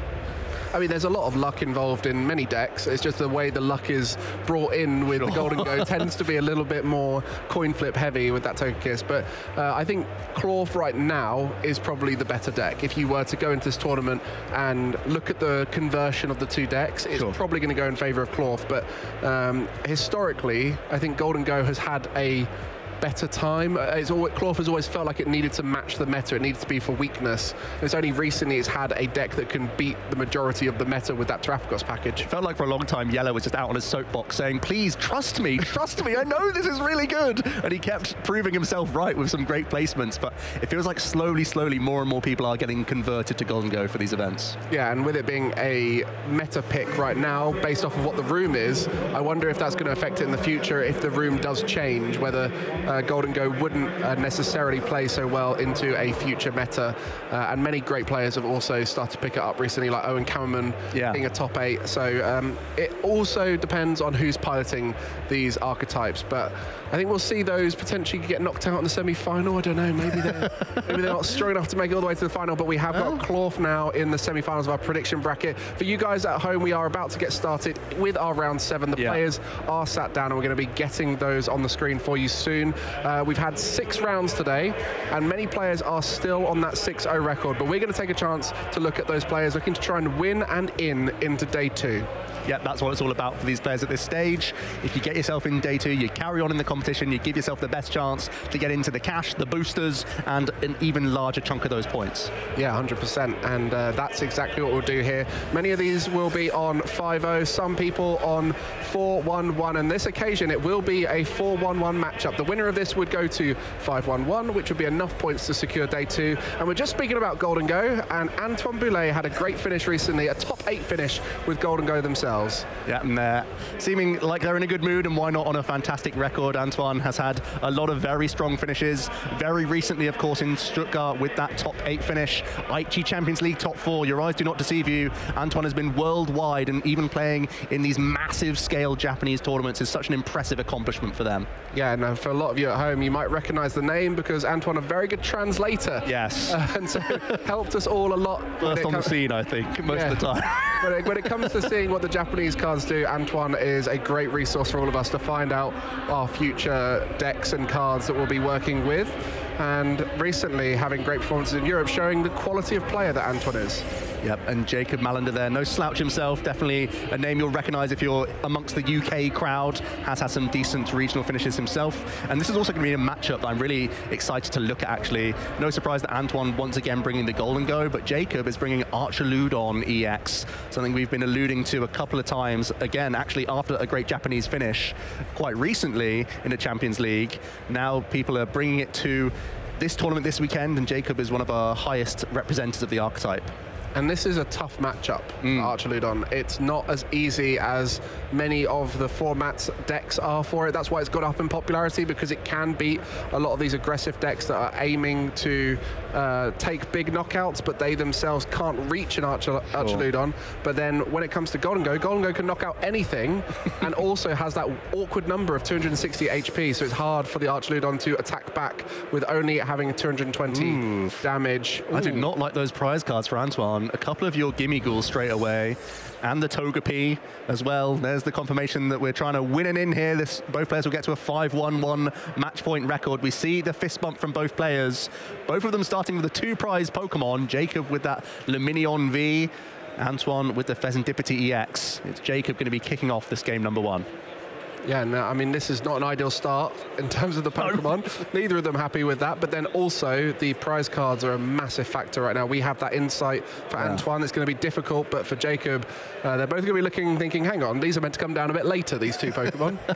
Looks like just a nest ball for Jacob, and it's always going to be that Duraludon first of all, because the deck really does require the Archaludon. That Assemble Alloy is your means of energy acceleration. It can go on to itself to be a very valid attacker, but also there is the Dialga V-Star within the deck list. But it's a very quick pass over from Jacob after a quick attachment onto the Duraludon. And let's see what Antoine is working with here. Well, a lot of the time in the early turns, you're relying on that Radiant Greninja to start drawing cards, so the fact that that's prized will make it difficult. Yeah. But other than that, there could be a way to set up reasonably well here.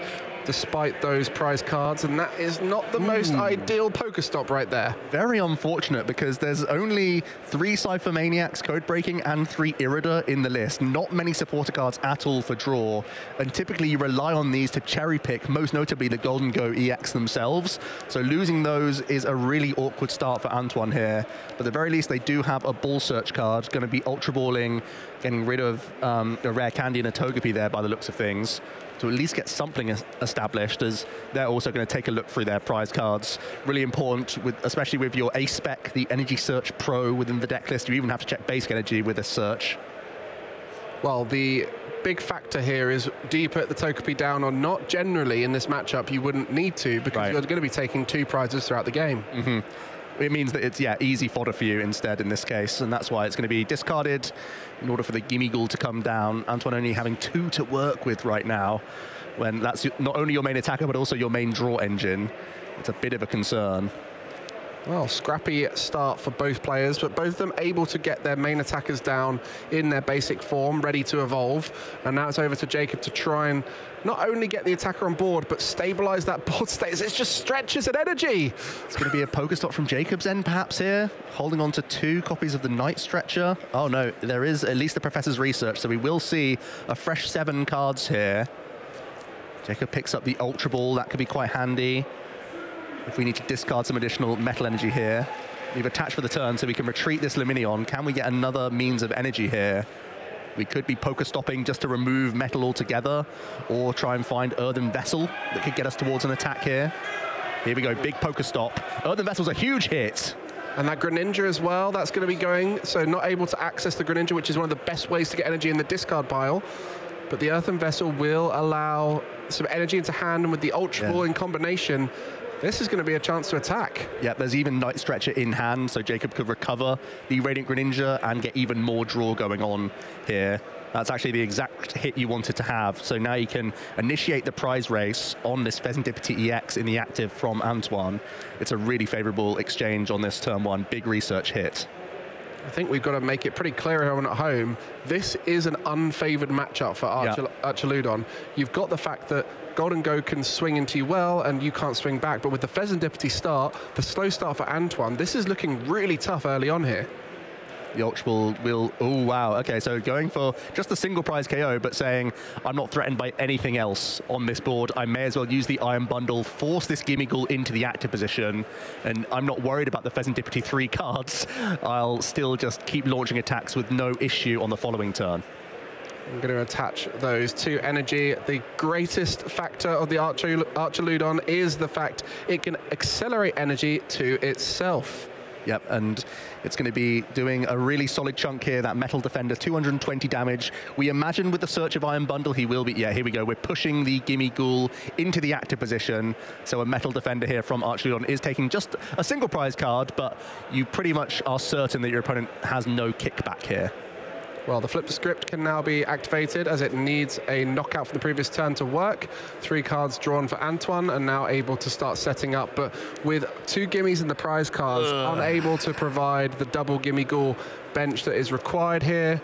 And this is going to be pretty rough for Antoine to really set up. Yeah, and you can't hide this in any way, shape or form. Antoine, it's going to be so obvious to Jacob as soon as there's one Gimmighoul being benched here that he can just try and look for boss's orders possibly on another turn, because it's only going to be 1 at a time here unless Antoine can get into something like Night Stretcher. There's 3 copies in their deck list. We need to try and establish multiple Gimmighoul here to feel safe.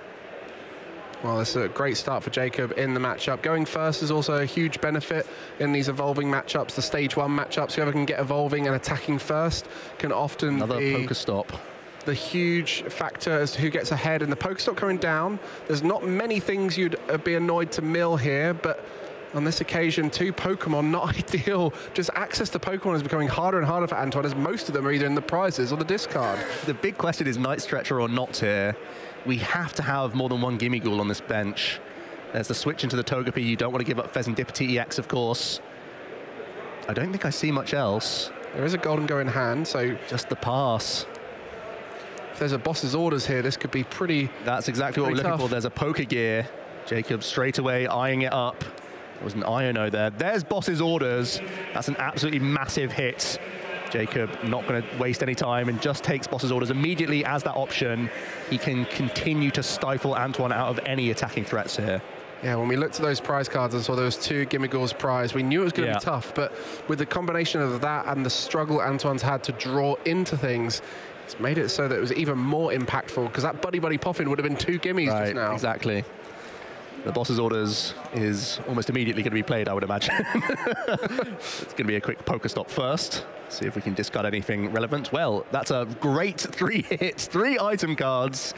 There aren't poker stops in his own deck list, are there? No, it doesn't look like there are. And it's going to be a concession from Antoine here, recognizing that Jacob is already holding on to boss's orders and will only continue to get more and more developed. So a pretty nice game 1 victory there in our best of 3. Well, our 2 metal-type decks here are showing exactly why they can be so aggressive. But on this occasion, it was the unfavored matchup deck. Archaludon coming through and recognizing the early pressure was going to win the game. That poker stop was huge as well. Jacob needed that poker stop to hit the earthen vessel to even get into the mix himself here. Let's not forget, he did not have the optimal start either, but not quite as awkward as Antoine with the double Gimmighoul prized. It was such an easy chase for Jacob there to just keep the pressure on and deny any form of attack. I feel like whenever we see Iron Bundle working so effectively like that, your board is not set up. Typically, it punishes a board that's not quite fully set up. On this occasion, playing around the 2 prizer in the active to get rid of the Gimmighoul. That is such a rare scenario you wouldn't normally see. You normally see decks trying to go far ahead, and that just shows you how important to Jacob it is to get rid of the Golden Goes. It doesn't matter about racing in this matchup, because eventually the Golden Go would be able to come back in that situation. Yeah, you always have to think from Jacob's side as well.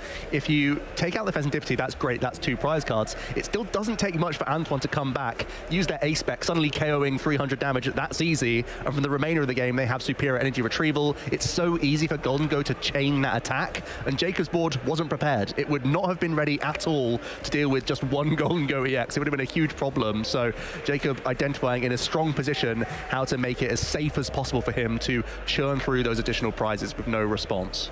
Well, in about 8 minutes there, our first game was decided, and rightfully so, Antoine scooped, recognizing the lockout of Golden Go was happening. So Antoine now going to try and set up a bit better, choose the first or second in this situation. I would assume going first, trying to get evolved up as soon as possible, and consequently will start swinging sooner with that Golden Go, unless a similar setup is seen here. You hope not. Well, first of all, it's going to be a mulligan. I think that's 2 now. Yeah, small confirmation that it is the Energy Search Pro. I'm sure that's what Jacob was expecting. That is becoming more and more popular in the Golden Go after some debate before this card was printed. Now it is certainly the best choice because it allows you just to springboard into so much damage from 1 card. Well, there's a lot of cards right now that seem crazy. Energy Search Pro, Precious Trolley. I mean, to search for that many cards all at once from your deck seems crazy, but what it does do is it forces you to have this weird energy combination in your deck, and so you can't just rely on metals and waters like you used to be able to with the Palkia build. You now have to put all the different types in there, which can clunk up the deck a little bit, but a basic is found here for Antoine, and we'll be kicking off with our game 2 here of round 7. Yep, those couple additional cards coming in for Jacob, just confirmation as we are going to see the fist bump, and we're moving into this game number 2 here. The prize is not too detrimental for either player there. I think they can both handle that. We're going to see an energy onto an iron bundle. Is there no ball search? No, there is not. Antoine having to pass straight back over to Jacob here. It's another awful start. That is not what you want to see. In a weird way, at least there's an energy on board, because that means you can retreat next turn, but without any Gimmighoul's to evolve, Antoine still 2 turns away from getting an attack off. It's so demoralizing when you've just had a game, you're sort of trying to shake it off, stay in a positive mood about things, knowing that you still have plenty of time on the clock to bring back a game, and then you open up with another dud hand. That must be so demoralizing. But Jacob here has, at the very least, the opportunity to now be on the front foot, can nest ball into the Duraludon and start developing his side of the field.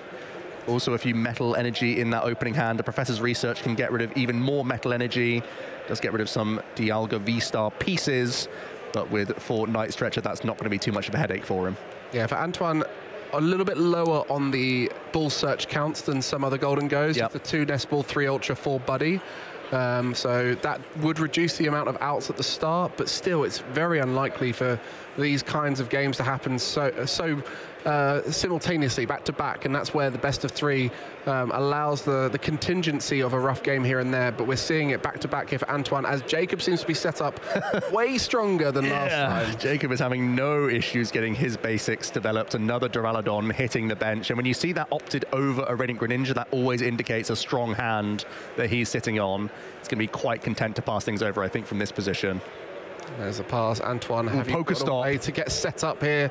We got the Energy Search Pro. Yeah, we can thin a lot of energy before giving ourselves maximum odds with the Pokestop. I didn't see any supporter in the hand either, Mike, so I think it is all down to these three cards, and they've got to be good items. Because that's sometimes the case when you look at a deck with less Ball Search. You sometimes think, well, if you'd gone second, you'd have had an Irida or something like that. But on this occasion, not even the supporters to be able to do that. Well, we'll see how this turn pans out for Antoine, but it's really going to be clawing back in, and there is still a very real chance that the clawing back in works in Antoine's favor, because the Golden Go very comfortably works into the Archaladon, but so much of it's going to rely on with that Dialga gets set up on the bench. It's a terrifying card, to be honest with you. It's a great card to work towards from Jacob's side of the field, because that Star Cronus can take 2 turns, and that's just the most unfair card text you can ever read, really, in the Pokemon trading card game.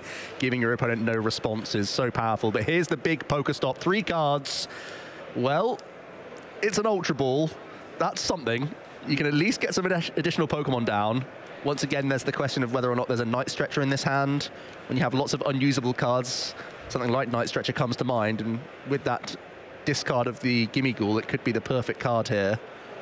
Well, this is a slow old start. The other thing with Ultra Ball is you want to get card advantage in that Golden Go's hand. You want to try and see as many cards as possible, because you need to discard throughout the game, and Ultra Balls really does reduce the amount you're seeing. And you can see from this point of view, Antoine is not wanting to get that gimme down, because you need more than just one gimme here. Absolutely, you do. You know you're up against an archetype that plays really high counter those Poké Gear as well. So you have to see 2 cards. Do we get a supporter? Night Stretcher at least gets you that Gimmighoul refund, is what I was mentioning.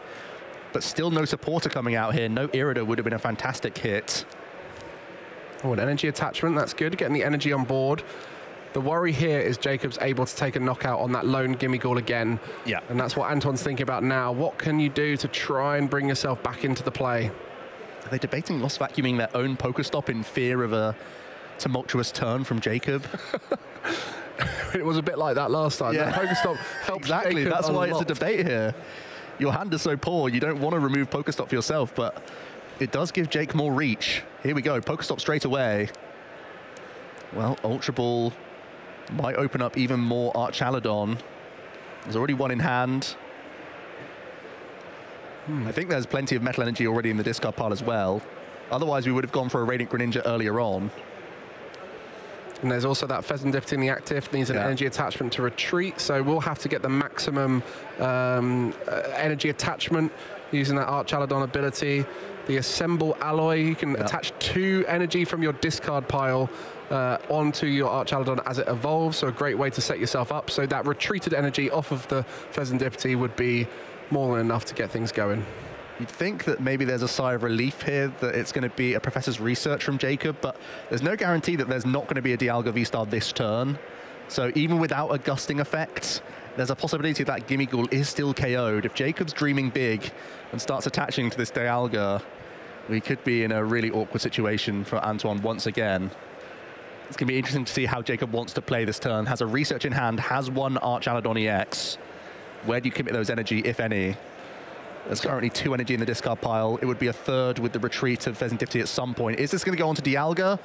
Oh, yes, wow. it is. We're dreaming big here, Mike. You have to, don't you? When it's an unfavorable matchup, you have to think bigger than just playing the normal game plan into the active. You have to try and find the dream scenario, and it looks like there's some pretty good cards in there. I saw Night Stretcher. I see Earthen Vessel.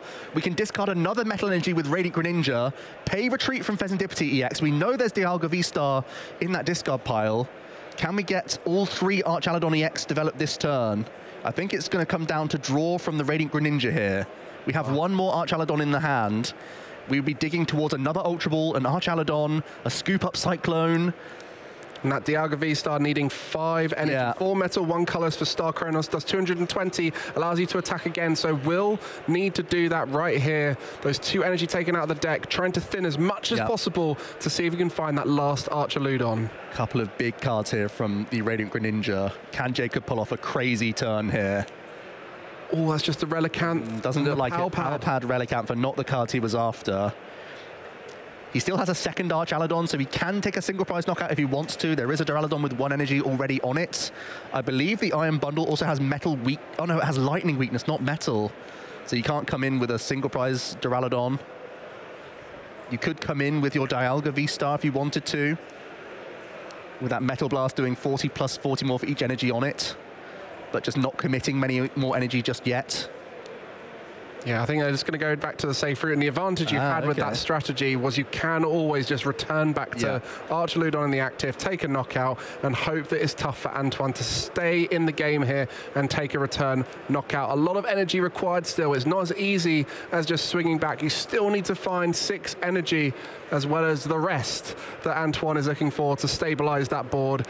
Is it possible here? So after a pretty stressful turn, Antoine has been given the opportunity to finally evolve into the Golden Go EX. Will get some coin bonus in now.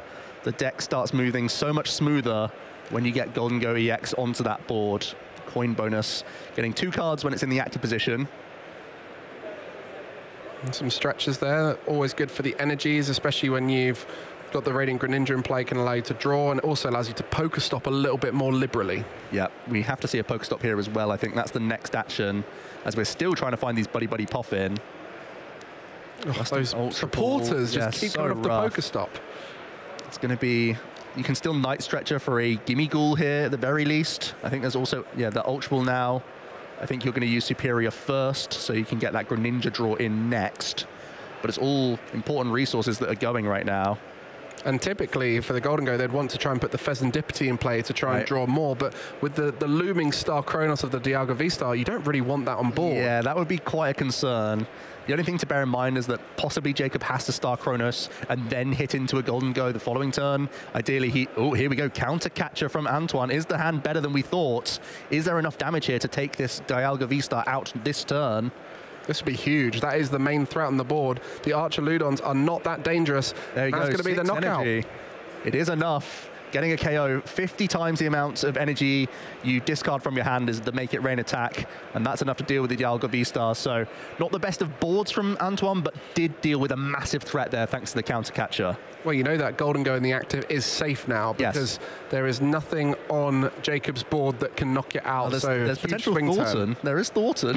There's Thornton, there could be a way. There could be a way. Maybe not actually. There's only 1 floating Duraludon. Even with any Scoop Up Cyclone shenanigans, I don't think you're getting there. So Antoine does have a reprieve here. And that's why we said this matchup is in favor of Golden Go. That turn alone turned what looked like a back foot position for Antoine into now the front foot is very much in favor of Golden Go. Let's see if Jacob wants to deal with a benched Pokemon here. Try and limit a little bit of draw power. There's the Thornton that we mentioned, actually.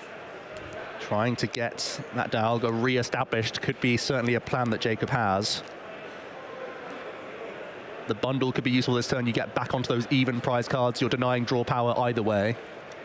And just sort of a pause here. What is the way? Where do I go now? All of Jacob's game plans revolved around that Dialga V-Star, and now it's gone, having to find a new route to victory. Antoine was already prepared for the Iron Bundle there, straight into the active Radiant Greninja. Comfortable losing it, and the Pokestop will discard a boss's orders and an energy, but the Poker Gear will be useful to find other supporters. Yeah, it's not a big deal here. I think Jacob's just trying to thin the deck as much as possible. I like getting the extra Duraludon down. You still have your ace spec of Scoop Up Cyclone. So if you do this now, you can keep the Thornton hidden for a turn and still find your way towards a surprise Dialga V-Star. I think that's the only way you're going to stay on top here. 100%. And with this 1 prize knockout, there is a potential for a big turn, but without Fezandipity X in play, Antoine would still be safe from being defeated with 4 prize cards. So it just shows you how far it is for Jacob to get back into this, but knocking out as much of the board as possible could end up leaving it with nothing available. Yeah, because we know, and there you go, there's an Ino being picked up now as well for Jacob. That's also a really tempting card to play. If you force Antoine to put down the Pheasantipity, that could be a really handy card for you. Or no other Gimmighoul is found. It would just remove all of the Gimmighoul's and Golden Goes. Here we go, a quick scoop up Cyclone from Jacob. I think I like not benching. Like, don't use the Night Stretcher for a Dialga. I think I prefer just going triple Duraludon and locking yourself into the Thornton. But Jacob is going to develop the Dialga V now, and that's got to be a warning sign for Antoine. Yeah, Golden Go doesn't typically have many ways to gust up the bench Pokemon. Maybe a boss and a counter catcher typically. Yeah. With that counter catcher already gone, it's going to be pretty tricky for that Dialga to be targeted. But there is always a chance that it could be. So I understand your Thornton. It felt like bias. The hand was just so, like, it was perfectly set up for a Thornton on the following turn. There was the Scoop Up Cyclone in hand, there was Night Stretcher in hand, there was already the Thornton. So everything was there. But Jacob did just want to use the Iono now because Antoine had started to accumulate too many cards. And again, possibly forcing that Pheasantipity EX onto the board could be still one of the avenues for Jacob. Yeah, no, I know, not disrupting too much, but just asking more questions of Antoine. And the Radiant Greninja will go down, removing a little bit of the draw for Antoine, and now going to be looking to get more Gimmighouls and Golden Goes in play. And 6 energy is still a pretty steep requirement. These Archaludon are very chunky. Antoine just taking a moment before possibly using this coin bonus. Is there anything you want to thin from the deck before drawing your additional cards here? Because there's a Cypher Maniac in the hand. That's why. Because now you can sculpt the exact 2 cards you want on top of your deck. But before that, we are still going to see the Nest Ball here. Antoine might feel they're ahead enough in the game now to go Pheasantipity EX, knowing that they can take 2 prizes this turn and next turn. Doesn't matter what Jacob does, particularly as long as you take out the Dialga, but it does create that. It creates that really interesting situation where Jacob is going to try and pressurize that Pheasantipity EX, right? It's what you mentioned, Mike. Opening yourself up to draw more cards could also leave an easier map for Jacob next turn. Yeah, with that Star Kronos on the Dialga V-Star, there is a world where a targeted Pheasantipity gets knocked out first, followed by the main attack of Dialga V-Star, the Metal Blast, which can knock out a Golden Go. The only attack in Jacob's deck that can knock out the Golden Go.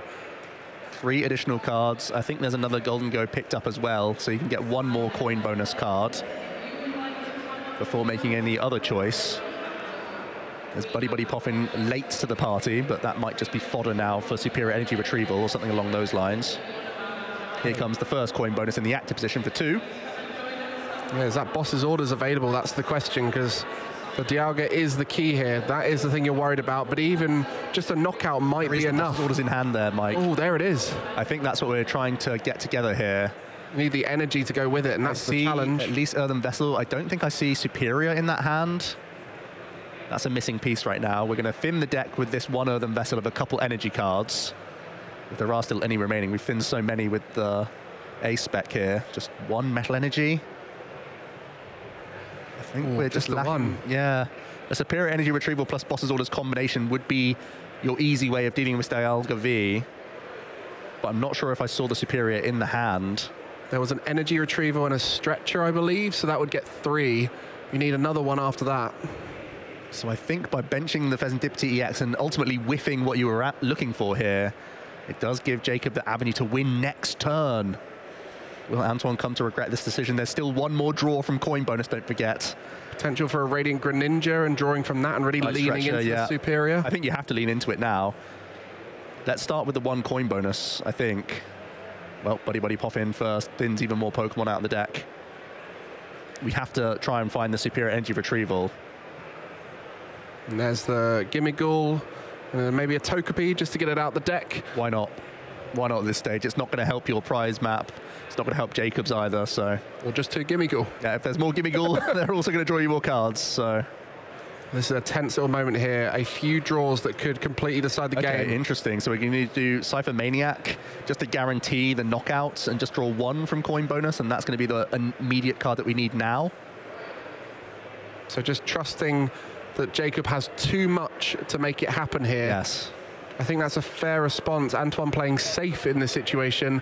And this is the whole assessment these players have to do. They have to go, what is the most likely way for me to win? And Antoine has gone, the safe way for me, knocking out the active, will win me more games than if I try and force this knockout on the Dialga and miss it. Yes. Yeah, if you miss it, it's just game over at 100%. So you have to try and draw as many cards as you can to keep a line open. And then when that line closes, you have to go down a different direction.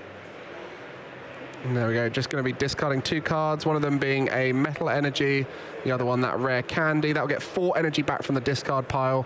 Superior Energy Retrieval, the key to unlocking Golden Go's damage output, able to get those 4 energy, and then there was an energy retrieval to get the rest, so this will be the knockout here with those 6 energy. The Make It Rain will be doing 300 damage on the active, asking the question to Jacob, can you find the way to the Star Kronos next turn? Yeah, and let's be honest, Jacob needs a lot. He needs to get Dialga V-Star to Archaludon, and also needs to use Boss's Orders in order to take out Pheasantipity, and then we need another Boss's Orders to bring up a Golden Go EX. So it's a big combination required here. But he, there's that's the boss at the top. I think a lot of the other pieces were in that hand, and with the Pheasantipity EX, there's a lot in. The deck is slim as well. There's already a couple Night Stretcher in this hand. I don't think we're that far away. There's an Archaludon, a Night Stretcher. Ooh, I think we're really close here. Yeah, yeah, and if there's an energy in deck, that will provide an opportunity to attach. Maybe have to use the Night Stretcher here. Right now. There's a second Boss's Orders that you're trying to draw towards, because don't forget, he needs to boss this turn, and then next turn, which is his second of 2 turns. He'll get to use Pheasantipity EX on both of those turns. Yeah. Jacob taking a look here, but I think he's really close to what he needs. Pheasantipity drawing 3 cards. As an Archaludon. This is Palpad back as well is even more fantastic. Here comes Dialga getting powered up. We know there's Night Stretcher in this hand, so you can get your V-Star. I think the final Night Stretcher can be a turn attachment if you need that as well for the following Golden Go. Jacob will use Boss's Orders on Pheasantipity EX on the bench, then he'll Palpad, getting back those Boss's Orders and hoping that with a Star Kronos and no response from the opponent, he can use Pheasantipity EX again and draw into another Boss's Orders. Yeah, that Pheasantipity EX coming down has opened up the route here for the Star Kronos. That will be a 220 damage knockout onto the Pheasantipity EX. And now he's in a position where he gets to draw for turn and maybe even get a chance to use Pheasantipity EX. He gets 2 turns in a row. Star Kronos, what a busted V-Star attack that is. Let's see. Well, we need to use Palpad now. Here we go. I think there's only 3. Is there 3 or 4 cards left in the deck? Just trying to eyeball it here. But if you Palpaded, you can't miss. Well, you could have Palpaded before the Star Kronos. Yeah. There's also the Radiant Greninja. So if you get an energy back, because I think it is just the 5. Yeah, we need to manually attach to this Dialga as well right now for the Metal Blast, don't we? Yeah, we're at 240 right now. Yeah. So we need to save the Night Stretcher. Here we go. Is there a Boss's Orders? There it is. Jacob has been able to get a 2-0 victory here. Night Stretcher, manual attachment, gets you over the line. What an awesome endgame sequence from Archaludon EX. Well played to Jacob, punishing the Golden Go when it wasn't able to get going, and that's exactly why Archaludon is the deck to watch at this event. Many players saying it's a deck to bring here. It is looking so strong in the Surging Sparks meta, and Golden Go, which is meant to be favored into it, on this occasion was unable to take the victory. I think that's why we saw the big puff of the cheeks, the sigh of relief from Jacob there, because he knew when there was the flipping over of the gimme goal in the opening stages that he was going to be against it and had to be drawing well throughout the entire series. Looking back at the replay here, this is our first game, and it was actually Antoine's own Pokestop which enabled Jacob to get into the game. That Earthen Vessel unlocked the energy in the discard pile to get the Archaludon EX rolling very early on in the game. And I think Antoine played it so well, considering the circumstances. There just wasn't much going for them. It was a tough battle from the beginning, not able to get multiple Gimmighoul out, and in the second game to just have that attached pass of the Iron Bundle. Everything about this game was unfavorable for Antoine, and then the worst thing about it is your Pokestop helping out the opponent. Jacob able to get everything.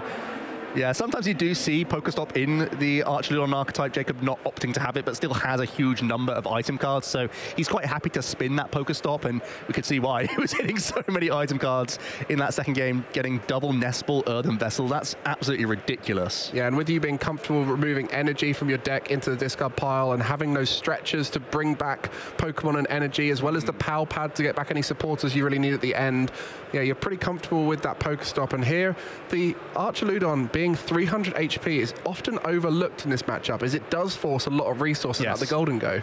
Yeah, Golden Go doesn't really like to do that over and over again. Sure, it can, but it always requires a lot of resources. Jacob had this really interesting turn here. This is the turning point, I think, choosing to not hold a Thornton line of play, instead going for Iono Disruption and hope that my Dialga V can tank a turn. Antoine was very close to drawing towards their Gust, didn't quite come together, and then Jacob, well, he ran riot, didn't he?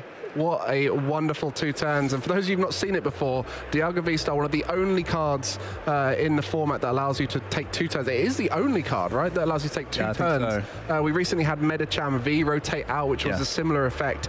And consequently, those turns are incredible. You get to take up to 4 prize cards. You maybe even get to take more based off of the other things you get to do across 2 turns. You get to use 2 supporters, Pheasantipity EX twice, 6 Pokestop twice. The consistency of pulling off those final turns, if you get that first Star Kronos off, you tend to find the second part of that combination piece because you see so much of your deck. Yeah, the Archeludon archetype is quite scary in that it can look like it's not doing too much. It's just coming in for 220. It can look quite innocent, but then you can have that one burst turn, and suddenly you're getting 2 turns of no response. And in that case, a beautiful 4 prize swing from Jacob there, really well executed. Well, that's winning in there. So Jacob moving in to day 2 with 5-1-1, and many other players right now in round 7 making their way through to day 2, allowing them to compete for another 4 rounds of Swiss tomorrow. But there will be one more round today for them to try and push as far forward as possible, and Jacob will be happy to get that opportunity to have a stress-free final round here at day 1 of Birmingham Regional. Yeah, and if you enjoyed that, don't go anywhere, because you've got more winning in action. So it's only going to get better from here on out. The day is still young. There's still another round to try and get a winning in, and even more decks as well to be on show. So happy that we've got to see Archeludon Dialga V-Star. Most people are touting this deck to be a real powerhouse coming into the next set with Prismatic Evolution, because it's so good at tackling Badoo and really not being too concerned about it. But even now, it's an archetype that seems to be overlooked and is only just being capitalized on by players. Yeah, and it's common in the Pokemon TCG that cards that have weird hit point amounts tend to break through, and I think those 2 decks we just saw, Golden Go and Archeludon, are some of those decks, and we'll see Cerulege GX do a similar thing in the future format. Everyone is building their decks around beating the big basics or the fully evolved forms like your Charizard EX and Dragapult. That one in the middle, it's kind of a lot of resources to take that out, which you don't really want to have to deal with. Golden Go usually doesn't have to concern itself too much with that damage output, but it still seemed to be a little bit too much of an issue there for Antoine. Commiserations to them. I mean, they didn't really have a good rub of the green, did they? The couple prizes in that game 1, the Iron Bundle start and no early game Bull Search. That's one of the only risks, I think, of this archetype, is that it can smooth itself out so easily with its ability, but until that point, it's a vulnerable deck. Well, I know one person who's very happy, and that's Jacob, but one person who might be even happier is the Dialga V-Star fan himself, Shay, who's got an interview right now with Jacob. Tell you what, Mark, you are correct. I am a happy geezer. I might be more happy than Jacob, funnily enough. When that Star Kronos turn was coming out, my eyes were glued to the screen. Here it comes, here it comes. But anyway, that's enough about me. Goodness gracious me, I apologize. Jacob, how are we feeling now? Yeah, I'm really happy to be able to make day 2. It's a really cool deck, and yeah, nice to win on stream. That's 2 years in a row the winning in is on stream, so. There we go, a little bit of stream luck. We obviously hear a lot about stream, bad luck on stream. Jacob, big man on stream. Now, Jacob, I'm a Dialga player myself, so I know Golden Go traditionally can be a bit hard of a matchup. So when your opponent flips over Gimmighoul, what's going through your head? I thought I was going to get battered. I thought it was curtains really, and also like, yeah, I think I opened first game 1, which like 2 prize liability is just great. Like if they're gonna knock something out, you want it to be 300. You want it to be 300.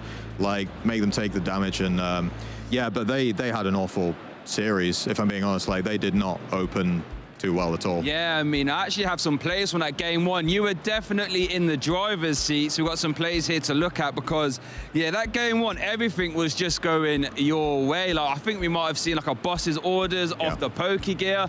We even saw right at the end the triple hit off the Poké Stop. Not really necessary, but just cementing that game one was it. Here we go. So here, this Poké Gear was huge, right? Yeah, 100%. If I don't take the Gimmighoul here, I have to basically deal with a golden go. Like, fair enough, I could Iron Bundle and go up to 3 prizes ahead. However, they can come back in like at any point from that, so taking the Gimmighoul is just crucial. So. Yeah, so talk to us. Like you said, you've been in a winning situation before. You have a nice, you had a straightforward game one, we'll go with. Yeah. What's going through your head shuffling up in for game two? Because as you did say, it's not the easiest of matchups. No, so I was hoping like to have a 1-game cushion is absolutely fantastic.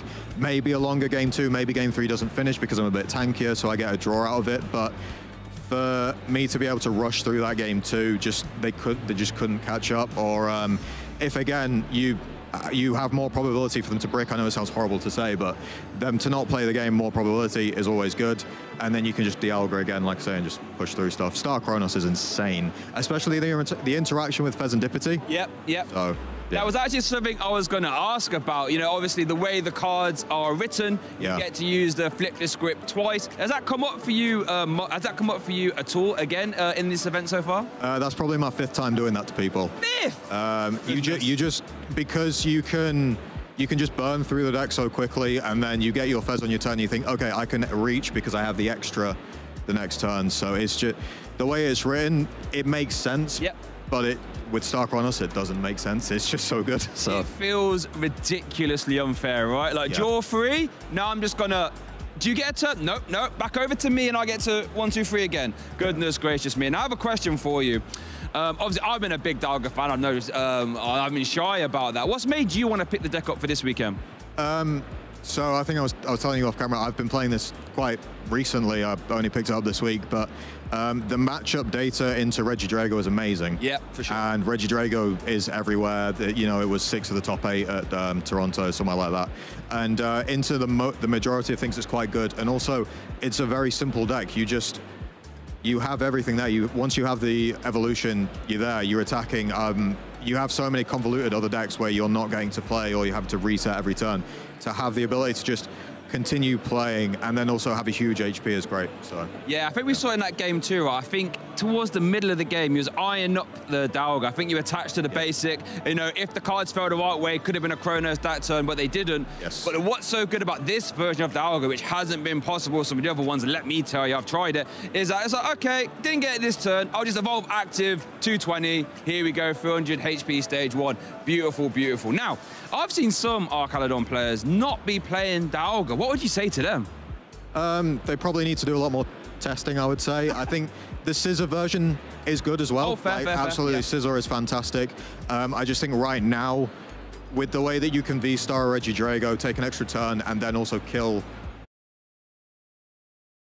1 turn. So I think right now it's a really good catch-all, but Scissor is also amazing, 100%. So. Yeah. And just confirming, we are KOing, KOing things, of course. But Jacob, I'm gonna let you go now because you got your slot into day 2. You can even win 1 more to maybe catapult yourself further in there. So maximum congratulations to yourself. Put a smile on my face. We hadn't had Dialga on stream yet, so to get it on stream and to do so well there was amazing. But for now, back to Joe and Mike. Well, Jake, you've just made Shay's day. Fantastic scenes from Archaludon Dialga there. And a really good display there in the interview of it being a low-maintenance approach when you need it to be, but then it has so much reach when you also are getting towards the latter stages, you filter through the deck, and you have some confidence, really, that with the Poké Gears, with the Pal Pad, you can make some crazy turns come together. Yeah, I often feel bad when we put players on stream and they've got such an unfavored matchup, and you think, oh no, we put them on, and they've got to deal with this. But that is an exact example of any deck can beat any other deck on its day, and consequently those moments are even more special when you get to see it on stream. A deck that is going up in value, people are seeing it be a better and better deck, especially with the next format, and to see it then overcome one of its most unfavored matchups really just shows you that strong players and with good luck can work their way through a diverse format like this and be even the most unfavored of matchups. And even though on paper this is like a simplistic approach, the bench management is also really important with this archetype. Keeping those Duraludon available so you can always threaten things, even if it's not available in your hand, is so important. Utilizing that Vesentipity EX, like Jake said, such an important component of the deck as well. So you can really take control of board states. Again, taking that V-Star power, it's the scariest text you can print on any sort of card. So whenever you can make that functional, it's just such a delight to see it come together. Yeah, you got the pin badge there. Hey, as well. I've been supporting it. I wanted to see some Dialga this weekend because, yeah, it's just so fun to see two turns come together because you can map out so much and the opponent can be in a dominant position and then suddenly it's all taken away from them. And commiserations to Antoine. We know that that deck works and Antoine is able to pilot it so well, getting top 8 in Stuttgart, and to be in this position again for the winning in. And it's always the case. Any deck at any moment can have a struggle, and that was a prime example of it. 2 games in a row, just not any of the luck you're hoping for. You're playing a deck that is based around Golden Go, which likes to be a little bit lucky as a Pokemon. On this occasion, it just wasn't able to do that. Those coins were not bonusing the way they're meant to. But the good news is they still have one more round, right? They can still end on a 5-2-1 record. That's the goal to get you into day 2 of the competition. So they still have one more shot to make it with that Golden Go EX and represent once again at another big tournament. Yeah, I think last event Antoine went 4-0 on day 2 as well to get into the top 8. So doing it the hard way. Yeah, do it the hard way. I mean, this the other thing as well is Golden Go is a meta pick. It is playing very well into the format, but you really have to get through the tougher matchups earlier on, you know, your Snorlaxes and some of these weird decks that hit numbers you're not expecting. You know, there's fire decks out there that can be quite tricky, but realistically, it is a deck that can beat the top decks consistently, and that's why we saw 2 in the Stuttgart top 8, and we often see so many making it far through day 2. And one of the other shames, other than just not seeing it on full cylinders, was not seeing the Togekiss. I know it's one of your favorite cards. I love the Togekiss. Like, we didn't quite see it shown off just yet, but tell us about the Wonderkiss effect and why it's so good in the Golden Go archetype. Yeah, it's my caster pick as well. I do really enjoy it. I think the fact that Briar, Iron Hands, and all these other card effects that allow you to take extra prize cards are so good is because they work well into the matchups which are tougher, like the single prize matchups. Definitely. And for Golden Go to have that ability to swing some of those matchups like Lost Box, like Ancient Box, where otherwise there'll be no other way, it creates a bit of hope. And I think it's the hope that gets you through the day and being able to do all those coin flips. And also, I think it's a lot of fun, right? Like to be able to dictate a matchup. We saw it with Calvin Connor when he won with that coin flip. To be able to win a match based off of a coin flip, it really does get the heart pumping. And that's something I've always enjoyed in the Pokemon TCG. Whenever a deck really gets you excited for a certain moment, that final turn, that winning moment, whether it's drawing boss, whether it's executing a tough attack to do, or whether it's flipping heads on your Wonderkiss. I just love the sense of dread it brings opponents as well. That they can play themselves into a position that can only ever get them into this 50-50% chance to still win, and the ball's still in your court to flip that coin and still get into a fantastic position. So that sense of dread that you can impose on an opponent is quite fun for the Togekiss, I think. Well, a chance for us now to calm down and relax after our little Togekiss hype moment there. You guys have been having a wonderful day watching the first 7 rounds of the stream, but we do have one more round later on, so stick around and we'll show you the match.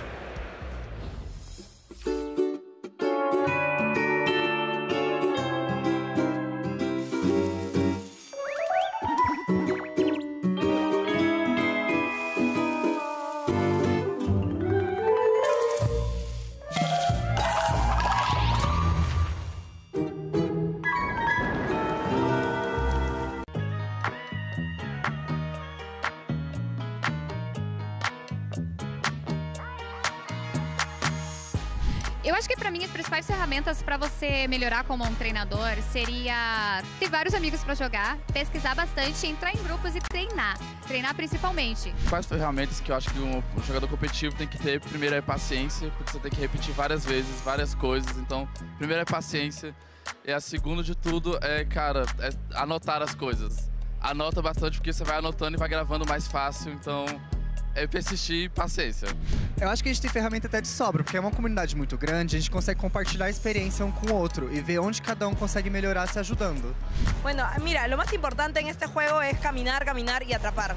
Todo el tiempo estar atrapando y siempre revisando en las mismas páginas de Play Pokémon cuáles son los Pokémon que están destacados y buscar de esos Pokémon los mejores IVs para poder dar el mayor rendimiento en las batallas. Primero que nada es ver el meta, qué Pokémon son los mejores, un poco más avanzado, aprender a contar los básicos. I think the players need to always look at meta, check the meta. I think this is really important because on Pokemon the game is always changed. The first thing I always gravitate towards too is recording my matches and then looking at it afterwards. Not only just looking at it myself, but also like with friends from feedback. Just like really dissecting, like, you know, what am I thinking through this turn? Like, did I make the right correct play? Am I thinking about the high-level game plan correctly? Am I accounting for potential risks depending on what my opponent is doing? I think it's really hard to get stuck in the moment when you're actually playing, so looking at afterwards has been like really helpful for me. In the game, you don't have a lot of time to think. You just do the best you can in the moment, but afterwards, when you can actually pause and slow down, you can analyze what is actually going on in the game. La mejor oportunidad que tienen es ver las transmisiones de los campeonatos regionales, internacionales y del Mundial de Pokémon. A pesar de que el meta puede llegar a cambiar mucho, no significa que no puedas ver cómo juegan otros entrenadores, qué es lo que están pensando, qué es lo que dicen en las entrevistas, ver cuál mindset tiene. Entonces, ve lo que piensan, ve cómo juegan, imítalos y supéralos.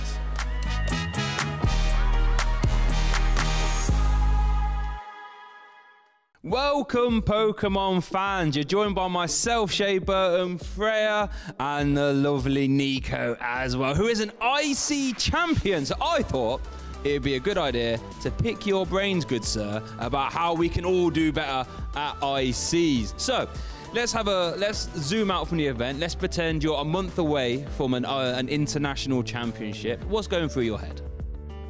Yeah, so a month ago is like a pretty good time frame, because that's usually where we try to properly like invest a lot of time in a week for an IC.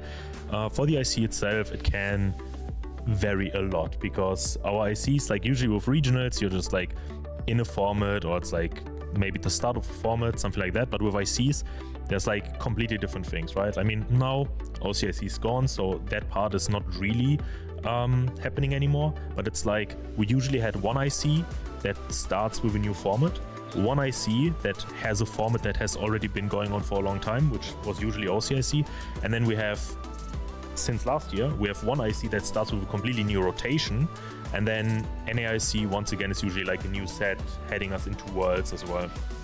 So yeah, it can vary a lot. Like for the first kind, like for LAIC for example, just looking at the new set, trying to figure out, okay, what's good, especially nowadays keeping track on like online results and Japanese results, because Japan has the same format as us, but like months before.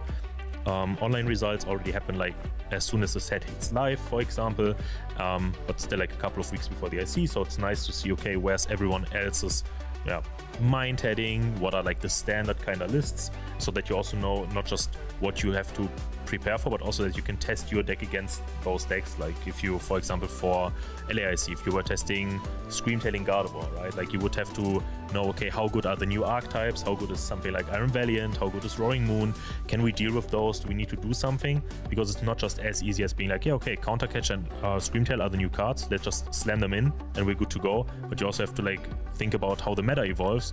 For example, one very good like example for the last format is everyone was thinking, okay, Chien-Pao is going to be the deck to beat, and then turns out Chien-Pao can't deal with Counter Catcher plus Iono at all, so the deck does almost disappear completely. And if you just invest that time in testing, you can figure that out earlier than anyone else and can prepare for that. Then we have an IC like OCIC, not the case anymore.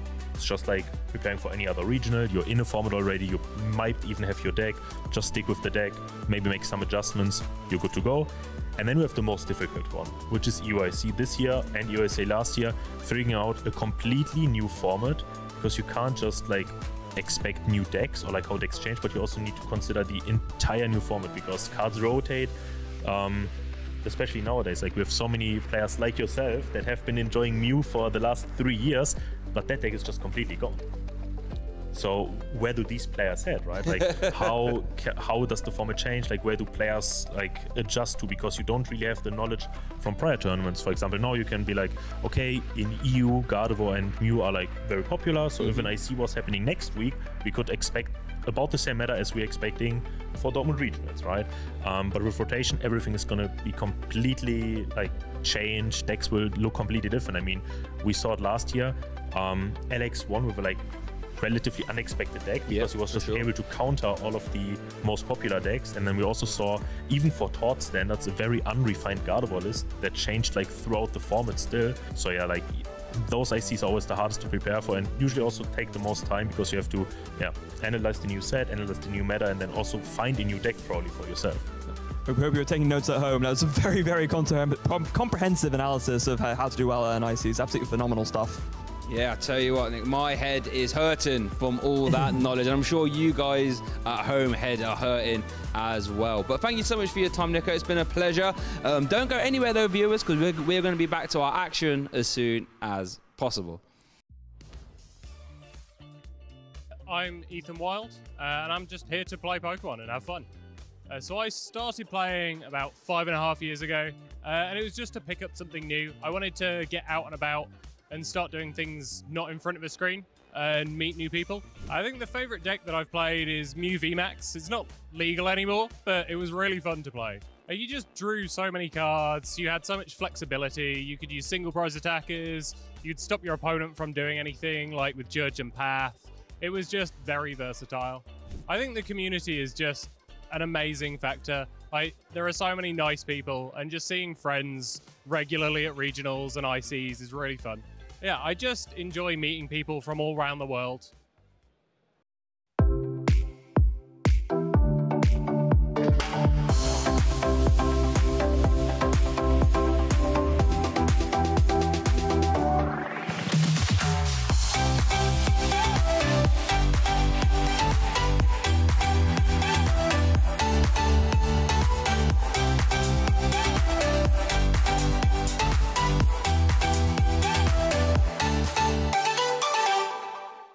Let us give you an experience. At the Pokémon Center, EUIC, London.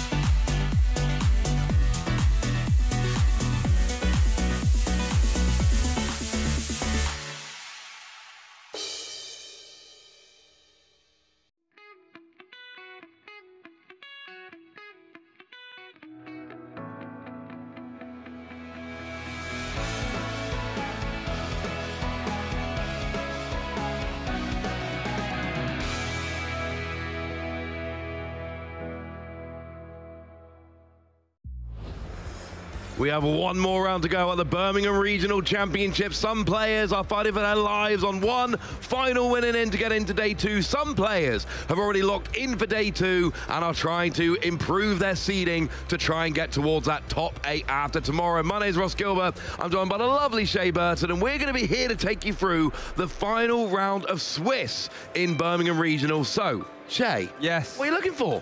I'm just looking for, ideally, some more Dialga, I'll be honest. But to be honest, I just want to see fun decks, high-powered gameplay, and in all honesty, just entertaining games. Yeah, entertaining games are always fun. I enjoy watching entertaining games. Yeah. I'm a little bit sad. I thought we might have him a ride on at 7-0. Harry Miller, from the UK, sitting at 6-1 with a ride on. So very much in day 2 with one more win, could be there at 7-1 as one of the top seeds. So Miraidon still repping quite nicely. Unfortunately, that was the last undefeated Miraidon player. However, we do have players like Daniel Powell with Terrapagos at 7-0. We've got Daniel Rinaldi with Dragapult at 7-0. So we got some interesting players. There are going to be a few 7-0s, and I think we might even try and show some of them in the next round. So all the games we've seen so far today, Shay, what's your favorite? Oh, it's not even close. The one we just seen. I wasn't even casting that one, but we got to see the big old Star Chronos. I haven't been shy about this, people at home. I am a Dialga player. I love the card, love everything about it. So being able to finally piece together that absolutely monstrous Star Chronos turn with the boss's orders and the double flip the script, for me, hit me right there. I was like a proud dad at home watching that, tearing up. I was like, he's only gone and done it. He's only gone and done it. What about you, then? Also probably a game I didn't cast. I loved watching Ross Cawthorn navigate that awkward matchup with Rory Mooney X on the stream. That was a thing of absolute beauty. Although I did enjoy watching Dragapult on our stream. That was fun as well. Michael Cornwall's Dragapult, a lot of fun watching that. So, moving into round 8, we figured this might be a good time to remind you guys about the stakes, about why we're here, about the regional championships. So let's start off talking about some championship points. This is what players are trying to get this weekend.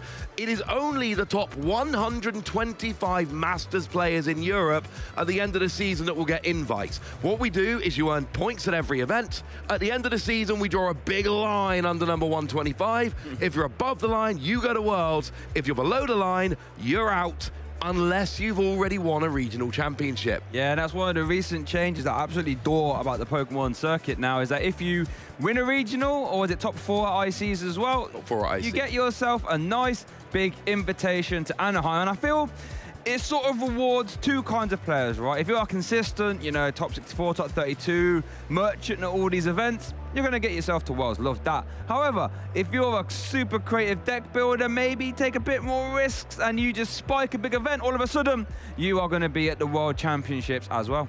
Yeah, there were two ways of thinking before. Some people did not like the fact that you could win a regional championship and miss your invite. Others argued that, you know, just winning one regional, if you didn't play the rest of the season, wasn't enough. I am firmly in the camp of, if you win a regional, we want you at the World Championships. I adore that that change was made. If you win a regional or a special event, which is the same level, you will get to Worlds. But it's not just championship points. There are also prizes on offer, including a first prize this weekend of $10,000 US.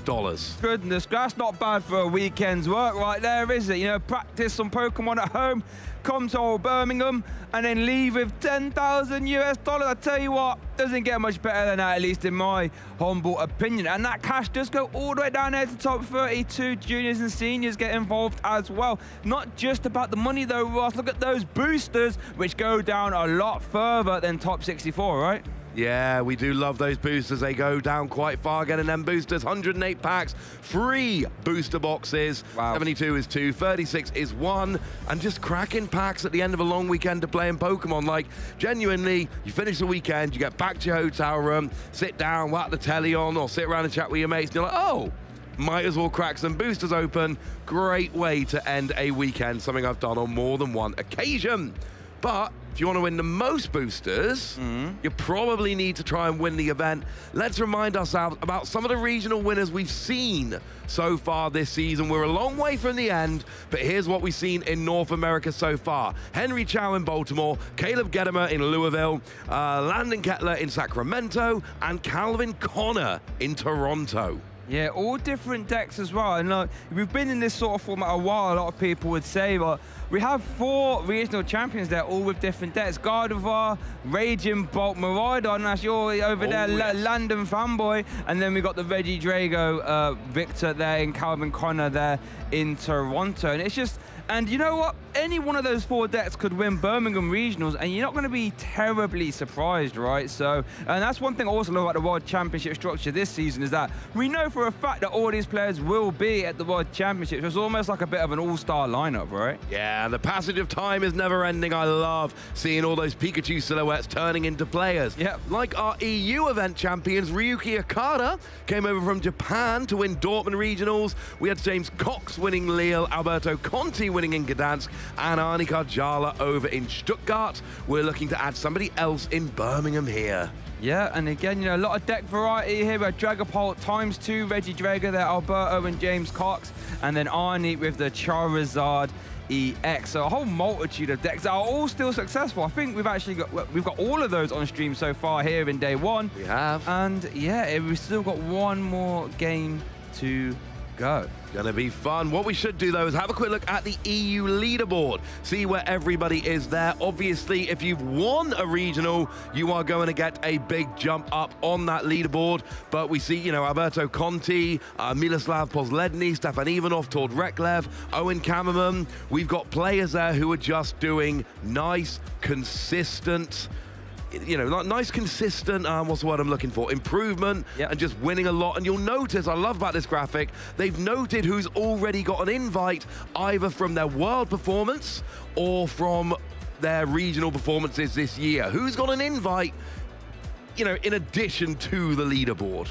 Yep, for sure. And there's some massive names there. You know, Julius Breinfeld, Ethan Wild, Magnus Pedersen, ex-world champion there. Hermanni have been playing some North American events. Mads Jetson and Ruud Heiermans. You know, all fantastic names, realistically, that you can't be surprised to see them in a top 8 scenario, right? No, and it's going to be difficult. In years past, it was nice and simple. We said, get this many championship points. You get this many championship points, you go and win your invite, jobs are good, and you can sit back and relax. Now we're saying, look, top 4 in IC, top 4 the previous worlds, win a regional, you're locked and you're good. If you don't do one of those 3 things, you have to be in the top 125, and it's why I get very excited for events like the North American International Championships.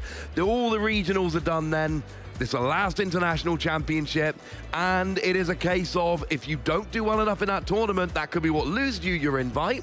But if you want to put a positive spin, you crush that tournament, you get your invite, jobs are good. Yeah, I mean, NAIC has always been a bit of a make or break for people's World Championships invite. But this year, goodness gracious me, it's gonna really sort of test the metal, because like you said, it's sort of a moving target, this World Championship invite this season. You have to be in the top 125, as we say. So, you know, if you're in that middly 100 place area, you kind of have to go to NIC, and it has to be good. So that means it's going to be real. You know, no one can sit back and relax realistically unless you won a regional or top 4, especially along those lines, international, I should say. So yeah, it's going to be, you know, a high octane all the way to the end of the season. It really is, and there are going to be good people that are, you know, 126, 127, 128, people who are fighting for their invite, who fell just short. But that is going to have a great knock-on effect when we get to the World Championships. Yes. Because Worlds this year, I mean, Worlds is always great. It's always fantastic. It's always fun. It's full of great players.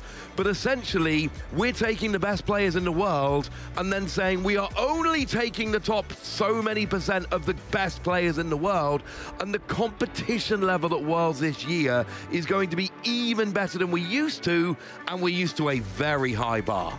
Yep. So it's all to play for. And we're only really in the middle of the season there as well. We've got all this fun stuff to look forward to. As we saw the champion graphic, we've got plenty of people to still add to that list. One person will get added to that list by the end of tomorrow, and the only way to find out who that's going to be is by sticking around the stream. So I don't recommend you guys go anywhere realistically. I think it would be a massive misplay to start watching this stream before we crown the champion. You can take a break after round 8 today and come back tomorrow morning like we're going to. That's fair. But do make sure you come back tomorrow, because we're going to make sure we crown a champion. We are going to get to round 8 in a minute. It's taken a minute for the players to get ready. So I think we go and have a chat with Mike, and Mike's going to show us a little bit more about the event. Take it away, Mike. thought it would be good to show a bit of the scale of the hall. And to start off with, we're standing right by the video game area. There's loads of players here competing. They've got a new regulation here, so they're going to be taking on the new meta. So we're going to walk through the hall. I'm going to show you a few of the things on the way. And just to my right here is where the side events are. And for you guys at home, you might be thinking, what's a side event? Well, for everyone here who's a player or a spectator, they get a chance to enter them. So once they're out the tournament, it gives them an opportunity to get involved. So you got this here, which shows you exactly how to get involved. You essentially just scan the QR code, sign up, pay for it, and then once it's ready to go, you're gonna have some fun, and that's how easy it is to get involved. So anyone who's here can do more than just the big tournaments going on. And as we carry on through the hall, you'll see just on my left here, we've got all of the players who are getting involved in side events right now. And even in the distance, that's the main stage. So a lot of people right now are watching the stream. So if you can see us, have a little wave from all the way over there. I'm sure it's a little bit far for you because this hall is massive. And just to show you off how big the hall is, all the way over in that far right corner is where the tables are for the TCG top players. That's where your best of the best are currently playing.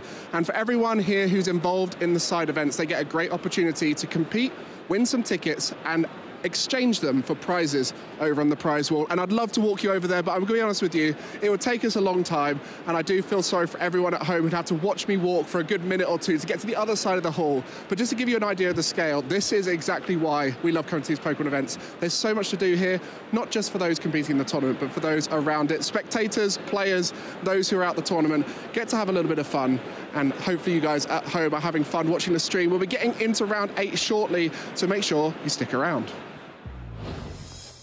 Yeah, thank you for that there, Mark. It's always fun. You know, if you haven't been to one of these big events before, the scale is honestly insane. Like, there's so much to do. Like, did you see when Mark pointed to where the top tables were? He is far away from there. Like, if you want to walk over there, it's going to take you a good couple of minutes here. You've got vendors, you've got all the food as well. Honestly, so, you know, if you don't want to even come and play, you've got the side events. There's so much fun stuff to do. So make sure to get involved at your next regional, especially if it's local to you as well. Yeah, it's always fun to get involved at these regionals, and I've been kind of lucky being able to kind of watch these regionals grow up around me, you know, going from 5-round regionals. You know, when I was starting to play, regionals were held in local game stores. They were 5 rounds, they were like 40, 50 people, and then we all went and kind of grabbed food together afterwards. And now we still grab food together afterwards, but it is, instead of 40 people, it's 2,000, and there's side events, there's fan experience where you can go and play some board games. There's a colouring competition, which I was told I could go and take part trying to judge, but it turns out I didn't have enough time, which is a bit sad. I quite enjoyed, you know, sounded fun going to judge a colouring competition, but unfortunately time would not allow. There is so much going on here, and there is something going on which I need to tell everyone about. What's that then? It is Marin, and I can't pronounce her full name, I'm sorry, but there was a player from the Netherlands, 6-1 with Cerulege. I counted Cerulege out. They are still in the tournament. There is a 6-1 Cerulege. Fair enough. There is a 6-1 Maridon. We're a long way from the final, Shay, but I'm telling you right now, it is still possible to have a Cerulege Maridon final and make my Birmingham prediction the single greatest prediction any person has ever made. I'm not talking about Pokemon, I'm talking about any prediction ever. Really? What about my Mew v Max Avery prediction in Lille last year? And that was a decent prediction. That won it all. That was a decent prediction. Both in the championship deck. I think that, well, we'll worry about that if we get there. How's about that? One thing I do actually want to have a look at is for you people at home, the viewers, we have some social media posts. This is one of my favorite parts of the stream. I love this. So let's have a look. Oh, wow. Goodness gracious. You ain't got any grey hair there, mate. What's going on? I know, my beard is completely brown there. There was no great, that was before I had any children. That's my explanation. Joe tweeted this last night. It's been a while, Birmingham, but it's great to be back. Make sure to use the hashtag #PlayPokemon to tell us your stories during the event or for those watching along at home. Joe went back and found a... He went back and found the stream. This is the stream from Birmingham 2017. Look how young Joe and I look. I don't feel like that was that long ago, but, you know, the hair's a little bit further back. A bit more wrinkly. Yeah, the wrinkles are coming in. Cheers, Shay. I feel good about myself. Sorry. But, yeah, Joe and I have grown up a little since then. Oh, Cash Vandersing, man. Shout out to them all the way from Singapore, playing in that Asia area. Playtest while watching Birmingham Regional. And well, this might be the wildest starting hand I've ever seen. 3 turns later, I saw the same cards. Goodness. That right there, and I think, is that Aluminium V lead as well with a legacy energy? Something tells me, Ross, Kashvinder's game plan isn't going well that game. Not going well, and they did send a follow-up tweet and said, it's funny, I sent this tweet right as Ross started saying how great Lugia was when we did the community choice bracket on the stream. So Kashvinder's sitting there playing Lugia with that hand while I'm shouting in the background about how great Lugia is. Bit of a disconnect between us at that moment. Shout out to Kashvinder though. Here we go, we got one from My Name is Sport. AJ at #play Pokemon Birmingham UK regional event with my debut of Violet Trainer cosplay. Love that. I got my best partners of Eevee and Pikachu to Terra to beat whatever comes my way. Wow, tell you what, I'm not going to argue with a Terra, Eevee or Pikachu. I can tell you that. We've already seen Terra Pikachu, actually. You're doing all kinds of damage on our stream. I might argue with a Terra, Eevee or Pikachu. I definitely would not be arguing with either of them. This is what we're talking about, right? People come along to Birmingham Regionals. You know, we've got a lot of competitions. We've got Go, we've got VG, we've got TCG. It is not just about the competitions going on in the room here. It is also just about players coming along, having fun. We've got players in cosplay. We've got players, you know, just hanging out with their friends, playing side events, fan experience. There's so much going on here. It really is a big event, and it's nice to be back in Birmingham. It just feels like it's a venue we've all missed being at. Yeah, for sure. Like, I was actually at that Birmingham Regionals that first tweet was shown. I think it was 2017, I'd like to say.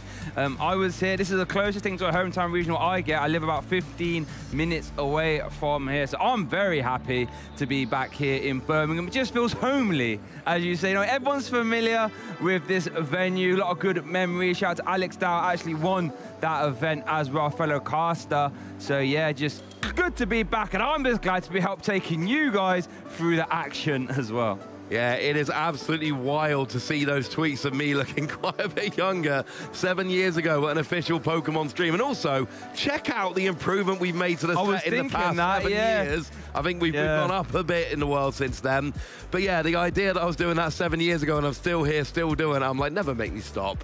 No one ever dragged me off the desk. I enjoy doing this too much. Please don't ever make me stop doing it. It's, yeah, it's kind of weird being able to look back at that. We've been in Liverpool for a couple of years, but a lot of people very happy to be back in Birmingham. And honestly, I think we might need the space. 2,000 odd players. Did we get an exact count of the players this weekend? I don't think I've seen one. Off the top of my head, maybe we can try and get one. We're around the 2K mark. But yeah, 2,000.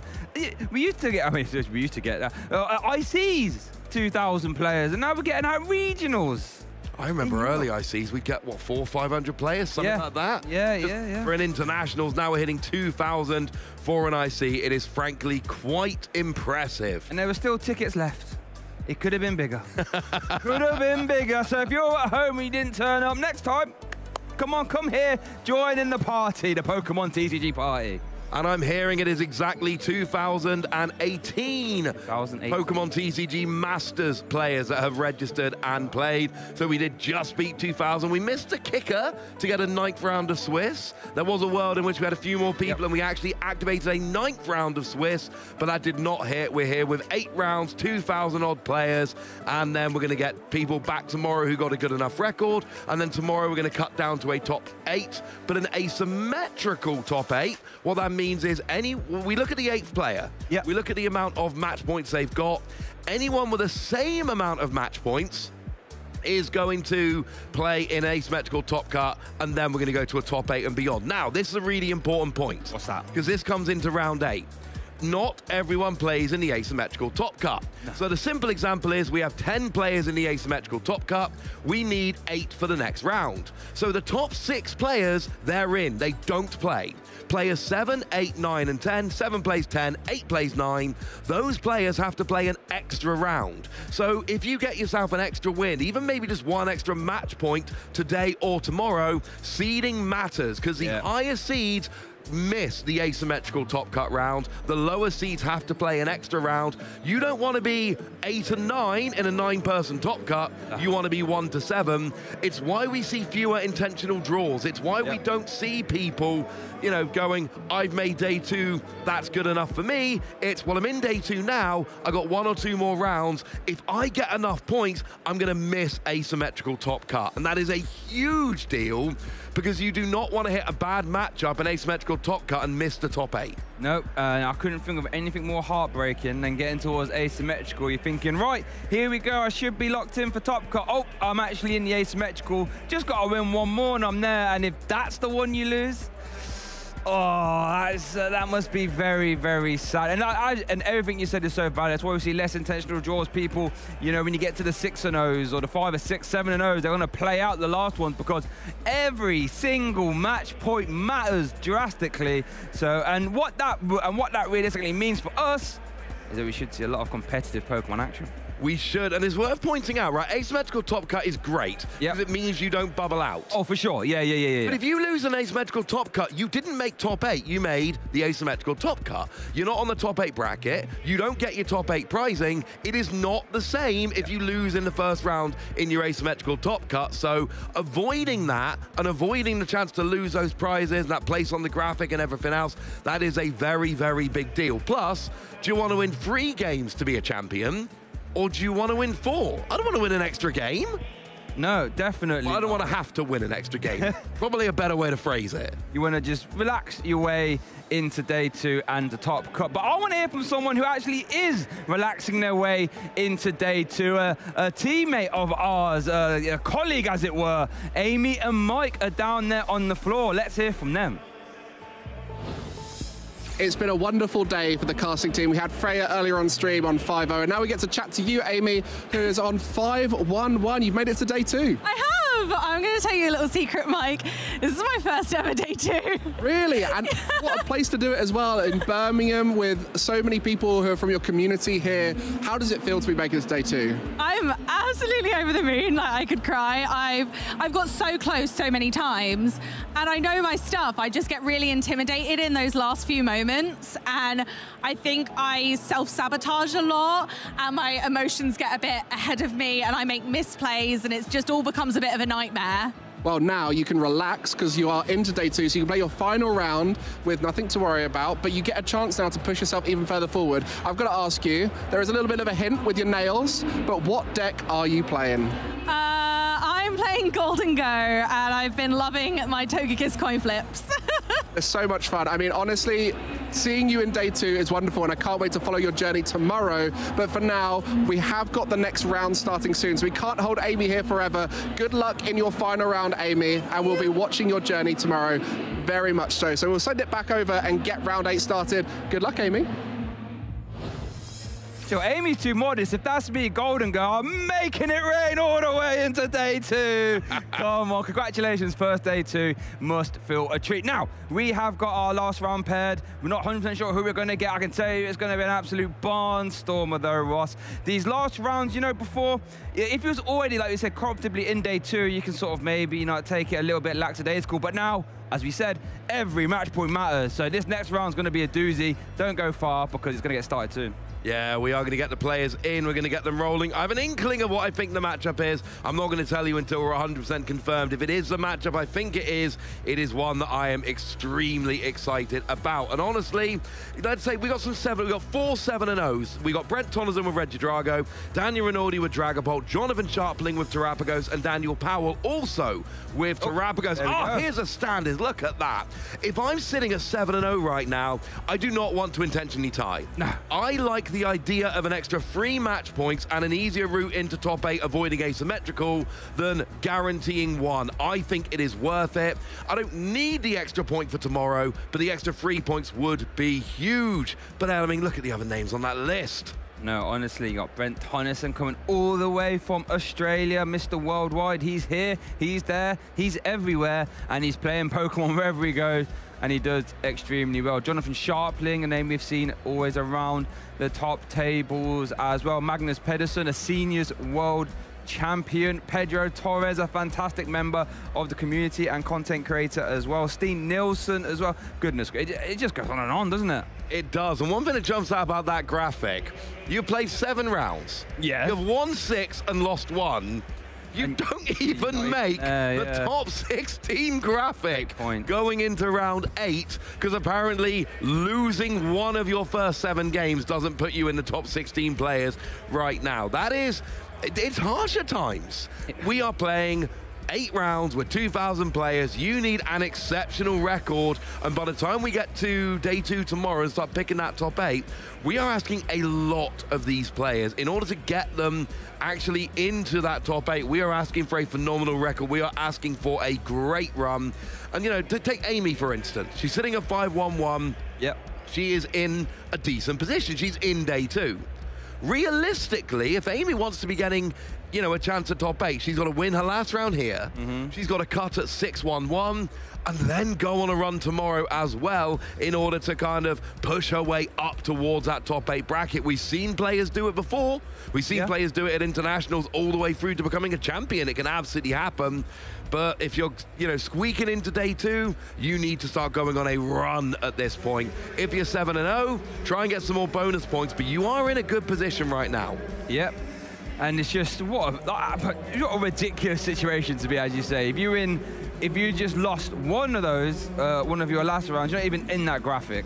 That is just shows you how competitive it is. But imagine now being at the 7-0 record. How are you feeling, do you think, if you're there? If I'm 7-0 at this point, I am feeling good. I am feeling like the pressure's off a little bit. I understand that I need that last win. There is a big difference between 8-0 and 7-0, and this last round today could be the difference between me making top 8 and me not making top 8. It could come down to that. But I also know if I go 7-1, I go into tomorrow with 21 match points, I still know I am in position for top 8. Whereas if I'm going in at, say, 6-1-1, I've got to go on a run, and even then, if enough people ahead of me go on a run, it might not be enough.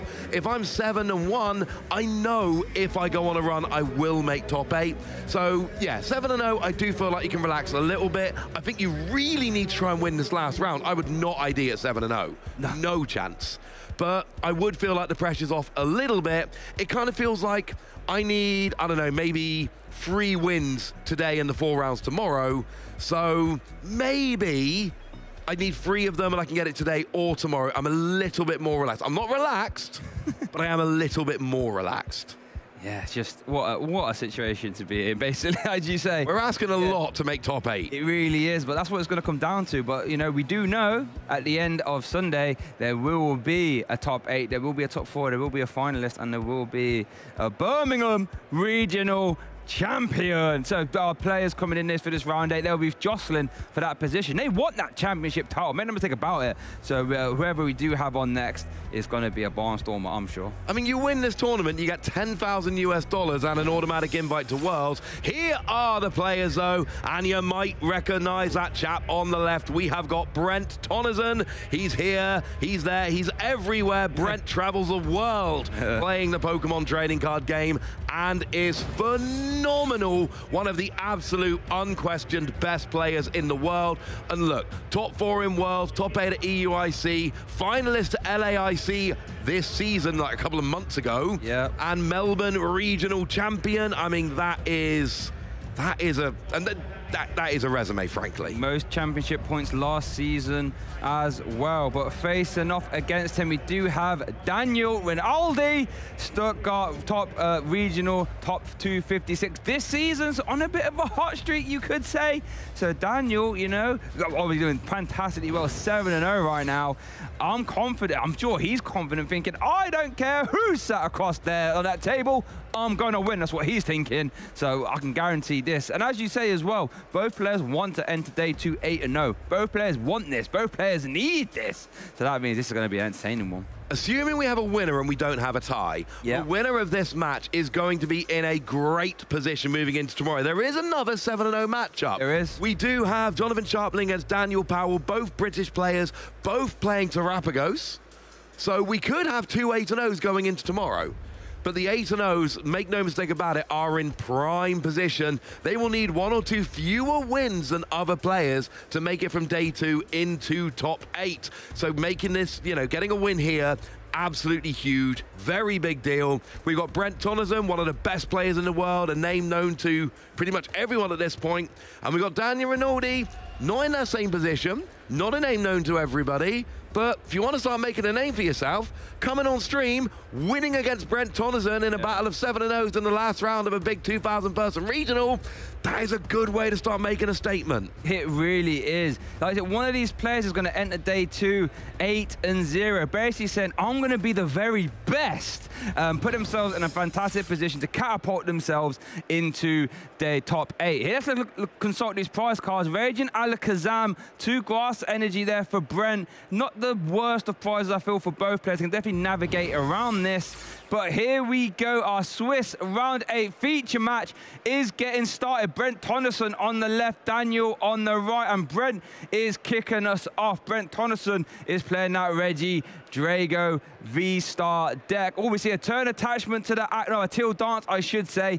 What else has Brent got in his hand? An Ultra Ball being eyed up for here. It looks like going to get rid. Oh no, we're going to see an Earthen Vessel. So as we're going to see that get in play, letting you discard 1 card from your hand and grab 2 basic energy from your deck. Let's have a quick run through of this Reggie Drago V-Star deck. So, well, we're going to do that in 1 second. We haven't actually said. Daniel is playing against Dragapult. You see the GP in the active. This is true. So we do have here the battle of the 2 big dragon decks. We've got Dragapult against Regidrago. So that is what we're going to be facing here. Right, tell us about this Regidrago deck. Right, so Regidrago V-Star has the Apex Dragon attack. That for 2 grass, 1 fire energy says you can use any attack from any dragon Pokemon attack from your discard pile as the effect of this attack. So what Regidrago V-Star want to do is just litter the discard pile with dragon types. You've got Giratina V-Star for Lost Impact. You've got Trifrost from Kyurem. And funnily enough, you've got Dragapult EX as well to do a Phantom Dive. So having a battle of the Dragapult EX decks, funnily enough, who is the better Dragapult EX deck? So how are we going to get that energy cost on there? I mean, two grass and a fire is quite hefty. Well, that's where Teal Mask Ogerpon comes in. Teal Dance ability, letting you attach a grass energy to itself, and then you draw a card. So what you want to do is turn attach a fire, then you can do Teal Dance activation twice, then use Energy Switch to move them off onto your Regidrago V-Star. One more quick thing I want to note is that the V-Star power for Regidrago V-Star Legacy Star lets you discard the top 7 cards of your deck. Oh no. But then you can grab back any 2 cards from your discard pile and put them in your hand. That means Regidrago V-Star can manipulate its discard pile very nicely. And there we do see Regidrago V hitting the bench for Brent and a turn attachment. Over to Daniel. Absolutely. Daniel here starting off with Dragapult. It's a much more straightforward deck in a lot of ways. You are trying to get your Dragapult up and rolling. Phantom Dive, maybe the best attack in the game, does 200 to the active and drops 6 damage counters anywhere you like among your opponent's bench Pokemon. But you've got Draglope, the stage 1, which has an ability which gives extra consistency. Let's look at the top 2 cards of your deck and take one. We've then got your Dusknoir, which can KO itself, giving up a prize, but dropping 13 damage counters in the process. Now, we did see Daniel searching out a Manaphy there. One of the attacks Brent might try and use is that Kyurem attack, which does 110 to free Pokemon on the bench. Less than ideal. Manaphy is your protection. It really is. Now, Dragapult does have ways of getting around that, but we'll talk about that on Brent's turn. For now, Daniel is Buddy puffing in the Manaphy and GP, as you say, and then it looks like we're going to see Rotom V hit the board as well. I think that's like my nest ball, I'd like to say. And that Rotom V is really good. That instant charge ability, letting you end your turn, doesn't sound too great, but you get to draw 3 cards when you do so, as well as being a Forest Sealstone activator. So you can attach it to Rotom V, get access to the V-Star Power Star Alchemy, lets you grab any card you like from your deck. But Daniel is going to end the turn there with instant charge and back over to Brent, who's immediately going to evolve into a V-Star, going to turn attach a grass energy as well. Brent Tonneson off to the races. We've got Ino coming down here. You're just looking for an energy switch and a pivot to get your Teal Mask Ogerpon out of the active. Of course, we will need some dragons in the discard to copy their attacks. We've seen any dragons hit the discard yet. I'm not 100% sure, you know. Do still have Legacy Star available, but you don't really want to have to use that just to get dragons in the discard. Here we are going to see Teal Dance, though. Draw the Professor's Research. Can't use that. Nest Ball. Another Ogerpon, perhaps? Yeah, there's another Ogerpon. Remember, each Ogerpon has that Teal Ant ability. Each one can be used once per turn to get an extra energy on the board and draw a card. So that is something you could be having a bit of a play with here. You could get the KO here with Myriad Leaf Shower. Not sure you necessarily want to. That would be an option. But at this stage, you would need like an energy and an energy switch. It'd be a little bit awkward. You have already attached to the Regidrago. Okay, Clef is going to hit the board. A Regidrago, we're going to see a retreat. It's going to be a grasping draw. There we go. For no energy, letting you draw to have 7 cards in your hand. Little Cleffer being fantastic like no one ever was. Love to see it. And a free retreat cost as well on that Cleffer. Love to see it. But now it is over to Daniel. Has got a bit of breathing room. No turn to Apex Dragon. Daniel going to start the turn off there, evolving into Draclock. A super helpful stage 1 Ross because it's got that Recon Directive ability. What does that do?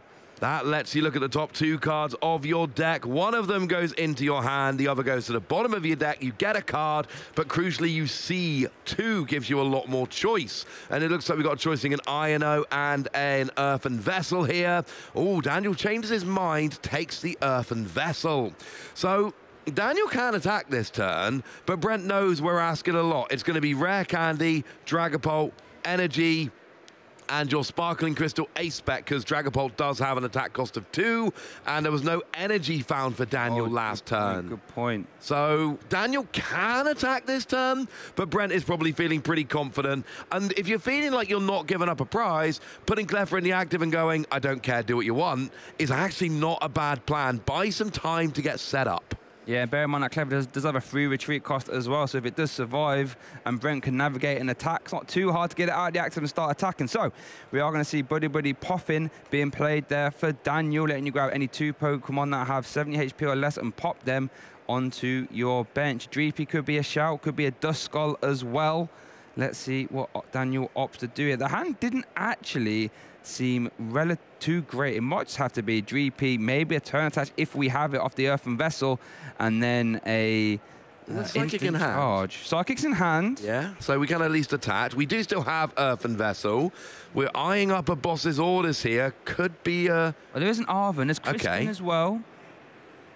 So there's an Arven's going to be played there. Then you grab a tool card and an item. And there's already a Rotom down, so you put the Forest Seal Stone on Rotom. Use your V-Star power to search for any card. So that is going to potentially, you know, get him a little bit closer here. Do we see... What A-Spec is he playing there? Let's try and have it. It's Sparkling Crystal. Has to be Sparkling Crystal in Dragapult. Has to be. Okay. So we could see Rare Candy evolve.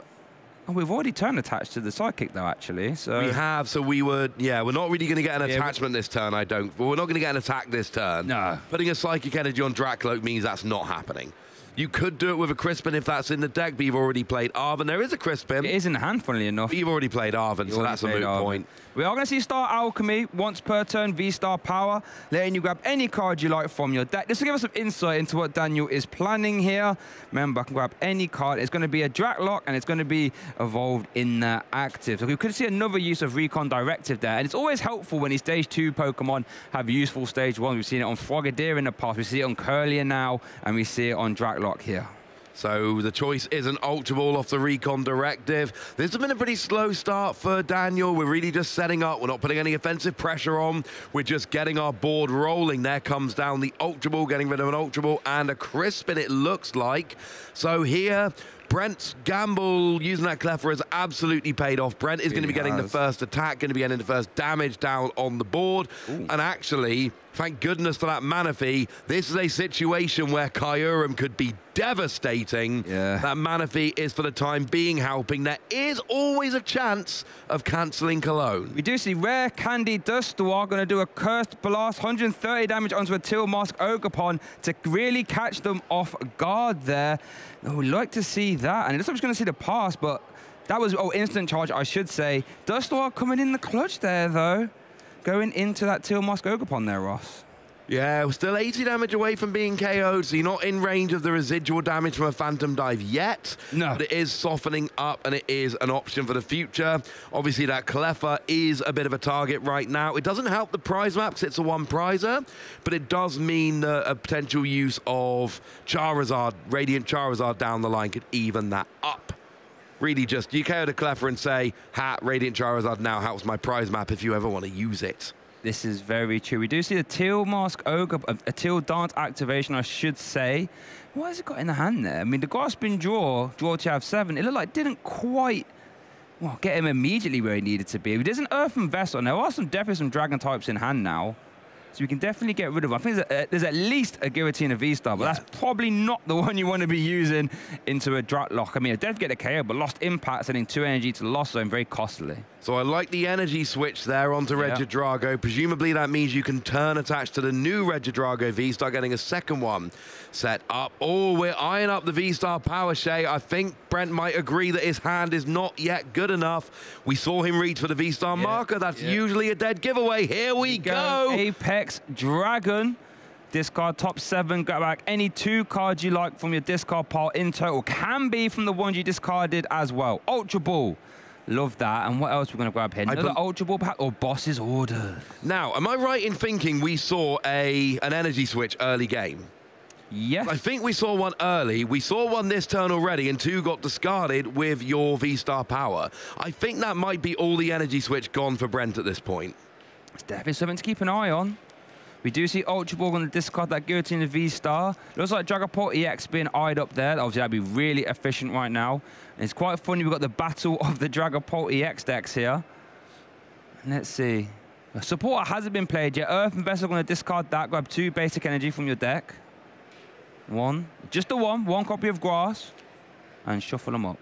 I do want to know that energy switch count. I'm sure he used one early to get the second energy on Regidrago. I'm sure he used one this turn. Does sound correct. I don't think he's turn attached yet this turn. So, and I'm sure there were 2 got with the V-Star power there. I could be seeing things. I could be misremembering. But I think we might be out of energy switch. There comes the second Regidrago. There comes the attachment for turn. Yep.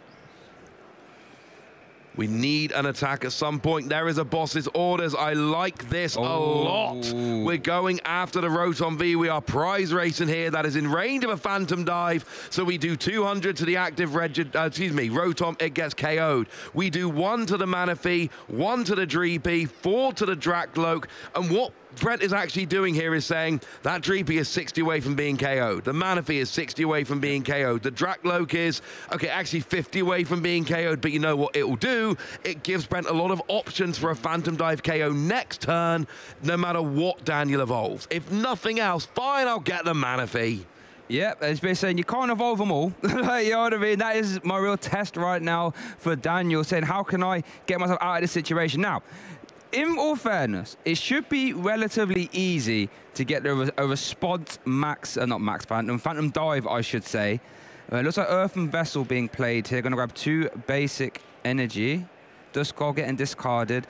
But you're right, Brent has definitely gone off to the races a little bit faster here, as we do see a Buddy Pop. I'm going to grab another Dreepy. All the Dreepy out now, Ross. We haven't seen those Recon Directors being used this turn, but Temple of Sin, not strictly. Oh, Roxanne! Now that's a fun one. Brent goes out to a quick free prize advantage, and Daniel goes, oh, free prizes? How convenient. So Roxanne's going to put you down to a 2-card hand. Now will I get a 6-card hand? And it's one of those cards, we see them a bunch. We've got things like INO, like Unfair Stamp, cards that punish your opponent for having a fast start. That is exactly what Roxanne does. So Brent now got a 2-card hand, no draw engine on the board other than your Teal Mask Ogapon, which is 1 card that you swap an energy for a card. It's not great as a pure draw engine.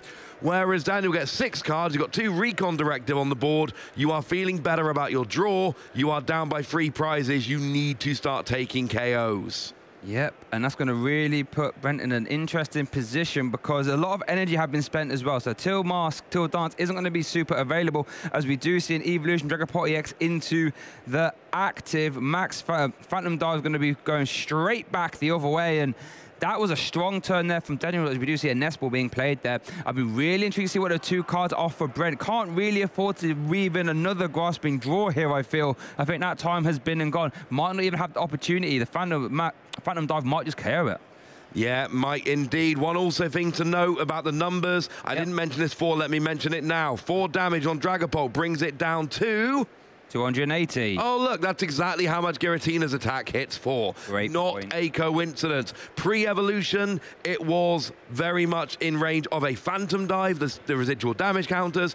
Post-evolution, it is still in range of a Giratina. So I just want to give some love to Brent here for the placement of those damage counters and how wonderful it was.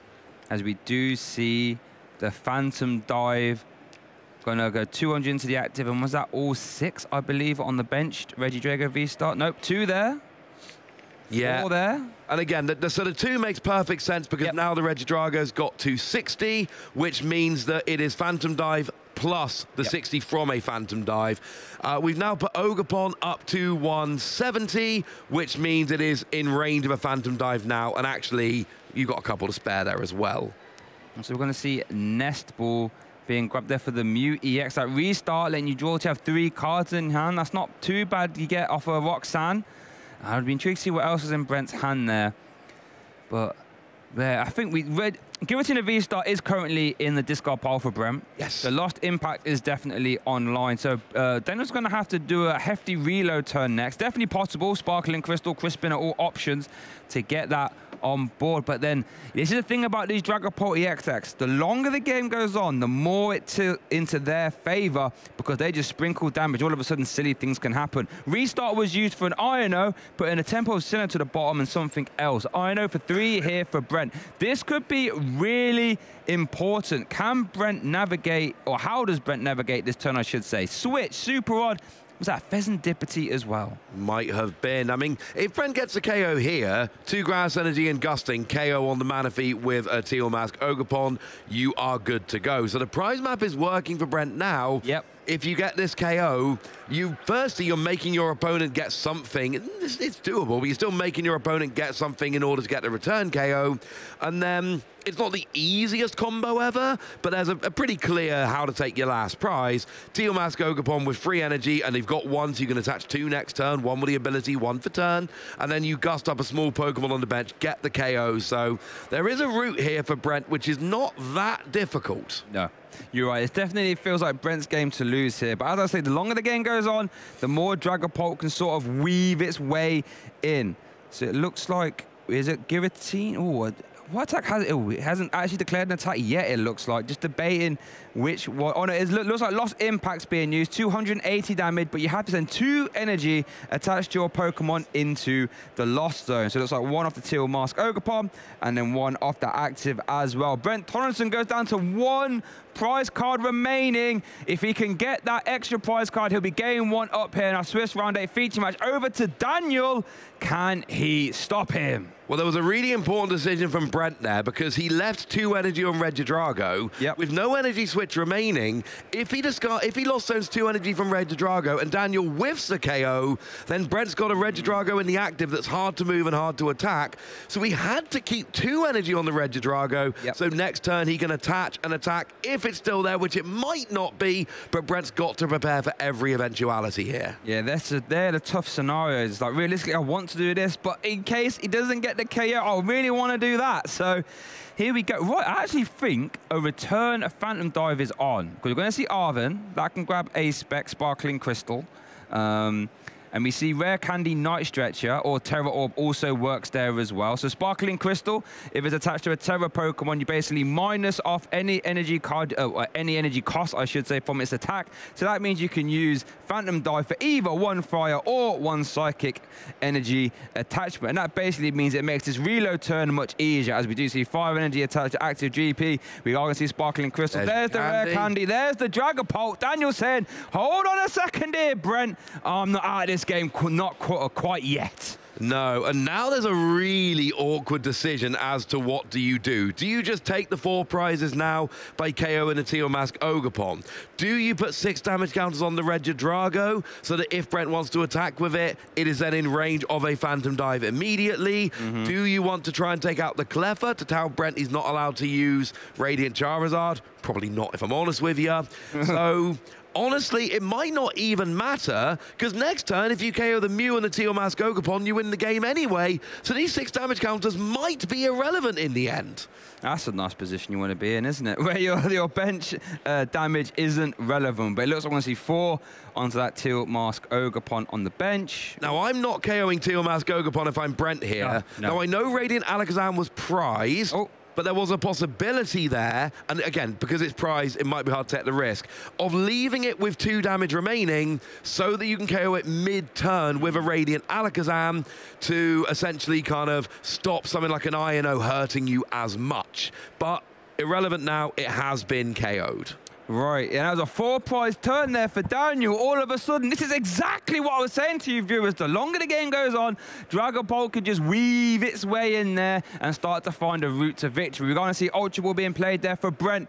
Going to grab himself that Teal Mask Ogapon. Now, did discard a fire energy there, so I'm not 100% sure how much energy Brent even has available to him. So Teal Dance can't do it too often. Do see if there's a switch. Okay, so we're going to see a restart to 3, I would imagine. Yes. 1, 2, and the 3rd, and a flip the script will get us up to 6. What do we see? I think Boss's Orders was one of those cards, I believe. Flip the script here, Ross. 1, 2, and the 3rd again. Boss and 2 energy will definitely win the game here. If there's any energy switch, there is an energy switch available, so there is 1. So we've got energy switch, we've got Boss. We only actually need 1 energy. Mew's got free retreat here. We've got Boss's Orders, we've got an energy. There is the Boss's Orders onto the Manaphy. Doesn't really matter what you get there, it's largely irrelevant. So there was an energy switch still available. Now we see the energy switch onto the Regidrago. Now we get the Cleffa. If we not got it, we're just drawing with Cleffa. I think Daniel has Boss's Orders in hand already, I believe. If he's got Boss's Orders, you boss the Mew, and that is just the game right there and then. There's an energy on the Dragapult. We've got a rescue board onto the Manaphy. We get Dragapult into the active. We don't get Dragapult into the active. We hold off for a second. We have an Arven. We use Arven. Oh, maybe we haven't got... Oh, no. Oh, Boss is in deck, actually. So you could Luminion for it. So now we switch. Okay. We've Counter Catch is still live. He's on 2 prize cards, of course. And there we are going to see the Phantom Divers. Daniel takes game 1, coming back from the brink of destruction with Brent on 1 prize card. And he is currently 1 game up. He is indeed that counter catcher hiding in hand. Daniel had 2 prizes remaining. Brent had 1. And that means that the counter catcher was live. And you could take that final KO. Back into game 1 with a replay then. We saw the early Dust Noir coming down onto the Teal Mask Ogapon, setting it up. We saw that Roxanne after Brent did that big rush ahead. And then we see here at the end where we've got the Dreepy, we got the Rare Candy into the Dragapult. No, this isn't even the end, this is right near the start. Daniel came back from 6-1, from 5-1 down. He really did. Like I said, it was a comeback game, right? But that's exactly what I was saying to you viewers. I don't just say this stuff for fun. The longer game goes on, Dragapult can win. And there was a multitude of options. You can even do Luminion for Boss Doors if you liked. Multiple ways to win. But in the end, counter catcher to bring it up. And that took Daniel to have his game 1. 1 game away from ending the first day here at Birmingham Regionals undefeated with a perfect 8-0 record. Yeah, I knew we had a comeback. I forgot it was a 5 prizes to nothing comeback. That was impressive. Worth noting, just as we get going here, we've seen this matchup before. Lille Regional Championships final. Australian James Cox against European Clement Courbois. Here, we are in the final round. We got Australian Brent Tonneson against European Daniel Rinaldi. And yes, in both situations, the Australian was playing Regidrago. The European was playing Dragapult. Last time round, it was Regidrago that took the victory. Here we go with Brent, starting off with an Ultra Ball. Getting rid of Radiant, Charizard, and Boss's Orders. 2 very important cards, but don't forget, Apex Dragon can pluck them back at any time. So like Grasping Draw Cleffa is going to be taken up this Ultra Ball search, as well as a little prize card check, a prize card search there as well. Worth noting, Brent did prize his 1 copy of Mew EX, which we did see get used a lot in that game 1. That is not available to him right now. Yeah, came out at the end of the game, but really did make a big difference. Really did help. Well, it didn't help too much, actually, but still could have helped if Brent could have pieced that together. Tried his best. And Clever's an interesting one for me here, right? Because it's very weak, and it is just asking to be KO'd by the residual damage from Phantom Dive, but Daniel knows he's trying to KO 3 2-prize Pokemon. The only other 1 prize that Brent plays is Radiant Charizard, which isn't really that good in this matchup, so Clever kind of gets a bit of a free pass because it doesn't help Daniel's prize map enough to bother going to the effort of knocking it out. Yeah. So Clever just kind of gets to chill and hang around. Yeah, Clever just sits there like, you won't dare, you wouldn't dare, you've got other big things to worry about. I'm not worth it, mate. Go after one of those big dragons. I'll just sit on the bench. I'm cool. I got my flower. Well, look at this Ogerpunch, drawing card attachment energy. That's the real problem. Don't worry about me. As Daniel is going to start us off there with an Ultra Ball. I don't think, Ross, the hand looked particularly great there for Daniel. I will be honest. We're going to see Ultra Ball for Luminia. Oh, here we go. And that's going to grab Arven. Here we go. That's going to grab Forest Seal Stone. That's going to grab you any card you like. And then what is going to be a Nest Ball to grab that Rotom. Looks like he's Iron Up. Or we're going to take a Body Puffin, perhaps. To be fair, when you've got Forest Seal Stone, you can pretty much do whatever you want. Yeah, you've still got an item card to get. There we go. So the item card from the Arven was a Nest Ball. Yep. Nest Ball went and got Rotom, and then we attached Forest Seal Stone to Rotom. Now we're using Forest Seal Stone as a V-Star power to search any card we like, and this time it looks like a Buddy Puffin for a pair of Dreepies. Don't forget to get rid of the Buddy Puffin out of your deck. Right now, you've searched for 2 Dreepy off of a Forest. There we go. There we go. You don't get to 7-0 doing stuff like that. Come on, Daniel. We got you. I believe. We believe. Come on. I knew he was going to get there, but, you know, there comes a point where, like, you have to actually discard the card. Yeah. But Daniel here saving a bit of time going through, and that was a really nice sequence. You go Luminion into Arven, and then all of that flows from it. Yep, that worked. Fantastic. And all of a sudden, and to end the turn with an instant charge there as well. And not for nothing, sorry, there's a Manaphy down. Yep. Manaphy huge here so that Kyurem doesn't KO both your Dreepy. All right, real quick turn there from Brent. We're going to see attach, retreat, Temple of Sinnoh, grasp and draw to fill the hand back up to 7. Not the strongest of turns there. No. Over to Daniel.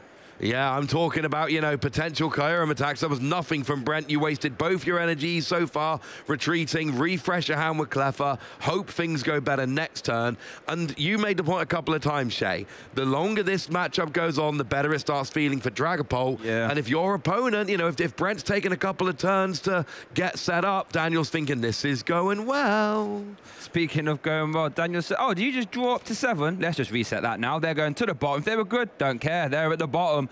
And Daniel's going to get a fresh new hand of 6. Oh, do we see? Wait. Oh, there was no EX. We almost had the dream of Rare Candy, Sparkling Crystal Energy to get us to the turn to Phantom Dive, but alas, not quite the case. Was not meant to be. Duskull goes and hits the bench. We got Candy, we got Energy, we got Sparkling Crystal, but we end on a draw. Oh, the next card! The next card was a Dragapult. It was not meant to be. Also, thank you for not jinxing me then. We're grown-ups now. We don't need to do that. We are grown-ups. Come on now. Here we do talk about Pokemon as we go. Right, over to Brent. Earth Vessel, that's another boss's orders that's been discarded there. So 2 copies of boss's orders have been discarded there for Brent Worth. Only plays 2. Only plays 2 as well. Only plays 2, and I'm not seeing a Power Pad in the list here. No other. There is a Prime Catcher, and there is a Counter Catcher. There is, and you've got Apex Dragon as well, at the very least. So Earthen Vessel is being played here. So Teal Dance has been used as well. There's another Teal Dance, another Teal Mask, Ogerpon, Teal Dancing all over the shop. And let's see what else we've got. Regidrago V-Star, turn attach. Energy switch, here we go. We're cooking, we're cooking. Have a second energy. Iono. This could be a big Iono here. Yeah, Iono here would be very, very big. I'm looking at that Duskull and I'm going, hang on a second. That Duskull doesn't have very much HP now here, does it? It is very much in range of a Phantom Dive. Brent could take a 2-prize turn. Do we have Dragapult in the discard, though? That is always a big question. There comes a Regidrago. Don't think we do. Nest Ball for Regidrago. Not bad. We still have Apex Dragon. If choose to use it, that could get you there. I don't like using Apex Dragon as like a hope. I try and use it just to get back things, but oh, second energy switch. There we go. Clefer's got free retreat. What do we have in the... I don't think we have any dragon in the discard. So we have to use Clefer because there's nothing to copy. Also, did Brent just play an Ino and get rid of Daniel's like perfect hand? Yes. That's really annoying. Sparkling Crystal, don't worry about it. It's at the bottom.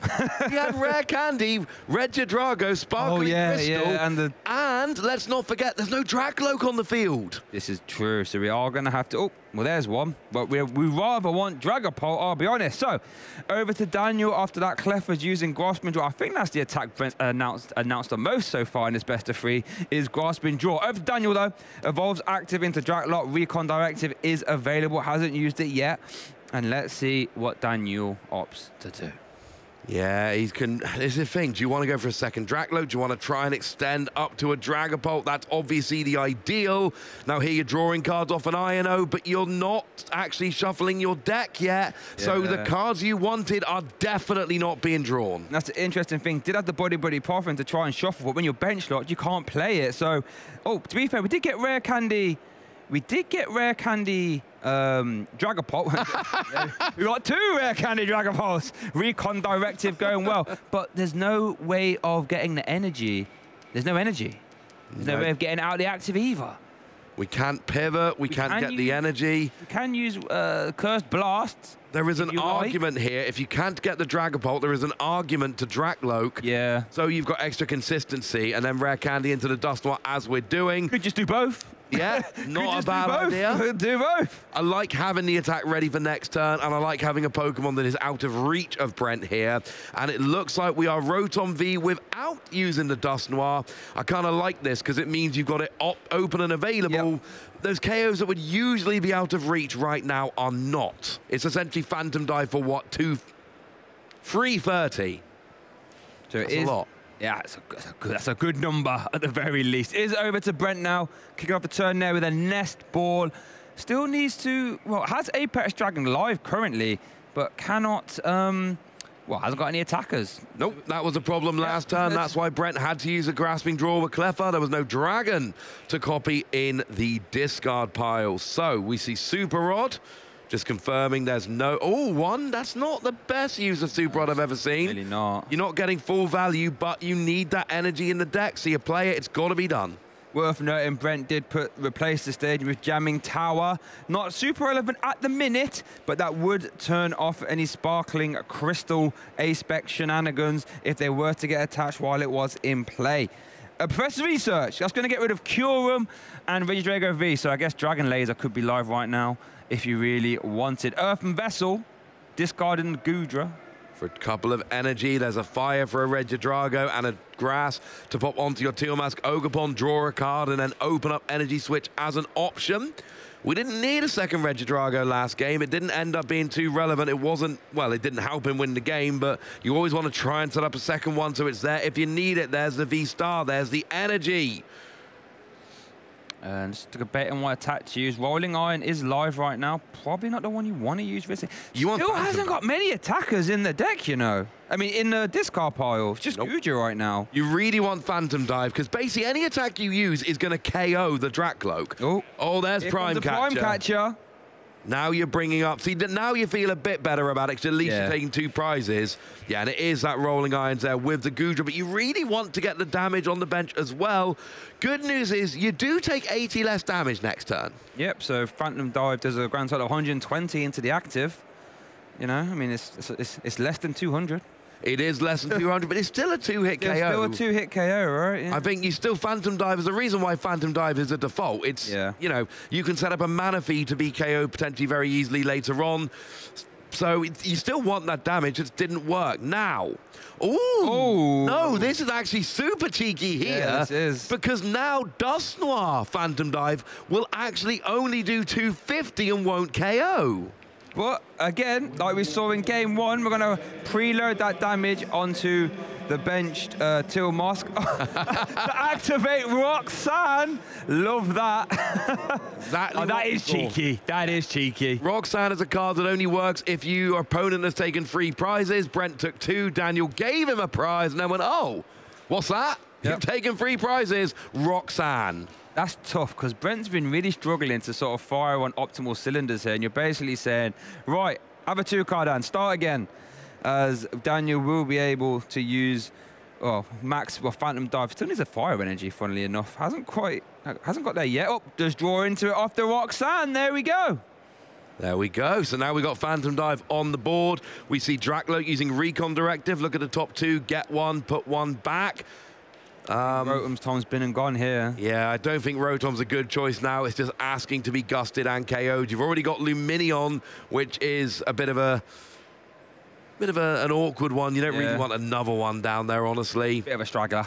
Plus, you don't want to be drawing cards. You need to be attacking at this point. Yeah. So you're only doing 120 to the active, which is... Sorry, you're only doing 120 to the active, and then we can spread some damage around the bench. Still get those 6 damage counters on the bench. That is not affected by the rolling iron. Okay, over to Brent. How did the Roxanne treat him? That Roxanne might force him into using Apex Dragon. Might need to use that just to stay in the game. There's Mew EX. Always nice to have Mew as an option to draw extra cards. Draw an extra card. At the bare minimum one, depend what else is in the hand. Maybe you can effectively thin it down. Yeah, an Apex Dragon, always an option there. Discard the top 7 cards of your deck, and then grab any 2 cards back that you like. Is it Iono? It's an Iono, and I could not see the other card. Doesn't matter, it's gone to the bottom. We're playing an Iono. We're getting 3 cards for Brent, 6 cards for Daniel. Remember, Daniel made a 5 prizes to 0 comeback on the last game. So it's not out of the realm of possibility. Brent reaches for the V-star marker, and here we go with Apex Dragon. We are discarding the top 7 cards of our deck. What are we keeping? Remember, the 2 cards you get back do not have to be ones you just discarded. You discard the top 7 and then take any 2 cards from the discard. It just gives you a few extra choices. I think, or ruins your game. Because Brent drew into his 1 copy of Dragapult EX, I think one of these cards might have to be a way to discard it, which is kind of unfortunate, but so it could be an Ultra Ball, could be Earthen Vessel. Earthen Vessel is being eyed up, and a Prime Catcher as well. Looks like they might be the 2 options. No, might be going Prime Catcher and a Grass Energy here. Maybe it has a way to discard that Dragapult that I'm not seeing it. I could be wrong. We've not had it yet. There it is, the Earthen Vessel. And remember, the Earthen Vessel will get the Grass Energy after discarding the Dragapult. So you're still getting the same card. You're just discarding the Dragapult on the way there. Yeah. Today we do see Earthen Vessel discarding the Dragapult and grabbing a Grass Energy. Prime Catcher is very nice. Could go after the Luminion, go down to 1 prize card, and a bit of spread in action with the Phantom Dive. I really like that, because essentially you can set up the Manaphy and say, look, if I Phantom Dive again, doesn't matter what into, you're definitely losing the game. So Prime Catcher into Luminion seems like a pretty nice idea. Question is, does he have what he needs? If you do, Prime Catcher, you need... Oh, you Clefairy Free Retreat. Sorted. Yeah. Easy. Easy. Looks like might not be going down that line. Just going to see Phantom Dive into the active 200. And then a Sprinkling, 1 on the Manaphy. As we saw before, very meticulous as damage counter placement. Want to bring things down into range of Phantom Dive. 3 on the Dreepy. Still got 2 more to play with there, Brent. Where else are we going here? So it looks 2 like... more on the Dreepy. 4 on the Dreepy makes perfect sense, because now it's in range if it evolves. Yep. And then 1 on the Drakloak. It's a bit less relevant, honestly, but you can at least try softening it up. Getting 1 on the Manaphy, 4 on the Dreepy, or Drakloak was the key. Yeah, maybe trying to art the Prime Catcher next turn, perhaps, just to be an irritant at the very least and try and wrap this game up. Brennan can very easily take a 3 prize card turn next turn. What can Daniel do? The comeback has to start, I think, a lot sooner this time, Dan. You can't wait till Brennan's taking 5 prize cards. You might have to try your combat now. Roxanne's already been used. That was pivotal in Daniel's combat last game. That is not going to be an option here. One of the awkward things... Sorry, Shay. And you carry on. One of the awkward things for Daniel here is that Brent just needs a Grass Energy to attack with a second Regidrago. That was one of the big things in the last game. Brent only had 1 Regidrago rolling, but it's not where we are right now. So things are going to be a lot more difficult. You see Radiant Alakazam, Painful Spoon's ability lets you move 2 damage counters from one of your opponent's Pokemon and move it onto the other. But we're not quite in range. Ogapond's got 3 remaining. No, I think you could have left it in range. I don't know if it would have made a huge difference, honestly, but it is at least something you can start doing now. You can certainly, if you're going to attack into the active Regidrago, move 2 damage off, because you're getting a KO anyway. Yeah. We're going to see a second use of Recon Directive, 1 and 2. Pheasantipity, Night Stretcher. Night Stretcher is the easy pick there, especially considering you are bench locked right now. And Manaphy's so annoying, because you have to play it, because else Kyurem is going to wreck all of your Pokemon that have low HP. Yes. You have to play it, but now it's such an enticing opportunity for the for the Regidrago to use Dragapult's attack. Now we are counter-catchering here, and we're playing an Arven. But I don't think we're going to get a KO here. We get Sparkling Crystal and an Earthen Vessel. You can do 220 to the active. Going to try and perhaps retreat and attack with the Dratlock that's got 1 damage counter on it instead. I think we'll that's need the play. to replace the stadium, though, because Jamming Tower is still live if that's the line we're going towards. Yep. There's the energy. There's a Dragapult. Uh-oh. Do we have a stadium in hand, Shay? I don't think we do. I haven't seen one. Does play 1 Temple of Sinnoh. We saw it in game 1. We haven't seen it yet here. Okay, confirmation there is not a Temple of Sinnoh in hand. Okay, so it looks like we are just attacking with the active.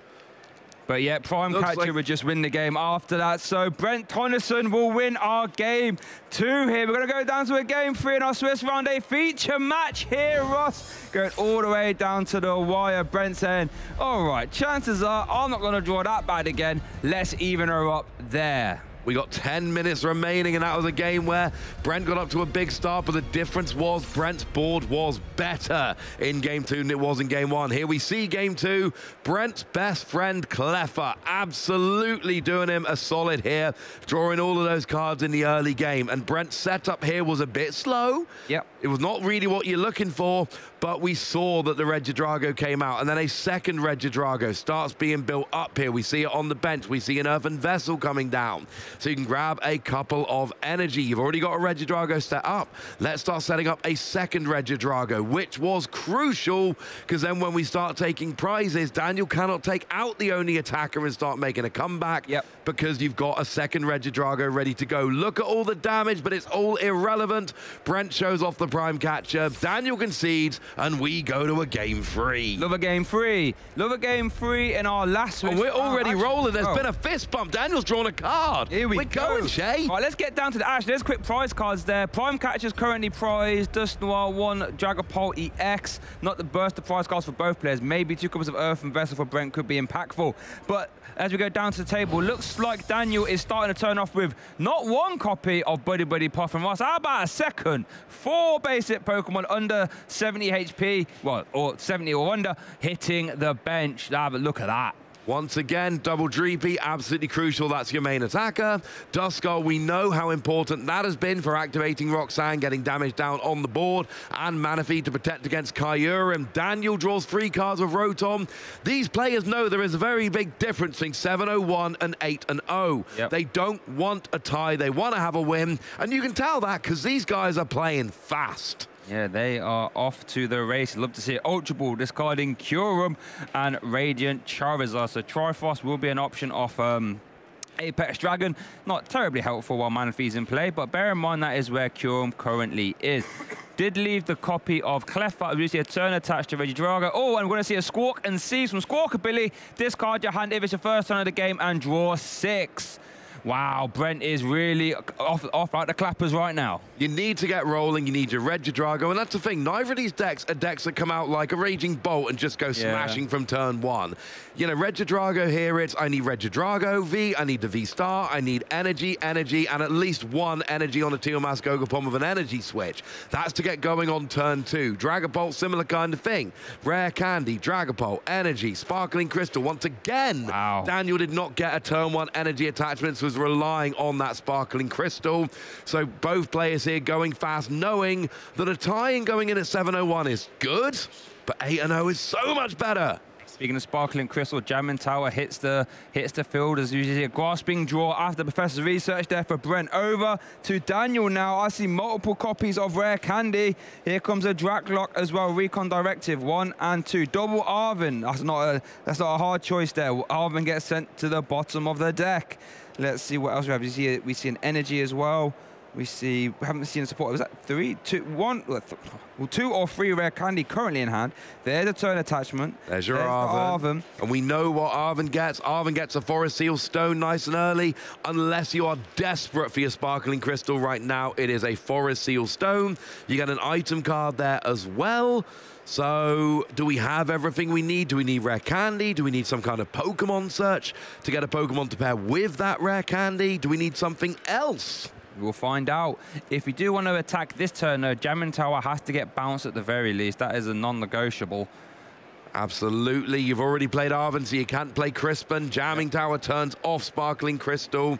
So right now, you could go and use your Forest Seal Stone for your 1 stadium.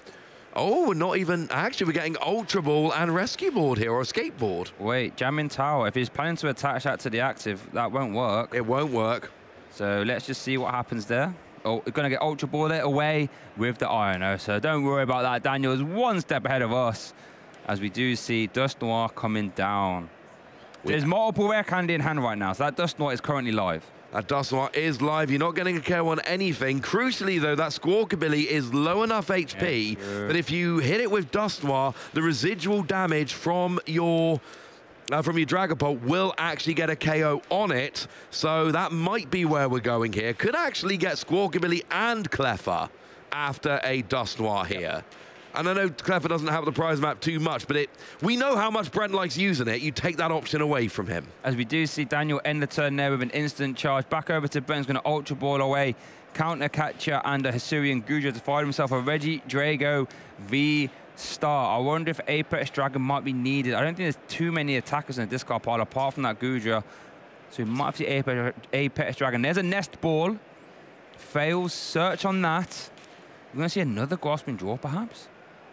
I hope not. That would suck. That would not be good. Well, I mean, it wouldn't be good for Brent purely because you don't really want to keep using Cleffa. You want to actually start attacking. That's the key here to Brent's deck. We do see Iono. They're going to reset both players' hands down to 6. Oh, Brent needs a Fire Energy still to actually attack. Hasn't got it. Didn't draw into it. Has used Heal Dance. We might have seen Apex Dragon here if he wants to attack this turn. Now we see an Energy onto Regidrago. Like I say, Brent needs to get attacking here. It's not like in the previous games where Brent can just set up as long as Daniel isn't going too hard. Here, we need to get attacking. There are 4 minutes left on the clock. We need to get this rolling. We really, really do. Nest Ball being failed there as well. Brent is really off to the race. The way he's playing, I think we might have to be eyeing up an Apex Dragon here, I think. Might have to be. We really need to try and get an attack going as fast as possible here. 4 minutes is just not a lot of time. Really, you need to take 2 prizes, maybe 3 as fast as possible. You will have 2 prizes when time is called, 2 turns, to try and take your remaining prizes, yeah? So as long as you can get a couple of prizes that's true. Before time is called, you can use your couple of extra turns then to finish it off. But you need to get rolling before time is called. But it looks like we're going to see the Grasping Draw over to Daniel, who's going to start the turn off there with a Recon Directive into a Nest Ball. So let's see what Daniel can do. You are correct. Both players want to try and get a couple, because to be fair, both decks are fully capable of taking multiple prize turns. I think Dragapult needs to get a bit of residual damage in there, but does have the Cursed Blast Dust Noir already developed. That is 130 damage at any point in the game. Going to what Pokemon Daniel pleases. We do see Nest Ball being played here. Radiant Alakazam is the target.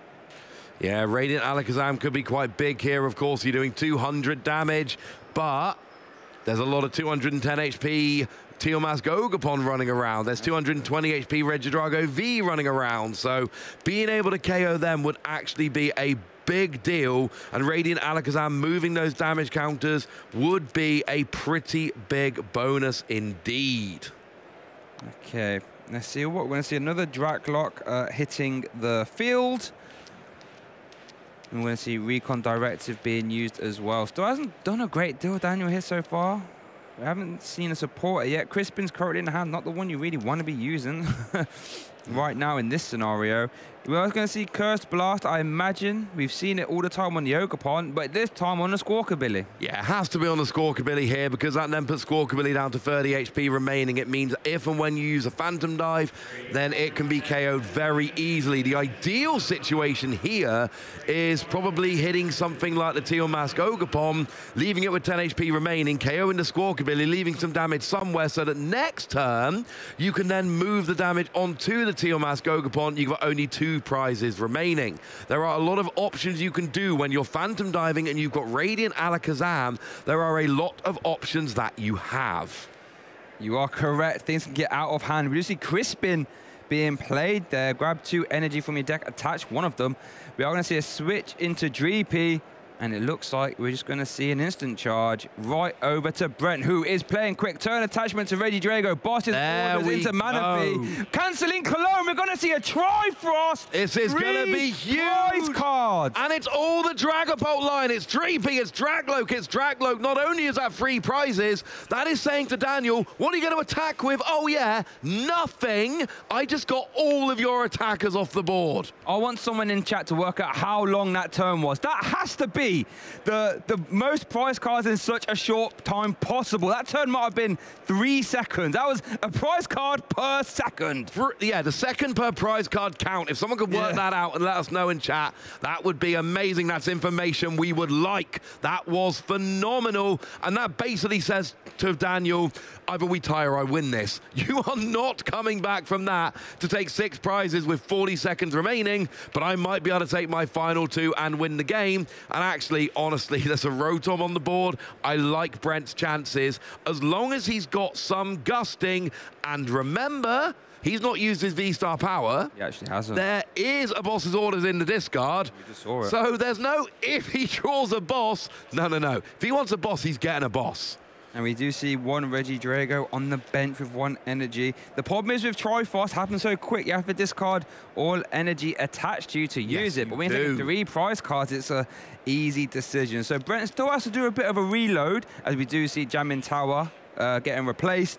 Instant charge there for Daniel. Right, can Brent just seal this up right now? We need energy switch.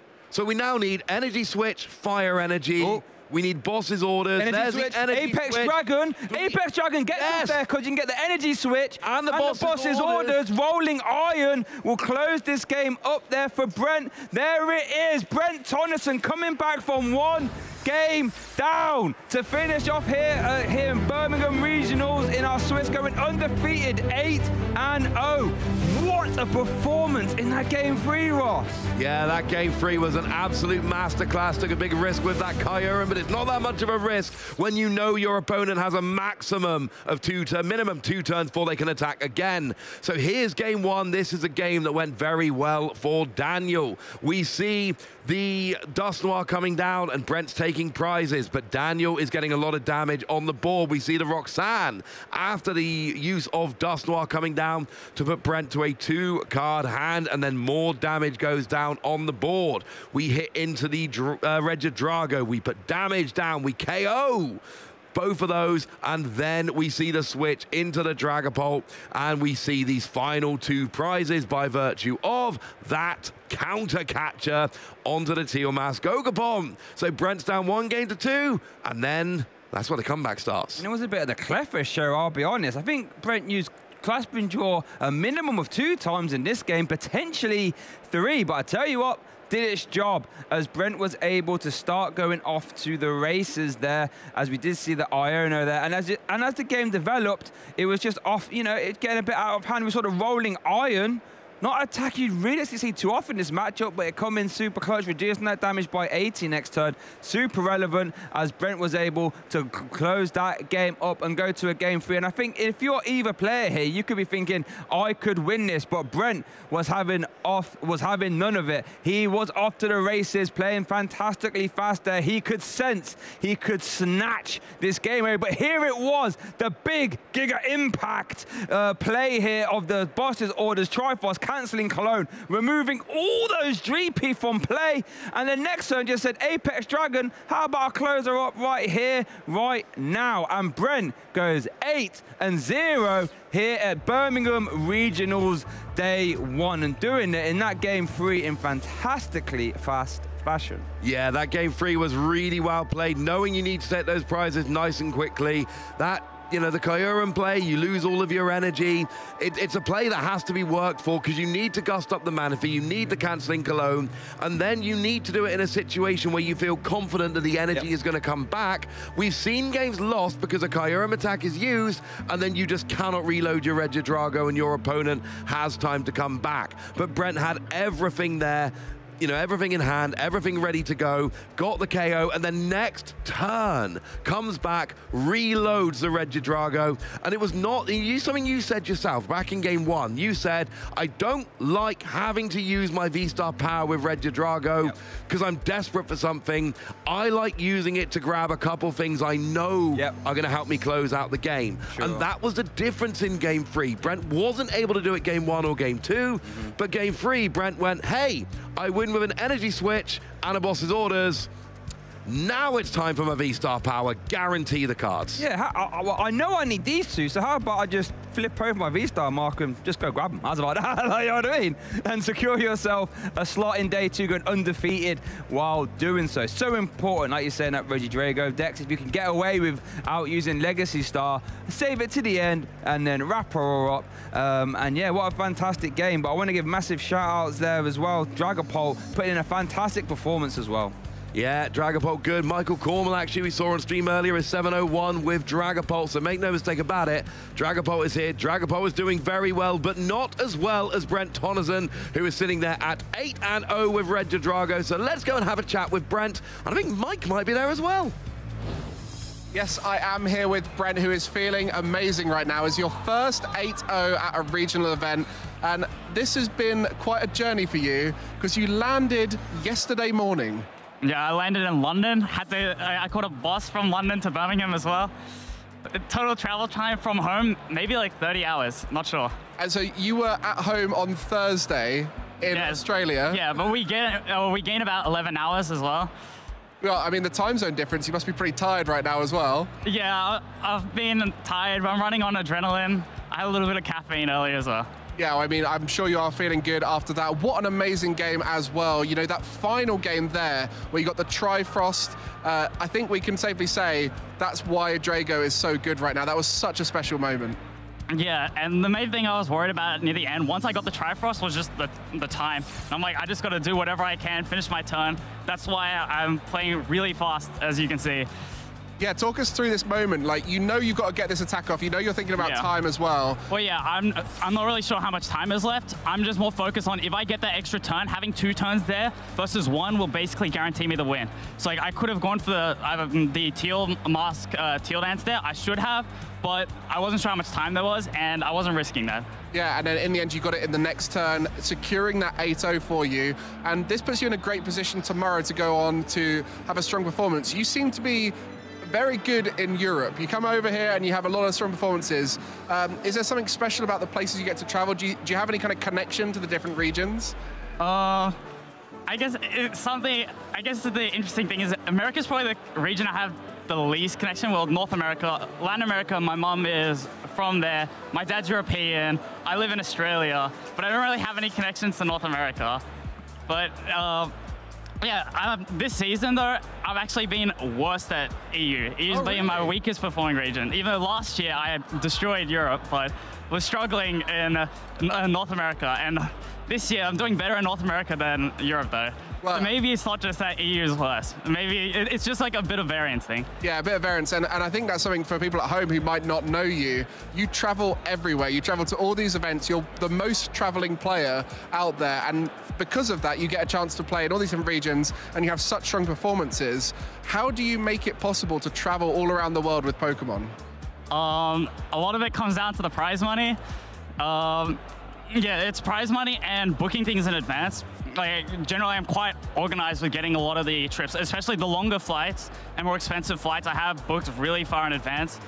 A lot of people usually don't wait to do that, but for example, I've already got NAIC booked, I've got Worlds booked, I've got I've got Atlanta, some other regionals booked. I've got Vancouver booked. I think I've only got 3 flights left this year to book. I mean, that's just so much good organization there. I know last season you broke down how it was all possible, and I found that amazing to watch when you put that video out, because it shows how much planning goes into what you're doing here, and also the challenge of getting these strong finishes to make it possible. And I think this event could be one of those events that will help you cover the travel of the future ones if you carry on as you are right now. But let's talk about your deck choice. So Regidrago V-Star, you said to me just before we start the interview, you haven't had a chance to practice it much recently. So why have you chosen the deck? Well, I've been playing Elite Cups, but I haven't really been practicing that much in, I guess, a lot of the matchups. I think I did practice against some of them, except decks like Cloth, I haven't tested in a while, actually. But fortunately, that one's not played that much. I haven't played against Archaladon in a while. I did practice a lot more into decks like Gardevoir and Thorn's Pult. Basically, decks I ended up losing to at Perth because I made some poor mistakes. I did kind of work up on that and just kind of make sure that I knew what I was doing in most of my matchups. Yeah, and we could see on the stream there, you do know the deck inside and out, and you're so smooth with the deck now because you've played it as much as you have. I think that's a message. The final question here, what message would you give to other people who are just getting started? You're at the other end of the spectrum to most people, where you get to travel around the world and play all these big tournaments, but someone picking up the game right now, what would you recommend? I think the big recommendation is, first most is just playing the game. Playing the game is going to be the most important thing to get better at the game. And then after that, you should be going towards learning your matchups specifically, because you want to learn how you differ your strategy in different matchups. You basically just want to look at the meta, find out what the top decks are. I mean, you can just look at the stream graphic of the previous event, and it's pretty accurate. If you're prepared into at least the top 6 of those, if you're really thoroughly prepared in that, and you're playing one of those decks within the top 12 probably, you have a pretty good chance of doing well.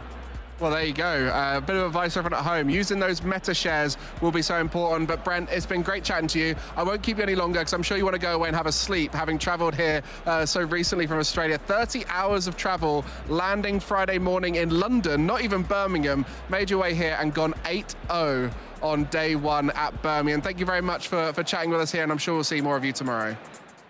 Well, for that, we're going to be taking a little moment to look back on today's fun moments, and then we'll close out the show, so stick around.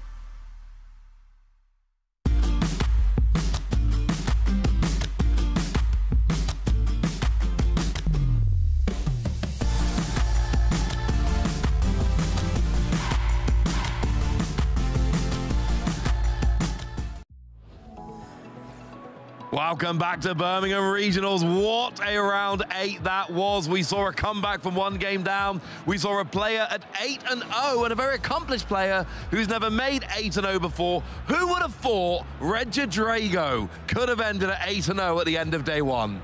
Well, according to the caster picks, I think Joe was pretty smug to see that happen. Not us. Yeah, I mean, it's not a bold prediction, is it? Let's be honest. But yeah, it was very cool to see Brent, one of the strongest pilots of the archetype for a number of months now, getting his just desserts with a great deck. Yeah, I had a quick look at Brent's online profile just to see what decks he's been playing. There's a lot of Regidrago there in recent tournaments, and a lot of pretty nice finishes as well.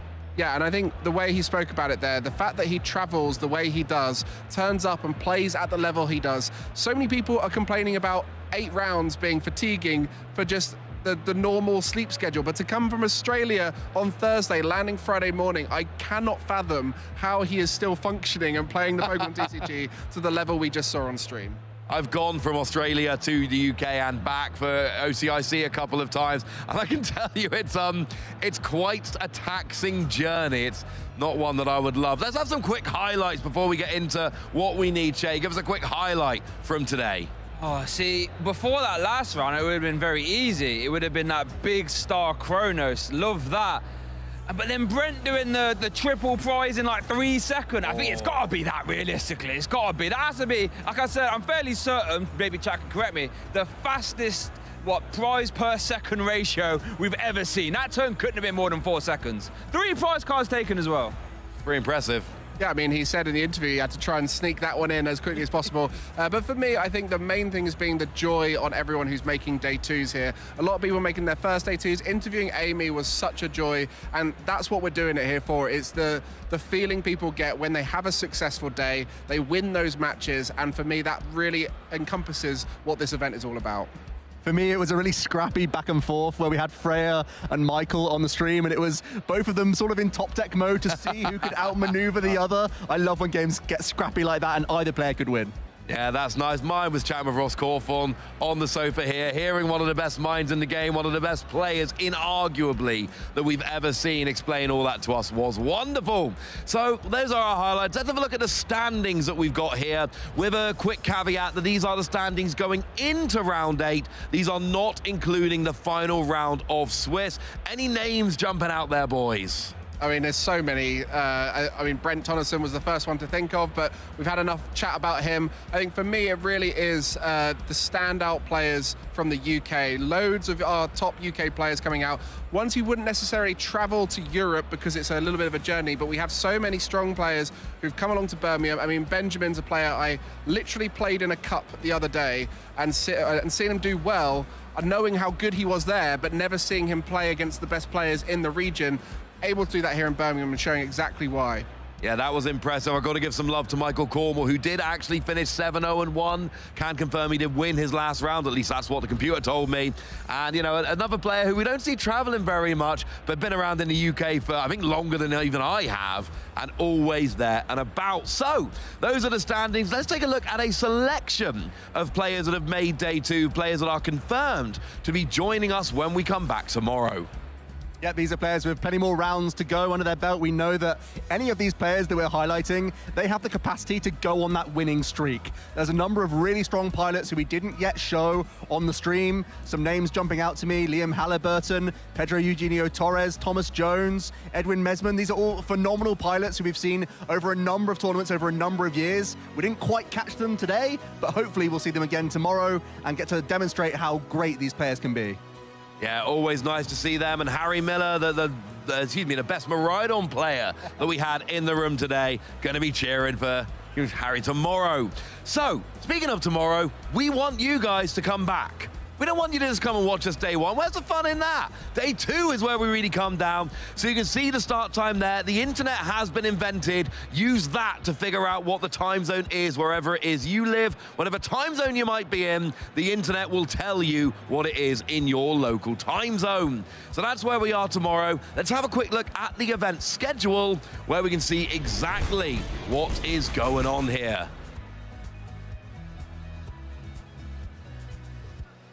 Well, it looks like we're midway through Birmingham, but the next stop on our tour is going to be London, so not too far for us UK lot, which means we'll be back here, and that's going to be the largest tournament in the calendar for the Europeans. We have another handful of regional and special events in that build-up to the last IC on the calendar back in New Orleans before we're heading over to Anaheim. It's been many years since we've been there, returning to Anaheim. I think it was 2017 the last time we've had the World Championships there. You don't want to miss that. No, Anaheim is going to be fun. We've got 2 California Worlds in a row. Anaheim this year, San Francisco next year. I say we get nice and comfy and enjoy it. Shay, any jump out you there? Any you're particularly looking forward to? I love an IC. I'll be honest, I love the international events. They're always fun. And I think, realistically, the gap between regionals and ICs is a lot less now. We've got player 4, we've got Brent we just saw from Australia. We've got some lot of Japanese players traveling here as well. The IC just hit different, in my opinion. You know, bigger stage, bigger points, bigger prizes, bigger rooms, you know, bigger players. Everything's just more fun. So I'm looking forward to EUIC and then NAIC. And the thing about NAIC, is more so this season potentially than any other seasons, that could be the make or break for so many players' invites. So keep an eye out for that. Yeah, having that top 125 cutoff for the World's invite makes a big difference. It makes ICs a lot more important. So we want you to watch us all weekend, so make sure you are joining in on the broadcast. Remember, of course, that there are streams for both the Pokemon video game and Pokemon Go that are available all day tomorrow as well. We will be crowning champions in all 3 games. So yes, we're clearly biased towards TCG, that's why we're here. But don't sleep on the fantastic action going on for the VG and Pokemon Go. But there is one topic which has been dominating the TCG landscape since 9 a.m. on Friday morning. Who knows what I'm talking about? Well, it couldn't be Prismatic Evolutions, could it? What a set this has been. So many people enjoying the scope of what they could get. There's so many different cards, whether you're a competitive player, a collector, and even those who have specific Pokemon that they love. There's so many opportunities in this set to get what you're looking for. And a real challenge for collectors as well. If you really want to go on try-hard mode, there's the Master Balls to collect as well for all of the sets. So if you want to go chasing all of those reverses and really master out that set, you've got a lot of packs to get through. Yeah, your medium is get every card in the set. Your hard is get all the Pokeballs. And then the super hard is get all of the Master Ball. I ain't trying it, but if you at home are, I wish you luck. But important to note, those Twitch drops that you saw on the screen there, that is for the category of Pokemon TCG Live. So whoever you're watching, it is on the category that those drops are being activated. So choose your favorite, go and join in, take advantage of those drops. But don't worry, we have other stuff going on Twitch as well in the near future. We've got ourselves, well, a whole host of goodies that are going to be going on, including San Antonio, which is live next weekend. I went to San Antonio Regionals last season. I liked San Antonio. And yeah, worth noting, that's going to be the last event of this format. So if you want to really see the tail end of how this fight will develop after Birmingham, if you really love seeing this format, you're going to have to watch that one there. Because after San Antonio, that's when the Prismatic Evolutions, which we were just talking about, will be legal. But let's give a massive shout out as well there to Pokemon Black and White Adventures in Unova. Come on now, the 2024 Latin America Internationals Go rerun. If you like Go, you can go watch that. And then there was something else there which I didn't manage to catch, but go watch that as well. More adventures in Unova, I think. There we go. Who loves it? I love adventures, and I love Unova as well. So make sure to go watch them. Gen 5 is probably the optimal Pokemon generation. I think it might.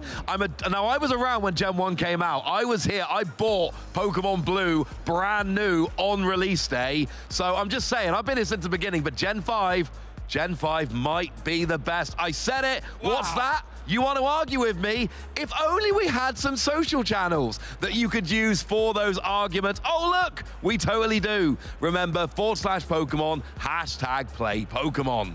I mean, you're going to get a lot of comments on that. I mean, I don't want to say anything. I don't want to get involved in the debate, but I have a different opinion to you. We're not going to bring it up now because we could spend all evening doing so. Well, I would say it was funny that, as you said, that all of I watched, our eyes wide, like, wow, I'm going to drop that just as we're about to sign. That right there was our bold statement at the very least. I know. What a coincidence. I happened to say that right as I told you how to find our social channels. How could that possibly have happened? Well, I hate to break it to you boys, it's been a fun day. I've very much enjoyed hanging out with you. I've enjoyed casting with you. I've enjoyed the Pokemon fun.